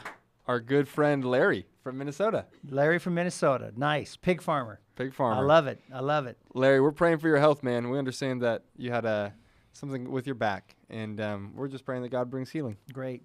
So appreciate him. I know him. He's a friend. What a great story. And talk about a guy that's given back to help.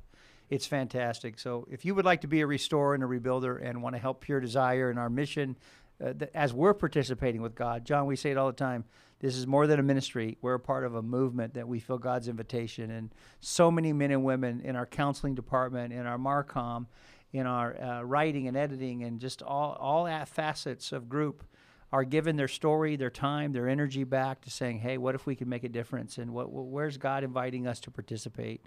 So you can join that, hit that link, or if you're just listening and you don't have anything in front of you, a screen, you can go to puredesire.org/Team58 and sign up and be a part of our Team 58 members. Absolutely. So we're over 20. We're going. We got about a half a day left. Yeah. And so thank you guys for considering and being a part of this. Yeah, officially at 22 with a couple of people increasing. Nice. So thank you for that. And just want to say real quick, we've got a story just before our friend Joe joins us from Idaho that I'd like to read. This is from Raquel in Costa Rica. We mentioned that we've got a donor in Costa Rica. That happens to be Raquel and her husband. And this is her story. She said, as a missionary kid, I learned about God's love and the design of marriage. Stumbling a little with sex limits while dating my future husband, I managed to save myself for marriage. He was my first in every single way. As the years passed, life started to get in the way, and so did women. My husband had multiple affairs, but I only knew about some. Finally, I gave him one last chance as I believed in our marriage and I still loved him. So he joined a Pure Desire group at church, and I got to watch God transform him. There was no group for betrayed spouses in church. So God encouraged me to open up a group and start my own healing. 5 years later, after leading many women and men through groups, God has shown us who we are in Christ. We are loved and we are his. That's Raquel and her husband from Costa Rica. Beautiful. As they lead a really thriving Pure Desire ministry in their local church. Yeah. And John, we talk about the reach of Pure Desire. I love it that our podcast is going literally all over the world. China, Africa, Iraq. There's somebody in Iraq with earbuds in walking down the street of Baghdad, and they're listening to Nick and Trevor and someone share their story. How cool is that, right?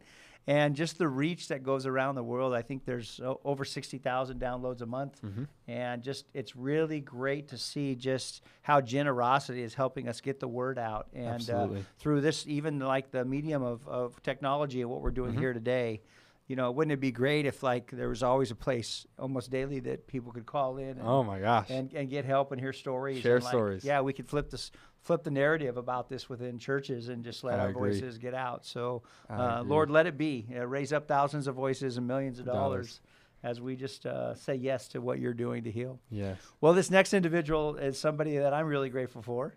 Somebody from Coeur d'Alene, Idaho. Let's get them on the line here today. What our guests might not know is this next individual is actually why Rodney is sitting beside me today. Joe and Brianna. There they are. Hey, McCarthy's, how are you? We're great, thank you. How are you? We're living. We're thriving. We're thriving. Yep. There they are, Joe and Brianna. I remember the first time I saw Joe. The vision of Joe was in a Coeur d'Alene Lake City Church lobby. I saw this guy walk in with his wife and thought, well, now that's an interesting guy. I wonder what his story is. And lo and behold, he would be one of my closest friends and would be just kind of a lifeline to me in so many different ways. Joe and Brianna, tell us a little bit about yourself. They've heard me talk all day today, so jump in here. And yeah, where are you from? Where do you live? And how did you get connected to Pure Desire? Well, we live in Coeur d'Alene, Idaho, and we've been married, it'll be 22 years this month.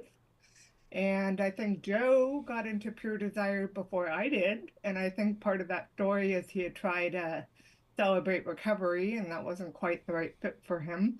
And he heard about the Pure Desire, what was it, a weekend training that you did? Yeah, there was a weekend that I was kind of doing some unwanted type sexual stuff at another church, and I can't even remember. It's been so long ago. I'm like trying to remember the timeline, and I know it was like there was an extra spot available in a guy's car. This guy Paul from Liberty Lake, and Paul's like, "Hey, I got an extra spot. This guy couldn't go to this retreat." And I just jumped in the car and went. I like last minute, and I think that was my first exposure to Pure Desire. And then Rodney and I did an event in Spokane. I think that was after I went to this retreat, this Pure Desire retreat, the first time. That's how I was exposed to Pure Desire, I think. And then I approached Rodney after a Celebrate Recovery graduation of all things, and said, "Hey, what are we doing about, sexual health in the church?" And I had heard of this, Ted and Diane Roberts, they're speaking it in Spokane, and I asked Rod if he would go with me. Yep. Joe, there are 2 times in my story that I really felt these promptings. I call them promptings, but just nudges of God to participate. And one of them was going to see my counselor. Joe, you could probably share the story better than I could because you've only heard it 35,000 times. And if I'm ever with Joe, Joe says, "Hey, here's what Rod's going to say next. I've heard this before." So wait, it's so good. Joe, you too? You too? We're on the same wavelength now. I'm saying the same thing. Joe could hear my story. He's heard it so much. But it was that drummer that was a sexual trauma assessment treatment therapist that helped me at the church. And then the second prompting was at that celebration CR graduation, Joe, when you said, "Rodney, would you go with me to hear Dr. Ted and Diane?" And I felt this prompting of you didn't have any shame, and you had, you were a year in faith, and you didn't have any shame, and you're just saying, let's go, let's check it out, let's go help people. And it was like there was something in you. I think it was the Christ in you, the authenticity of who you are, Joe, the realness of who you are. And I think that's, credit to probably close to 30 years of AA. And so just a shout out to that AA and that journey for you guys as well. But your authenticity, Joe, the Christ in you really spoke to the shame in me. And I've told you this face to face more than once, but I'm really grateful for you because I wouldn't be sitting here behind this desk, and I wouldn't have this microphone here, and I wouldn't be so open with my own journey, and if it weren't for you. And so, I always say to John, there was a man sent from God whose name was John, because that's a scripture in the Bible. But for me, there was a man sent from God whose name was Joe. My father was named Joe, and then Joe McCarthy is another one that was God sent to me that just gave me the courage to say, let's get out and help people before we die and get off the planet. And so, Joe, thank you, so much. So you're one of my heroes, and I can't even read my sheet. My eyes are kind of watering. John, you're going to have to take it from here. Yeah, but and just to say, Joe and Brianna, thanks so much on behalf of Rodney. What a gift that I get to be in a relationship with Rodney. And if it wasn't for your yes and you're going, hey, what's the church doing about sexuality? And as many people probably would say, I don't know, maybe nothing. And so thank you for that. The first question is how you got connected. We already went through that, but just to say, what have been some breakthrough moments for you guys within your own story, whether it's been recovery or counseling? What have been some just like the Holy Spirit busted in, scripts were rewritten, some breakthrough moments? Well, I would say for me, I would never have said anything to do with sex or relationship was a big issue for me, but I really witnessed how profound Pure Desire affected my husband and his disclosure with me. And then I don't remember exactly how it went down, but essentially our church needed somebody to help co-lead 8 Pillars, which is the material that used to be Pure Desire's, I don't know what you guys use for now. women struggling. Now it's unraveled. deal with their own sex and love addiction. Yes. And I was game to lead that group, but I wasn't sure that I would really resonate with the material. And so for me, I just kind of started substituting all the words about sex with food, with anger. I mean, I have a whole list of things that I could work on. Right. But as I started working through the material leading this group, all of a sudden I had this like aha moment. You know what?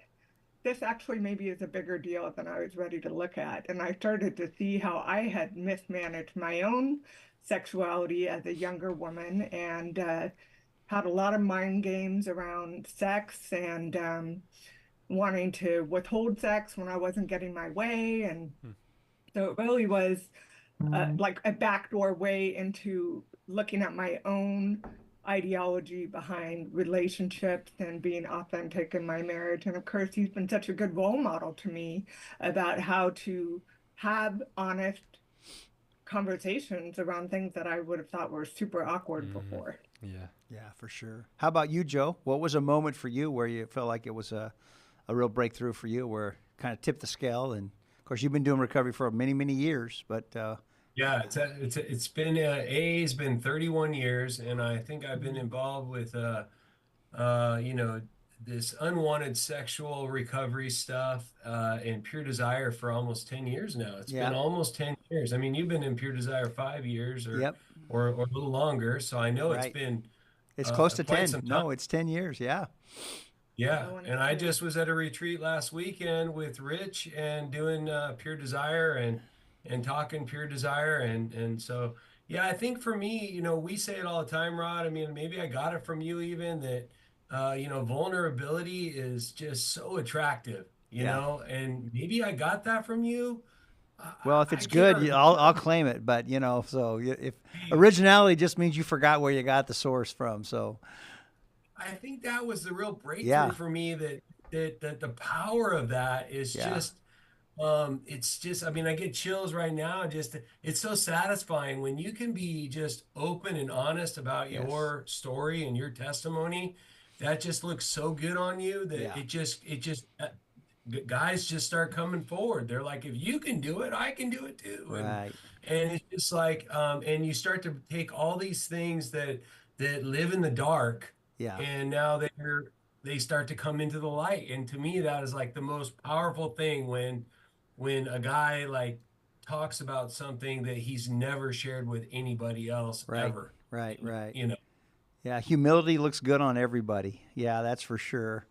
And so Joe and Brianna, like I have a memory that just hit me of you and I, the three of us, and Ashley driving to the University of Idaho, sharing our story with groups that night. You remember with the college students down there on the campus. Joe and I went to the men's group, and Brianna, you and Ashley went to the women's group, and we shared. And like for me, I always kind of thank God for Joe McCarthy and Ashley Jameson, because I used to go share in my denomination about this, and I had a lot of shame in my life, and it was the Christ in the men in my group that healed the brokenness in me. And of course, Joe and John, who have given me permission to share, like they were the two of the first guys in my group, and it was the Christ in them that healed the shame in me and the lie of the shame in me, because I never looked at Joe or Ashley or John as like, these aren't bad people. These are amazing people who have amazing gifts, and they're wonderful humans, and they love their spouses and their families. And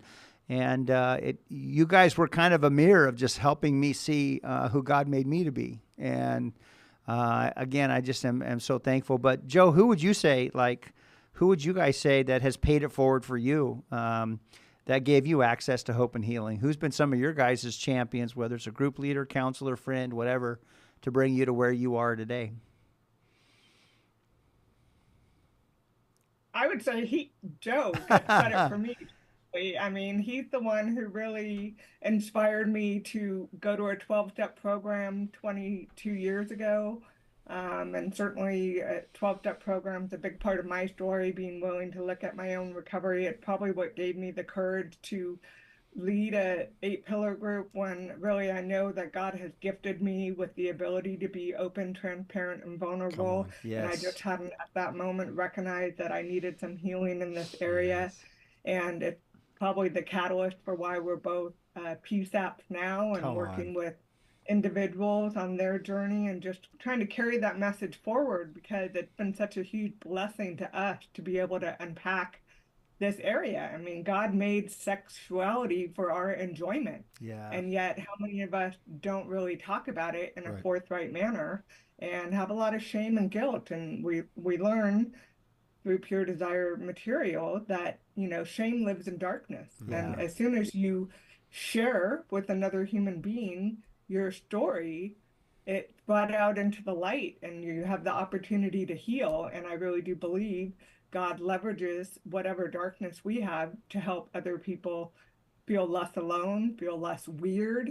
Yeah. We have some crazy thoughts in our head. We think we're the only person who's ever struggled with it. Why I felt compelled to write one of the stories in the Stories for Women book, and I didn't feel the need to be anonymous. It's okay. You guys can know me who I am, and I know that God created me wonderfully and perfectly, despite all these areas of brokenness. That's so well said. Is Brianna one of our keynotes at this year's summit? I'm telling you, we should get Brianna on. She should be a keynote. Okay. Brianna, you articulated so well, and you live out that authenticity. That's one thing that is really, I think, just attractive in such a healthy way about you and Joe both, is your authenticity. And I think, you're like a gift to the body of Christ, and churches are grateful for your guys' voices, and you're helping your community in so many different ways with your guys. Joe, how about you? Who was that person for you? I mean, who's that person?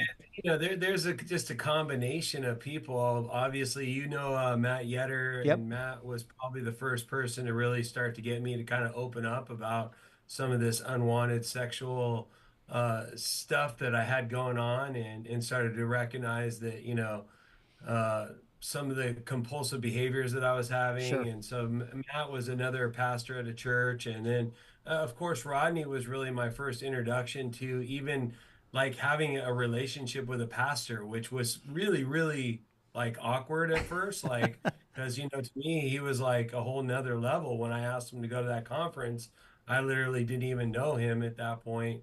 And so it was really weird to kind of start opening up to Rod about, this stuff, because he was the pastor and I watched him on stage every week.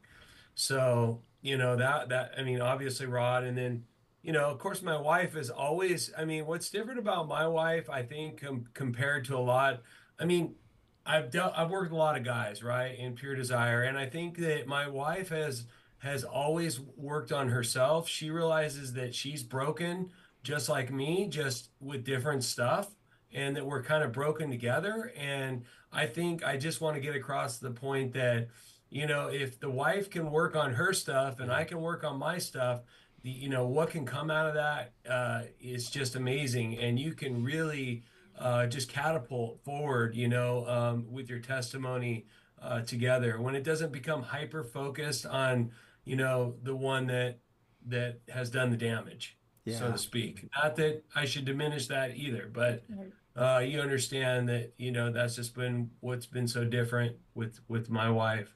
So she's been very encouraging the whole time. Yeah, shout out to Matt and Matt's relationship with you and the invitation.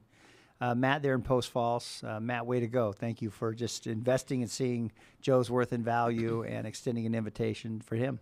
I feel like, Joe and Brianna, if you've been listening at all today, we've been kind of piecing together some themes and some threads, and what you just said is such a predominant theme. Maybe that's of donors, but I think it's true. I think it's really true that couples that journey together as a team find healing and like win over like brokenness and like beat the enemy per se. Like I just think so. Again, thank you for being a testament to that with your own relationship. That yeah, and man, my heart just breaks for the betrayed spouses, whether that's male or female, who say this isn't my story, because they have so much right to say that. Again, I'm not trying to say that all couples have to journey together. That's a choice. But yeah, just so grateful for the couples that have chosen to journey together and the healing that they found. And just in that vein, Joe and Brianna, I know that there's been recovery work outside of Pure Desire, whether that's AA or maybe Celebrate Recovery, just other spaces that you've been in. But when it comes to who you were and who you're now becoming, and maybe more from the sexual lens or unwanted sexual behavior, who were you before Pure Desire? And who are you now becoming? Of course, nobody arrives unless that's glory, where we'll all be one day. But who are you now becoming? Well, I would say before Pure Desire, I was pretty much like kind of the classic California liberal who was like, whatever you do you. You're not hurting anybody. Masturbation, fine. And really, Joe in his journey has challenged me to look at like my thoughts around masturbation. And I would say today, I wouldn't say masturbation's wrong, but I would say masturbation's wrong for me. And I'll tell you why. Because when I feel like I want to check out of our relationship and just take care of my own needs, it stops me from doing the hard work of trying to reconnect with him and rely on him for my sexual needs. And I've kind of played this test multiple times over the years, like, well, maybe I could experiment with that again. But what I totally know to be true for me today, Yes. and I would never have thought I needed to look at masturbation because compared to him, you know, like degree, it wasn't something I really indulged in very often. And I felt like that was my right. Like if I feel like doing it, I'll do it. But what I know is that when I engage in masturbation, it takes me totally away from my husband. And then if he wants to interact with me in that arena, I'm like, I'm good. And instead, now we have very forthright conversations. Fast forward 20 some odd years into our marriage. Now it's like Sunday night, buddy, you know, like very direct, very clear. And that felt really awkward and uncomfortable at first. I'll totally own that. But as you get older and your needs kind of change, and maybe there's physical issues and sexuality on scheduled sex is a wonderful thing. That's not a negative thing. That's a wonderful thing, regardless of your age. Yeah. And I get to look at me. I wanted, I'll tell you, the immature part of me wanted to look at all his stuff and be angry and self-righteous and how dare you, and I knew you were the problem and yet you made me think it was me, and I had to kind of process through that. And then slowly, he's just so gentle and he gives so much grace and just gave me the opportunity to kind of get quiet and go, you know what, you probably do have a part too. Remind me again, what breakout is Brianna speaking at the summit? I know, she's on fire. Brianna, I love how you said it, like our sexuality isn't bad or wrong, but is it wrong for me right now? Am I taking something good and using it the wrong way? Oh my gosh. And I think that's such a great statement when we just talk about the subject of masturbation. Is it helpful and is it healthy right now? And sometimes it just, something good can get used in the wrong way where we're using sex to avoid something rather than managing it in a healthy way. So you articulated that so clearly. Thank you so much. Joe, how about you? How would you answer that question?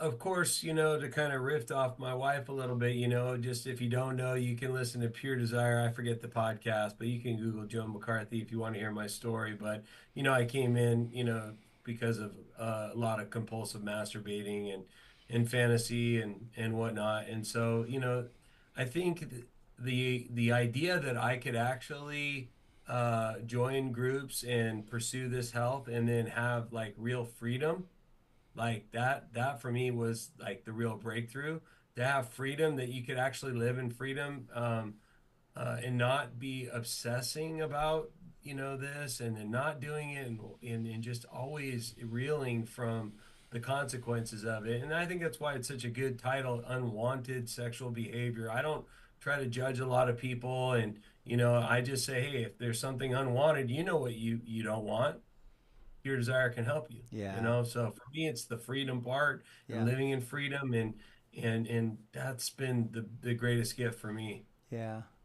Joe and Brianna, well said. You guys are kind of part of the grassroots Pure Desire, at least the last 10-year window of our organization. The ground floor. You guys started giving monthly. Like, you're some of the first that started giving back monthly before Team 58. You know, this day, it's fifth month and the 8th day, so we've kind of made this Team 58 day.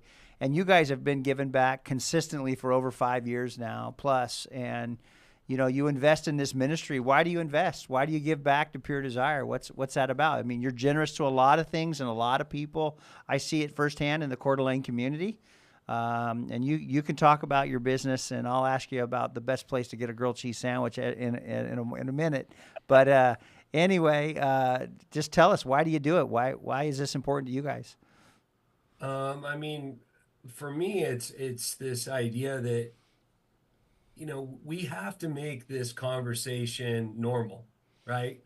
I mean, we have to, as a culture, with all that's coming with AI technology and virtual reality, and then the idea of just, there's so many things in the sexual world that are unwanted, whether it's pedophilia or some of these other more obscure things. If guys can't speak in a healthy way about some of these struggles, they're going to continue to break laws, act out, do things, damage their family, damage their lives, their businesses, other people, children. And if we can't start to speak about these issues in a normal way, we just aren't gonna we're not gonna get anywhere. It's gonna continue to get worse. So for me, that's why I really feel, passionate about giving to Team 58 and the mission of Pure Desire.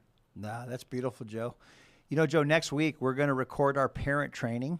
Again, this is a piece that I blame on you because you said, Rod, you should write a book. And I'm thinking, Joe, I took English as a second language. I can't write a book. And you knew I had a smart wife, so you thought there was some potential here to get a book written. But you've inspired us to write a parent book and share a little bit about how we're helping families and where homes are the safest place to have these conversations about healthy sexuality. And Brianna, you're in the medical industry, and so you're a caregiver and a nurse in that regard. And so that's a healthier conversation in just talking about anatomy and how the body works and normalizing it. And religion hasn't always done that very well. And so, a part of your gift is helping us record this, and the Barna Project's coming out, and we're excited about the opportunity for more churches to hear and have training and have us start healthy families. I just wanted to say, Joe and Brianna, I know that you haven't always gotten to be with Rodney and Tracy when they speak, whether that's in local churches or parent trainings, but the amount of resonance I have seen in a room when Rodney says, who believes that porn shouldn't be the sexual educator of our kids? If you want to say porn in a church building and get everybody to raise their hands, say that. That works every single time. And just to say, your gift, your encouragement has blessed not only Rodney and Tracy to write the book in that Southwest puke bag where the 10 chapters came together as Rodney's on a plane and chaptered out the book on the back of a Southwest puke bag, which is crazy. Seriously, I was on Southwest yesterday and I thought, hey, here's a napkin. It says, write something down. I'm like, oh my gosh, what should I write now? I should text Joe. Joe, what's my next book? You know what I mean? But just to say, your guys' encouragement and your generosity has quite literally influenced so many people. We sell out of that book every time we take it to a place. Like, we never come back with them. Like, they're gone. And so you guys are just fueling something so beautiful. Thank you for your generosity and your encouragement. Of course. I appreciate it. Joe, what would you say to somebody else who's looking to invest? I love that about you. You're an entrepreneur. You used to, you're a master chef. I've been to your restaurant. I've been at your kitchen table. I've been in your RV. There's not been whenever we go to a restaurant, I just say whatever Joe's having, order it just the same. I mean, you're an expert when it comes to food and taste and multiple notes and blah, blah, blah, blah, blah.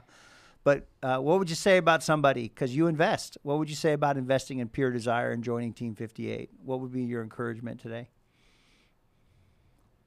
I mean, I would definitely just encourage people to step up and lean in to we're already gonna do our tithing. That's kind of how we're gonna do our tithing, and we got to kind of pick and choose. But I just think that this area is such an important need for our kids, and we can see it. The writing's on the wall. I mean, really, it goes back to what I'm saying. You can see where it's going, where it's headed. That the porn in this culture and so, the devastation. I mean, we gotta help. And Pure Desire has, a really, really strong base of material and people and resources that can help. So, I mean, it's a really good starting point if you want to start groups in your church or, to get involved. Excellent. That's great. Joe and Brianna, it's so wonderful to just be on this show with you today, and thank you for your generosity in so many ways, leading groups, helping men and women, sharing your story. Now, Joe, if I'm coming through Coeur d'Alene, because this is a beautiful place to be, and I know your nickname is Gypsy Joe because you love to travel, And you were at a not because you steal from people. No, gypsies don't steal. But I mean, just because like you like to travel and you like to cook, and where there was a PD event and you were at it last week. But if I was hungry for a grilled cheese sandwich and I came through Coeur d'Alene, where would you recommend that I stop and eat? Well, remember, it's not just Coeur d'Alene anymore. I mean, Melt's Extreme Grilled Cheese in Coeur d'Alene has some delicious grilled cheese, and now we have a location in Boise, Idaho, as well as Bend.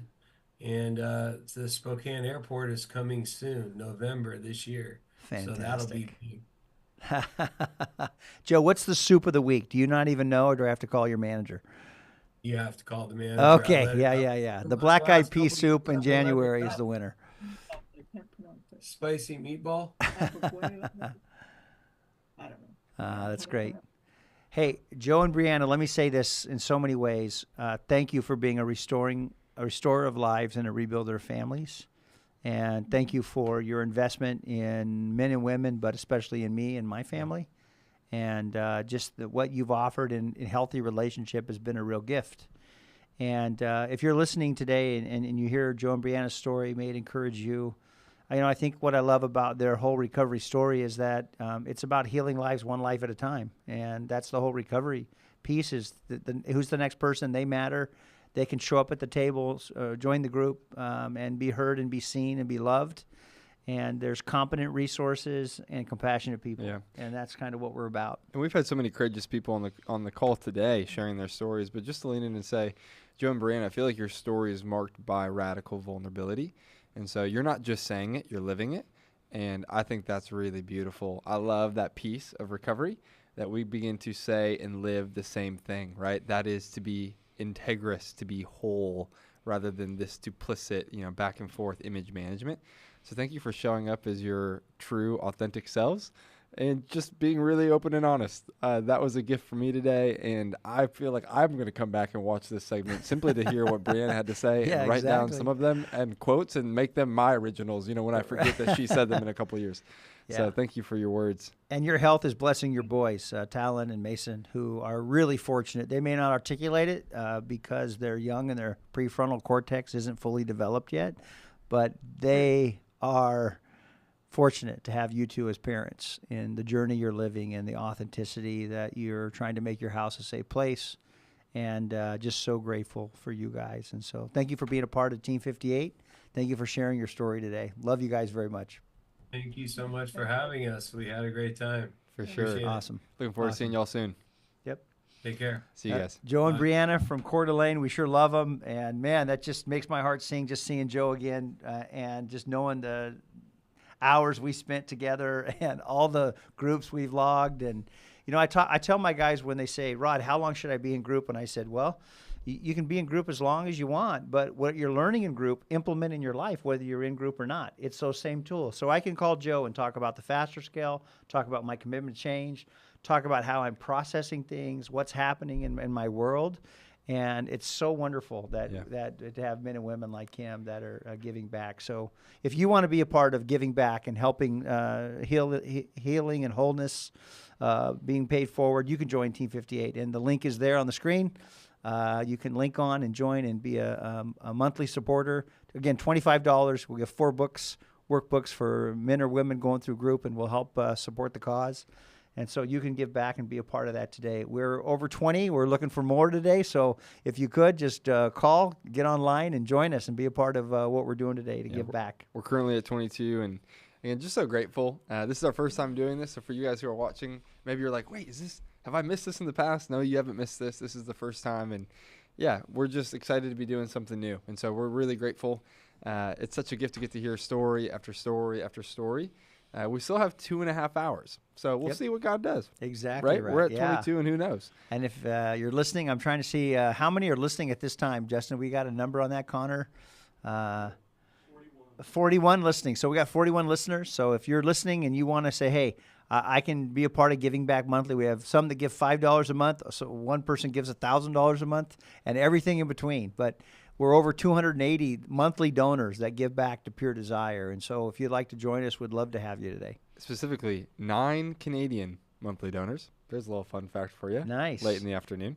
And Rhode Island just showed up and represented today. So Rhode Island, thank you for going. And so the states that we have left, John, let's see, Mississippi, Kentucky, West Virginia. West Virginia. Where's my list? I'm looking Delaware. for Delaware. New Hampshire. Maine. All right. Okay. So there you go. New Hampshire, Maine. Let's go. Let's jump on today and be a part of this. Would love to have you. Love to have you here, John. We've been listening to a lot of stories today, and I know you and I we're verbal people. We are. We love to talk, and I think when we don't talk to each other when we're on road trips are just the times when we're asleep. You know what I'm saying? But how encouraging is it to you just to hear stories today of these? These are some of our champions of Pure Desire, and these are the men and women like that are standing on the shoulders of Dr. Ted and Diane, Jerry, Tyler, all of them, and paying it forward to help other people.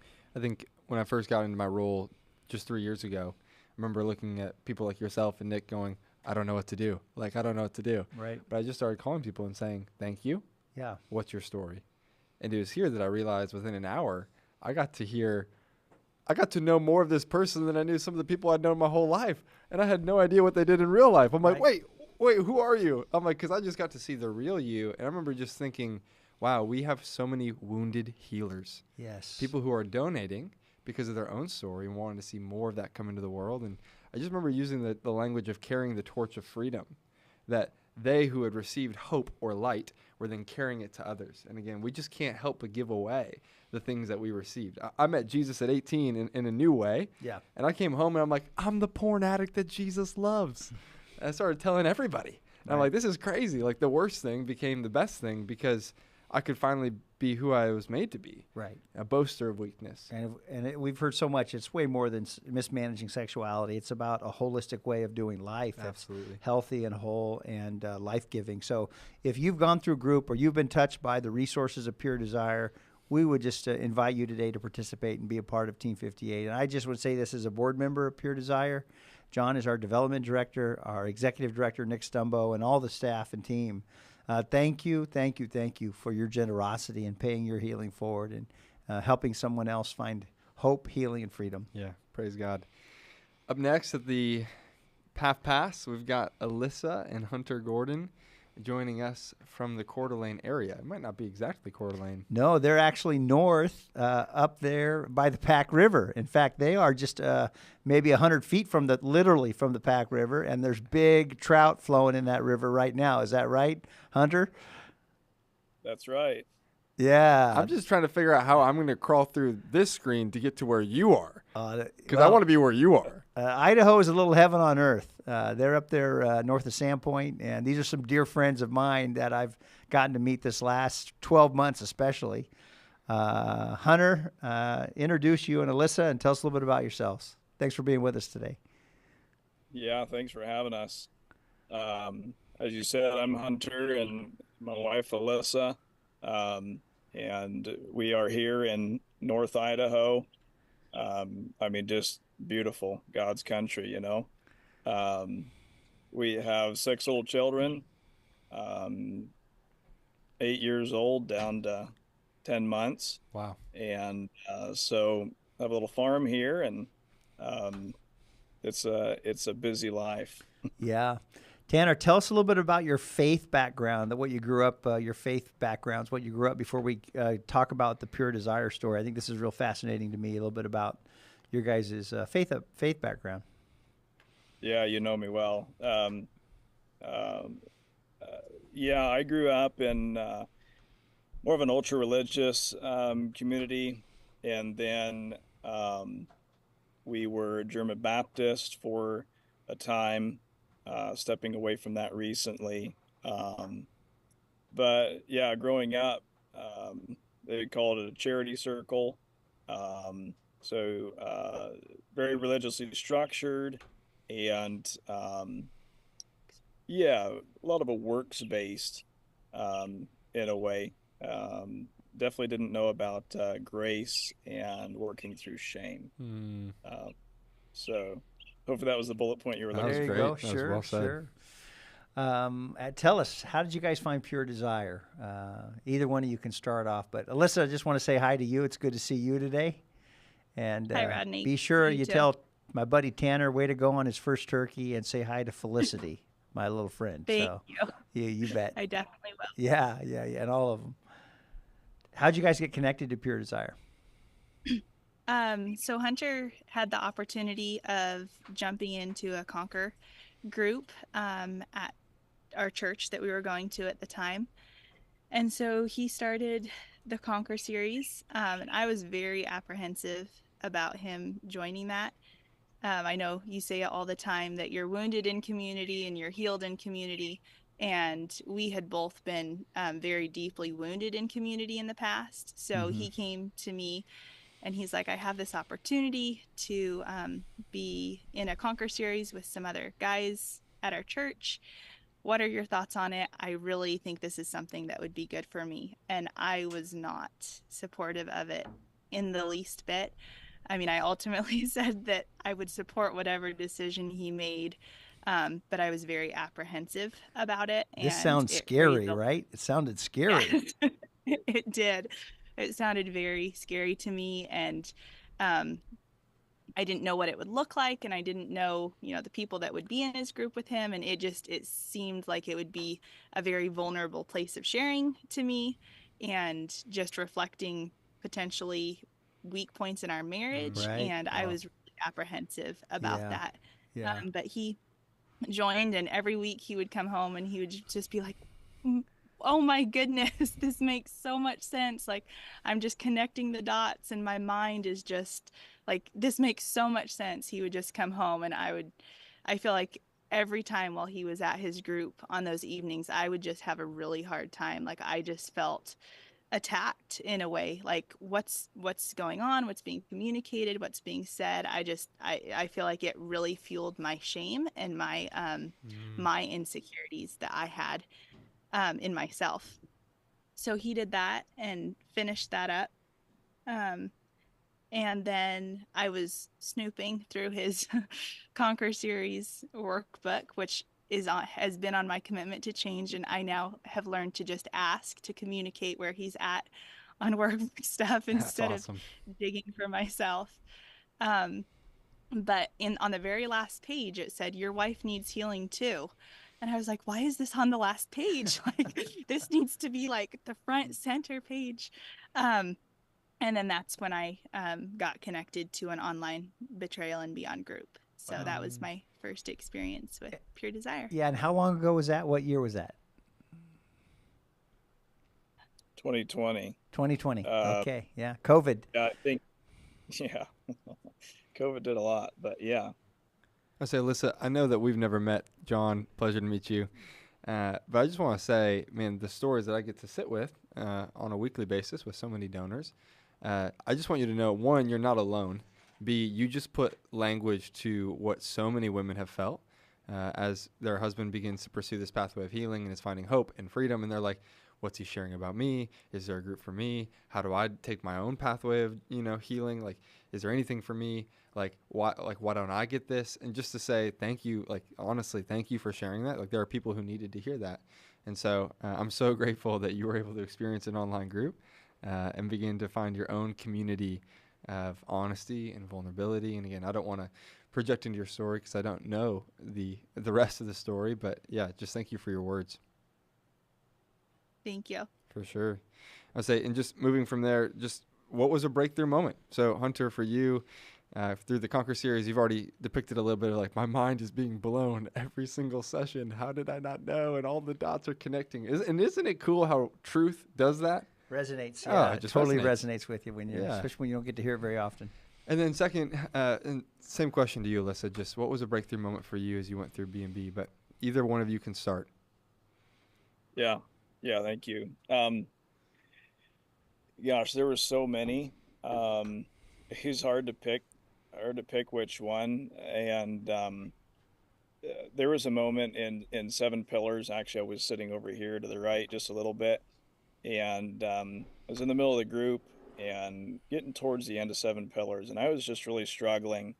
I think a little bit with my identity in Christ and accepting love, accepting who I am in Christ. And he just called me out and asked me to stand up on Zoom. And he just said, I just want you to very slowly take a full 360 and just look around you. And I want you to think about what God's given you physically, spiritually, and and I sat down after doing that exercise, and something just clicked, and I realized how I realized grace, I think, for the first time, and it radically changed my outlook, spurred into compassionate warrior, and it's just been a stepping stone. And then I just have to share, along with that, I think the easiest spiral for me is shame. Yeah. I think in about 5 minutes, I can be in the depths of despair. Wow. And having the tools to step out of that has been life changing. Maybe even more than that moment. I mean, that moment was just the Holy Spirit's insight through my online leader, and then just the tools to work out the shame in my life has changed the course of my life. So beautiful. I got chills, man. I'm just thinking, praise God for your online leader, for his insight, for that.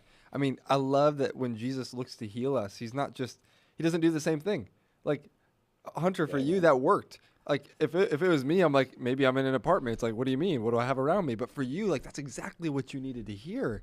And the Holy Spirit just meeting you in this moment, like lifting your perspective, showing you something different, changing the changing of our brains, the metamorphosis happening in that moment.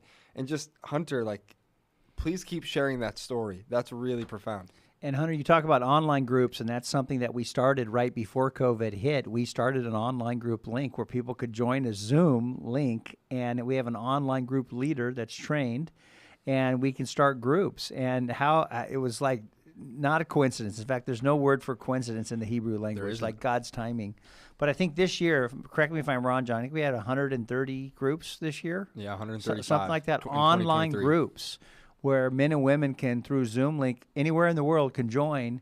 So no matter where you are, even if you're way up the Pack River, as long as we can get a signal up there, you can join a group, and you can be with men and women, and it can be just as meaningful and authentic and real, and you can be known and seen and loved through our online portal. And we're really grateful that men and women are taking advantage of that. I think that's so powerful. Hunter, I was joining you. You didn't know it, but 2020, I was also in an online group from Dallas, Texas. So we were both getting exposed about the same time, exposed in a good way, exposed to healing, not to destructive sexuality. Yeah. Hunter and Alyssa, who would you say paid it forward first and made an impact in your life to give you hope and healing? Who are those individuals that you just want to give a shout out to today that, because of their courage, you're here today now, sharing in your generosity, sharing your family, sharing your story to help others? I think one of the biggest people that has made an impact in my journey is Ashley Jameson. She was my original online Betrayal and Beyond group leader. And I feel like the insight that she was able to share with me, just from both the addict side and the betrayed spouse, just the boldness and the openness and the realness that she just authentically could share with drew me out of my shame and out of my let's just not talk about that hard part, or let's not go there. And so she also has pointed out so many times that I'm a verbal processor.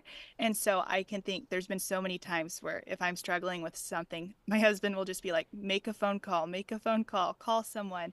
And I feel like every time I've picked up the phone, I've talked to Ashley, I've been able to talk to Kelly, I've been able to talk to Tanya, just some of those ladies that are just right there, that I know if I can get a hold of them, that they just help me process through life. And I know I can, by the time I hang up my phone, I'm like, wow, I am so glad that I made that phone call, even though I didn't want to. They heard me, they cared for me, they understood right where I was at, and it was just someone. So I think those three ladies have been so impactful in my journey. That's a beautiful shout out. And I just want to say this, that like men and women who work here also lead group here. So it's not like we just work for the organization, but we don't want to get in the trenches. I mean, shout out to Ashley and Kelly and the group there. Those leaders get in group and they help and they're there. And so that's really beautiful. How about you, Hunter? Who would you say for you want to give a shout out to today? Yeah, thank you. I will say as well a shout out to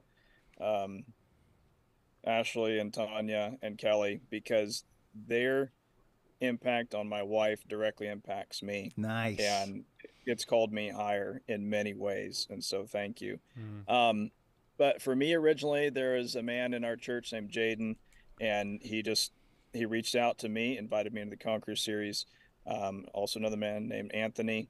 And then my online leader was Kate. We call him KP. And in a sense, he was my man sent from God, for sure. That's beautiful. So Tanya, Ashley, Jaden, KP, shout out to you guys today. Thank you for paying your healing forward by giving back and making a difference. And that's really beautiful. Thank you guys for just taking the time, and thank them. I mean, I think maybe heaven will be so fun because we'll all learn who impacted us directly and indirectly. We'll get to thank and hug and just enjoy saying, hey, you made a difference in my life, and I want to thank you for that. You know, what a beautiful, beautiful gift. Yeah, so good. I'd say one of my favorite questions I've been getting to ask today, and truly asking for a couple of years now, is just simply, who were you guys before? And maybe from a marital standpoint, and also maybe just individually, like, here's where our marriage was and here's where I was. And now, where is your marriage today? Who are you becoming? Wow. Yeah. I wrote down some bullet points so that I don't get off track. But I would say before, I was a very bitter, hurting, and confused man who was desperately attempting to serve others and do what was right, but failing miserably and getting progressively worse. Now I'm becoming an honest, loving, gentle leader of my family, secure in my identity in Christ, passionate about my marriage, and passionate about my walk with God and others. I'd say without pure desire, we wouldn't be sitting here. This isn't supposed to work. Wow. According to the world standards. And so just this transformational change that's happened in my life, in our marriage, it's been incredible. Yeah, I'm glad you used the word identity. That's a theme that's been reoccurring all day today, is just that core belief about who we are in Christ and who God's made us to be and what's our original design, and getting back to our true identity, made in God's image, and what God made was really, really good. How about you, Alyssa? What would you say was who you were before and who you are now? Yeah. So February of 2020 was our D-Day, and we just were getting ready to welcome our fourth baby. And so add in all of that and disclosure and everything. And I found myself in a very dark, shame-filled, angry, bitter place. I felt like I didn't know my husband. I didn't know what our marriage was that I thought it had been for all those years. I was questioning everything, like what's real, what's not. I know that's such a symptom that I hear so often from other ladies who are in betrayal. I feel like my world had just been flipped upside down, and just really unsure of what is this that we're living in. We're married, but I don't feel like we are, and just what I thought was real is not real, and just all of these things. And so I feel like since Pure Desire, I feel like one of the things that I have learned so much is just being able to be real with other women and not have to put on the mask of perfection. And I feel like there's just a beautiful thing that happens every week when you can sit before a group of people and be fully known and fully loved by them. And I feel like those are some of the things that I feel like I've learned such boldness and just to be authentic with who I am and where I'm really at. And in our marriage, our marriage is just worlds different than how it was 4 years ago, 8 years ago. And so I think just seeing the fruit of us both working on our individual relationships with Christ and our relationship with each other and our children, and just how much it's impacted us is really amazing. Yeah. Well, you got to be around Tanya, Kelly, and Ashley. No wonder you're bold and authentic, right? Because those women are bold and authentic. Oh my gosh. They are real. And I think, like I say, there's a healthy attraction and a healthy sense of we gravitate toward what's real. And thank you. I'm so grateful to hear of what you guys are today in your marriage and your family. And of course, this isn't about perfection. This is just about being in a trajectory of growth and moving toward health. Perfection isn't something we ever obtain here, but it's about learning how to process life and life's challenges in healthier ways. Thanking God for our sexuality and managing it in healthy ways. And I know that, Hunter, you and I kind of struck up a relationship. I'm trying to think what year this is. Last year.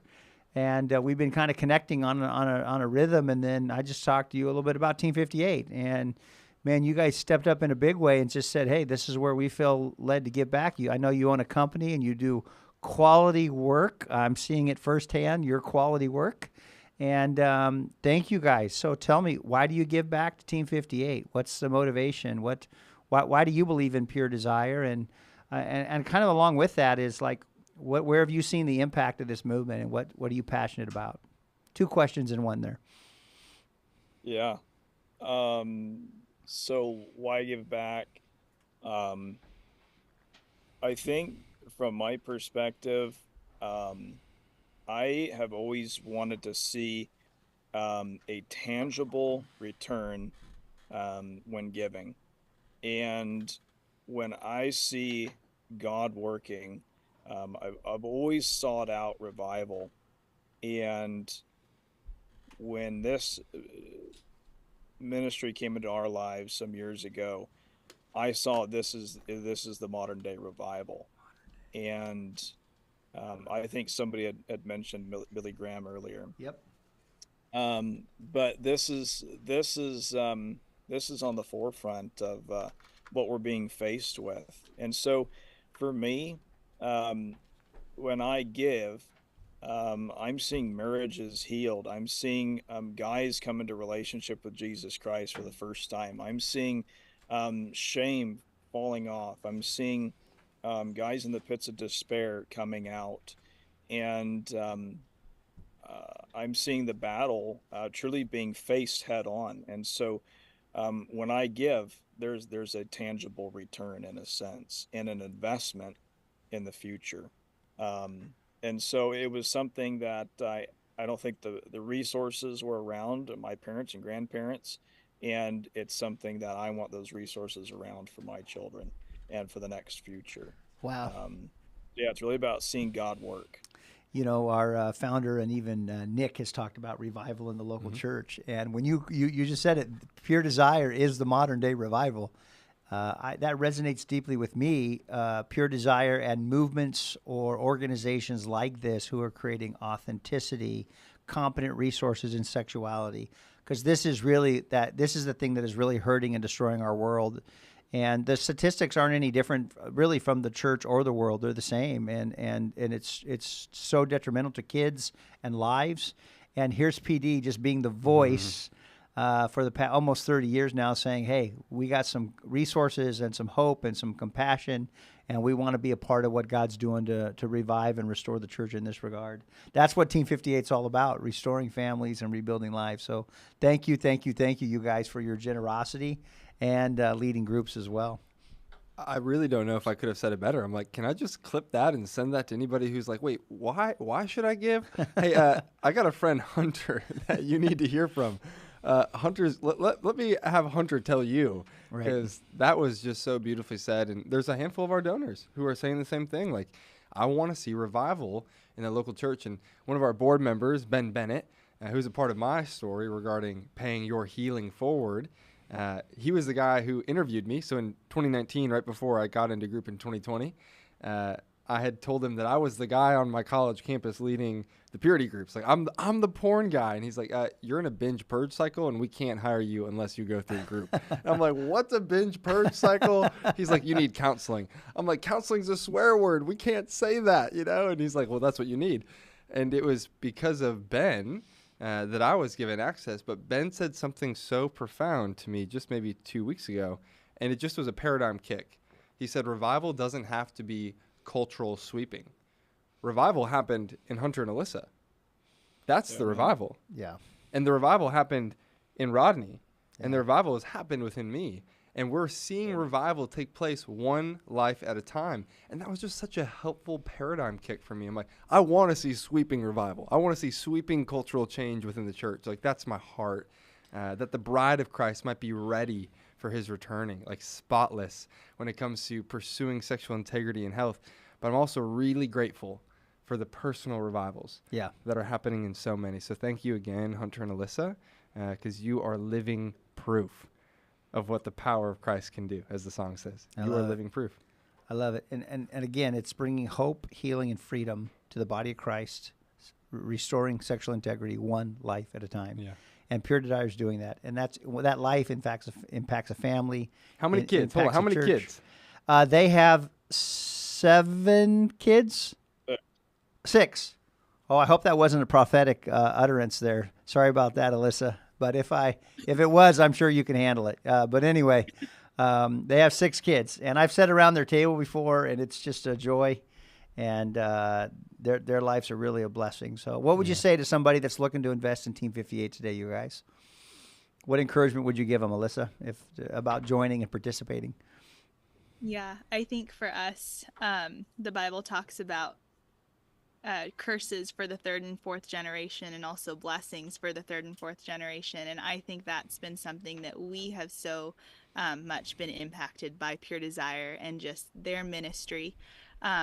So I would highly encourage anyone who can. It's such a blessing to be able to have the resources for people who might not be able to afford them, or just continue to expand what Pure Desire does and how they reach people and all of their resources, because it's definitely impacted the way that we've been able to break generational curses in our family and continue to equip our children with the information and the knowledge that Pure Desire has. Thank you for saying that. And our growing demographic is ladies that are giving back, ladies that are leading groups, ladies that are owning their stories, ladies that are taking leadership roles, even in our organization. It's really beautiful to see how this isn't just a women's issue. This is a human issue, and this affects everybody involved, and just we can give back to make a difference. So,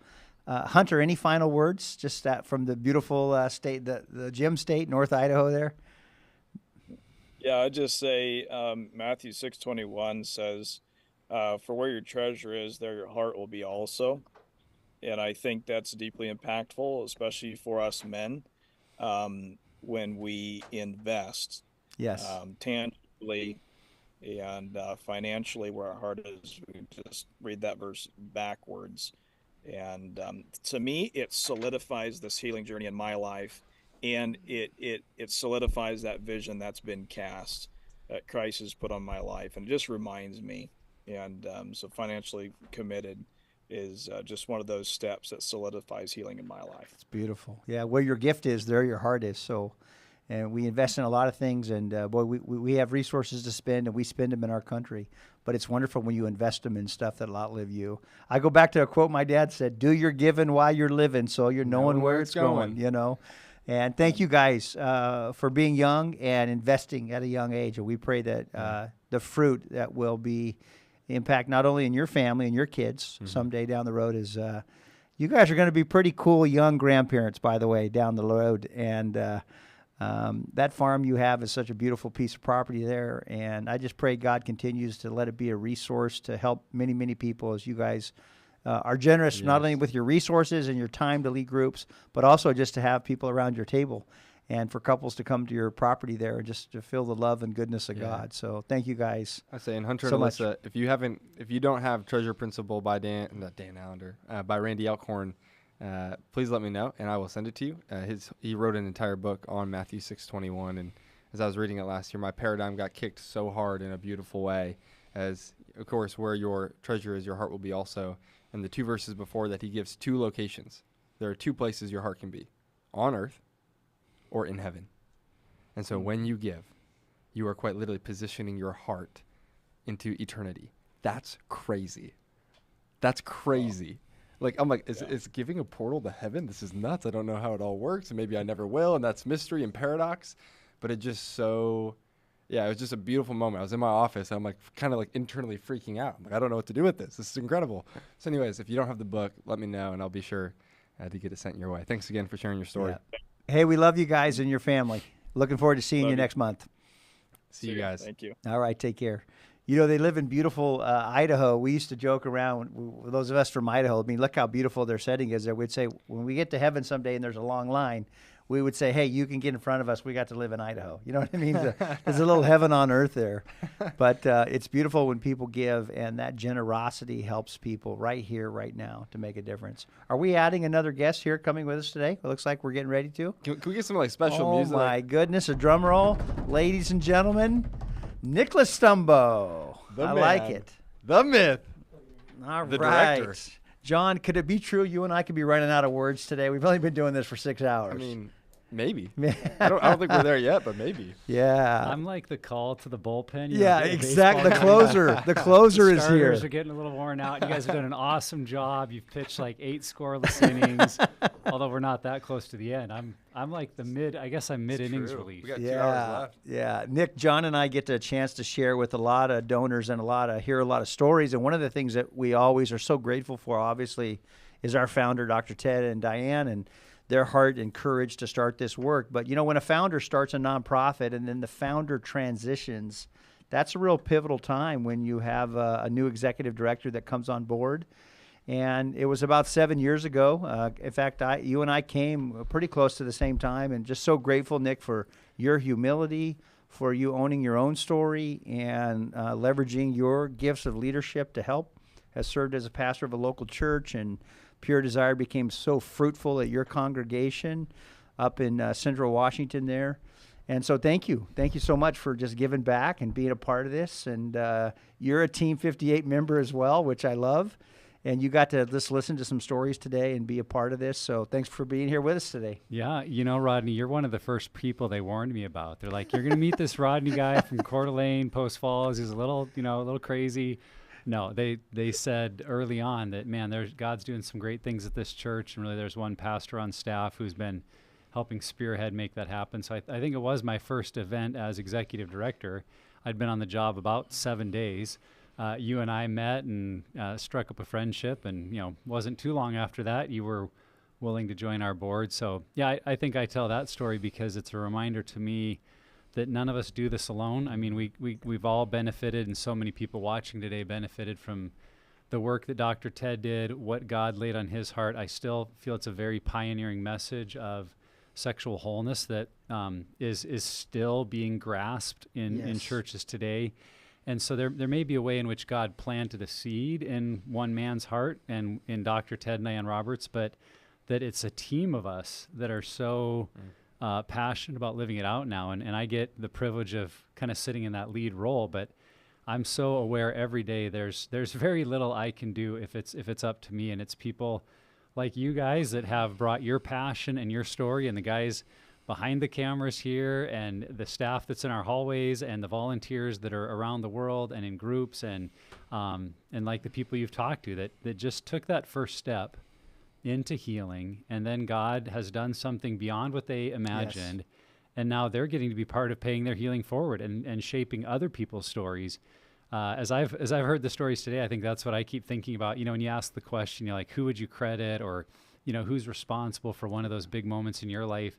How many people in that next generation or a year or two from now are going to be saying some of these people's names? Yeah, exactly. You know, that have been on today, and they're going to say it was Curtis Eaton that poured into my life. Right. When my marriage was on the rocks, he said, don't give up, you can beat the, you know, there's going to be those names that people say were a part of their stories. Kay and Joel, it's just growing the team. So absolutely. Well, that's at thousands of voices. And, Nick, you said it well, because there's so many competent people, men and women, who are saying yes to Pure Desire and saying yes to generosity, and then saying yes just to leveraging their voice. And we've got some guests with us here today that are on.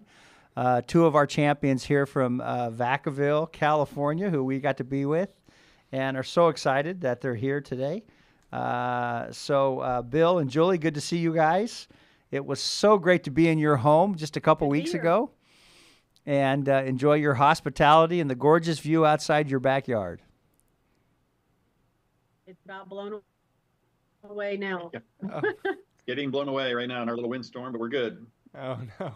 Okay, batten down the hatches there. Hang on. Yeah. For sure. Well, you're an engineer, so I know that overhang that you built will not blow away. It's pretty sturdy, trust me. He's hoping. We'll see, huh? Hey, well, thank you guys for being with us today. Hopefully. We're on. Yeah, Well, we got some feedback? No? We're on Team 58 Day, and we're just having people share their stories. And again, if you're listening today, and we'd love to have you join Team 58, you can go to that link there and sign up. It's just people who give back quarterly. Team 58 is all about the prophetic promise. Yeah, monthly, I said. Yeah. Quarterly. Thank you, Nick. We'll take quarterly. And we'll also take daily, too. Daily. We'll take. You can hit the daily link. We're non-discriminatory. Exactly. But anyway, join us in generosity. You guys have done that, and we want to say thank you. How did you guys get connected to Pure Desire? Tell us a little bit about who you are and your story, connection to Pure Desire. Julie did it.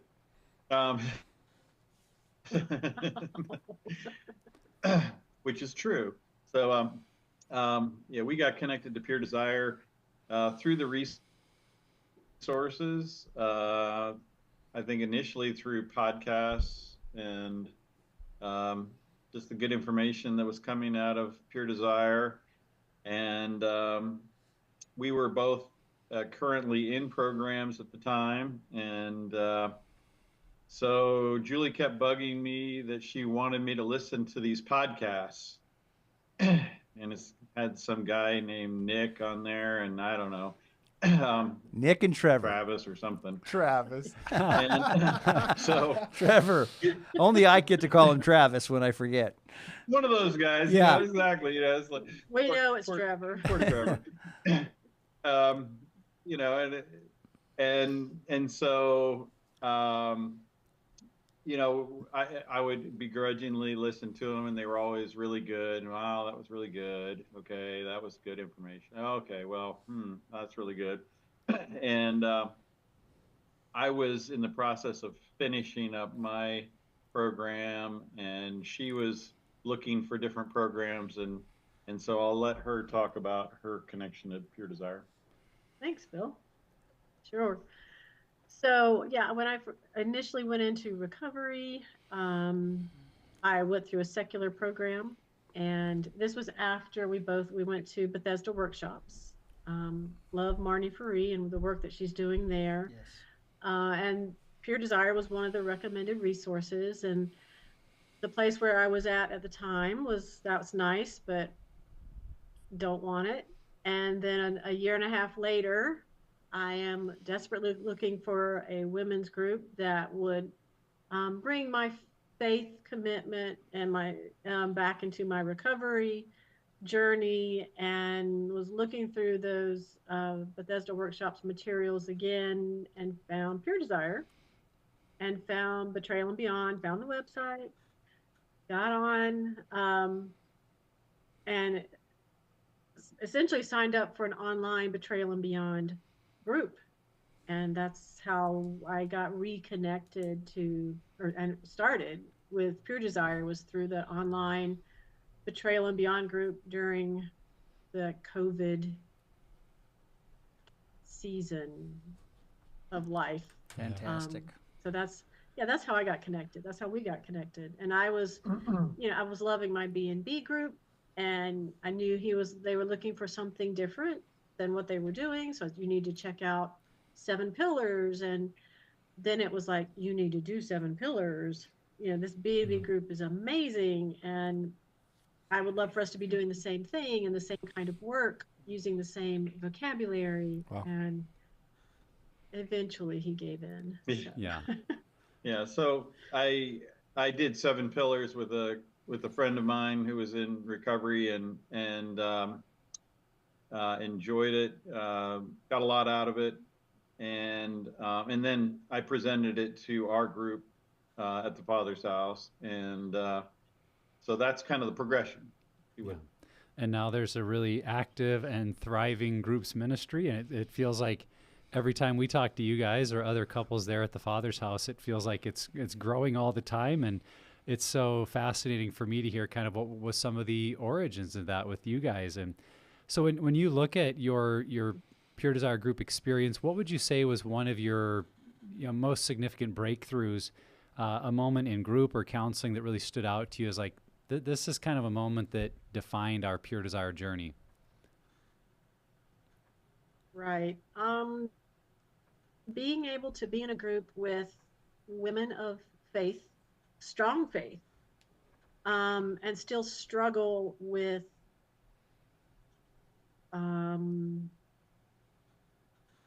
the repercussions, consequences of discovery, of relapse, of slips, and navigate those situations with women who love God with all of their heart, soul, mind, and strength. Yeah. And knowing that I could be genuine in who I am, and every now and then the edges are rough, and the answers are not always kind or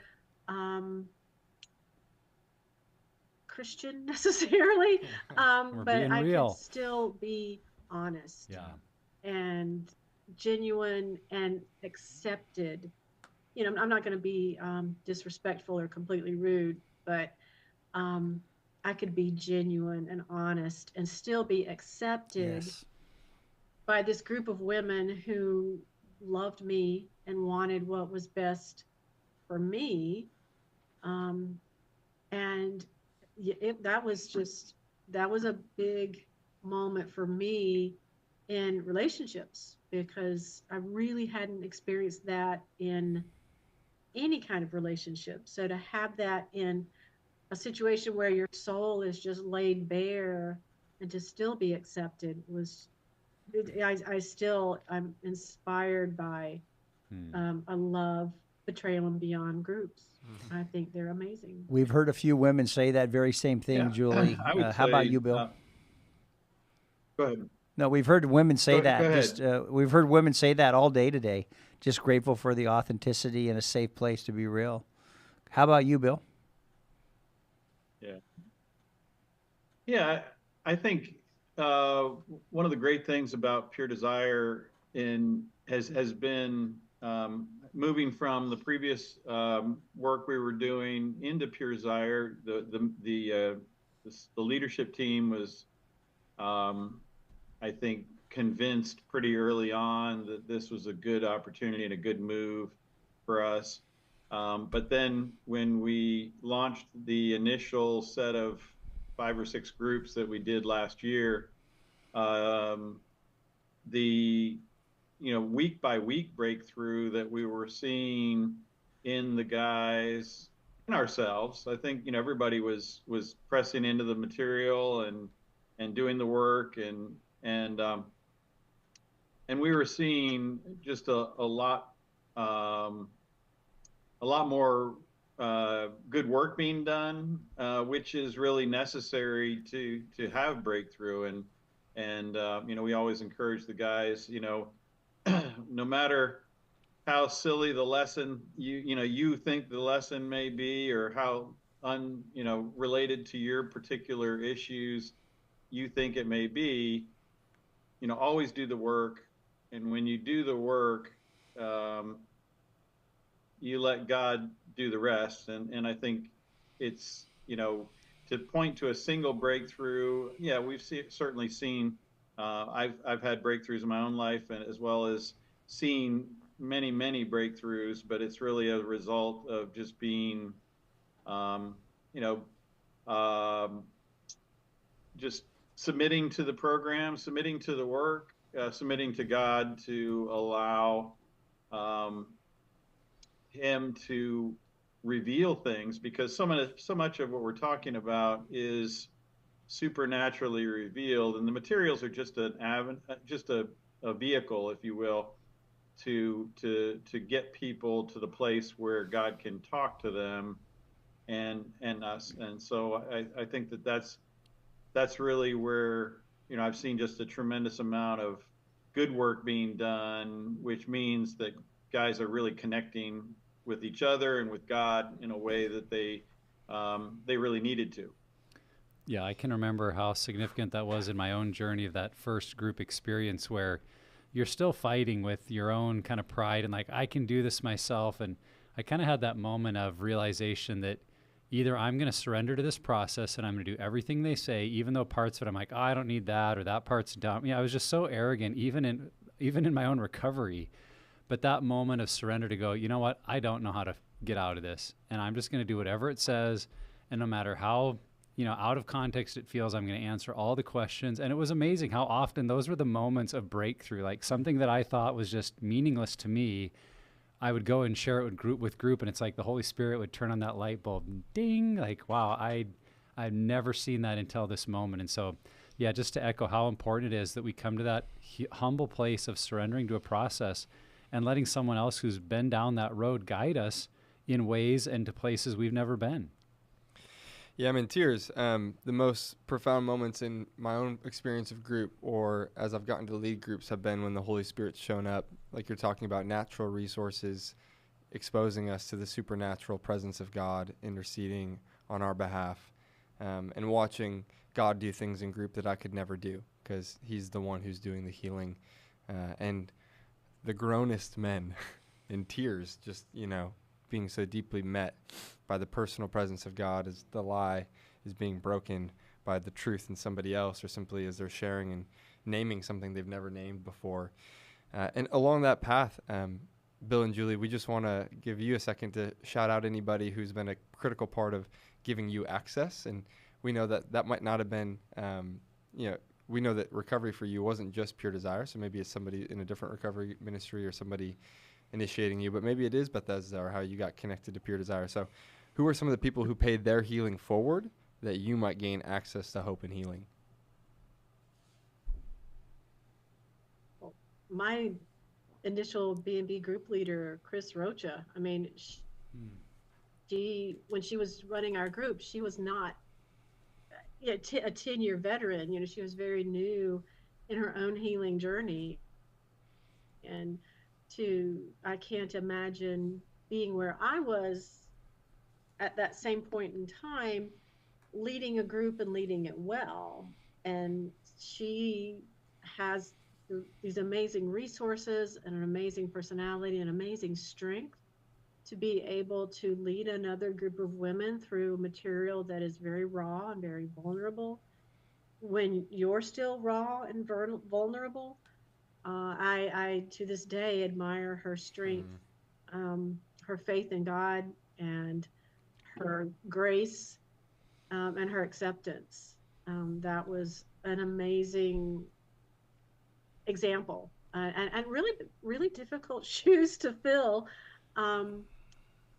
We shouldn't be comparing, shouldn't necessarily be comparing ourselves to others in that way, but it was such a great example that it's something that, I'd like to do it with my own twist with who I am, but still be able to maintain that level of caring and honesty and integrity and excellence that she really led our group with. And so that's my shout out. Praise God for Chris. She was tremendous. Yeah. Yeah, I would say that there was several guys that were definitely involved in my recovery journey, and one would be John Woods, who led the men's group at our church for over 10 years, and I think you guys got a chance to meet him briefly, and of course John Espino, who you guys men who organized the healing or healthy sexuality event we did a few weeks ago. And, they have been in recovery for a very long time, both of them. And they continue to be, and they're a great example. And the guys that came into the program around the time that I did, most of them are still in the program 5 years in, not because they're necessarily, needing to be in the program, but they're giving back and they're leading groups in their own churches. They're leading groups with Pure Desire. And so it's pretty obvious that the paying forward that John Woods and John Espino did is working in the 6 or 7 guys that have been sticking with it. And that's something that we encourage, after you go through your 3 to 5 year, maybe dry out and recovery period and getting into where you need to be.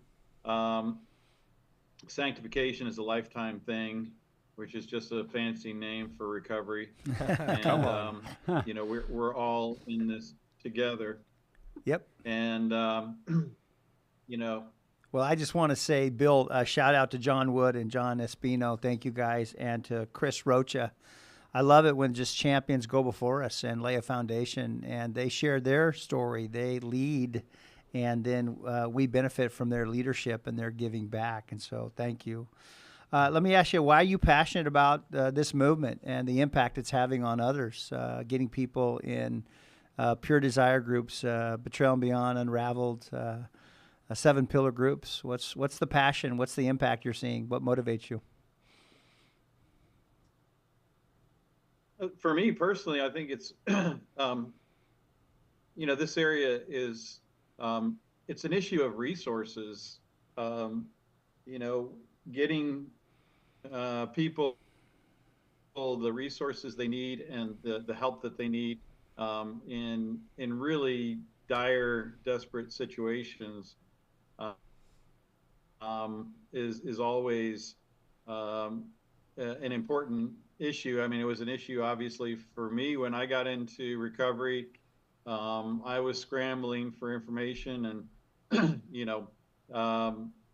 ran into Bethesda, and we launched into that whole process, and that was helpful in getting us kind of a springboard for our recovery. I think it helped. We did some intensives with them. Strongly recommend intensives just because they do help kind of launch the process. And then just having the vast resources, that was what made it pretty easy to essentially sell this to the leaders in my church. That Pure Desire's pursuit of continually getting the best information, getting the most recent information, getting the best people with the best information, and genuine, authentic people that can provide the help and resources that are needed in this area. And it's not that easy. It's a difficult world. It's a difficult subject matter, and requires really fine-tuning where you get your information and how you get your information and who you listen to, and making sure that it's godly and will provide the fruit that's necessary to help people out of these, out of the pit, if you will. Well said. So why did you guys? You want to add something to that, Julie? Go ahead. I'll be brief. Yeah, go for it. For me, it was seeing the women who are hurting. And there's help for you as the spouse of someone who's struggling. There's help out there. You just need to reach out for it. And The support is vital. And I do tell the women in my groups, I'm not looking to save your marriage. That's not my job. I'm just here to help resource you with the tools that you need to make a wise decision for your health. And to see women, because it's hard for women to accept that help, because we've been doing so much on our own for so long that, you know, when things finally hit the fan and everything's kind of been burnt to the ground, we're still trying to hold it all together. And this is not the season for that. This is the season for you to become more healthy. And then you can make a decision moving forward coming from a place of health and a place of healing, at least the beginning places of healing. And that's what I'm passionate about, is seeing women get help. Yeah, it's great. And it's so powerful Especially to women think in the about. church. It's hard for them to accept. Yeah, Yeah. it's so powerful to think about that a healthier person is going to make a more God-honoring decision. You know, I think as churches, as leaders, you know, as a pastor, I wanted people to honor God with their decisions, and we can assume, well, saving your marriage is always what honors God, but those are hard decisions to navigate when you're not healthy. And sometimes people are moving in the wrong direction because of their own unhealth. And so if we can help men and women in recovery get healthier, they're going to make, you know, I think there's a trust point for us as leaders. Like, they're going to make the right decision to honor God, but doing it for the right reasons versus just, I've got no other option. So would love to hear, why did you guys decide to join Team 58 and be one of our monthly donors? And what impact has generosity had on your way of life? Let's see. This guy named John Begeman sent me an email out of the blue and and said, somebody paid for my dinner the day before Summit and you should show up. And it was like, oh, okay. and so we showed up, and no, it was a great experience. And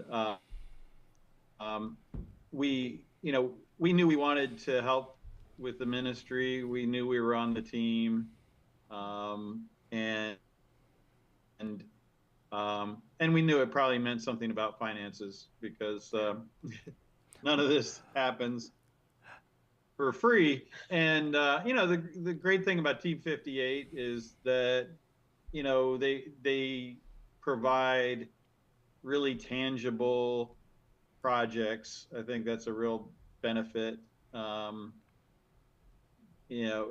the annual dinner and all that, the tangible projects that you can see, you understand the benefit of the project and the scope, and want to be a part of it. And so it's great to be able to help in a ministry like this. And we want to see the ministry succeed, because it's been a great benefit to us, individually and as a couple.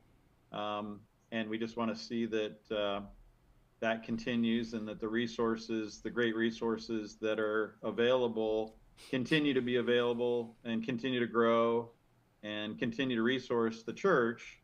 And that's why we're really excited that our church is on board. They know how to spell Pure Desire. Come on. Yes. They actually know who Trevor is. and they've got to meet you guys, and that's a really important part of the process. And the fact that you're accessible, and that we've been able to connect, not only us but our church. Well said, Bill. Thank you so much. And just lastly, what would you guys say if somebody is considering today? We've got like 40 that are listening right now online that have been following with us. And so if you could say something to one of those 40 about, hey, we'd love for you to participate today. Listen to God's prompting to participate, your heart to give back if you've received help, or you're looking where to invest in a ministry that's helping bringing revival really in our country and our local churches by restoring sexual integrity to the body of Christ and helping men and women who've been hurt, wounded in this area. What would you encourage them about investing and joining in Team 58?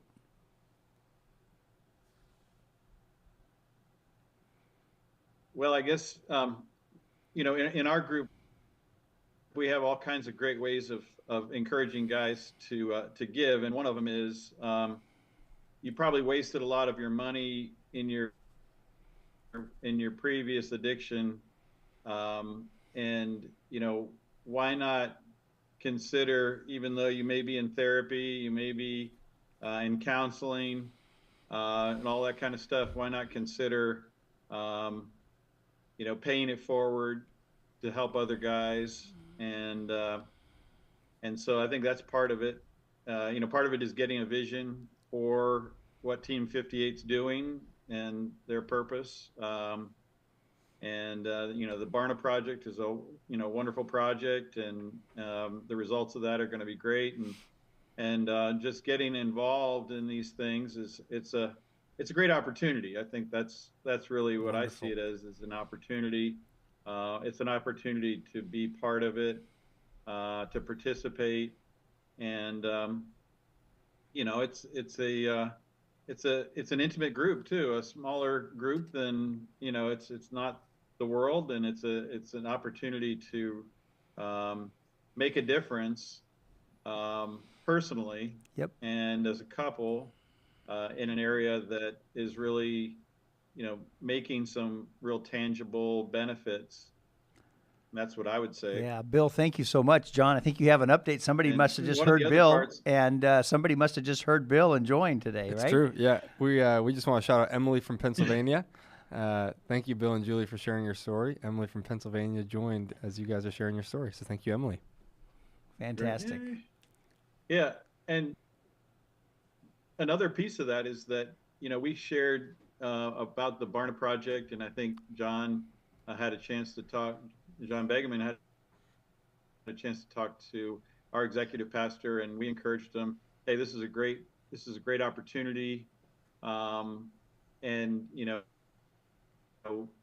we wanted to get our church financially invested in what Pure Desire was doing, and they made a nice donation to Team 58, and so that's another avenue to help fund not only just personally, but working through your church and the resources that the church has to help them catch the vision for it and want to be part of the team as well. Yeah, we're so thankful for your church's support and the way that speaks as a whole community, saying we're on board with the mission of Pure Desire, and it's awesome to see. I agree. Bill and Julie, we could spend about 2 more hours, just like we did at your house. Yeah. Because there's so much story that wasn't even shared, but to the story that was shared, thank you. Thank you for your vulnerability and your courage. And I look forward to the next time that we get to be in Northern California with you guys. Absolutely. We're here. Come on. Love you guys. Thank you for being so much, a rebuilder Brooks's. and restorer of lives. Yes. See y'all soon. Wow, encouraging. Take care. Like they said, there are churches that are giving back monthly now too, John and Nick. It's really neat to see some churches around the country who are saying, hey, not only can individuals join Team 58, but churches through their missions program can say, hey, we want to give back because this is a mission, and we're sending out missionaries to the unreached people groups, as we heard earlier today. And churches are saying, hey, what are causes that we feel invited to participate in? And so if you're listening and you're a church leader, board member, or pastor, maybe take it back to your team and say, hey, how can we monthly contribute to help pay healing forward to help other people? Yeah. If you think about why churches support often missions organizations, local ministries, they take a look around and say, what do we feel passionate about doing in the world, but not have the ability to do ourselves? Right. So we're going to support others that are doing it because we believe in that cause, and so we support the homeless shelter in our city. We support feeding programs, things like that. And I think this is a way of saying we want to see transformation in our churches and in our world as it comes to sexual wholeness and people finding freedom in Christ. And a church may not be running a whole ministry. Yeah, they've got some groups, but this is their passion to say, we want to see more. And I think when churches do that, it is a statement to your congregation to say, we're on board for this. And not only does it make a difference, in the lives of others, but I think in your own church, it creates a little bit of that environment, that culture of grace, of accessibility. Say, hey, our church deals with this. We have groups. We support a ministry that's doing it. I really think they're sincere about helping me.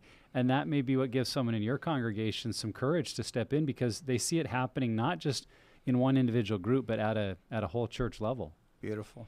It's great. I know, Nick, you got a hard stop in 10 minutes, but I want to keep you for 5 more. We're going to welcome Erik and Ashley from Bend. Oh, my gosh, the beard. It's incredible. I want to know how many years have gone into that beard. Erik and Ashley, thanks so much for joining.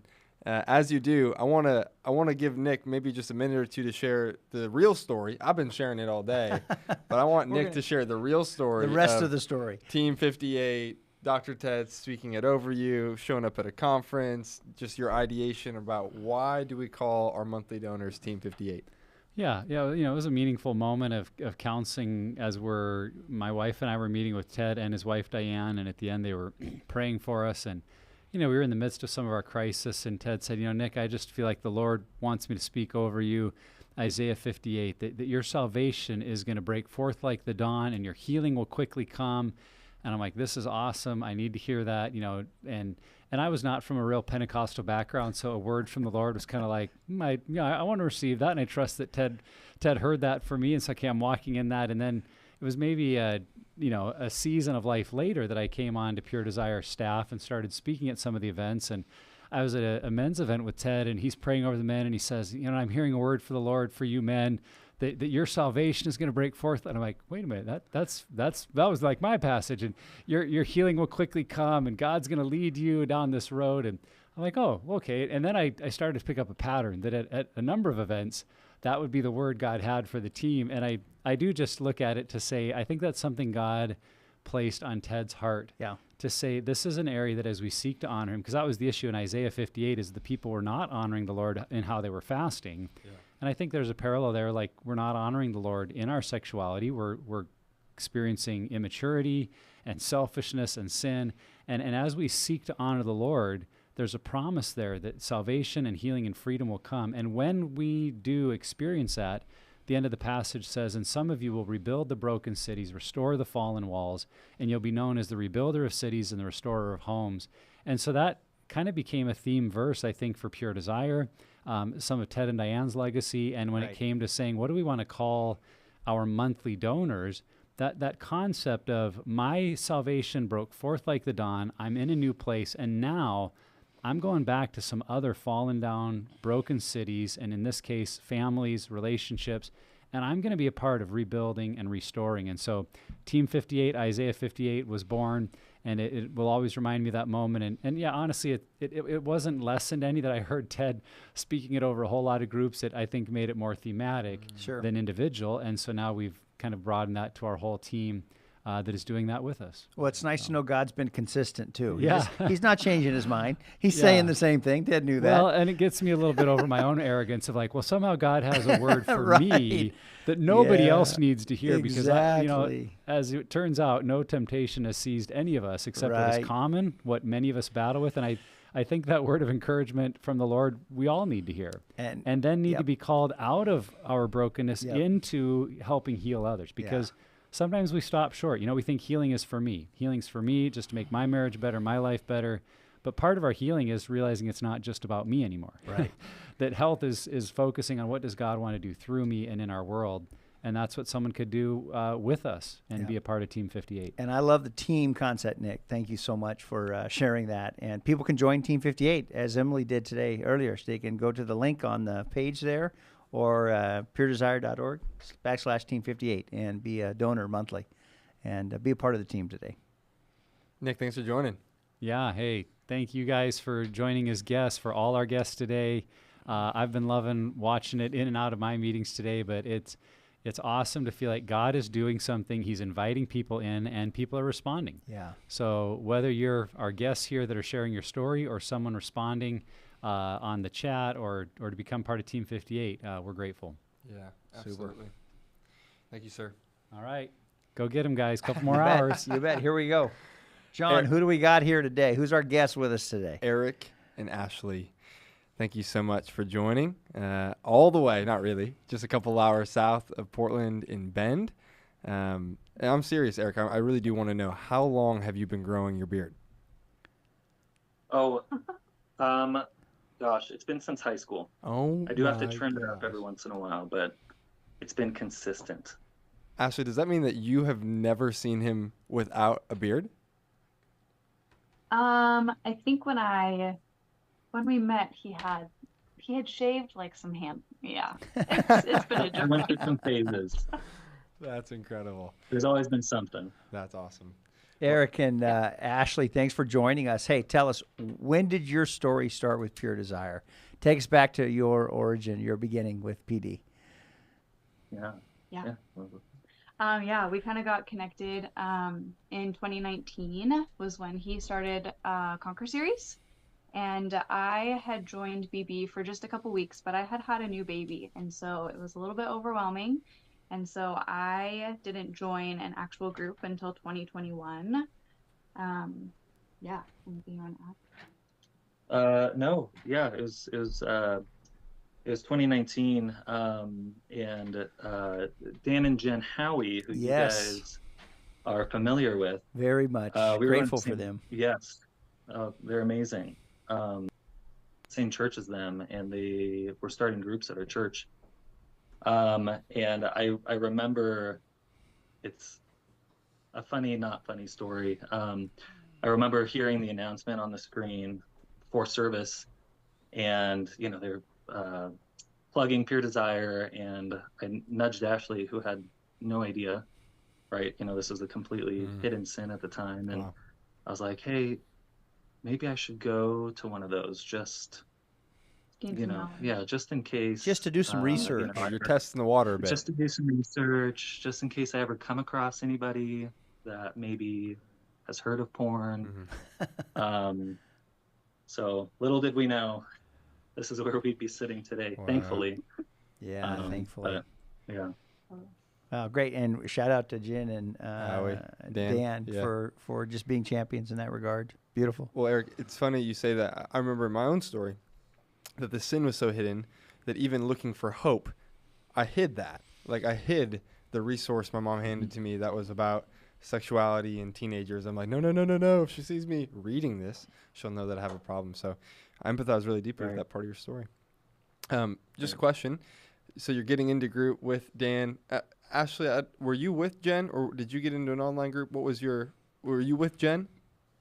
Yeah, I just for a couple of weeks, and then it didn't end up panning out just because of the new baby and little ones at home.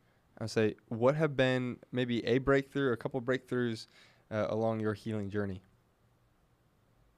Yeah.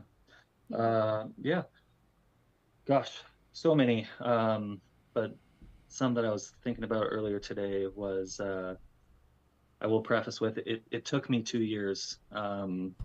I did 2 groups of kind of just checking a box. I was like, my wife says she won't leave me if I go attend this weekly. And so I'm going to go attend this weekly. My heart wasn't in it. Unfortunately. And so it was either the second or third year that I actually started retaining information and applying it to my life. And one of those big breakthrough moments for me, one of those epiphanies was the fact that we have rituals that we do before we relapse, and they weren't just these random events with kind of no preconditions beforehand, because that was, like many of us, that was completely my mindset, that like, this is just something I do and I have no idea why, but it happens. And so once I started connecting those dots of, man, I can stop this train before it even starts. And that's way easier than stopping this an hour from now when the train is hauling down the track 200 miles an hour. It seemed almost impossible. And so that was a huge moment of my recovery when I started just applying that information that I've been hearing so much about for a couple of years already. Yeah, good for you. I'm glad that wake up call finally came to you. You know. Yeah, me too. Because no one has to want your healing more than you. Yeah. You know, I tell guys in my group all the time, hey, I can't want this for you more than you do. You got to want this, and you can. The program works if you work it, but your heart and being 100% in is a big key to our own healing and our recovery. Is being 100% in. So I'm glad that moment came for you. And Ashley, it was Erik's third year of group that you got into your first group, correct? Yep, that's correct. I think the biggest thing that stood out to me was finally gaining my voice back and being able to use that to like advocate for myself and advocate for my healing and what I needed. And at that point, being 3 years in and still being just fed lies, that was needing a proper full disclosure, and that included a polygraph. But after like having the confidence of group members and just my leader kind of guiding me on that path and that being the encouragement, it was like, all right, once we did that, it was like, now we can build our relationship on this foundation of truth and honesty. And that's just been so vital to our story and relationship, and just knowing the full truth and having that verified. Yeah. I don't know. It gets me that you guys are under 30. I love that you guys are under 30. I love the fact that you're just barely. Yeah, just barely. That you're just a couple that's, has gained like traction and access to this. The couples that we get to sit with who it was 30 or 40 years into their marriage until they began to do deep work. I know it hasn't been an easy journey. It's been painful. There've been a whole lot of years where it probably didn't look pretty. But man, I'm just so grateful for the work that God's done in your life. You guys are living testimonies. And before Rodney asks the next question, can you share with our audience where you guys met? What organization were you guys with? How did y'all connect? Oh, yeah. We met in YWAM on a base in Belize doing our discipleship training school. Well, YWAM is Youth with a Mission, right? And yeah, that's great. In Belize. Fantastic. In Belize. San Pedro. San Pedro, Belize. Wow. That's beautiful. Great. Well, listen, we always ask the question, who paid their healing forward? A group member, counselor, friend that gave you access to your hope and healing that you found? Who would you want to give a shout out to that were kind of some champions, some heroes for you guys in this journey? Yeah. Well, we're going to give a second shout out to Dan and Jen. Yeah. They walked the whole beginning of the process for us. They were just there consistently, especially Jen with Ashley. She was continuously lied to and deceived those first couple of years. And Dan, was probably there, kept encouraging me and trying to push me towards truth and help the whole time.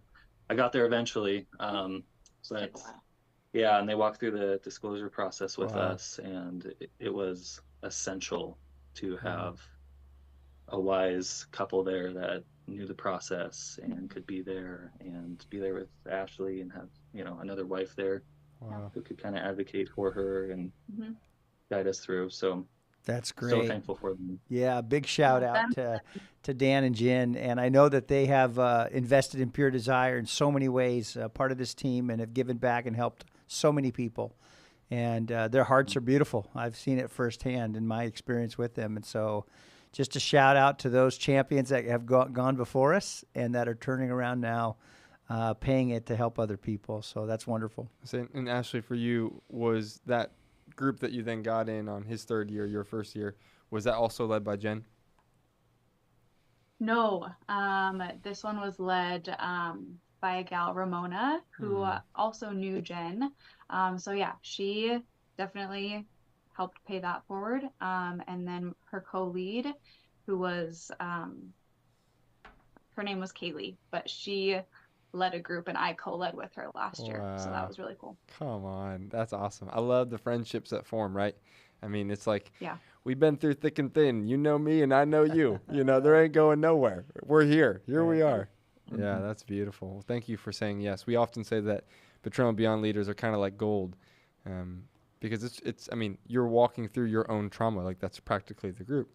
And then to say, I'm going back through it. I'm going to go back through the thing that I never wanted to talk about in the beginning, let alone then go through. And now I'm leading through it again. And so just to say thank you for your courage.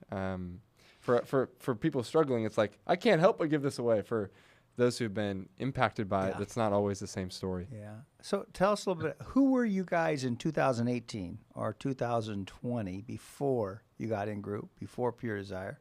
And who are you today?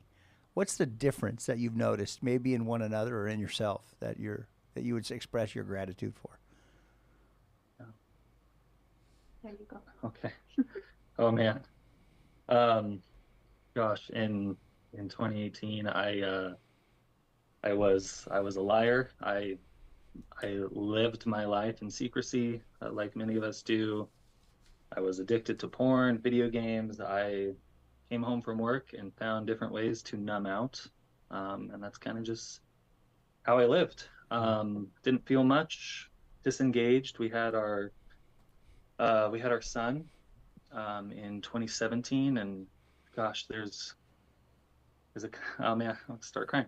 There's a couple years we just wish so badly that I could get back. Sorry. That's all right. Let him out. To be the man and father that I am right now. They deserved that back then. And so, that's a tragedy that it happened, but we are so, to get to the second point of question, we are so incredibly thankful for the growth. It's changed every aspect of my life. We were talking today, just about questions preparing for this, and I was telling Ashley, like, if there was a third party watching me back then, they could have checked off just so many toxic traits and characteristics that I had. I was prideful, angry, disengaged, lazy, numb, withdrawn, and I think if they were to kind of watch our relationship and lives today, not that I'm perfect in any sense of the word, I'm continuously growing, but we agreed that none of those characteristics could be checked off today. Wow. Like, yes, Erik is consistently disengaged still. It's just, it's not the case. So we are very thankful for that. And I wish I could go back to 2018 and tell me not to waste those 2 years. But yeah, we're thankful for the growth. Thanks for sharing that. How about you, Ashley? Yeah.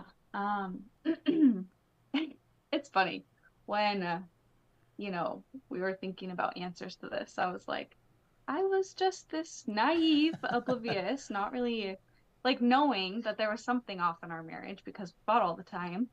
And now I'm just like, oh, this is so hard. And we have to, we're in groups and leading, and just God is just so good at revealing these onion layers of growth and health that he's not done with me yet.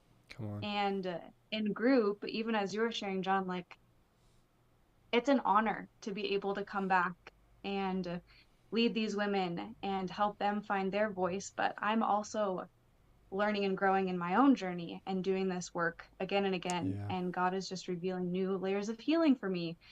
And so I would just say I'm just becoming more of a healthy person in my own story and becoming more self-aware in my own life. And then just able to like pass along those tools and teach them to our children and to, friends and obviously like our groups and stuff. So that's been pretty cool. That's beautiful, and you're in your 20s and you've made some adjustments. And so I think all of us that are older look back at you guys in your 20s making adjustments and say, hey, you're on course. Just keep going. It gets worse.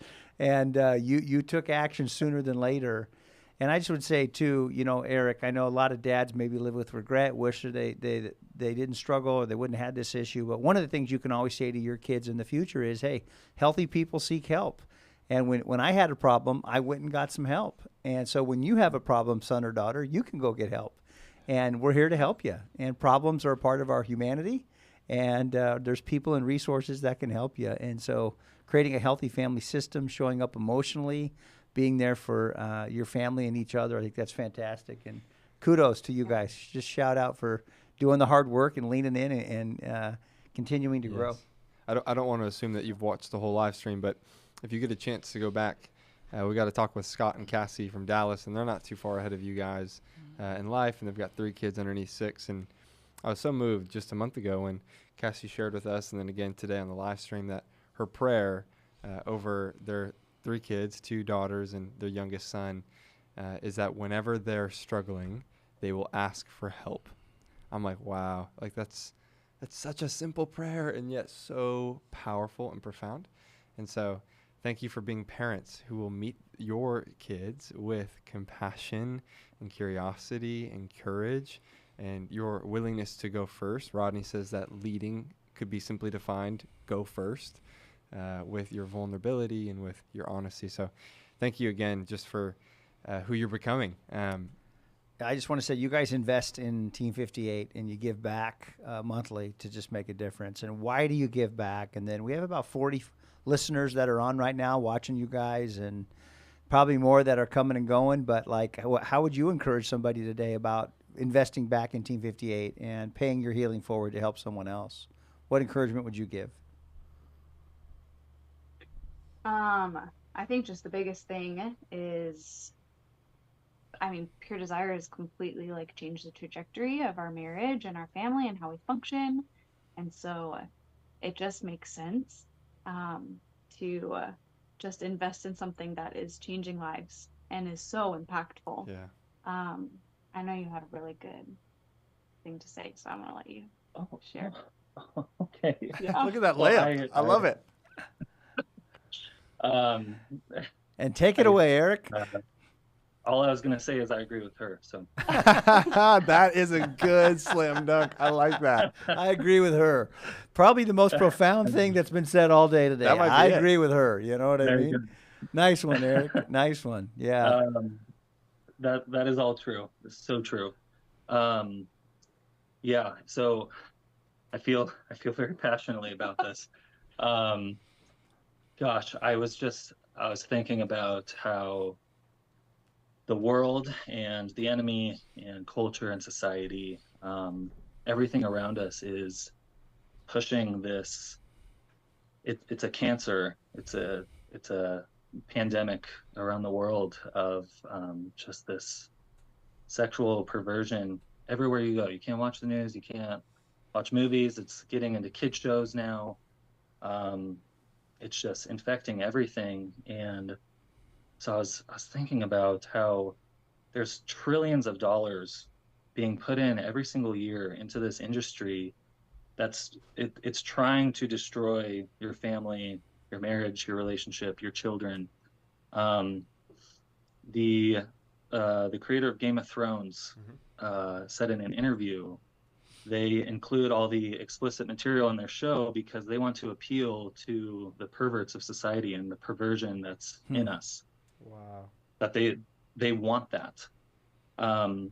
The CEO of the biggest porn site in America, at least, was recorded saying they're trying to find new ways every year to advertise to people's kids and to get them younger and younger, to have customers for life.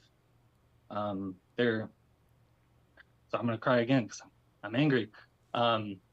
They're trying to do this. They're actively working against everyone that's listening, everyone in the church that holds this conviction.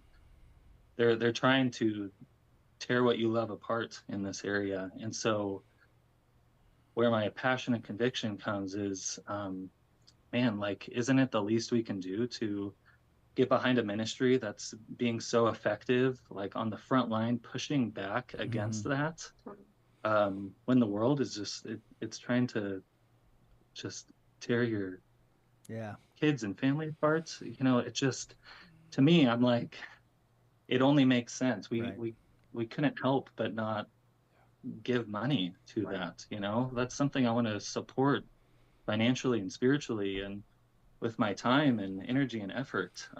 It seems so important. It's like, what else would we be giving our time and money to? That's not, that is not so at the well same level said. of belief. That is so well said Yeah. by you guys about we got a real enemy out there, and they're really fighting for the fabric of our kids and their lives, and they're targeting them. And so some would even say it's a public health issue. Just the broken sex industry that educates. And they're kind of touching on one of my passions about like making mom and dad the sex experts and educators of their kids. Resourcing parents to know how to have a framework to say your body's good, your genitalia is good, your sexuality is good. Now here's what's healthy about it, and here's a healthy way to steward it or manage it, whether you're single or married, and give kids a framework when they see what's unhealthy. Mom and dad are the safest people to go to process that. And we don't shame and punish, but we train and guide our kids in the next generation. So this is why we're working on resources to do the very same thing you're talking about. And thank you guys. Thank you for being a restorer of lives and a rebuilder of families. And I just want to say thanks for being with us today and being a part of this. This is really wonderful. I think what's so just to lean in, and then we'll let you go. But just to say, the quote specifically to that porn website that you're referring to is, "If we have a customer by the age of 11, we will have a lifelong customer." And I'm just going to let that sit there. That's literally their quote, and I don't need to say much more because that's pretty heinous. That's not a customer. That's a child. An 11-year-old is a child. And Erik, even to speak maybe more directly, that was you and me. That was us. I was exposed to 9. And so it's just going, how do we not let our stories be perpetuated to the next generation? And I think we do that by owning our stories, partnering with God, to write a brave new ending. Yeah. You have done that. Yeah. Erik, you are defending your family, protecting others. Again, to Rodney's words, you are rebuilding lives. You are restoring families, first and foremost, your own. Yeah. And I think that is so profound. And so, again, just from the bottom of my heart to yours to say thank you. We are so honored to be in partnership with people like you who are doing the work locally. Donors or missionaries? Yes. Yeah. Yes. Thank you guys so much. And for those that are listening, let me just say, join. Would you join John and I? And would you join Erik and Ashley and be a member of Team 58? And you can go to that link and join. And we had someone join last hour. And this hour, if you're listening, the 3540 that are on right now, if one of you are saying, hey, I want to pay it forward, I want to help the next generation, you can do that by just being a part of Team 58. Yeah.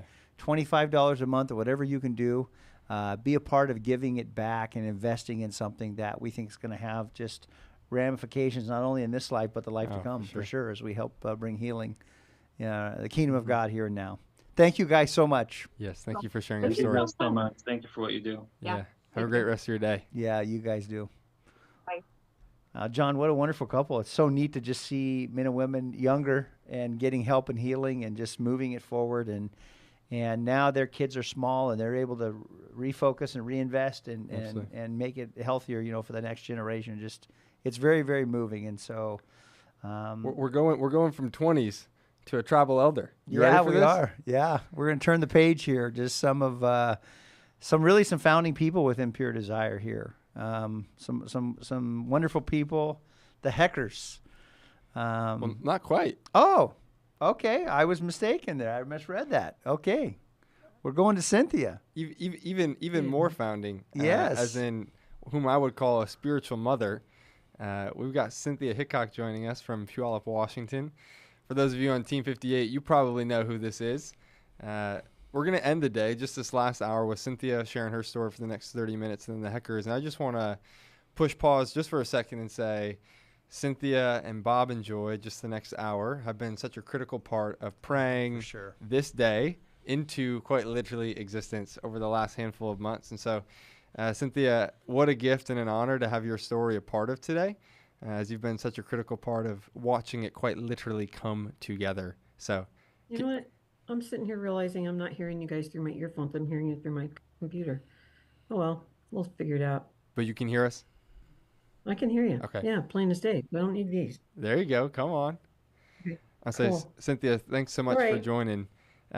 Real quick, maybe just in a different fashion rather than how did you get connected to Pure Desire, it was about day 7. So in the same way that Joe and Brianna McCarthy are really important to Rodney's story. Cynthia happens to be really important to my story, not necessarily recovery, but just the last 3 years and getting to sit within this role and working with donors. And it was about 7 days in that I was calling Cynthia simply to say thanks for her monthly gift. You were part of Team 58 even 3 years ago, so thank you for your continued generosity. And I think I said something like, Cynthia, thanks so much for your gift. How are you doing today? And I said, you really want to know? And I said, well, that's why I called. I said, how much time do you have? And I said, and then I the rest, told the whole. Yeah, the rest of the day is yours. Yeah. So, Yeah. Cynthia, when it comes to how you first got connected to Pure Desire, it was not me. How No, did you it first wasn't get you. connected? No, actually my group started, this is so weird because now I see myself twice. How weird.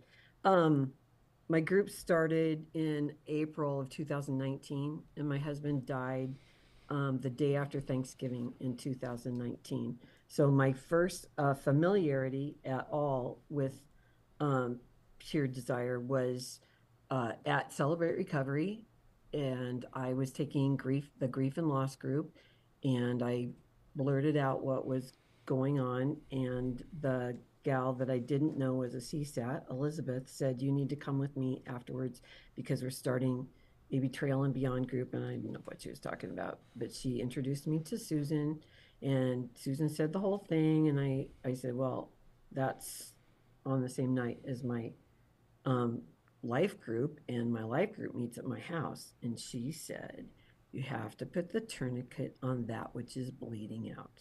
So I went home and I told my husband, and we texted our group, didn't tell him a thing. By the time John died, probably only 5 people outside of my Betrayal and Beyond group even knew about John's infidelity. So anyway, so we started up, and then John died. And so do you want me to go on, or you want to ask a question? So you were in the group when John passed away. You were in that support Right. group when that happened, November of 2019. Right. Wow, Cynthia. Right. And interesting. Yeah. So I'll just share with you what happened from there is that the breakthrough moment was that that first group surrounded me at John's service. And then they made a private text chat without me to talk about how to love on Cynthia. And then they gave me the whole next session to just share. We didn't go into our material at all. And their love was seriously a game changer. I actually let go of all my Bible studies, and my Betrayal and Beyond group was the only thing that I stuck with for that year. Wow, I love that statement, Cynthia. I'm going to stop you right there. Their love was a game changer. Oh, yeah. People that knew you and loved you through life's hardest sorrows, the betrayal and the loss, the death of your husband. Well, and Cynthia, they were the only ones. You want to share the story just at John's service? They were the ones that surrounded me, literally. They kind of put a circle around me, and they were, I had told maybe 4 or 5 other women that weren't in that betrayal circle about what I knew about John's infidelity, but I was always so afraid that John would find out that that I told someone. So so they were my healing place. And actually, after John died, I felt real freedom to share the truth, and so I started sharing individually with friends that were important to us. And my kids are grown, so now they're, let's see, 36, 38, 41, and 41. So this is only 4 years ago. And so even as I share with them, who knows now, my daughter is so greatly relieved. She said it helps so much for us to realize that people understand that our story is more complicated than just we lost our dad. And Cynthia, just for the sake of time, because we have time, when there's couples, it takes maybe a little bit longer as we go back and forth, but just for our audience, do you mind zooming in just to the moment of discovery, how you found out? I mean, you shared about, going to grief group, but. Well, because the other part is that everybody doesn't know this part, but you do.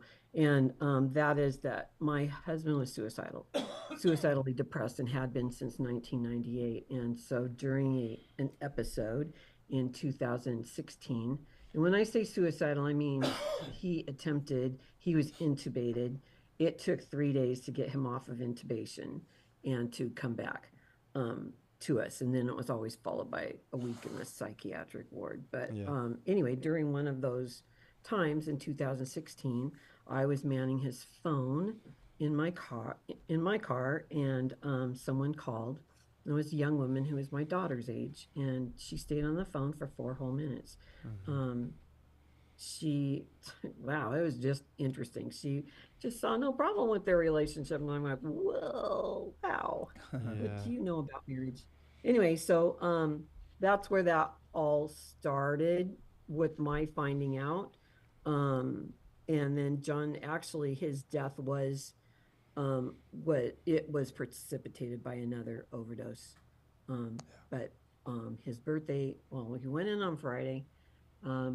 His birthday was on Monday. He was extubated on Monday, but he did not know what city he was in or what year it was. And by that night, he went into deep shock. And they had to give him heavy duty blood thinners, which caused a bleed in his brain. And so we said goodbye to him the day after Thanksgiving. Wow. So hard. Wow.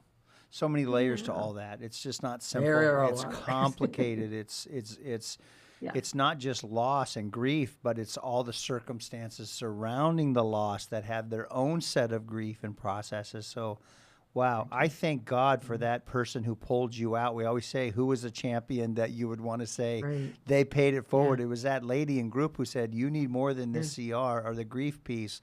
You need a Betrayal and Beyond group. That gal, I mean, what a champion she was. What a gift. Well, and the other thing is, I have to applaud Ted and Diane Roberts, because my husband's aunt and uncle had been in their church for decades. And she kept telling me about how Ted preached from the pulpit about his porn addiction. And so when I saw who the authors were, I went, oh, I know I'm in good hands. And, and I had great hope for our marriage. So anyway, that was, And they were doing that work 30 years ago. They were being a voice and being a champion for this. And so I think rightfully so, a great shout out to Ted and Diane as well. That's really beautiful. I was saying, Cynthia, I know so much has changed in the last, 4, let alone 3 years, let alone last year. I mean, there's constant change. But who were you before, maybe even before that moment when Susan pulled you out, and who are you now becoming? Okay, so actually realized that I was really more overwhelmed with John's spending than, because it was in front of my face. And we owned our own business, and he was taking out commercial loans for every single payroll. I naively thought that when I confronted him about this infidelity piece, that it would stop immediately because he loved me. And so, but I did discover after his death that he didn't put things in texts anymore. He hid them in Messenger. So anyway, does that answer that question? Well, and just to say, maybe Cynthia, like on the who are you becoming piece, like post group, I mean, you went through group. Maybe you just explain your 3 rounds of group. I love the way you articulate that. Got it. Yes. Okay. So I did do 3 rounds. The second time we were in my first 2, we were back at the first edition of Betrayal and Beyond. And first edition is really thorough on forgiveness, really thorough.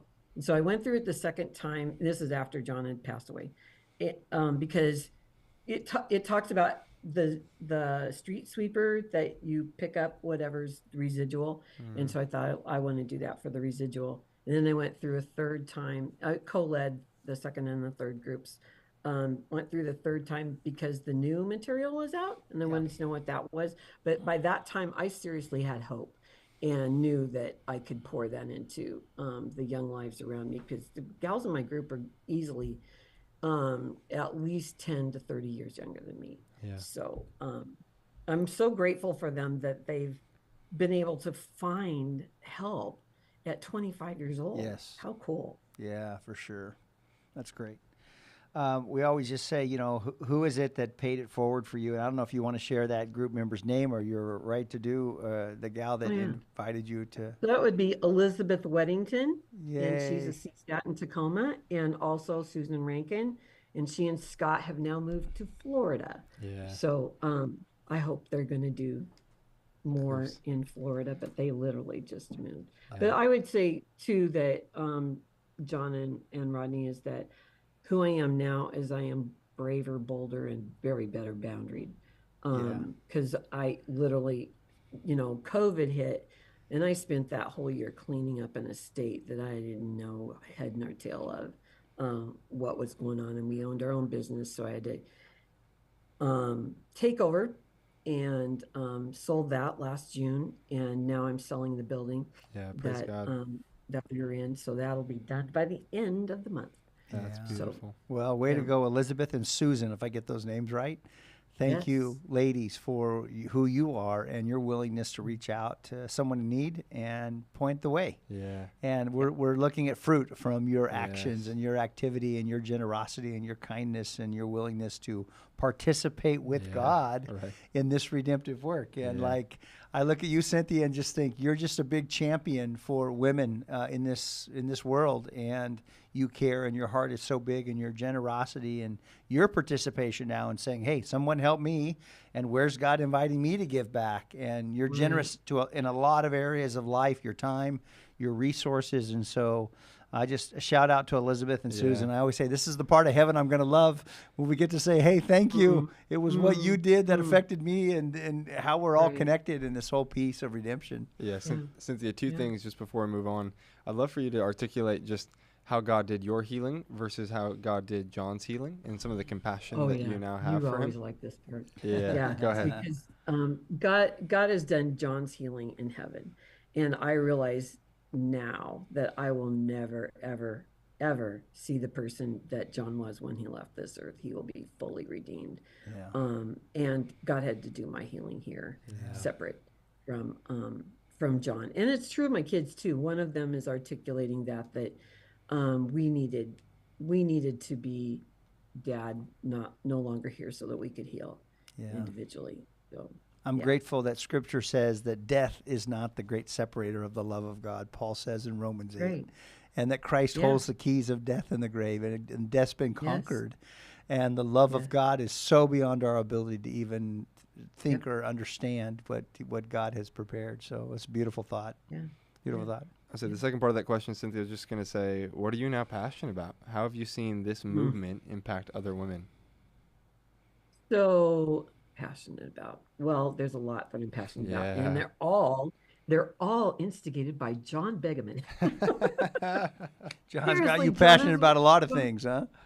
John is the one who introduced me to generous giving.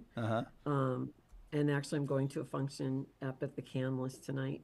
In the Finish Line podcast, he introduced me to that one too. Nice. And so I actually hosted my first Journey of Generosity just about a weekend and a half ago. Beautiful.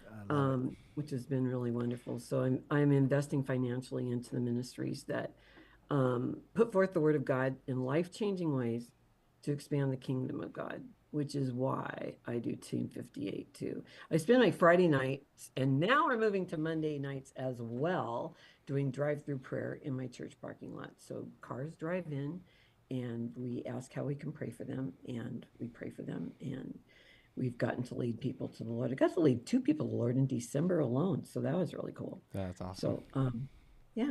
I'm saying just for our audience, just because as we're having conversations about generosity, about Team 58, about why you should give back, just a selfless plug for generousgiving.org.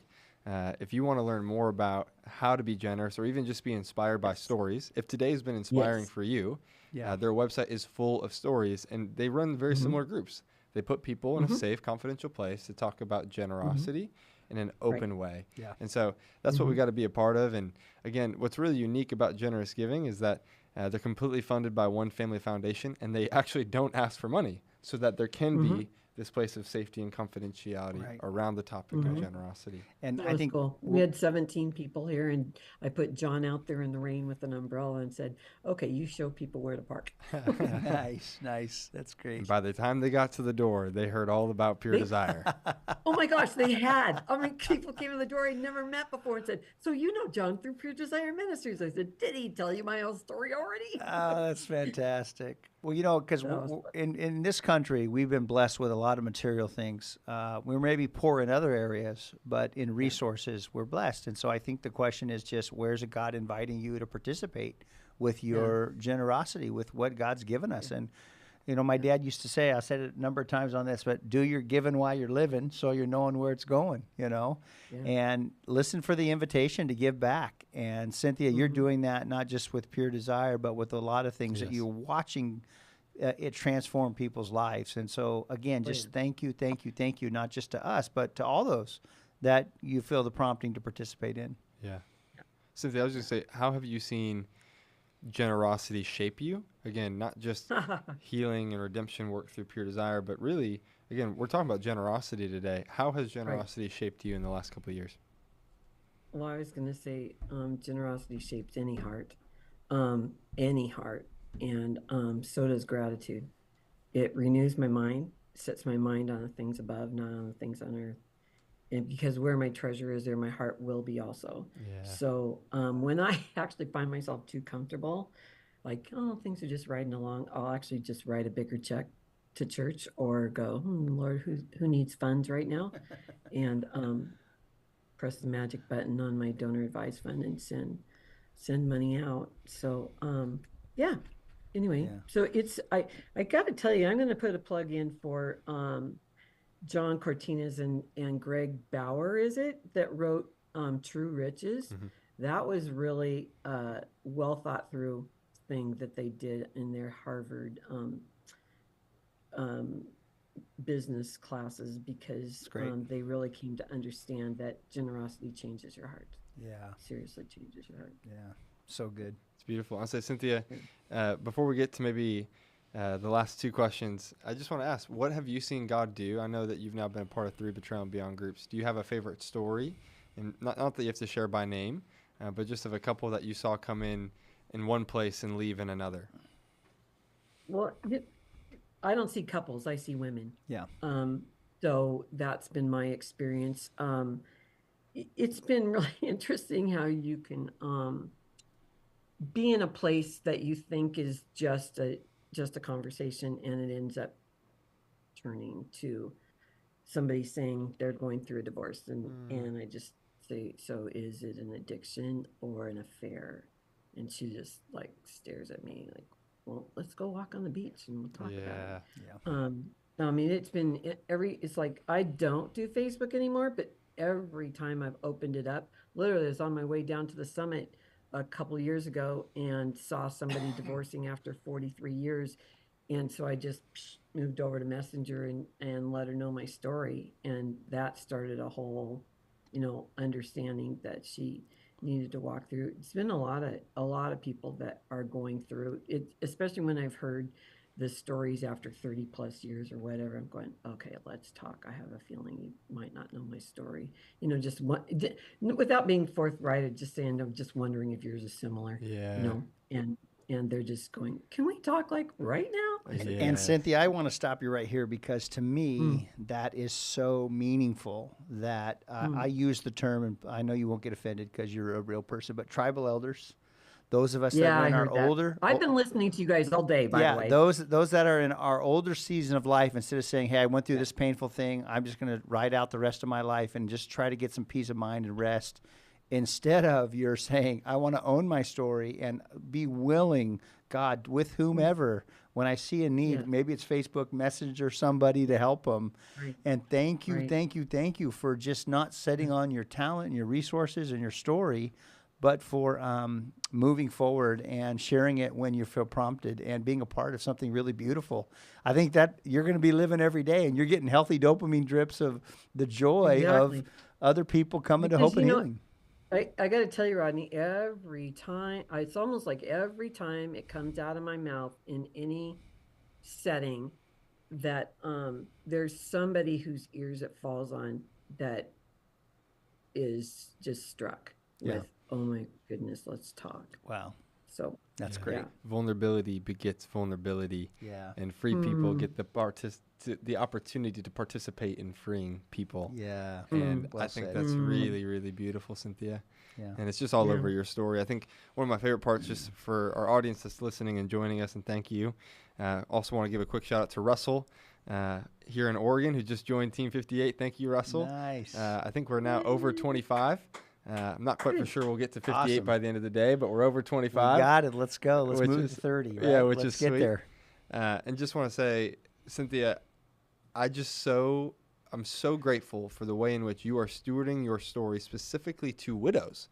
To your point, whether that's those who are losing loved ones or those who are later on in life and finding themselves in divorce, you've just been such an advocate, and it's so much fun to do ministry or to serve people with you, because my story isn't your story, but I'm like, oh, you need to meet Cynthia. Oh, you need to meet Cynthia. Oh, you need to meet Cynthia. And I'm just so grateful to steward your story. I thought of you, Cynthia, the other day. I was talking to a widow who, unfortunately, just this last month, her husband died, 61, 5 years into recovery. And she's saying to me, how can we talk about pure desire at the funeral? How can we do it? Wow. How can we be a champion for pure desire? Because it radically changed my husband's life. And I know that there's guys that have been in his group, and how can we say it? How can we share? And she was like a widow that was so grateful and so passionate. And I'm like, John, we got to get this gal connected to Cynthia. I mean, this is really beautiful to hear it. Was the funeral already? Did she already have it? No, it hasn't happened yet. I think it might be this weekend. I think it might be this That is weekend. so Maybe cool. we'll circle back around afterwards Wow. and follow up with you on Yeah. that. But I'm just saying, I just so grateful for people like you who believe in what we're doing and not hiding their story, but offering it to help other people. Yeah. Yeah. Yeah. So Wow, Cynthia, that's cool. last question. Just how would you encourage someone who's considering joining Team 58 and investing in the work that God's doing here at Pure Desire so that the church would be equipped to become the safest, not just the safest place? Right, man. I've listened to all these guys talking. I wish I'd taken notes all along. I've been here all day. I think what I do is ask myself, do I want my mind renewed in Christ Jesus? I mean, it's sometimes we have to think about what's in it for me, because that's what's in it for me, is that God is changing my heart and my mind and propelling me forward. And as I've listened to these conversations today and hearing the young and every age group under the sun, it's been so encouraging to realize that sometimes even in our older age, we may start something because we want a tax deduction, but we need to watch how God is going to actually reshape our hearts to care about where we invested. And sometimes it takes a long time. In fact, I remember hearing somebody in this saying, I'm doing this, but I'm doing it for her.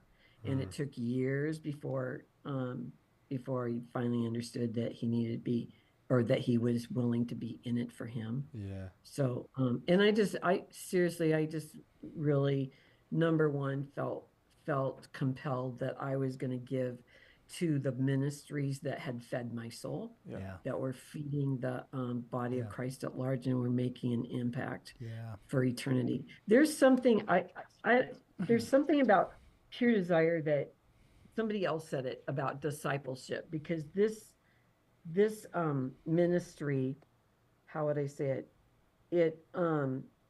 It's strategic, and it's even Nick has shared this, how they wove it into their whole group concepts within their church, and that he saw elders and leaders come out of this. The other thing is, hey, all that money that is going into the darkness, now that it's available because you're free, let's put it into the light. There you Come go. on. Say it again. Yeah. Put it in the light. All the money that you were funding the darkness with, I love it. and now you're free. Let's put it into the kingdom of God. And you can do it today by hitting that link right there on you. So the 25 that are still with us watching today, maybe one of you is being prompted by Cynthia and her generosity, and you would say, hey, I want to give it back. Maybe you're a man, maybe you're a woman, married, single, widow, elderly, young, whatever it can be. You can partner and say, hey, I want to give back, and you can join Team 58 or go to our website, puredesire.org/Team 58 and join us. Cynthia, I know you've had a recent revelation. I want to end here. You've been thinking a lot about sowing generously and sowing sparingly, And tell our audience, what has been the harvest of you sowing generously? Because it's not what they'd expect. No, it's not. It doesn't come back in money. It comes back, for me, it's come back in relationships and I mean, really unique relationships. Well, first of all, you guys, in being in relationship with you guys, also went down there to just go on a little mini tour of the Bible Project, and ended up spending the night with John Collins' parents and having 5 hours of deep conversation with them, and being told, if we're even out of town, we'll let you know our passcode, and you just come on in and make yourself at home. Just making all kinds of friends. Wow. Yeah. It's beautiful. Yeah.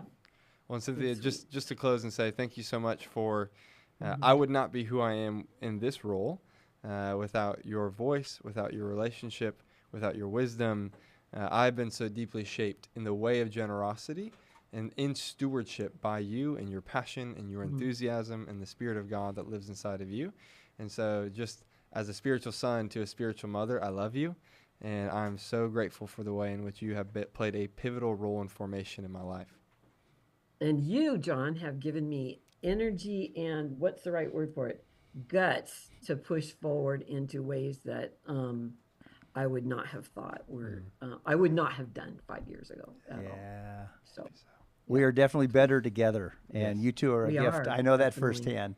And it's been fun just to watch how you guys have been an encouragement and a blessing to each other. So, Cynthia, thank you for joining Team 58. Thank You're you for welcome. sharing today.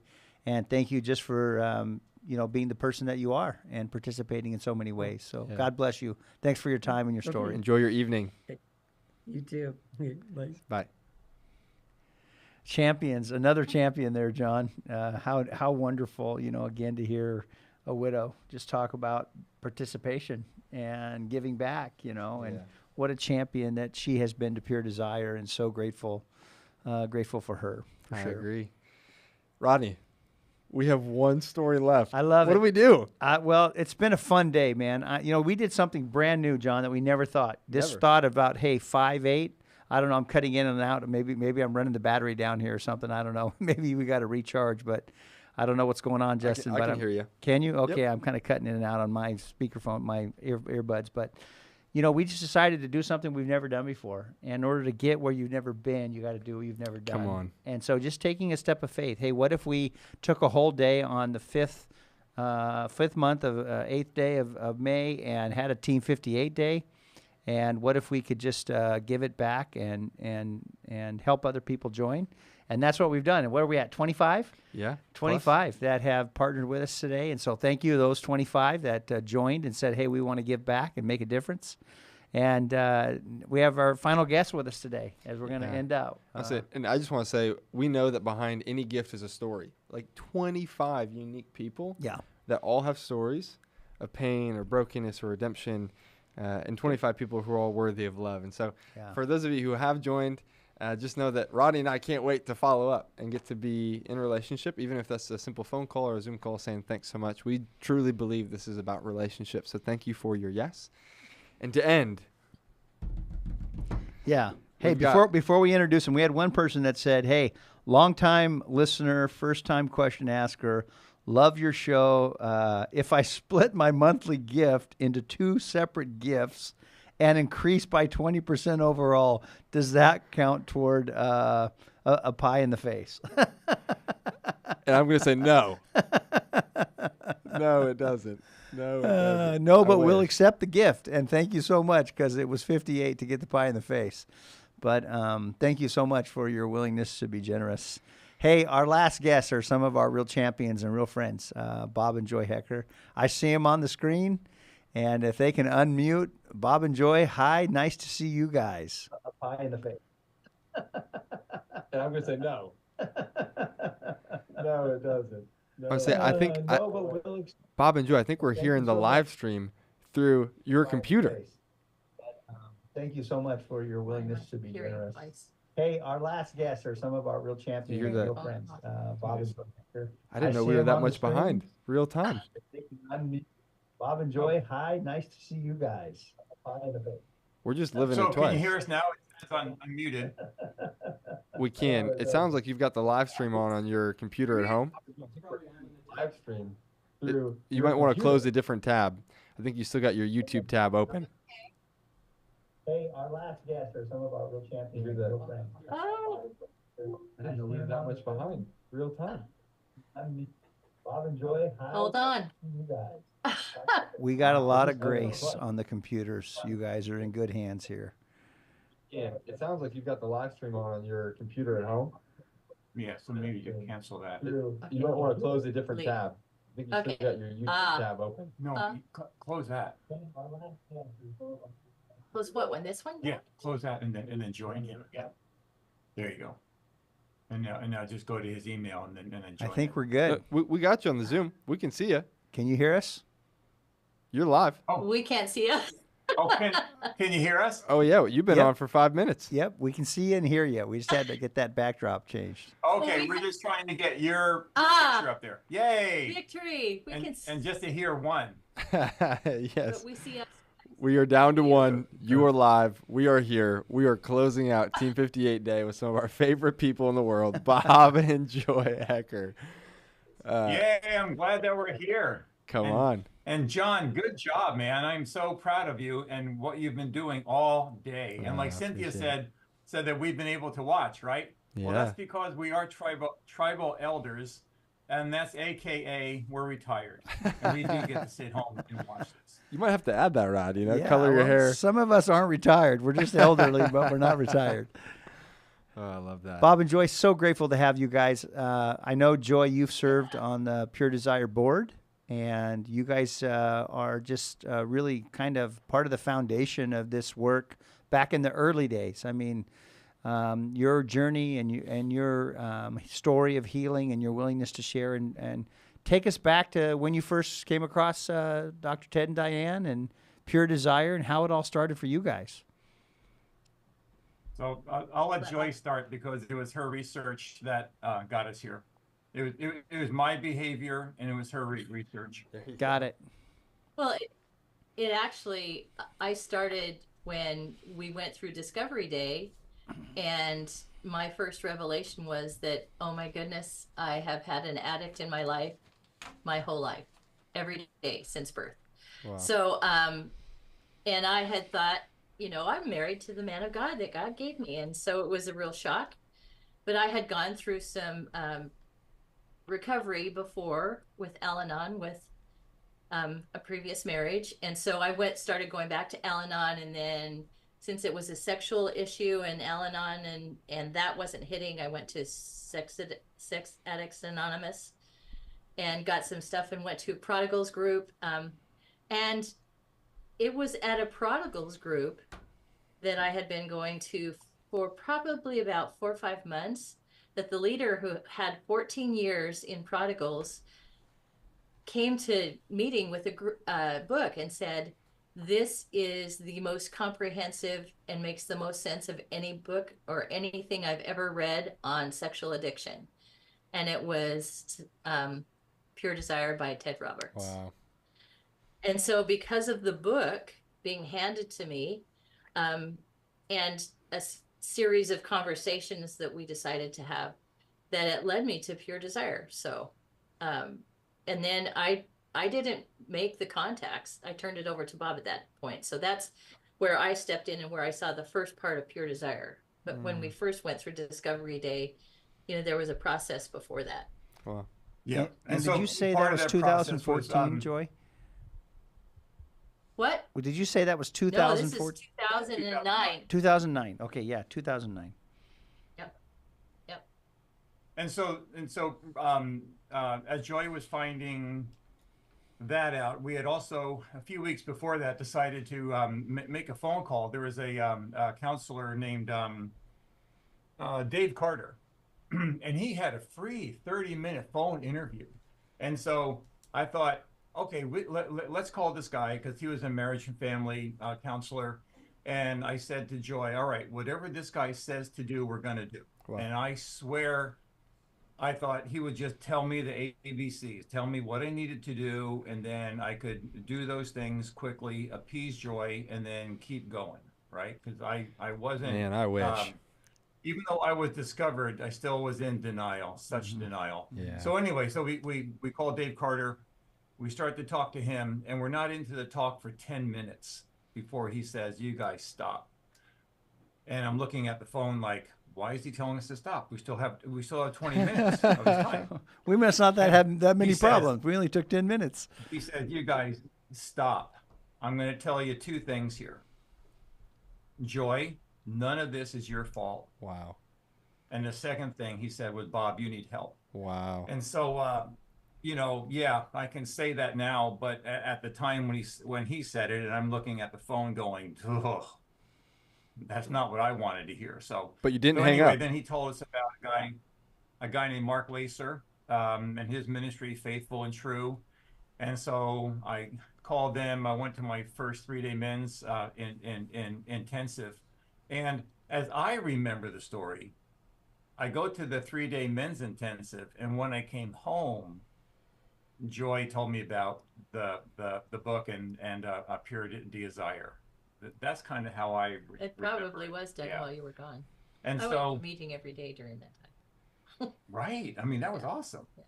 So then I get back after Mark Lacer's, and then he planted just a huge seed, because he had been in the Seattle area a few years before that. And I said, well, if you were in the Seattle area a couple of years ago, why didn't you call me? I could have listened to you then. And he looked at me very seriously, though, and he said, "Bob, you weren't ready for it then." And so now I'm ready for it. So Joy finds out about Pure Desire. We call up and we make contact, and we find out that they have counselors there named Ted and Diane Roberts. And next thing you know, we're driving from, well, I guess we were living in Linwood then. We're driving from Linwood, Washington, down to Gresham. Gresham. And for our audience that isn't so from the Pacific Northwest, Bob, can you tell them how long of a drive is that? Oh, it's a little over 3 hours. 3.5 hours. That's crazy. Yeah. So ask yourself, who wants to be that guy? Me, driving down with your wife for 3.5 hours in the car. You're going to go to counseling, get your butt kicked for 2 hours from Dr. Ted, and then have to drive 3.5 hours home. My question is, were the 2 hours in Gresham harder or the 3.5 home? Yeah, exactly. Exactly. Yes. You don't have to answer that question. Yeah, exactly.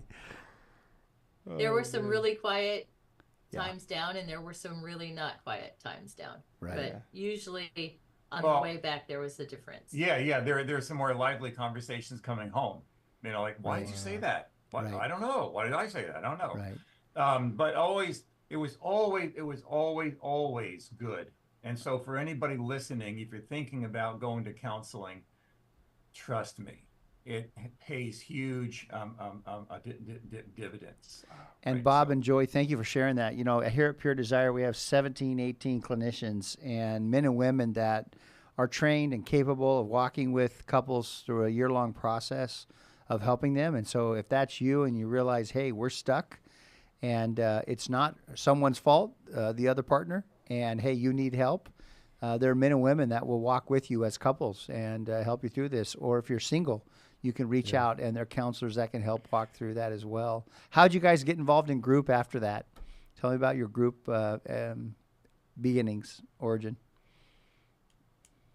Well, for me, as the betrayed spouse, it was so important, because when discovery happened and I was faced with the fact that my whole life had changed, but the thing that was unique and scared me a little bit was that history of having addicts in my life my whole life, and tons of trauma, that because I got saved in the church 25 years before discovery, saved by Jesus, and so I had the man of God that he gave me, and so everything had shifted, and I wasn't sure how to put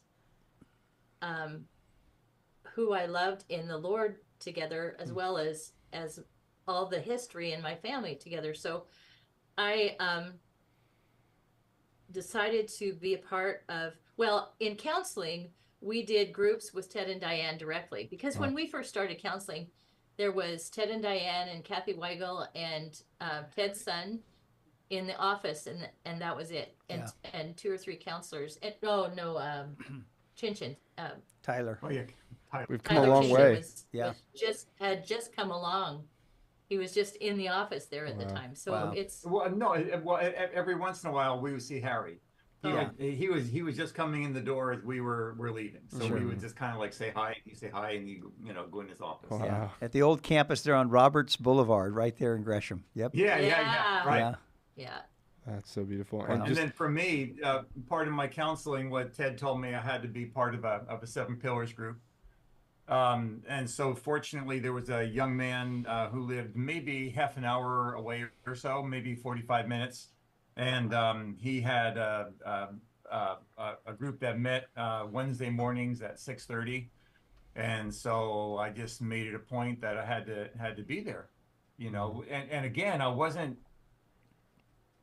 even though Ted told me at the beginning that I had to do that, I did it just because like he told me I had to do it. So I was basically checking a box, but it took a month to really buy into it and really trust the guys in that group, because at first I didn't trust them at all. I didn't trust anybody. What was a breakthrough moment for both of you in group? Oh, sorry. Just saying, what was a breakthrough moment for both of you guys in those groups? So for me, it was, how we do our check-in, and every guy goes around the group.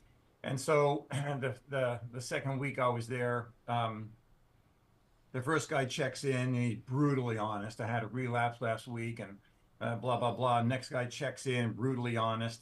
It gets to me and I'm like, I'm not telling these guys anything. Man, hey, I had a great week. I was in restoration all week and blah, blah, blah, blah, blah. Then, everybody checks in. So we do that for like 2 or 3 weeks. Everybody's checking in, brutally honest, and Angel Bob over here is like, oh, restoration all week. Oh, great week. Made my phone calls, blah, blah, blah. And then it was like on the last time through, the Lord is talking to me. And my MO for years was lying. I lied about it, everything. So it gets to the 4th week now, and the first guy checks in, second guy checks in, and now the Lord is like talking to me, and he said, Bob, are you going to be honest today? Are you going to be honest? And I could just feel my heart was just pounding in my chest. So it gets to me, and I said, yeah, oh man, I had a great week. I was in restoration all week, blah, blah, blah. And then it gets to the next guy, and the Lord is now just, his hand was just like right there. And he says, are you going to be honest? And it was almost like one of those questions, like you're going to be honest now, or you're not going to be honest. You know what I mean? He's given me an opportunity. And I just call that, man, he was knocking on my door. So the next guy starts to check in, and I just dropped this big F-bomb, and I just couldn't help it. And the guys in the group all look at me, and the group leader looks across the table at me, and he said, Bob, do you have something to say? And so that breakthrough moment, John, was the Lord just really challenging me. Was I going to be honest at any cost? And Patrick Carnes teaches us, to hold reality at all costs. And Dr. Ted echoed that for years. And so at that moment, then I said, you guys, I have not been honest with you the last few weeks. I have not been in restoration. And then the group leader said, okay, now we're ready to start. So, and then that was, a huge, huge moment for me, for those guys to sit there and to not shame me either for lying the last few weeks, but to just, accept me into their group. And I just went, oh, these guys are all right, so. Let me ask you this question. Bob and Joy, and addicts lie, and that's a part of our journey, is learning how to be brutally honest and lean into the truth. But who paid it forward? I think I already know the answer to this, but who are you grateful for that have been champions in your life? And we've heard their names all day long, so it won't surprise me one bit. And they're worthy of just appreciation because they were doing it where the church wasn't really open and honest about it. But I'll let you say their names just because you get the opportunity just to thank them. Wow. Absolutely. And it really ties into my breakthrough moment in having such a traumatic and addictive lifestyle all around me for my whole life. In group one day, Ted was talking, and I'd been through 25 years of counseling with the church, because you mentioned that said, it's your fault, if you just did this or you just did that or whatever. And then Ted just said, not that it wasn't my fault, but that it wasn't what I deserved or what God wanted for me. That you deserve a husband that's faithful. You deserve a life that's free of addiction.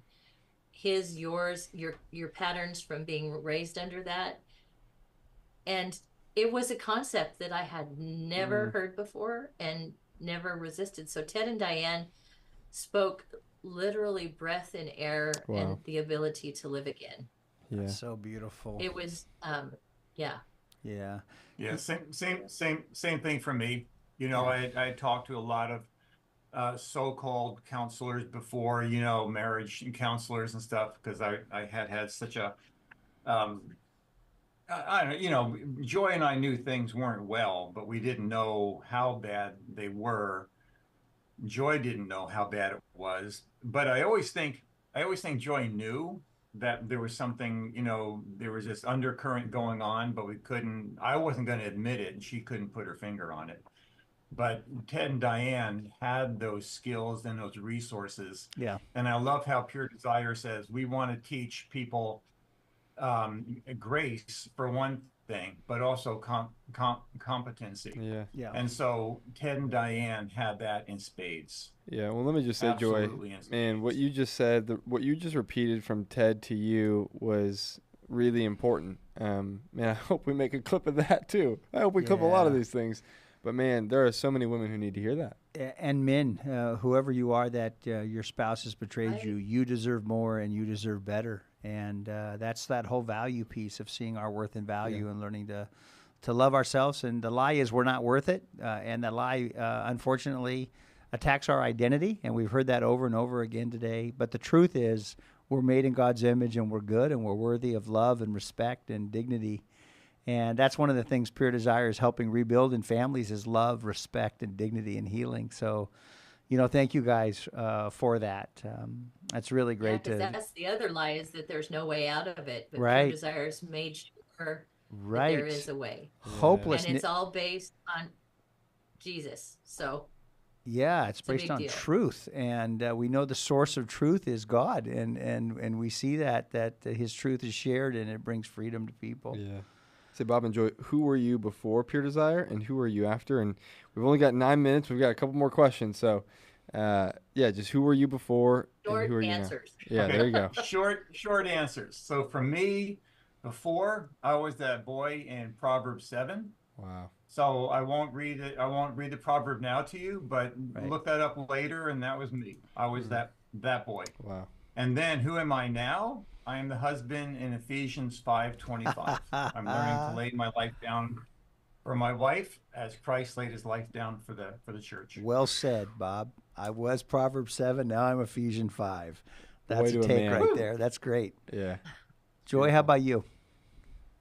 I was broken and trapped in trauma that nobody wanted to talk about. Wow.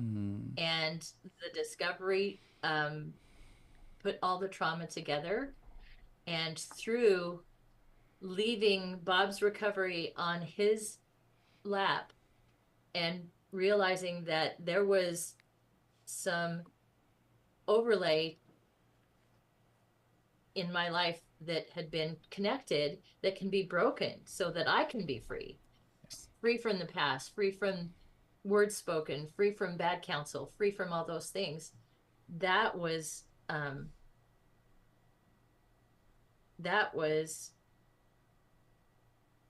what spoke healing and the step out for me in group. Beautiful. Yeah, great. And this is what we love about Pure Desire. They're clinically informed. They talk about the brain, the neuroscience. They're trauma-based. Most of our addictive behaviors are just coping mechanisms because of our trauma. And then how the truth of, you talk about the truth and the truth we see in Christ, the truth we see in Scripture. And truth is truth no matter where you find it. And that truth can lead us to hope, healing, and freedom. And so that's great. You guys give back generously to Team 58. You give monthly, and you've done so for a while. And so talk about why you invest and how you would encourage others that are listening today to maybe join us and invest in Team 58. Wow. Well, one of the things I was talking about when we went through counseling was not cheap. We were in really bad financial systems and all that stuff, and paying for counseling took everything we had and then some. And Pure Desire back in the day even worked with it, so we didn't think we could happen. We give to Pure Desire because of so many things. To watch it grow and to want to be a part of that growth, being on the board, seeing it start, with 7 people in the office and go international, and the board grow to more people than were even in the original office. And it have a voice in this time that is so strong and is so clear. It's a clarion call to the fact that there is healing and there is restoration and there is growth in Christ and in the church through this ministry. I can't imagine not contributing. It's in the same way that I contribute tithes in my local church. I can't imagine that we wouldn't contribute to Pure Desire because it's been life for us. And we plan to do more and more of that. We give time. We gave 10 years. I gave 10 years to the board, but even that wasn't enough because I heard Cynthia say, where your treasure is, there will your heart be also. And where my heart is, that's where my treasure has to land. Yeah. And So good. my heart has been so grown and nourished and healed by the people and the ministry of Pure Desire. How could we not do that? It's beautiful. Yeah. As Hunter said earlier, it's the modern day revival. It's the modern day what God's doing to raise up. And Joy, you've seen this organization grow from the inside out. I mean, you've seen where we were 10 years ago and where we are today in so many different ways. And it's to me nothing short of a miracle as God's brought in people and resources. And to be able to participate with, that's what I love. I can be a small part of something that's so big and so beautiful and such a healing force in this world, and to bring healing and sexual integrity in the body of Christ. Bob, what would you add here, your final comments of encouraging somebody to give back? So I think about Hebrews 13:7, and I'll just paraphrase it, but it says basically to consider those who spoke the word to you, and considering the outcome of their conduct, imitate their faith. And I just think of like Brian Lingus, the airman who witnessed to me when I was in Ramstein, Germany.